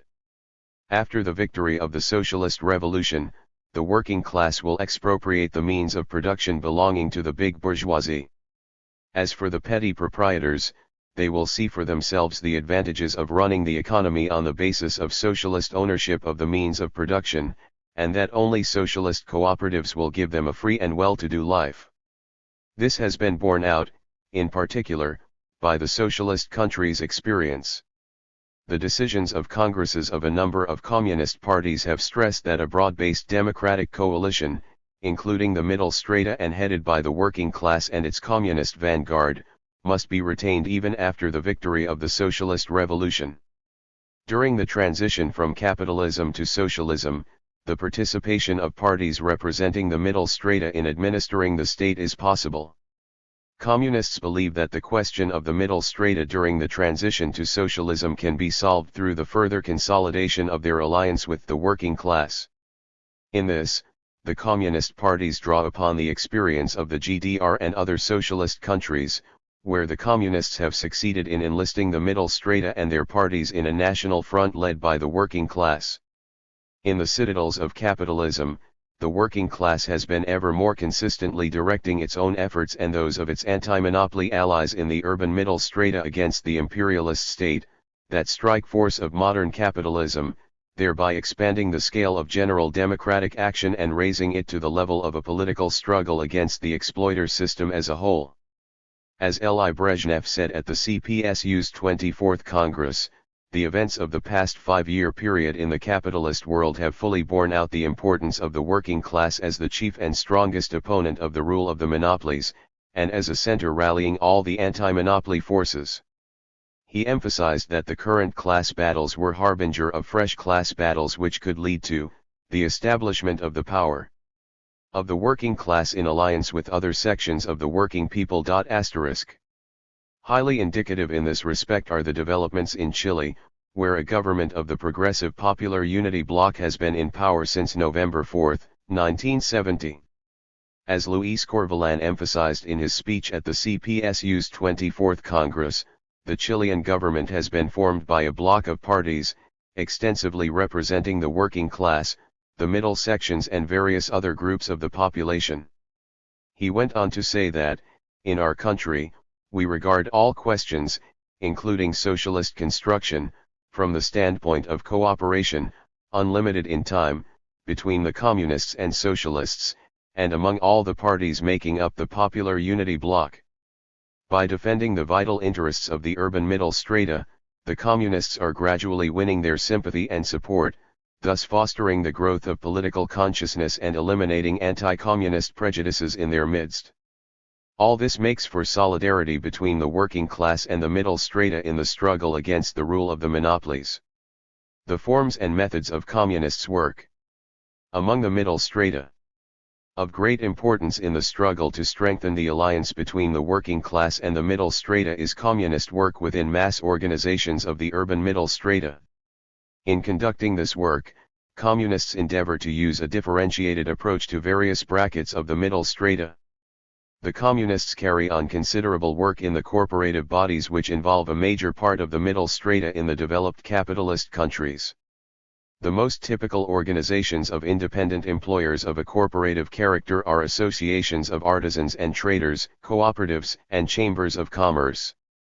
In the FRG, for example, there are about 9,500 artisan workshops affiliated with the Central Association of Artisans. 2/3 of the business petty bourgeoisie in the FRG belong to the main association of German retail trade. In France, there are 3 associations of artisans, the National Confederation of Artisans, the Confederation of French Artisans and the United Artisans Confederation. In Britain, several hundred chambers of commerce are organized in the National Chamber of Trade and an association of manufactured goods retail traders. Cooperatives of various kinds, consumer, credit, marketing and supply, housing and even production cooperatives hold an important place among the economic associations of the petty bourgeoisie. In a number of countries such as Norway and Denmark, the cooperative movement remains typically petty bourgeois. Small and medium employers' unions are also among the influential corporate associations. In the United States, for example, most of such unions are united in the two organizations, the National Association of Small Businessmen and the Confederation of American Small Business Organizations. In France, there is a confederation of small and medium enterprises uniting many small employers and traders. Monopoly capital subordinates these petty bourgeois corporative associations through the big and medium capitalists, who are members of most of these associations and play a leading part in their guiding bodies. The communist parties have set themselves the aim of winning these mass organizations over to the side of the working class. Communist tactics consists in work being carried on within all such bodies, despite their reactionary leadership. Communists coming from among the small artisans and traders hold meetings and talks in workshops, stores, cafeterias, etc., with the purpose of building up contacts within such organizations at the lower levels, to ensure, from below, unity of action by the middle strata in an alliance with the working class. The communist press systematically deals with problems of interest to the urban middle strata, for whose benefit special bulletins are published and seminars held, while various urban organizations and committees are set up to protect the interests of traders, artisans, housing tenants, cooperatives and cooperative associations for the purchase of products and raw materials. In a number of countries, such cooperatives have already become effective in the struggle against the wholesale trade monopolists. All this has enhanced the communists' prestige and influence among the middle strata. In France, for example, communists are in the vanguard in a number of large organizations of artisans, small traders, and other middle strata. Communists appeal to all Democrats to display the utmost initiative in protecting the interests of the middle strata. They take an active part in elections to guiding bodies, workers' commissions and other factory bodies, mutual aid societies of small holders, artisans, salesmen, etc. Communists and their party organizations study the working and living conditions of the urban middle strata, maintain direct contacts with them, and link up their day-by-day demands with the demand for far-going economic reforms and greater democracy in the country's political life. The communist parties are working to establish close contacts between the corporative associations of the middle strata and the workers' trade unions, and also to organize certain groups of the middle strata in trade unions. They want trade union locals to tackle the problems of the small traders. In a number of countries, the urban middle strata have political parties of their own, which is why communists are working to extend and consolidate the alliance between the working class and the urban middle strata, and achieve unity of action with petty bourgeois and social democratic parties, a considerable part of whose membership belong to the middle strata. In recent years, many communist parties in capitalist countries have made considerable progress to bring about united action with other left democratic parties. This was reported to the CPSU's 24th Congress by the leaders of the communist parties of such countries as France, Italy, the United States, Canada, Japan, Uruguay, and Chile. Thus the policy of united anti-monopoly action has enabled the Italian communists to win the votes of as many as 9 million electors and achieve, in hundreds of local, city, provincial and 3 large regional organs of local government, relations of unity with the Italian Socialist. 269. Party of Proletarian Unity and the Italian Socialist Party, in respect of the question of power. This has placed in the order of the day, E. Berlinguer, head of the Italian delegation, said at the 24th Congress, and created prospects for a shift to the left in the administration of the country as a whole. Asterisk. An active role in bringing the urban middle strata closer to the working class is played by communist protection of the petty bourgeoisie's interests in parliaments and municipal councils. Thus, communist deputies to the French National Assembly are calling for abolition of the turnover tax on artisans, and an increase in their tax-free incomes. Communists are supporting protests voiced by small traders against the demagogic campaigns for price cuts and are showing the working people who is actually responsible for the soaring prices: the big bourgeoisie. In this way, the communists are helping the petty bourgeoisie understand the coincidence of their interests with those of the working class. Communists are organizing strike action by the urban middle strata jointly with the working class. Thus office workers and other representatives of the middle strata learn to use proletarian methods of action. United action, strikes, and mutual assistance and solidarity with the working class are raising the level of political consciousness in the middle strata, and facilitate the establishment and strengthening of the anti-monopoly front. The growing acuteness of the class struggle in capitalist countries and ever greater successes of the world socialist system are inducing the most progressive representatives of the middle strata to side with the working class, support its struggle and join the Communist Party. Many artisans and traders are members of the French and the Italian Communist parties. Such things increase communist influence in the mass of the urban middle strata, in contrast to that of bourgeois ideology and the reactionary parties. Of course, the middle strata's closer approach to the proletariat comes up against difficulties, with further differentiation proceeding within those strata. Discarding the traditional prejudices of the petty bourgeoisie is a painful process, with the pro-imperialist and conservative elements of the petty bourgeoisie falling into the embrace of fascist reactionaries, while others go to extremes of anarchist rebelliousness. In the FRG, for example, fascist-minded organizations attract part of the urban middle strata with their slogans of brazen revanchism. In the United States, France, and Italy, representatives of the middle strata also take part in the pro-fascist movement. Experience has shown that wherever unity of action is established between the working class and the middle strata, much can be achieved in the struggle against the omnipotence of the monopolies and for peace, democracy, and social progress. 4. The Communist Party's policy towards intellectuals. The problem of building up the alliance between the working class and broad sections of the intelligentsia is acquiring ever greater significance in the revolutionary movement in the capitalist countries. As the 1969 International Meeting emphasized, the alliance of workers by hand and by brain is becoming an increasingly important force in the struggle for peace, democracy, and social progress, for the democratic control of production, of cultural institutions and information media, and for the development of public education in the interests of the people. Asterisk. The condition of the intelligentsia. Under capitalism. For a correct understanding of the intelligentsia's condition in capitalist society and its significance as an ally of the working class, one should bear in mind that the distinction between manual and mental work is the basis for the intelligentsia being singled out in Marxist literature as a special stratum, comprising those engaged in professional and brain work of a definite level which is above the average at each stage of a given society's development. At present, professional and mental work calls for higher education in most cases, particularly in the developed capitalist countries. Its specific social function is another distinguishing feature of the intelligentsia, this consisting in the preservation, transmission, and development of culture, both material and spiritual. For a correct understanding of the class and political stand of the intelligentsia in capitalist countries, it is essential that this social function should be taken into account.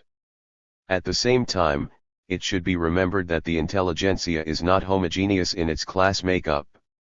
Individual groups of the intelligentsia differ in their position within the system of social production, play quite different parts in the social organization of labor, and receive different incomes.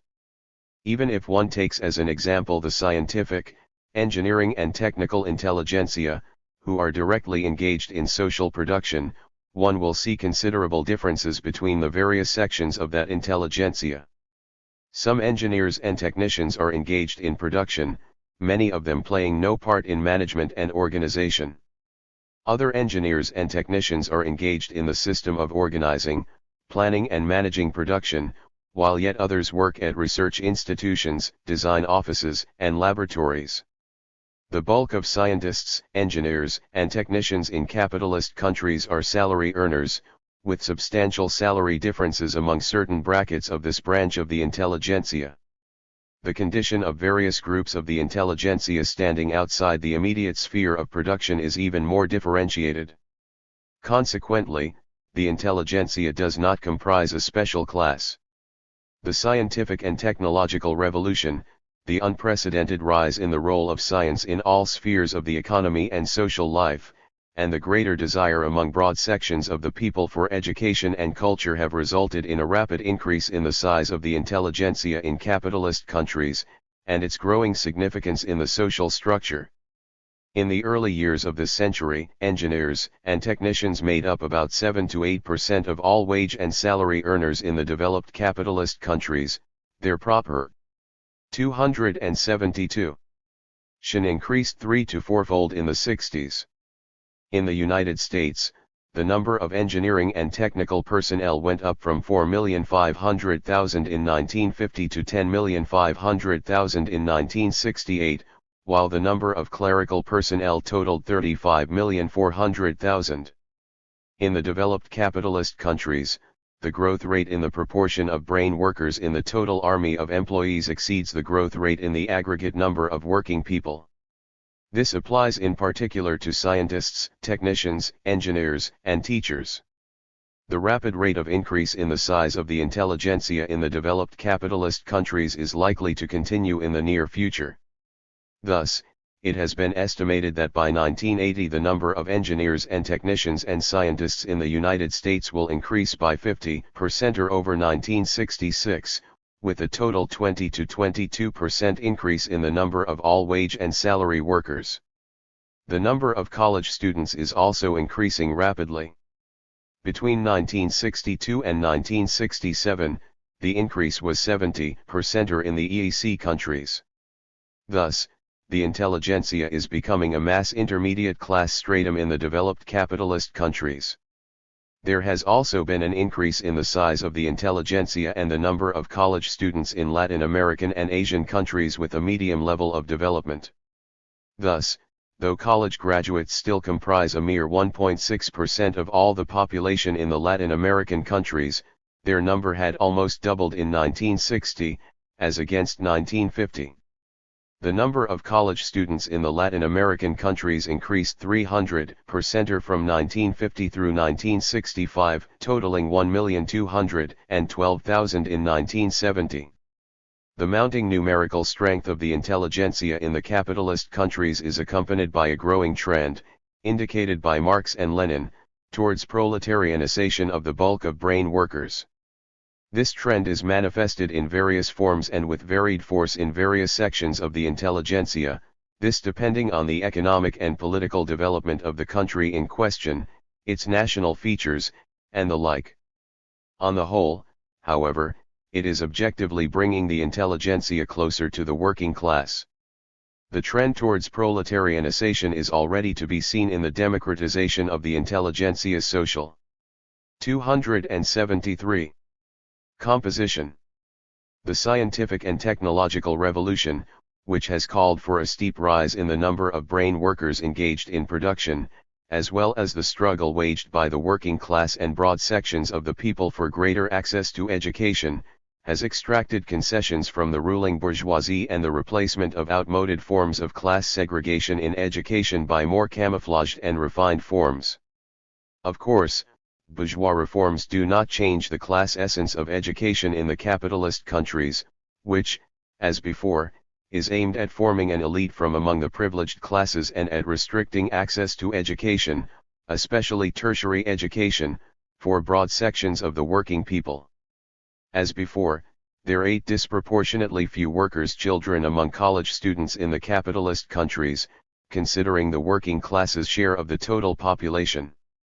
Nevertheless, the working people's gains in the sphere of education have led to some democratization of the social composition of the intelligentsia in the capitalist countries. The engineering and technical intelligentsia in the capitalist countries, L.I. Brezhnev pointed out, is now being drawn not only from the bourgeoisie but also from the middle sections and in part from among the working people as well.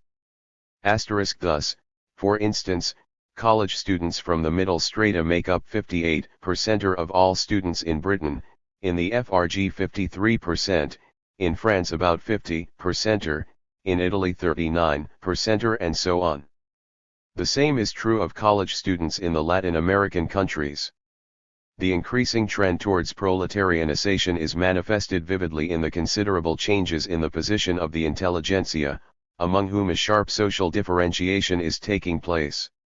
While the top crust are increasingly merging with the bourgeoisie, and receiving a part of the monopoly profits in the form of salaries, the far greater part are swelling the ranks of wage and salary workers living exclusively by selling their labor power to most of the intelligentsia.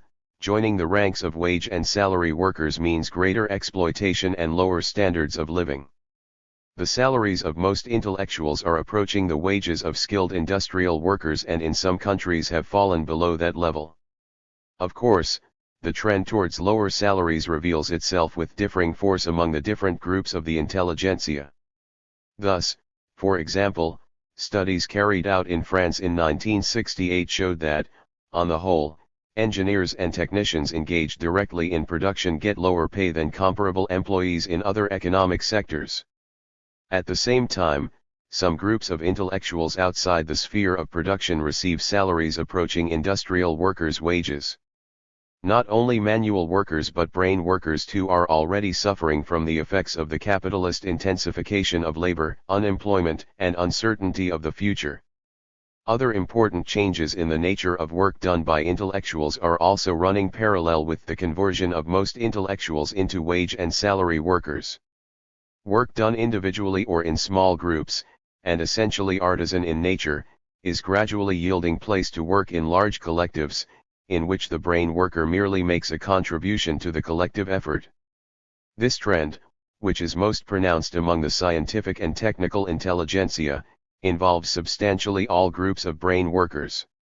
Even intellectuals in such traditionally independent and liberal professions as physicians, lawyers, artists, etc., are employed as salary workers at large clinics, legal offices, news and publicity agencies, and so on. All this has borne out what Marx and Engels said on this subject: the bourgeoisie has stripped of its halo every occupation hitherto honored and looked up to with reverent awe. It has converted the physician, the lawyer, the priest, the poet, the man of science, into its paid wage laborers. Asterisk. Despite science's growing role in all spheres of production and social life, state monopoly capitalism actually strips most of the intelligentsia of any part in administration, paralyzes its initiative, and strives to reduce its work to the performance of limited and monotonous operations. The growing concentration of brain workers, and their loss of the special social prestige created by material and moral professional independence also bring the intelligentsia's objective position closer to that of the working class in the capitalist countries. The intelligentsia's deteriorating economic condition and social status in the capitalist countries, and their increasing closeness to the working class are decisively influencing their stand in the class struggle. As V. I. Lenin emphasized, the intelligentsia join the ranks of wage and salary workers, as capitalism increasingly deprives the intellectual of his independent position, converts him into a hired worker and threatens to lower his living standard. Under present-day conditions, an alliance between the working class and broad sections of the intelligentsia is facilitated, not only by changes in the latter's economic and social position but also by the profound crisis of bourgeois ideology, politics, and culture. The monopoly bourgeoisie's trampling democracy and civic liberties underfoot, and its desire to curtail and abolish democratic rights are evoking growing resistance from considerable sections of the intelligentsia, who are devoted to such ideals. Many participants in the 1969 International Meeting of Communist and Workers' Parties pointed out that the ideological and intellectual hollowness of the consumer society, and the utter anti-humanism that pervades all capitalist society and manifests itself in all of imperialist policies, in the militarization of the economy, aggression, wars, and unprecedented crimes against humanity bring broad sections of the intelligentsia, especially college students, into the anti-monopoly struggle. As the 1969 meeting stressed, in this age, when science is becoming a direct productive force, growing numbers of intellectuals are swelling the ranks of wage and salary workers. Their social interests intertwine with those of the working class, their creative aspirations clash with the interests of the 276 monopoly employers, who place profit above all else. Despite the great diversity in their positions, different groups of intellectuals are coming more and more into conflict with the monopolies and the imperialist policy of governments. The crisis of bourgeois ideology and the attraction of socialism help to bring intellectuals into the anti-imperialist struggle. Asterisk. The intelligentsia, an important ally of the working class. That broad sections of the scientific, technical, and creative intelligentsia and so many college students have entered the anti-imperialist struggle is a distinguishing feature and a most important factor in the spread of the class struggle in the capitalist countries. The demands from intellectuals and college students are more and more coinciding with those of the working class. Not only in content but also in form, their action is falling in with action by the working class. Thus, the intelligentsia have been using such tested forms of struggle as strikes, mass demonstrations, boycotts, and the like. This has created favorable conditions for a firmer alliance between the working class and the intelligentsia, and has revealed new prospects for the revolutionary struggle. The Communist and Workers' parties attach great importance to the consolidation of this alliance in the struggle against the monopolies. The manifesto of the French Communist Party's Central Committee, for instance, points out that the French Communist Party regards the indispensable alliance between the working class and the intellectuals as a capital question, to which it is according the greatest attention. Similar assessments are contained in the policy statements made by the Communist parties of Italy, Belgium, the FRG, the United States, Canada, Chile, Uruguay, and other countries. The present task is to win over to the side of the working class not only 277 certain progressive intellectuals, but the entire intelligentsia as an ally in the struggle against the monopolies. The significance of an alliance between the working class and the intelligentsia reaches far beyond the framework of struggle against the monopolies. V. I. Lenin repeatedly pointed out that we need the intellectuals, that we need them, too, for our socialist revolution. We know socialism can only be built from elements of large-scale capitalist culture, and the intellectuals are one of these elements, and that we cannot build it if we don't utilize such a heritage of capitalist culture as the intellectuals. Asterisk. In this way, by developing and consolidating the alliance with the intelligentsia as part of an extensive anti-monopoly front, the working class also creates conditions for the attainment of its ultimate goal, the construction of socialism and communism. The objective process of the proletarianization of the intelligentsia and the approximation of its vital interests to those of the working class does not of itself lead to broad sections of the intelligentsia understanding the changes taking place or to their recognition of the need for an alliance with the working class, and of the latter's leading role. The petty bourgeois social roots of most intellectuals in the capitalist countries, the lengthy impact bourgeois ideology has made during their professional training, and their deep-seated petty bourgeois ideologies and traditions greatly hamper the intelligentsia's drawing closer to the working class. The ruling bourgeoisie makes use of a vast range of means of bringing ideological and political pressure to bear, bribing certain sections of the intelligentsia, splitting its ranks, resorting to threats and direct repression to prevent a considerable part of the intelligentsia from siding with the working class, and to preserve its ideological and political influence over it. The involvement of broad sections of the intelligentsia in the revolutionary process sometimes gives rise to a temporary intensification of right-wing reformist and leftist sectarian opportunist trends, which try to cash in on the political inexperience of intellectuals and college students. 278. While distorting the significance of the social and political processes in the intelligentsia, bourgeois and revisionist ideologists try to advance new social theories. Despite their motley variety, these theories pursue one aim: to refute Marxism-Leninism and, particularly, its doctrine that the working class is the most revolutionary class of our times, and that there is an objective need for the leading role of the communist parties in the struggle for socialism. A wide range of bourgeois and right-wing revisionist theories of the so-called new middle class are being spread in the capitalist countries. These views allege that the intelligentsia's rapid growth rate proves the non-validity of Marx's thesis of the inevitable growth of the working class in the process of capital accumulation. They are out to prove that the leveling of all classes in an overall middle class is taking place in the capitalist countries, and that class antagonisms are disappearing. In bringing forward the intelligentsia as a new middle class, the propagandists of these theories consider them an integral whole, thus ignoring the deep distinctions between individual groups of the intelligentsia. At the same time, they gloss over the radical changes in the socio-economic conditions of the intelligentsia, changes which are objectively leading to considerable sections drawing closer to the working class. In fact, the changes in the class structure of the capitalist countries have again shown the correctness of the basic Marxist propositions on the inevitable proletarianization of ever new sections of the working people. The right and left-wing opportunists, often in the guise of Marxists, try to cash in on the intelligentsia's mounting economic and political struggle against the monopolies. Falsely accusing the working class of the capitalist countries of becoming bourgeois and integrating in the capitalist system, these theorists are trying to advance the intelligentsia and college students as the revolutionary vanguard. The opportunists place a high value on spontaneous and unorganized action by college students and anarchist-minded intellectuals, who are allegedly free of any ideology and politics.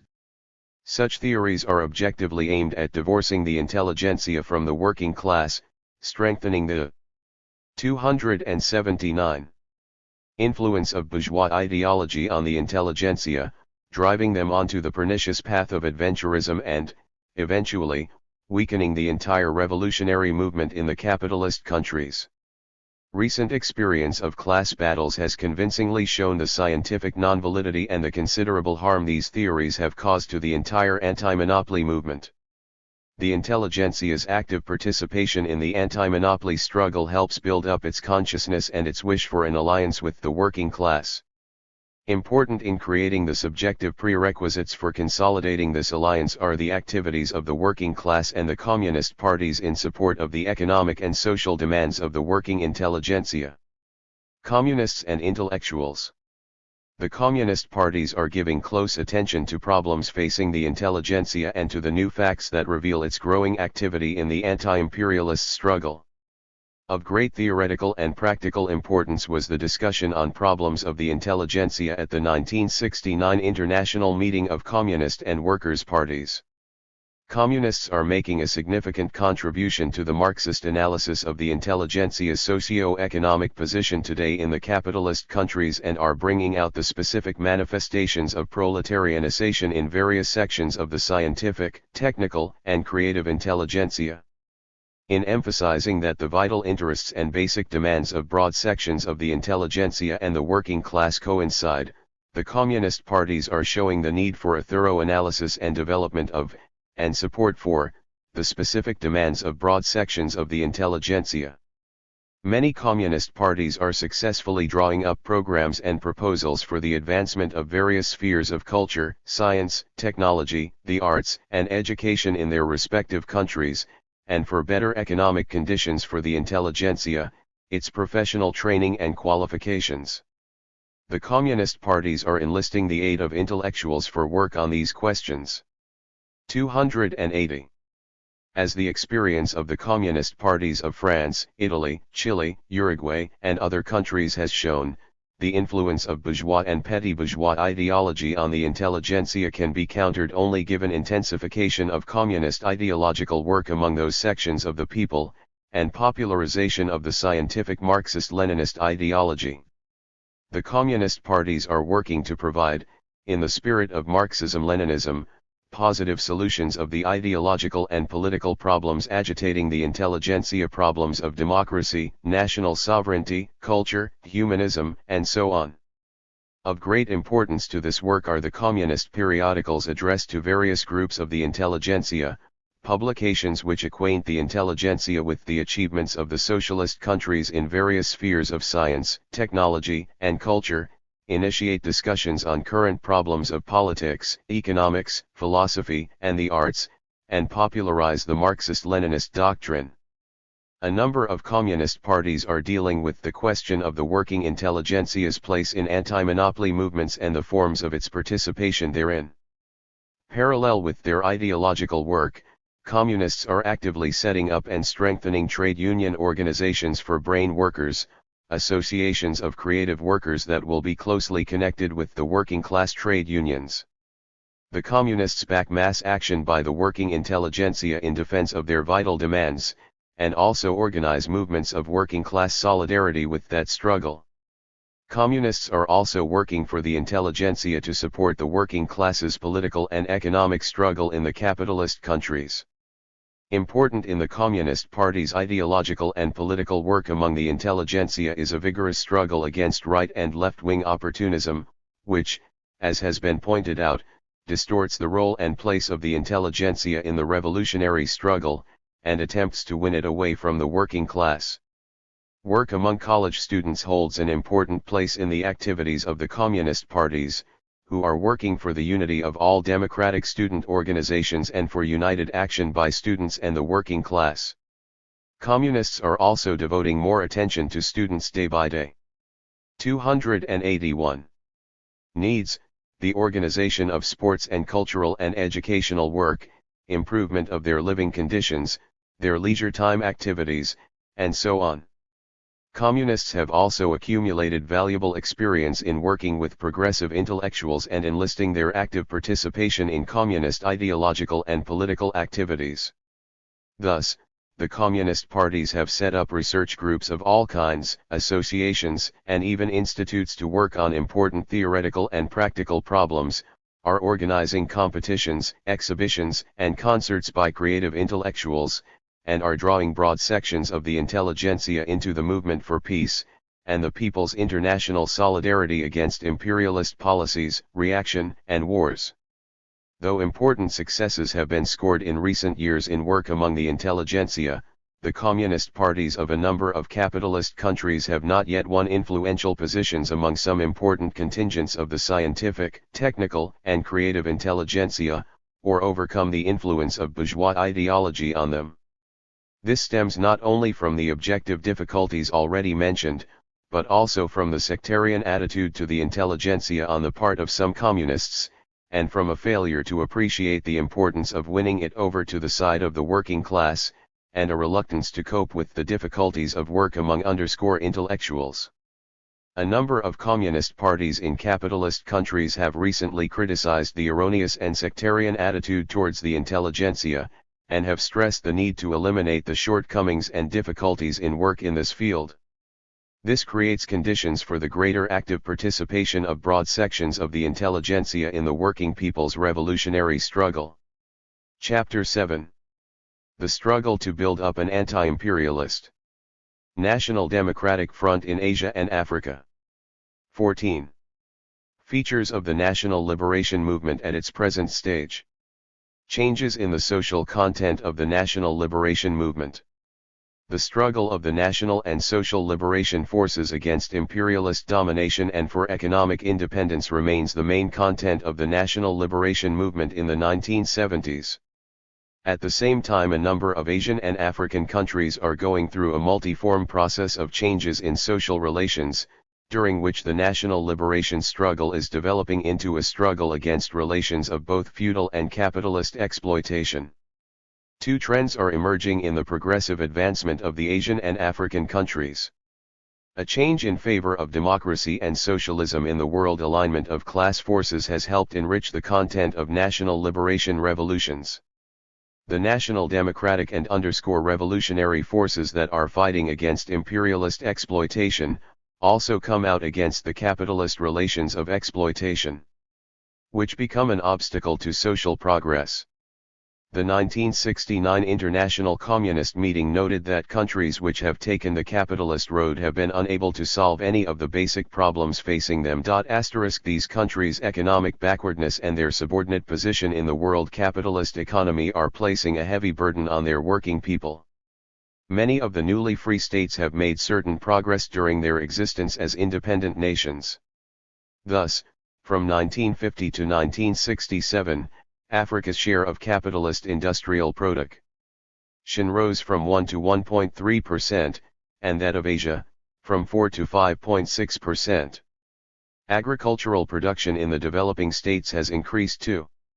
Between 1948 and 1952, these accounted for 28% of the wheat harvested in the capitalist world. In 1969 the figure was 35%. However, this growth is insufficient to abolish the socio-economic backwardness of the newly emergent states, which remain an object of imperialist exploitation. Far from narrowing, the gap between the advanced capitalist and the developing states has been widening. In 1969, the gross national product per head of the population in the developed capitalist countries was 11.4 times larger than in Asia and Africa. For Africa the figure was 12.3 times, and for South and Southeast Asia it was 17.7 times. The gap also widened in the per capita national income of the advanced and developing countries. Thus, in 1950 the national income per head of the population in the advanced countries was 12 to 13 times greater than in Asia and Africa, and at present the figure is 15 to 17 times. Since the Asian and African countries do not have the necessary wherewithal for their economic growth, the imperialist states are taking advantage of this situation in their neocolonialist plans. Economic aid is granted by the imperialist states with the aim of an even greater economic and political subordination of the newly free nations. In the 1970s, according to UN data, the developing countries will have to pay foreign monopoly capital over $10,000 million for its services, or twice as much as in the mid-1960s. By the mid-1970s the developing nations' indebtedness to the imperialist states will total $100,000 million.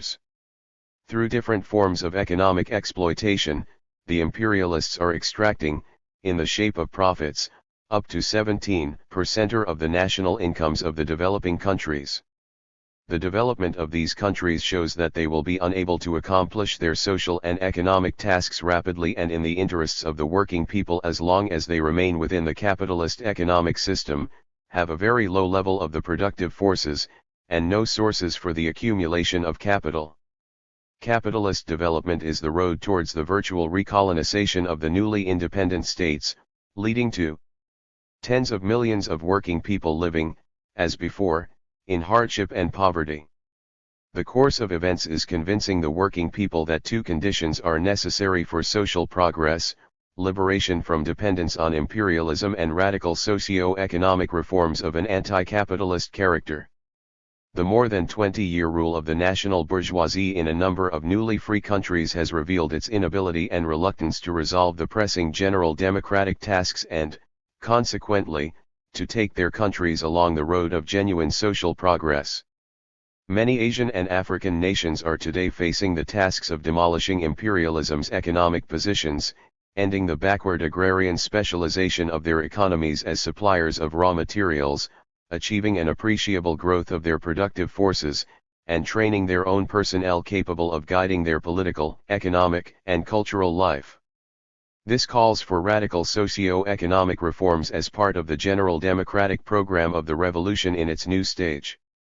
What is first of all necessary is the ousting of representatives of foreign and national monopolies from economic management, entrusting that management to the state sector, which is capable of resisting these monopolies, solving the agrarian problem in the interests of the peasants, building and developing modern self-sustaining national industries, improving the life of the people so as to expand the home market necessary for economic growth, introducing democratic principles in public life, and enhancing the people's role in running the economic and social affairs in the interests of national regeneration. For this reason the national liberation struggle in the Asian and African developing countries is assuming an increasingly anti-capitalist trend. The struggle against the forces of reaction and against the henchmen of imperialism is being carried on everywhere, and in some countries the progressive forces have already scored serious gains, said the CPSU Central Committee's report delivered to the party's 24th Congress by Leonid Brezhnev. The conditions and the scope of the liberation struggle vary in different countries and regions. This makes for the diversity of its roads, forms and methods. Even in countries that are developing along the capitalist road, the content and scope of the liberation struggle are different, this depending in the first place on the sections of the bourgeoisie that hold power and the alignment of class and political forces in a given country. Thus, in countries ruled by the big bourgeoisie, who maintain close economic relations with foreign monopolies and feudal landed interests, socio-economic tasks are being accomplished to an extent that is advantageous to the bourgeoisie and ensures a purely capitalist development of these countries. In a number of countries, where the democratic and other progressive forces are better organized, the patriotic sections of the bourgeoisie have been compelled to join the progressive forces against the monopoly groups of the home bourgeoisie and the feudal forces and for accomplishment of social and economic programs of national regeneration. Historical experience has shown that programs of socio-economic reforms can be achieved only through a consistent anti-imperialist and anti-capitalist struggle. Success along this road will be made possible by radical changes in the alignment of class forces in favor of progress and democracy and by stronger positions of the working class and its vanguard, the communist parties. Representatives of revolutionary democracy have come to power in more and more countries, such as Egypt, Syria, Algeria, Somalia, Tanzania, the People's Republic of Congo, Guinea, and Burma. These countries are carrying out profound social reforms in the interests of the people and greater national independence. Though they do not yet predominate among the newly free states, their emergence and development have been of great significance, because they have shown other countries prospects of advancement along the road of social progress. The successful development of the socialist-oriented countries provides an example and incentive for a fresh upsurge in the liberation struggle everywhere.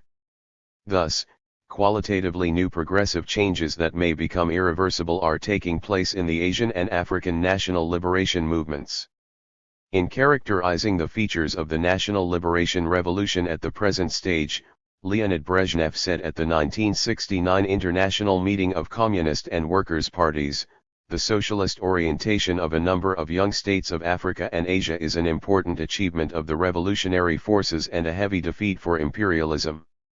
These countries have scored their first successes in carrying through deep-going social and economic reforms, thereby providing fresh practical confirmation of the Leninist conclusion that in our epoch the peoples who win liberation from colonial oppression can advance along the path of social progress bypassing capitalism. One of the most important conditions which make such development possible is cooperation between the progressive young states and the socialist countries. Asterisk.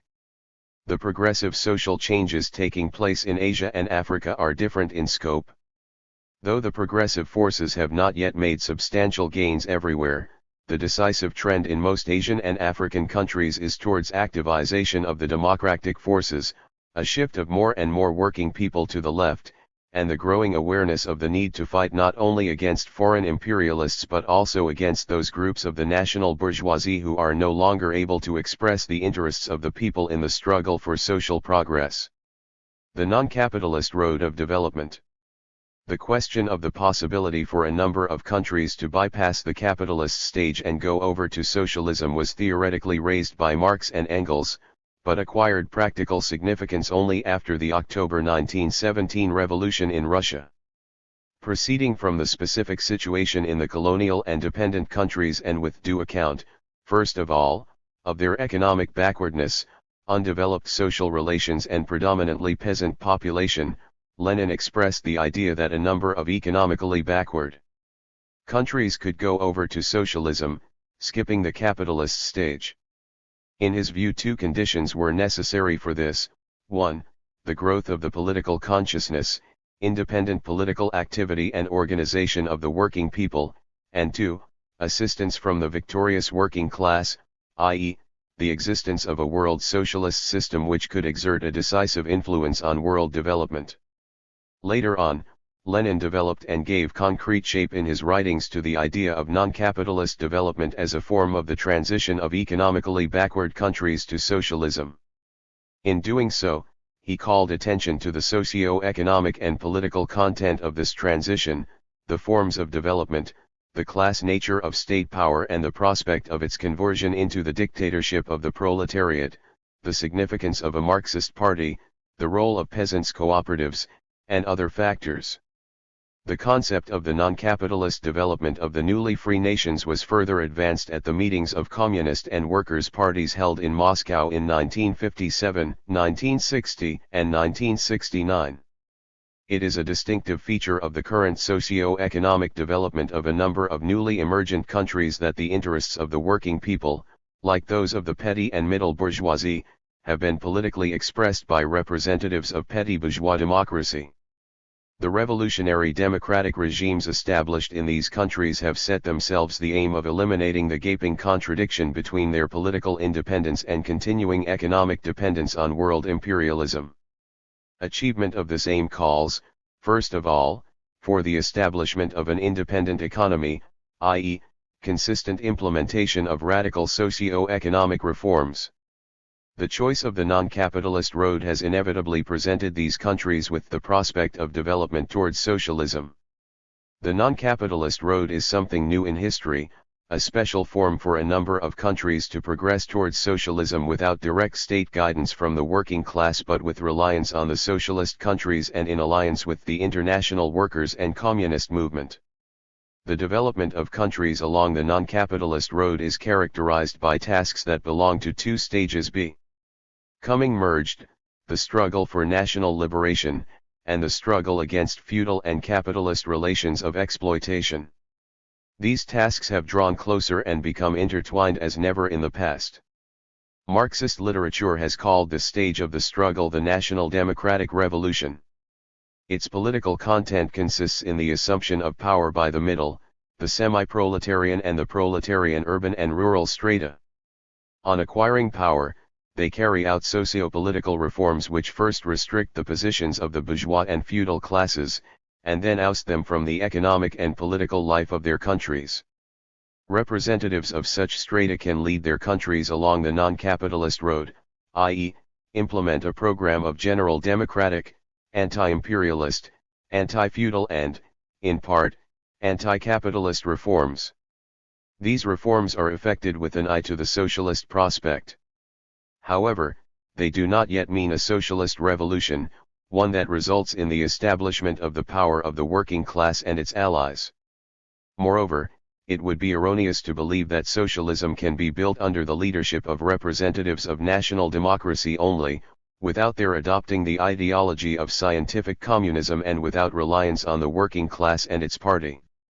The main criteria of the class essence of power in a country on the non-capitalist road are anti-imperialism and progressive internal policies, i.e., agrarian reforms to abolish the feudal and big capitalist landed estates, the transfer of the land to those who till it, turning the state sector in industry into the main sector of the economy, large-scale economic planning to expand the state sector and restrict the private capitalist one, higher living and cultural standards for the people, broader democracy in public life, and the like.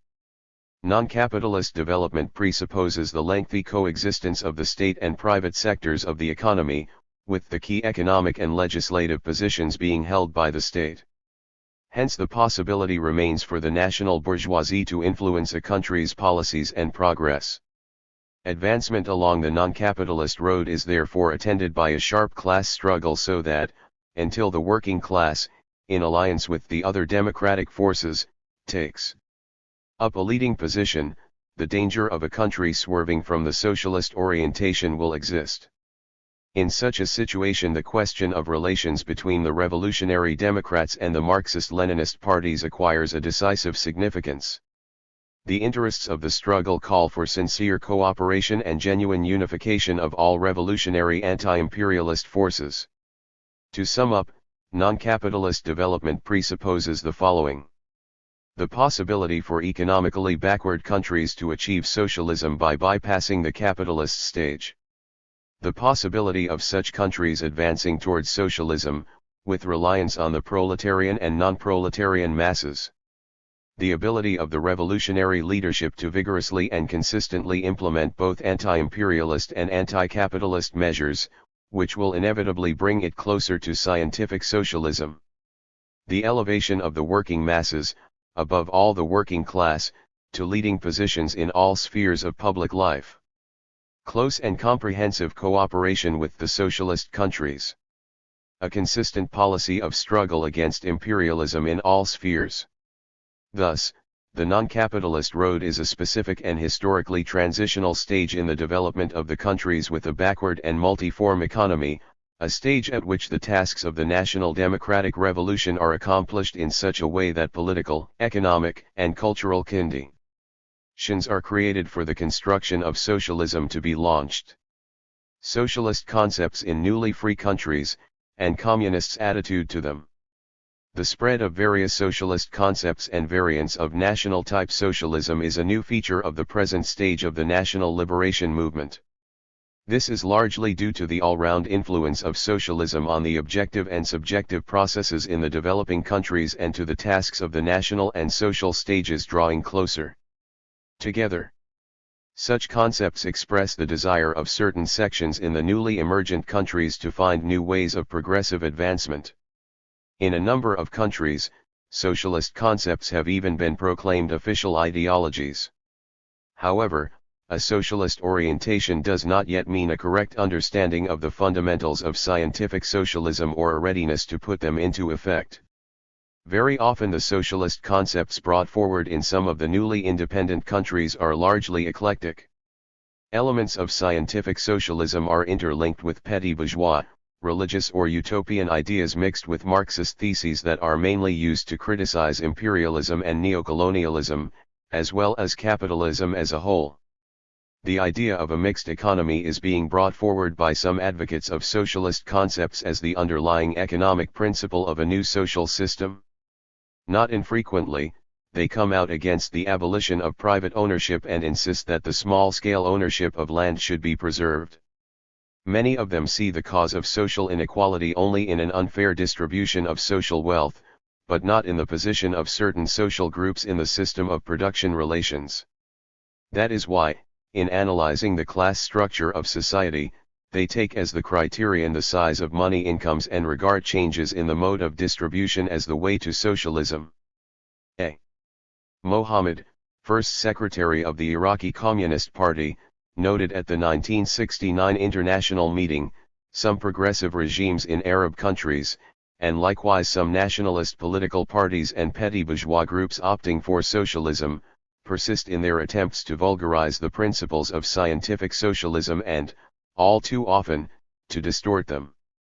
Some of these regimes and groups do so in order to limit the vanguard role of the communist parties and deny the laws of transition to socialism or building socialism, including the essence of the Leninist proposition that a Marxist party and one or another form of proletarian dictatorship are indispensable. Asterisk.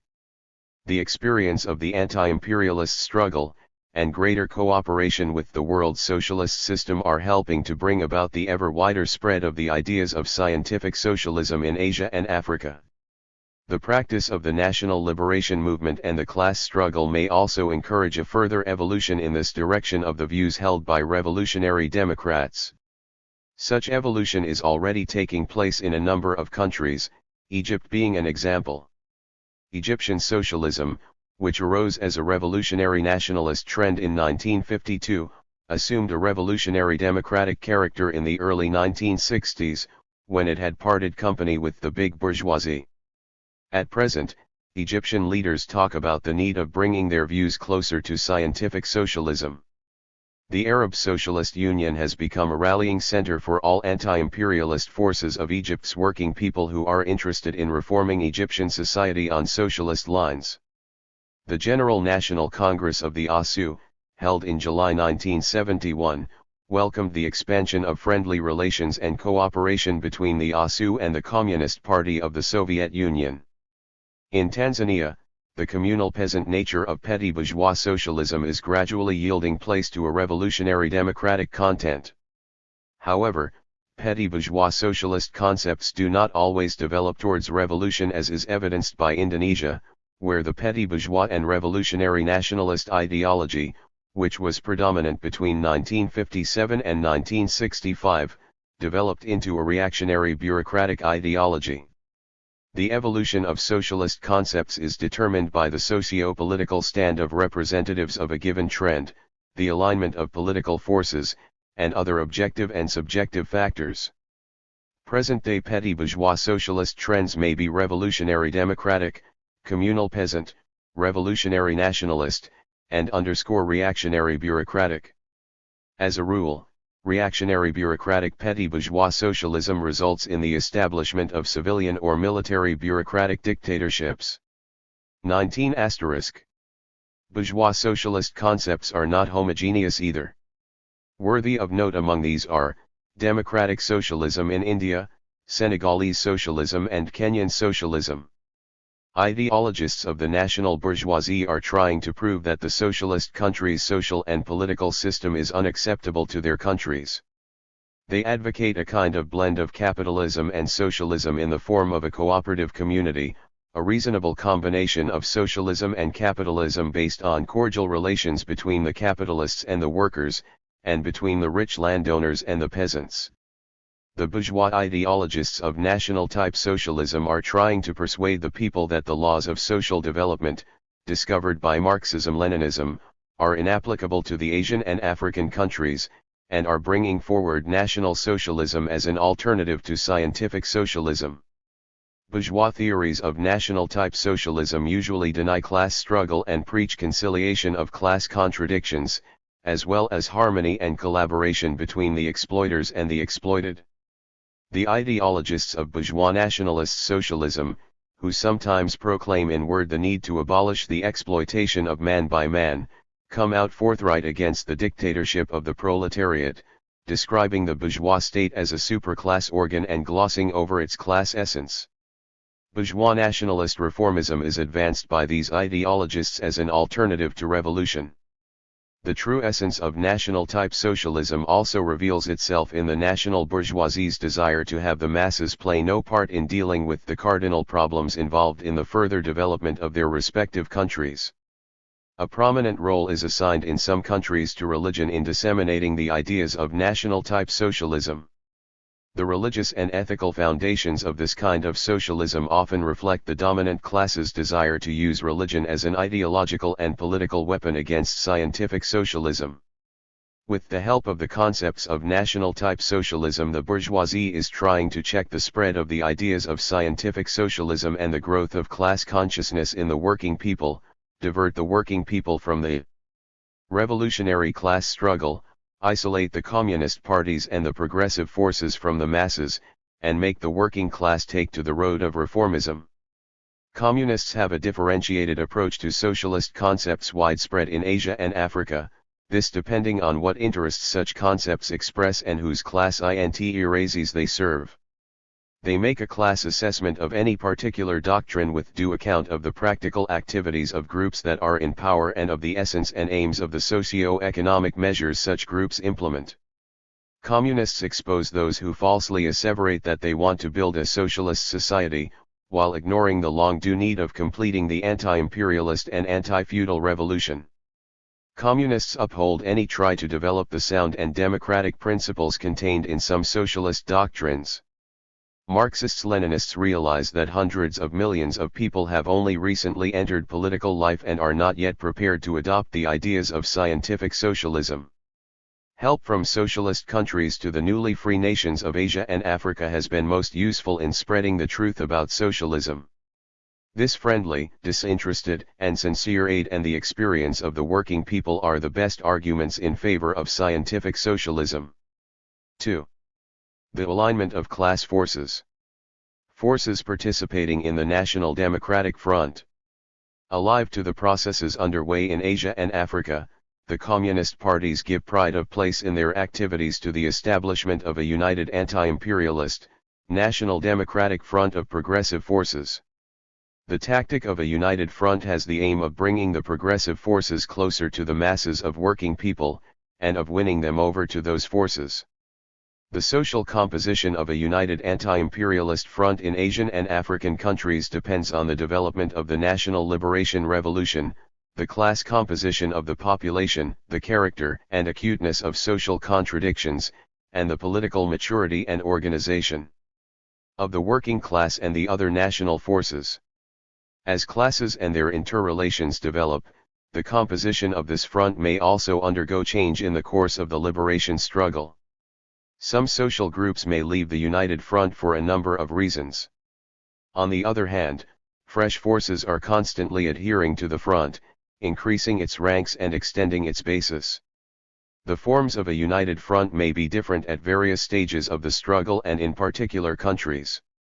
However, the broad and active participation of the people in the revolutionary movement is essential for a united front in any country, because the masses become convinced, in the course of the struggle, of the need to unite anti-imperialist action.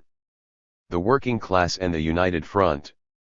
The proletariat of Asia and Africa have shown that they are the most revolutionary class in the national liberation revolutions and in the struggle for a united national democratic front. However, the working class of these two continents is comparatively small numerically. In Asia, for instance, wage workers comprise not more than 30% of the gainfully employed population, the corresponding figure for Africa being under 20%. Some 13% of the gainfully employed population are engaged in industry, construction, and transport in South and East Africa, and 13.7% in North Africa. The proportion of blue and white-collar workers varies greatly in various countries. In Mali or the Republic of Chad, it ranges from 2 to 4% as against 30% in Egypt. True, the numerical strength of the working class has been rapidly increasing of late in Asia and Africa. The small numerical strength of the working class is not the only specific feature of the situation in Asia and Africa. A low level of culture, and petty bourgeois, tribal, religious, communal and other prejudices are characteristic of broad sections of workers in Asia, and especially in Africa. All this makes it difficult for the working class to become a leading force in the anti-imperialist struggle. Nevertheless, industrial and agricultural workers are today a major social factor in a number of countries and play an important part in the liberation struggle. At the first stage of the liberation struggle, when national independence was the aim, the workers' class interests and their struggle coincided in the main with the interests and the struggle of the entire nation. For the working class, as well as for the entire nation, foreign imperialism was the main enemy. Since then the situation has changed in many countries. Inasmuch as the bourgeoisie has revised its attitude after independence, and is concentrating on ensuring its class interests to the detriment of national interest, it contrasts itself to the truly national forces, the working class in the first place. The stronger the bourgeoisie's national positions become, the more acute the contradictions between it and the working class will be. In most of the newly emergent countries now on the capitalist road of development, the workers' standard of living has not changed in comparison with colonial times. Low wages, rising prices for food and prime necessities, unemployment and debts to money lenders, shopkeepers and contractors are goading the workers into a struggle against the local bourgeoisie. In such countries, the workers' struggle for better conditions is, in the main, tantamount to a struggle against imperialism, which remains the biggest exploiter of the former colonies. At the same time, the working class is also countering the reactionary trends of the local bourgeoisie, forcing the latter to restrict pursuit of its selfish class interests and, in some measure, reckon with the interests of the working people, who form the majority of the nation. In the course of this struggle, during strikes for instance, the degree of the workers' organization rises, unity is forged, and the workers' class consciousness is enhanced. The class struggle in the newly free countries has shown that their two-strike action is a powerful weapon against foreign capital's domination of the economy, against corruption and abuses in the machinery of state, for broader democracy, and advances in social progress. Between 1966 and 1969, over 12,000 strikes were officially registered in the newly independent countries of Asia, 20 to 30% of them political in character. The trade union movement, which is now on the upsurge, is becoming important in strengthening working class positions in the nationwide struggle. Thus, the number of organized workers in India went up from 800,000 in 1947 to 6 million in 1968. Of the 2 million wage workers in Sri Lanka, about 1 million have been unionized. A fairly high level of workers' organization has been achieved in the large-scale industries of a number of countries. In India, for instance, the trade unions involve 80% of iron and steel workers, about 70% of the workers in the cement industry, and over half of all textile workers and coal miners. The trade unions have grown into a potent force in the political life of the newly free states. However, the trade union movement in Asia and Africa is characterized by a lack of unity, the existence of unassociated trade union centers. Workers' trade union unity presents a serious problem in Iraq, Lebanon, India, Pakistan, Iran, and other countries. Disunity in the trade union movement is to a considerable extent due to the intrigues of imperialist agents and the leaders of such trade union centers as the International Confederation of Free Trade Unions, who are connected with such agents. The problem of joint trade union action remains very important. The working class's leading role in the national liberation movement hinges on its organizational and ideological maturity and the existence of strong Marxist-Leninist parties. During national liberation revolutions, communists have proved consistent fighters for overall national interests. They have come out resolutely for abolition of the imperialists' political and economic domination and of the feudal survivals, and for democracy and social progress. While active in the struggle for a united national democratic front, the proletariat upholds its own class interests and, at the same time, seeks to preserve unity of the patriotic forces, which is necessary for accomplishment of the tasks of the national democratic revolution. A rebuff to 297. Neocolonialism, and an advance towards social progress. The working class is interested in the patriotic sections of the national bourgeoisie remaining within the anti-imperialist coalition. However, while fighting jointly with these sections against colonialism and neocolonialism, the working class preserves its class independence, pursues its own line on socio-political questions, and tries to win support for this line from the majority of the people. In countries on the non-capitalist road of development, the working class plays a progressive part, is a pillar of revolutionary government and a mainstay in the struggle against the enemies of freedom. Though numerically small, the working class in Asia and especially in Africa comes out everywhere as the most progressive force, not only because its numerical strength, organization, and class consciousness are steadily rising but, in the main, because even a small national working class is part of the international workers' movement whose support it has and on whose revolutionary experience it can draw.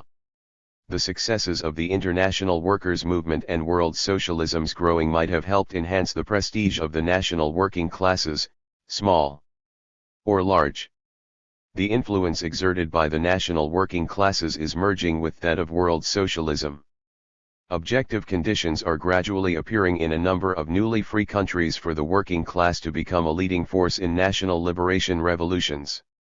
That can result from greater political and trade union unity of the working class, its growing influence on the working people, closer contacts between the working class and democratic forces and organizations, and unification of all progressive forces about the working class.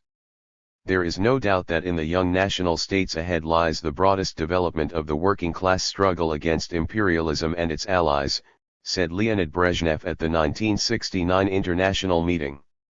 It is the working class movement that will ultimately play the decisive part in this area of the world too. Asterisk. Peasants in a united front.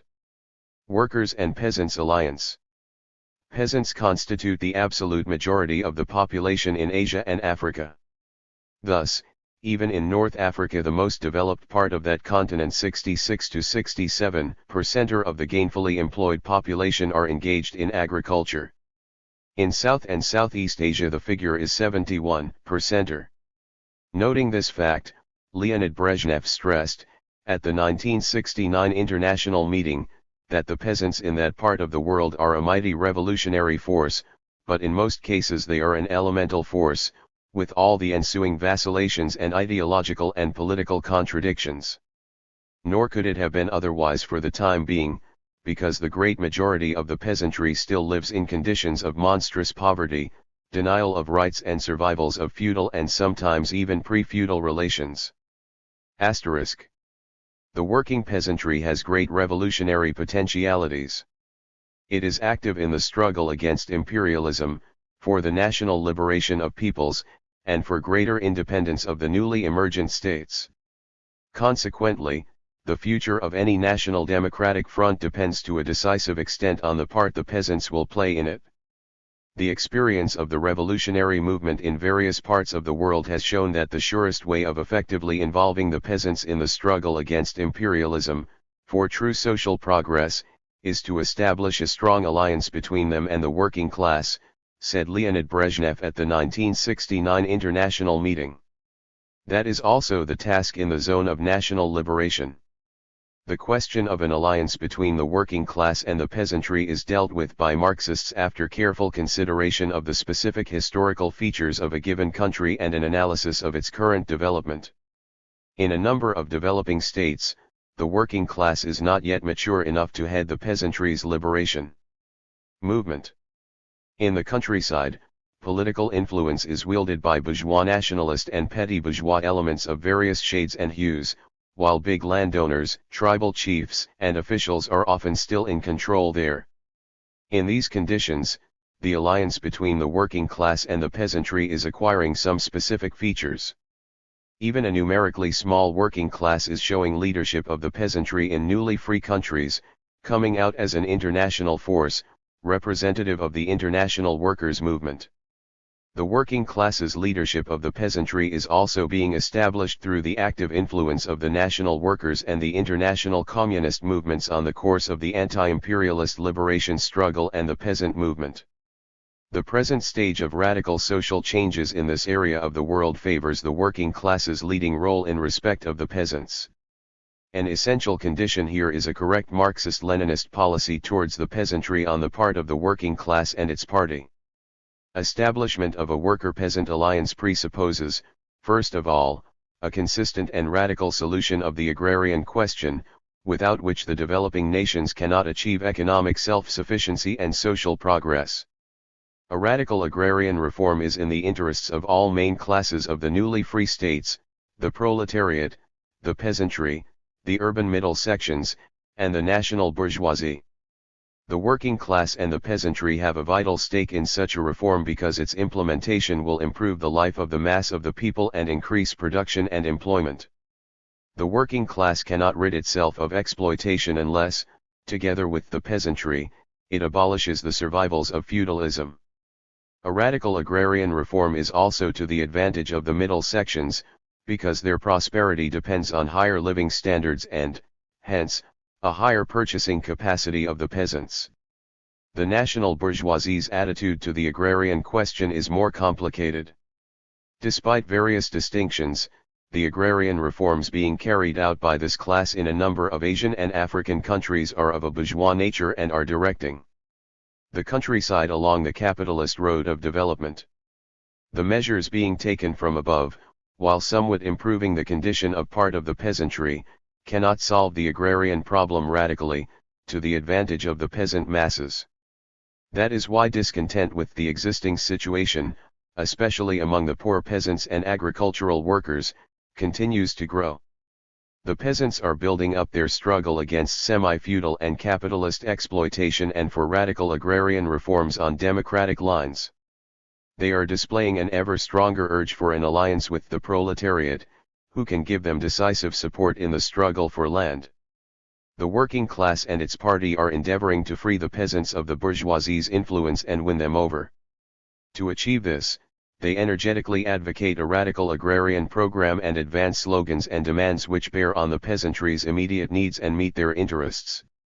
The programs of radical agrarian reforms drawn up by communist parties envisage implementation of the following main demands: unindemnified confiscation of the big landed estates owned by the feudalists and foreign companies, transfer of the expropriated land, gratis, to the landless and land-hungry peasants and agricultural workers, abolition of all forms of feudal exploitation, cancellation of peasant debts to landlords, moneylenders, banks, and the government, participation of peasant committees in the implementation of agrarian reforms, State financial and technical assistance to the peasants, assistance in the sale of farm produce on the home and foreign markets, state assistance in irrigation and land improvement work, virgin land development, road construction, and supplying electricity to rural areas.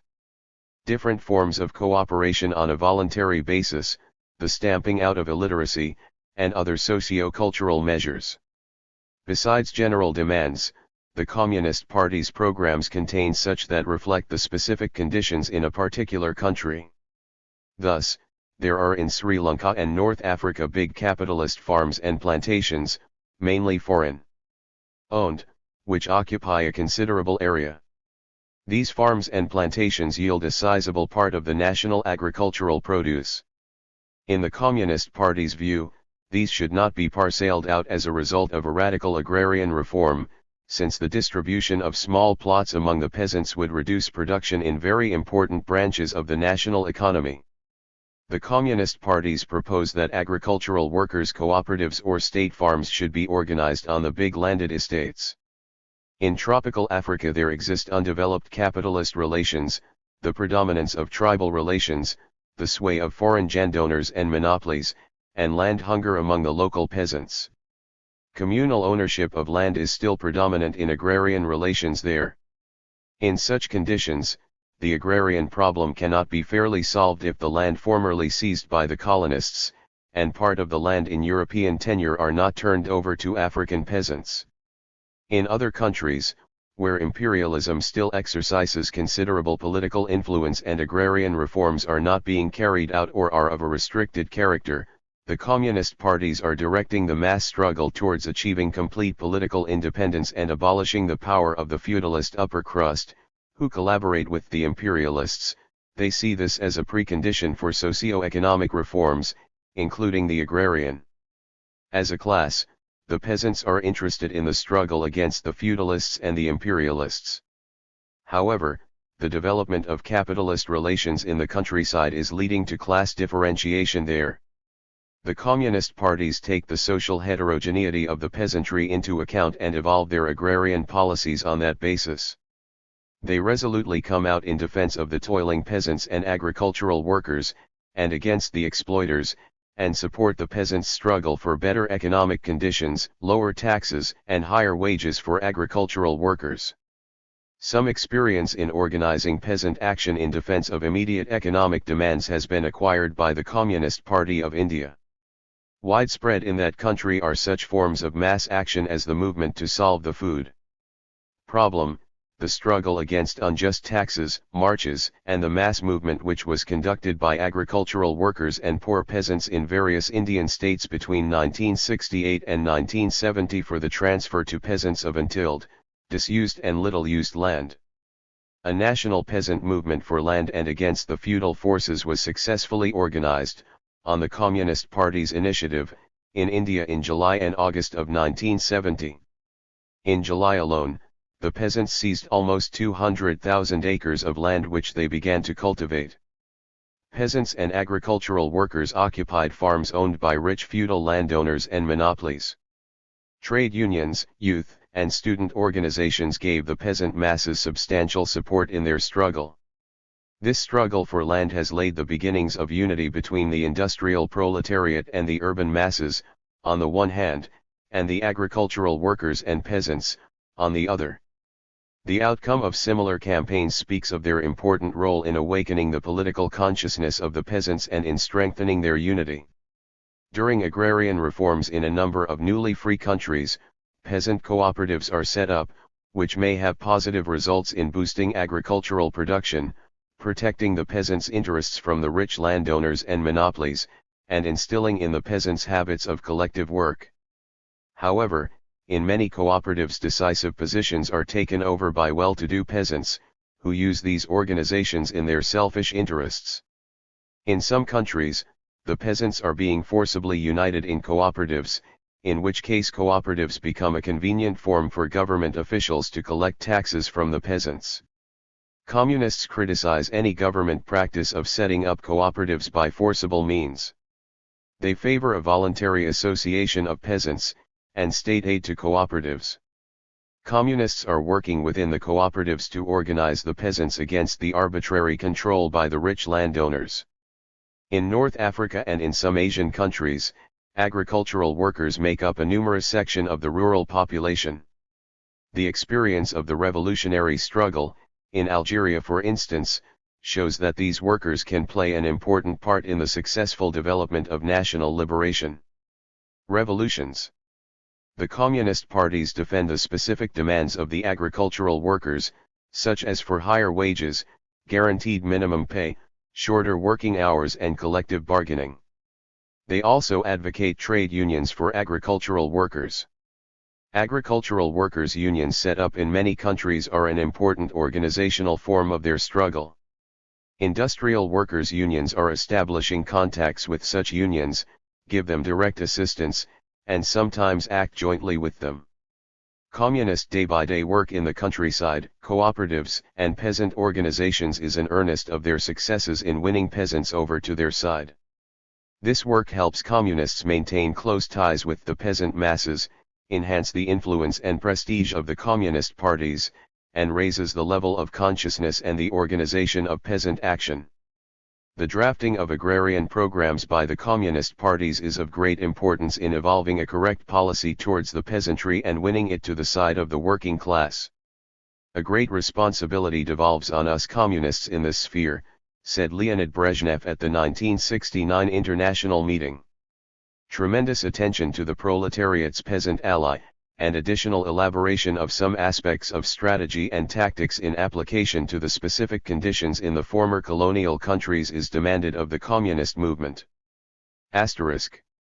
Unity between the peasantry and the working class can be brought about, and a broad democratic movement for agrarian reform organized under working class leadership, provided the peasants understand in practical terms that their aims can be achieved only in alliance with the working class and under its direction.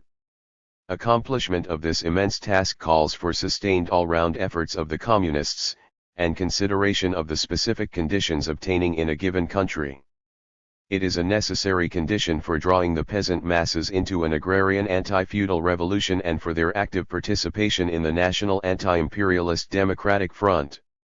Today the problem of a worker-peasant alliance in the newly free countries has emerged from national boundaries because of the present weakness of the workers' movement there. Leonid Brezhnev drew communists' attention to the fact that in present-day conditions, the problem of relations between the working class and the peasantry in the former colonial countries is largely of an international nature. It is a question of consolidating the alliance of the whole international working class with the peasantry, with all the working people of the young liberated countries. Asterisk. The national bourgeoisie in a united anti-imperialist front. Since the bourgeoisie in the newly emergent and dependent countries is able to lead a considerable part of the anti-imperialist forces, especially the petty bourgeois sections in town and countryside, the communist parties, in drafting their strategy and tactics, devote much attention to a study of its positions. The bourgeoisie's role in the liberation movement in the developing and dependent countries is determined by a number of factors: a country's level of economic development, the degree of the class differentiation of the population and the alignment of class forces, the scope of the movement and the forms it assumes, the degree of development of the bourgeoisie itself, the political experience of the bourgeoisie, and the nature of its relations with foreign monopoly capital. In most Asian and African countries, the bourgeoisie is far from homogeneous as a class. This applies to monopoly and non-monopoly circles, the big and middle bourgeoisie, and bourgeois elements more or less closely connected with imperialism. The interests of some sections of the bourgeoisie coincide in part with those of the feudalists, while those of other sections are unconnected with the latter. Part of the local bourgeoisie, whose economic interests suffer from imperialist domination, are interested in the independent economic and political progress of their country, complete control of the home market, etc. This section, which is capable of expressing the interests of the entire nation at a certain stage of the revolution, is known as the national bourgeoisie. The national bourgeoisie's anti-imperialist and anti-feudal stand is determined, first of all, by their class interests. Like the toiling masses, the national bourgeoisie suffered from the colonial regime, imperialism fettering their desire to be masters at home and equal partners in deals on the world capitalist market. The contradiction between imperialism and the national bourgeoisie made possible the latter's participation in the anti-imperialist struggle. The bourgeoisie's attitude may change according to the concrete conditions at different stages of the anti-imperialist struggle. Thus, in most Asian and African countries almost the entire bourgeoisie, including the Hig bourgeoisie, took part in the initial stage of the national liberation struggle. After independence, the big bourgeoisie are interested in the struggle for economic self-sufficiency only insofar as this meets their narrow and selfish class interests. At the same time, they tend to unite with foreign monopolies against the democratic forces. The political weight and economic positions of the national bourgeoisie in Asia and Africa vary because of uneven capitalist development. The domination of foreign monopoly capital in the economies of many colonial and dependent countries, the slow rates of industrialization, lack of capital, and the restricted home market, all these and other factors have held back the growth of the national industrial bourgeoisie. For many decades, therefore, it has been mainly the rural and the trade bourgeoisie that has developed in a number of Asian and African countries. The objective condition of the different sections of the national bourgeoisie also determines their contribution to the anti-imperialist and anti-feudal struggle. Most radical is that part of the national bourgeoisie who do not possess big capital. As for the big bourgeoisie, it is more inclined to a compromise with imperialists and reactionaries at home. The national bourgeoisie regard liberation from the colonial yoke as a stage in capitalist development, and in the consolidation of their economic strength and the establishment of their domination over the people. During the struggle for political independence, the national bourgeoisie promise the workers, peasants, and other strata of the people economic, social and other reforms, but when they come to power with the help of the working people, they often forget their promises and try to obstruct further progress of the revolution. In their attempts to curb the people's movement, the bourgeoisie come out against democratic freedoms, and, fearing complete democratization of the social system, join up with forces they fought against only yesterday. Though contradictions between the national bourgeoisie and imperialism remain, the former are prone to resolve them by a compromise with imperialism, not by a decisive struggle against it. Thus, though the national bourgeoisie can play a definite progressive part in the liberation movement, it is a vacillating and double-minded force, afraid of the revolutionary sweep of the mass liberation movement and striving to direct it along the reformist road. As a rule, a liberation movement led by the national bourgeoisie does not result in a radical, revolutionary refashioning of the colonial regime and the establishment of a national democratic system, but results in the proclamation of a bourgeois republic, with the country remaining economically dependent largely on foreign capital. It was in this direction that the liberation struggle developed for 2 decades in India and some other countries.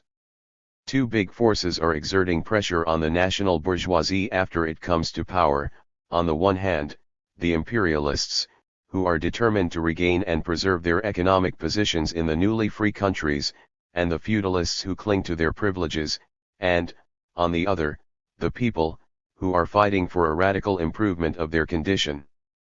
Through their constant pressure on the bourgeoisie, these forces make it even more vacillating and double-minded in accomplishing the democratic tasks of the national liberation revolution. The national bourgeoisie's dual nature is revealed in different degrees by its various sections. The duality of the national bourgeoisie's policy is particularly evident in this class's attitude to foreign capital, the industrialization of its country, the role of the state sector, and the solution of the agrarian problem. After gaining power, the national bourgeoisie seeks to seize the key economic positions formerly held by foreign monopolies. At the same time, its right wing is afraid of a complete break with foreign imperialism, since it needs the latter's support and assistance in the struggle against the revolutionary democratic movement at home. Besides, these sections are interested in preserving and even expanding their economic relations with the foreign monopolies. In many Asian and African countries, the national bourgeoisie, especially its left wing, is encouraging the development of the state sector so as to weaken foreign capital and then oust it, and to strengthen its own positions in the economy. In promoting the state sector, the national bourgeoisie, primarily its right wing, seeks to use it to develop big national capitalism and build large capitalist factories. Neither is the national bourgeoisie consistent in the solution of the agrarian problem. On the one hand, it is interested in agrarian reforms and abolishing the feudal and semi-feudal relations in agriculture, which hinder the development of the urban and rural productive forces. On the other hand, a considerable part of the national bourgeoisie have an interest in big land ownership, buying tracts of land, and are often connected with the feudalists, regarding the latter and the tribal chiefs as a mainstay in the struggle against the revolutionary democratic forces. That is why the national bourgeoisie fear the complete abolition of feudal and landlord property rights. Unable to implement a radical agrarian reform, they can only agree to a restriction of the landowner's power and, partly, of the size of estates. The ruling national bourgeoisie often compromise with the rich landowners to the detriment of the interests of the peasants and the nation as a whole. The national bourgeoisie is interested in the industrial development of its country, though it is vacillating in this respect too, seeking to accumulate capital for national economic expansion through the intensified exploitation of the people. In many newly emergent countries, the condition of the people, who were reduced to abject poverty by a long period of imperialist exploitation, has hardly improved since the national bourgeoisie came to power. That is why such a source of accumulation as the reduction of the people's already insignificant share of the national income cannot give a boost to national industry. There is, of course, another way of finding capital for industrial growth, cutting down the profits and the consumption of the parasitic classes. That is a path the bourgeoisie is loath to follow. Moreover, a considerable part of the national bourgeoisie is reluctant to invest capital in large industrial projects whose commissioning takes a long time. It prefers to make profits from trade and financial and speculative operations. This policy cannot, of course, ensure rapid economic progress. Though the national bourgeoisie have nothing against taking advantage of the popular enthusiasm aroused by national independence, so as to accomplish the tasks of national regeneration, they are unwilling to share power with the democratic forces, who express the people's interests. They do not want to draw the masses into active participation in national advancement because this will inevitably increase the people's influence, enrich the experience, and inspire in them a confidence in their strength and potentialities. The national bourgeoisie, especially the right wing, are therefore pursuing a policy of limited democracy, obstructing the activities of progressive parties and organizations.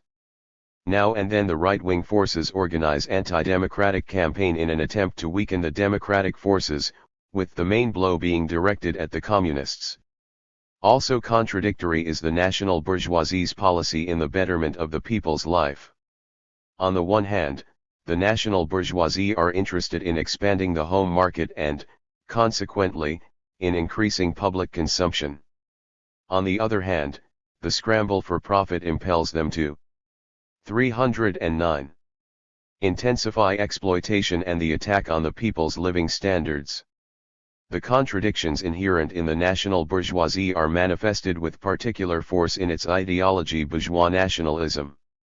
In a number of newly independent countries the national bourgeoisie, as the ruling class, is supported by most of the peasants and often by a sizable part of the working class.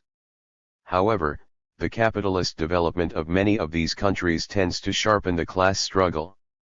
Social differentiation is developing in the newly independent countries, says the main document adopted at the 1969 International Meeting. There is a sharpening conflict between the working class, the peasantry and other democratic forces, including patriotic-minded sections of the petty bourgeoisie, on the one hand, and, on the other, imperialism and the forces of domestic reaction, the elements of the national bourgeoisie which are increasingly accepting a deal with imperialism. The growth of the people's political consciousness as class contradictions become aggravated, helps dispel illusions in respect of the national bourgeoisie. That is why the latter, to keep the masses under their influence, are using more and more ideological and political indoctrination of the public, encouraging democratic illusions and posing as the sole exponent and leader of the nation. Nationalism in Asia and Africa is progressive when it strives to rally the people in the struggle against imperialism and any attempts to restore colonialism. However, today it is being increasingly used by the bourgeoisie, primarily by the right wing, to strengthen their class domination and build up the struggle against the working class and the Marxist-Leninist ideology. That is why communists, while supporting the bourgeoisie of an oppressed nation in its struggle against colonial rule, come out no less vigorously against the reactionary aspects of bourgeois nationalism. On coming to power, the national bourgeoisie preach the idea of class peace and of preserving the national unity allegedly necessary to accomplish the essential tasks of economic construction. They are using the ideas of nationalism to make the working people, in the first place the industrial workers, reject strike action and other forms of the class struggle. As the revolutionary process develops, class differentiation increases, and class contradictions grow more acute, nationalism becomes ever more anti-democratic in the newly free countries, and its anti-imperialist trend grows weaker. A situation may arise in which nationalism leads to disunity, not consolidation, of the revolutionary forces of the newly emergent nations. Under certain circumstances nationalism can lapse into chauvinism, whose ideologists preach the exclusiveness of individual nations and hostility towards other peoples. That is why in their documents, communist parties always stress the dual nature of the nationalism of the oppressed peoples. The nationalism of an oppressed nation contains a general democratic element directed against oppression, and communists support it because they consider it historically justified at a given stage, said the CPSU program. That element finds expression in the striving of the oppressed peoples to free themselves from imperialist oppression, to gain national independence and bring about a national renaissance. But the nationalism of an oppressed nation has yet another aspect, one expressing the ideology and interests of the reactionary exploiting top stratum. Asterisk. The imperialists are trying to take advantage of nationalism in Asia and Africa. Imperialism provokes friction in developing countries and sows division between them by encouraging reactionary nationalism. The Communist Party's tactics towards the national bourgeoisie. The Communist parties are of the opinion that, at the present stage of historical development, the revolutionary potentialities of the national bourgeoisie on the whole, as a class, in most of the newly free countries are not yet exhausted and that, objectively, a considerable part of it is still interested in the anti-imperialist and anti-feudal struggle. It is possible, therefore, that the national bourgeoisie can join a revolutionary movement and a broad national anti-imperialist front. However, communists always remember that the revolutionary potentialities of the different sections and groups of the national bourgeoisie are not the same in different countries. The common denominator in the Communist Party's tactics towards the national bourgeoisie is support of any anti-imperialist movement, even if it is led by that class, while preserving their political and organizational independence. Communists also hold that victory in the struggle against so powerful an enemy as imperialism can be won only by the joint efforts of all national democratic forces. The underlying principle of the Communist Party's policy in national liberation revolutions is the establishment of a national anti-imperialist front, with the participation of all strata of the people, including that part of the bourgeoisie who have taken an anti-imperialist attitude. Historical experience has shown that a national front could be formed with no great difficulty during the struggle against colonial rule and for political independence, when broad sections of the national bourgeoisie readily collaborate with the working class and its party. The situation changes in the second stage of the revolution, after the national bourgeoisie has assumed power. However, even in this stage, the involvement of the national bourgeoisie in the anti-imperialist struggle remains an important task of the working class and its party. At the same time, the national bourgeoisie's inconsistent policy, its indecision in regard to the imperialists, its class hatred of the working class and distrust of the people complicate this task. Of principled importance in evolving the tactics towards the national bourgeoisie is a correct assessment of the latter's role at the present stage of the national liberation revolution and its place in the National Democratic Front. In dealing with this question, Marxists take a differentiated approach to the national bourgeoisie, with due account of its contradictory character as a class on the whole, and the attitudes of its various groups and sections, which depend on the amount of their capital and the sphere of its application, political sentiments, and so on. The communist parties are devising a flexible policy towards the national bourgeoisie as a whole, and towards its sections and groups. It would be wrong to underestimate the role of the national bourgeoisie. It is likewise wrong to overestimate its revolutionary potentialities. Subjectivism in assessing the national bourgeoisie's role in the national liberation revolution may lead to tactical mistakes of a dual kind. A one-sided appraisal of this class as an exclusively reactionary force, without a differentiated attitude to its sections, results in left sectarian mistakes. The role of a united front with the national bourgeoisie is belittled and the possibilities of the working class are restricted in the struggle for the unity of all national forces and in exposing the reactionary policy of the right-wing bourgeoisie. A similar policy can lead to the isolation of the communists and to stronger positions of the reactionary forces, to the detriment of the people's interests. Exaggeration of the national bourgeoisie's revolutionary potentialities and underestimation of its conciliatory attitudes can, on the contrary, lead to right-wing opportunist mistakes, a desire to preserve unity with the national bourgeoisie at any cost, even by concessions on matter of principle. Mistakes of this kind are usually made when contradictions between the national bourgeoisie and imperialism are aggravated and the former displays readiness to collaborate with the working class. In this case, there is a danger of the working class movement and its party losing their class character and becoming a sort of appendage to the bourgeoisie. Communists who make such a mistake lose their prestige among the people. In defining their tactics towards the national bourgeoisie, the working class and a Marxist party must take into account the extent to which the latter and its various sections are consistent, and the measure and degree in which it can work jointly with the working people at a given stage of the revolution. Marxists do not idealize the national bourgeoisie, for it always remains a class of proprietors who pursue primarily their own interests. Communist parties also take into account the policy towards the national bourgeoisie pursued by imperialism, which seeks to make use of the narrow-minded class trends in the policy of the national bourgeoisie, appealing to the latter's class interests in order to divert it from the anti-imperialist struggle and direct it against the democratic forces.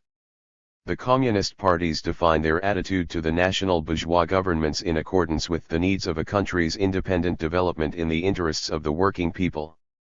They support all government measures that weaken imperialism's positions within the country and beyond its borders, back national bourgeois governments to the extent to which the latter's activities are directed towards protecting the national interests, fighting against imperialism and colonialism, establishing friendly relations with socialist countries, as well as boosting national industry and trade, abolishing feudal survivals, ensuring broader democracy, raising the people's standard of living, and so on.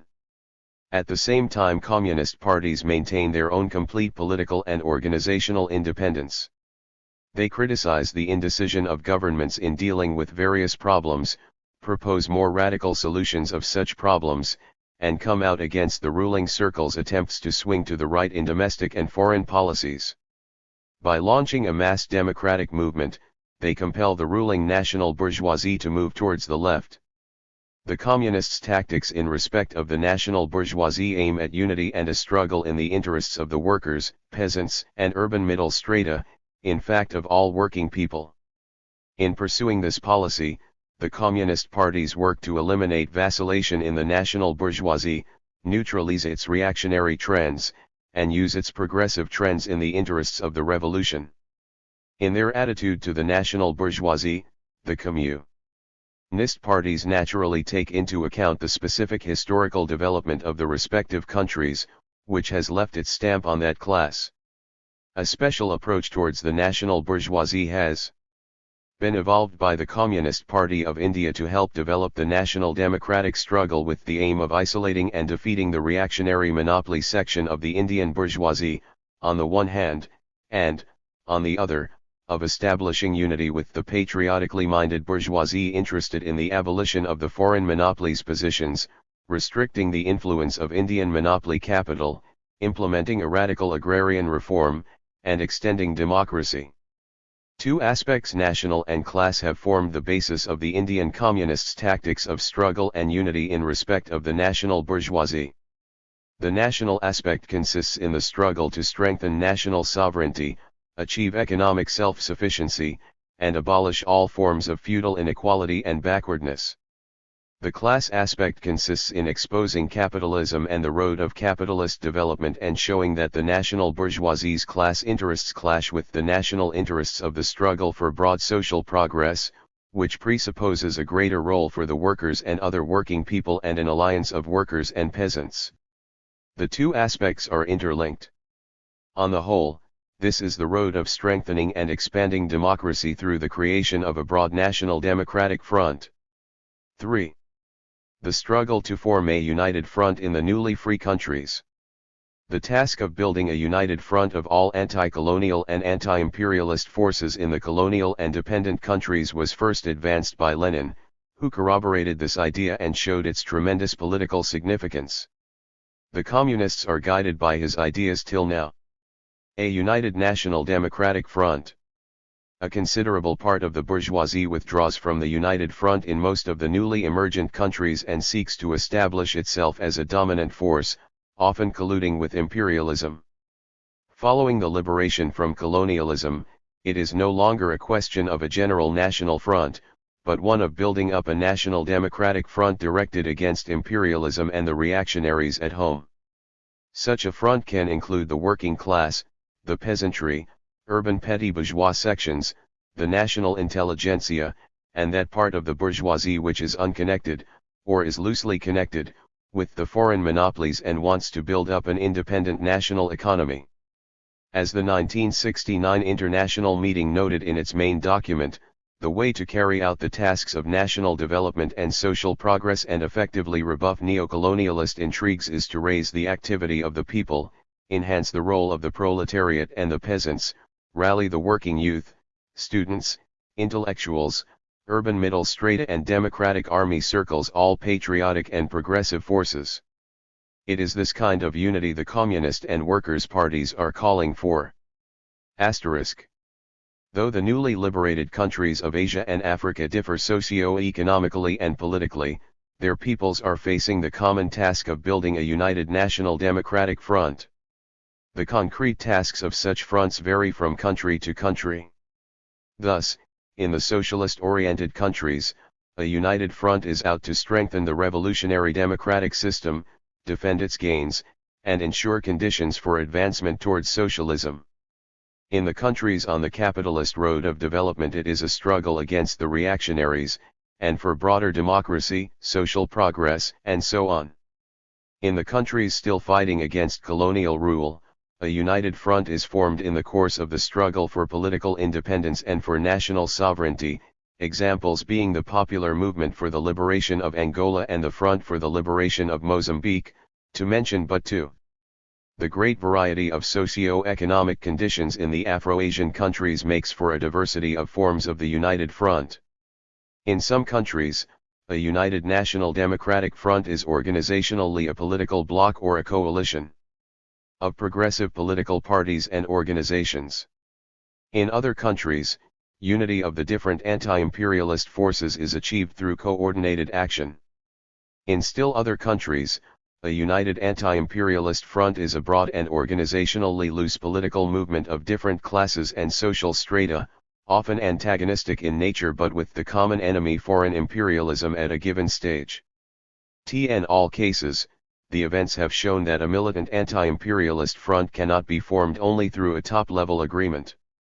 It takes shape in the course of the people's struggle and joint militant action by different classes and social groups. During that struggle, the people see from their own experience the need of united action by all the anti-imperialist forces. The strength and effectiveness of a united front greatly depend on whether it has a coordinated program of action which takes due account of the interests of all component forces. Lenin often dealt with the part communists can play in the national liberation struggle, repeatedly stressing that the communist parties of Asia and Africa should learn to adapt themselves to the specific conditions of those continents, where the peasants constitute the bulk of the population and nationalism is often the dominant ideology. These tasks remain valid to this day. The search for ways of forming a united national democratic front and the determining of the correct Marxist-Leninist policy towards the workers' allies are regarded by communists as an important task, whose accomplishment calls for an exact appraisal of the alignment of class forces in each country and at each stage of the revolution, and a differentiated approach to each national political party. This is essential for a militant front to be set up, i.e., to achieve an alliance between the working class and the peasantry. At the same time, it is extremely important to find a general line in relation to the national bourgeoisie. Taken as a whole, however, the problem of a united front extends beyond a mere determination of the attitude to one social force or another. It includes such a complex problem as determining the relations between political parties and organizations representing the various social strata. Communists and the revolutionary Democrats. The emergence of revolutionary democracy into the forefront of the liberation struggle in a number of Asian and African countries, and the cardinal socio-economic reforms carried out under its leadership have confronted the communist parties of those countries with the complex task of correctly determining the place and role of revolutionary democracy in the national democratic revolution, and of evolving flexible tactics. Present-day revolutionary democracy is a socio-political force which has arisen and taken shape in the national liberation struggle and is opposed to imperialism and colonialism. In a broad sense, it is made up of politically awakened sections of the peasantry, the urban petty bourgeoisie and radical nationalist intellectuals who have joined the anti-imperialist, anti-feudal, and anti-capitalist struggle. In a narrow sense, it is made up of revolutionary democratic parties, organizations, and groups opposed not only to imperialism but also to the development of capitalism in their countries. Revolutionary Democrats who have come to head governments are working to achieve the complete political and economic liberation of their countries from imperialism, and to ensure for them a position of equality and dignity in the world. They are also working to oust foreign monopolies from the national economy, build up a modern national industry, solve the agrarian problem in the interests of the peasantry, and the like. In other words, the revolutionary Democrats advance consistent programs of democratic reforms, which they are ready to implement by revolutionary methods and a resolute struggle against the reactionaries at home and imperialism, relying, though in a varying degree, on the support and participation of the masses. Not content with an anti-imperialist program of national liberation, the revolutionary Democrats are giving effect to important progressive reforms and are even advancing the slogan of building socialism. Whether or not they sincerely believe in socialism, or proclaim socialist slogans under the people's pressure or because of the needs of social development, these subjective motives are immaterial. The important thing is that the reforms being carried out by revolutionary Democrats objectively serve the cause of social progress and, under certain circumstances, can open up the road to socialism. Communists in the countries governed by revolutionary Democrats consider that the latter's role hinges on their consistency in defense of the national interests. They support the revolutionary democratic government's measures to strengthen national independence, bring about social progress, and fulfill their programs, the more so that the latter include many of the basic aims which the communist parties have always regarded as primary, and for which they have courageously fought for decades. Communists urge all the patriotic forces in their countries to support progressive regimes. The communist parties of the Arab countries declared at their May 1967 meeting that in newly free states, such as Egypt, Syria, and Algeria, where profound socio-economic reforms have been carried out, the communists and the other progressive forces have set themselves the task of defending, strengthening, and increasing these gains and creating the political and social conditions needed for their country's advance towards socialism. In stressing the great significance of the changes initiated by revolutionary democratic governments, communists note that this is only the beginning of a hard and long road towards complete national and social liberation. To make strides along this road, all patriotic and progressive forces, above all communists and revolutionary democrats, must be closely united without any discrimination, and the conditions provided for communists' active participation in building up a new life. Such an alliance is vitally important for strengthening the revolutionary democratic regimes, extending and consolidating the class and political basis of their struggle for national independence and social progress, resisting the counter-revolutionaries, and neutralizing the capitulationist groups among the revolutionary democrats. Communists and revolutionary democrats are objectively in the same camp, and have a common enemy. They agree on the main thing, namely, that only a decisive struggle against imperialism and an advance towards socialism will help solve the vital national and social problems of their countries. While advocating unity and a militant alliance with the revolutionary democrats, communists do not conceal their ideological differences with the former on a number of important issues.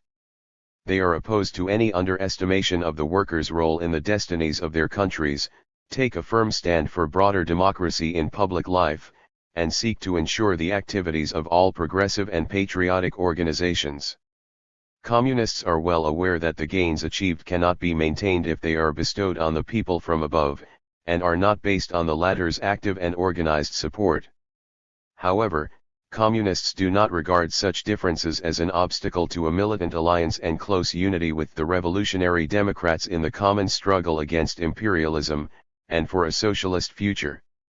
They understand the importance of enriching the progressive forces of these countries with the ideas and experience of scientific socialism, and emphatically uphold and popularize Marxist-Leninist views, without imposing them on others. As the economy develops, the size, organization and political consciousness of the working class grow too, and the working people's role in political life rises, and a firm basis is laid down for stronger positions for scientific socialism. Events have shown that all progressive and democratic forces, communists and revolutionary democrats in the first place, can join forces in a variety of ways. That is why concrete forms of unity are evolved with regard for the conditions obtaining in the countries concerned. The road to unity of the progressive forces often proves long and difficult, calling for patience and flexibility on the part of communists.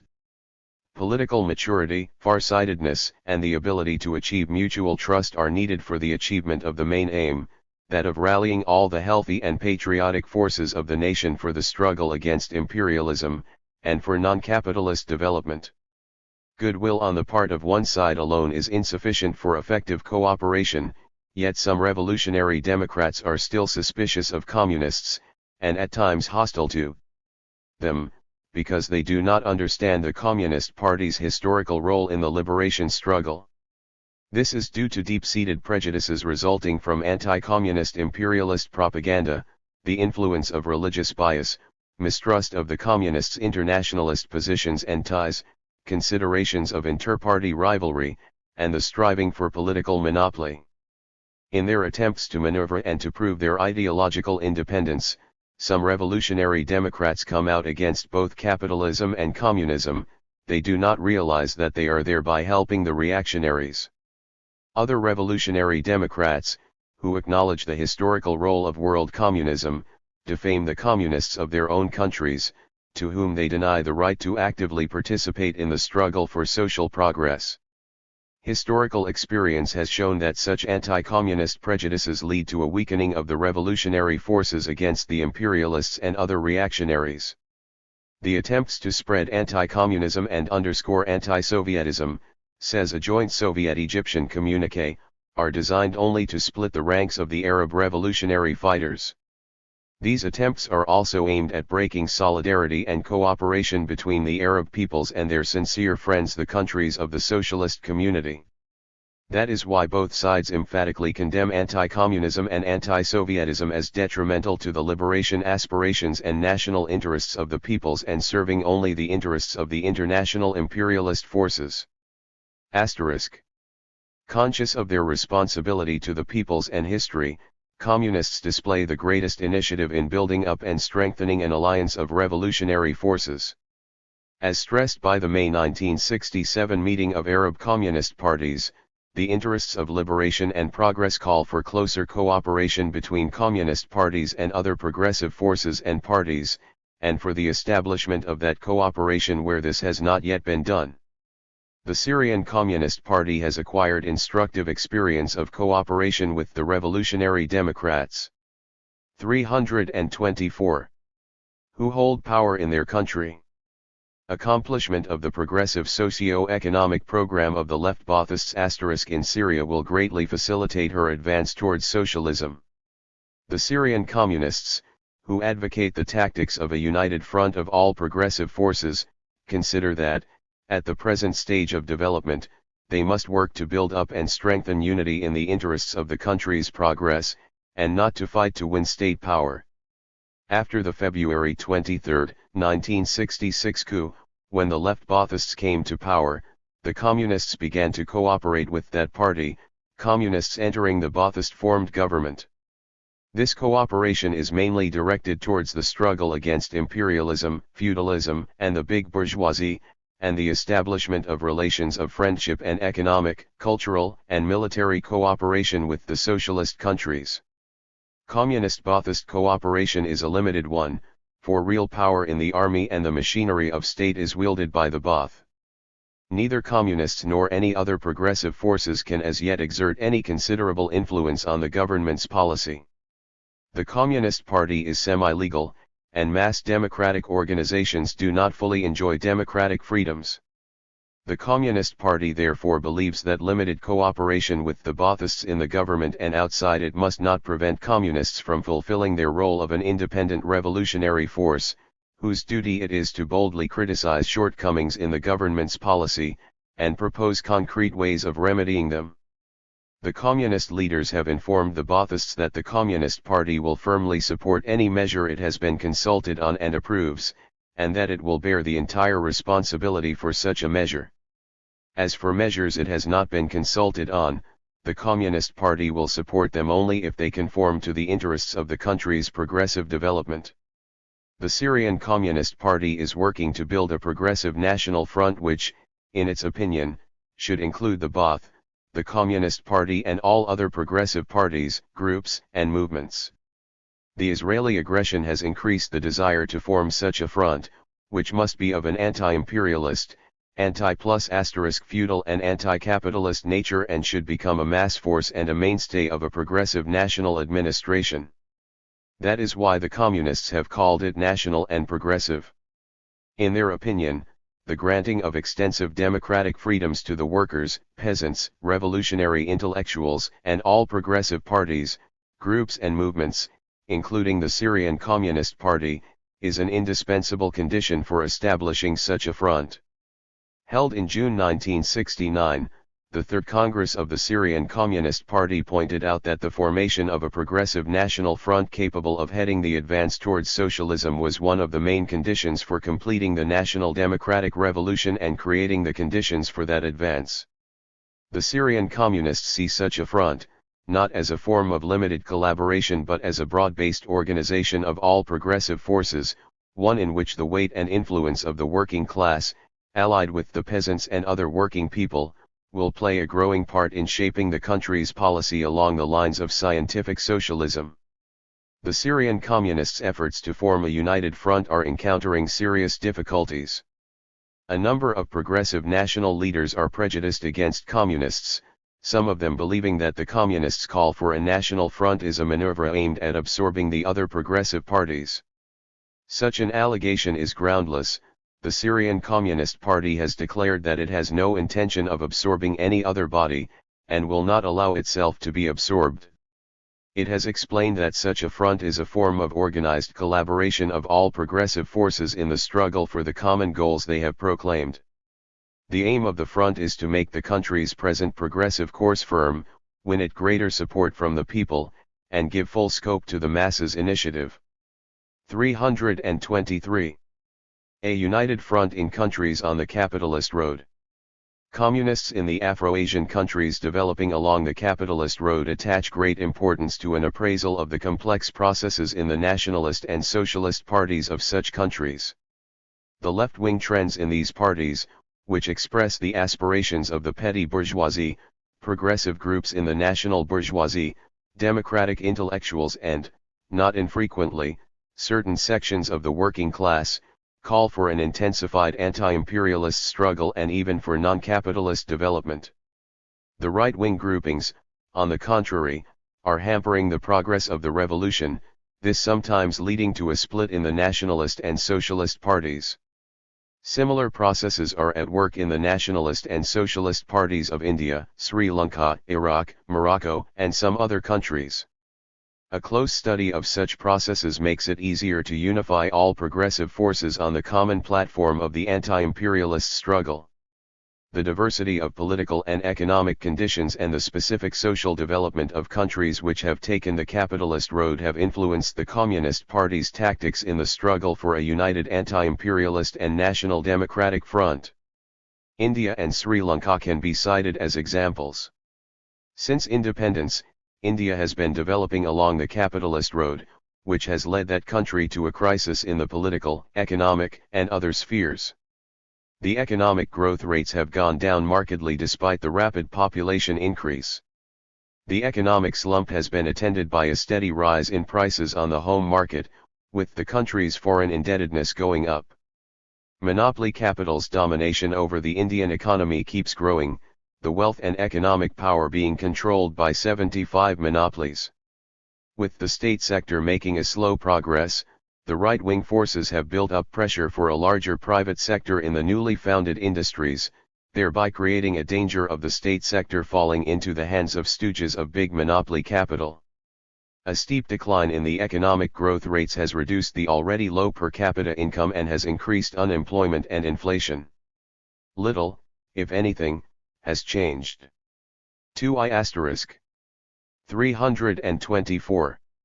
In the people's life since independence, social wealth being distributed in a way that has made the rich richer and the poor poorer. The agrarian reform has given the peasants no land. For years food has been scarce, with millions of people starving. Mass discontent has produced strikes, marches, and nation-wide movements led by left-wing parties and trade unions, against the anti-popular and pro-monopolist policy of the National Congress leaders.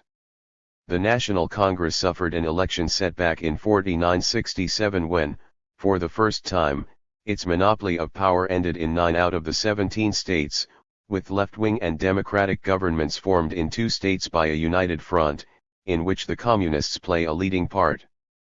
The midterm elections held in 4 states in February 1969 showed that the crisis in the country and the ruling Congress Party was developing and that a further differentiation of forces was taking place in the struggle between the reactionaries, on the one hand, and the left-wing and democratic forces on the other. The differentiation of forces in the Indian National Congress was accelerated by the growing economic crisis and mass protests. Progressive members began to openly criticize the leaders' reactionary policies and to demand that energetic measures be taken against the sway of the monopolies, and for the working people's just claims to be met, and the party's repeated promises kept. At the same time, the right-wingers in the National Congress and the government were plotting to unite with the ultra-right Swatantra and Jansan with a view to overthrowing Prime Minister Indira Gandhi and forming a recessionary coalition government. The 1969 presidential elections were won by V. Giri, candidate of the progressive forces, who had been supported by the Communist Party of India, the Parallel Communist Party of India, the United Socialist Party, the People's Socialist Party, the United Front of West Bengal and Kerala, as well as by left-wing and democratic parties and organizations of a number of other states.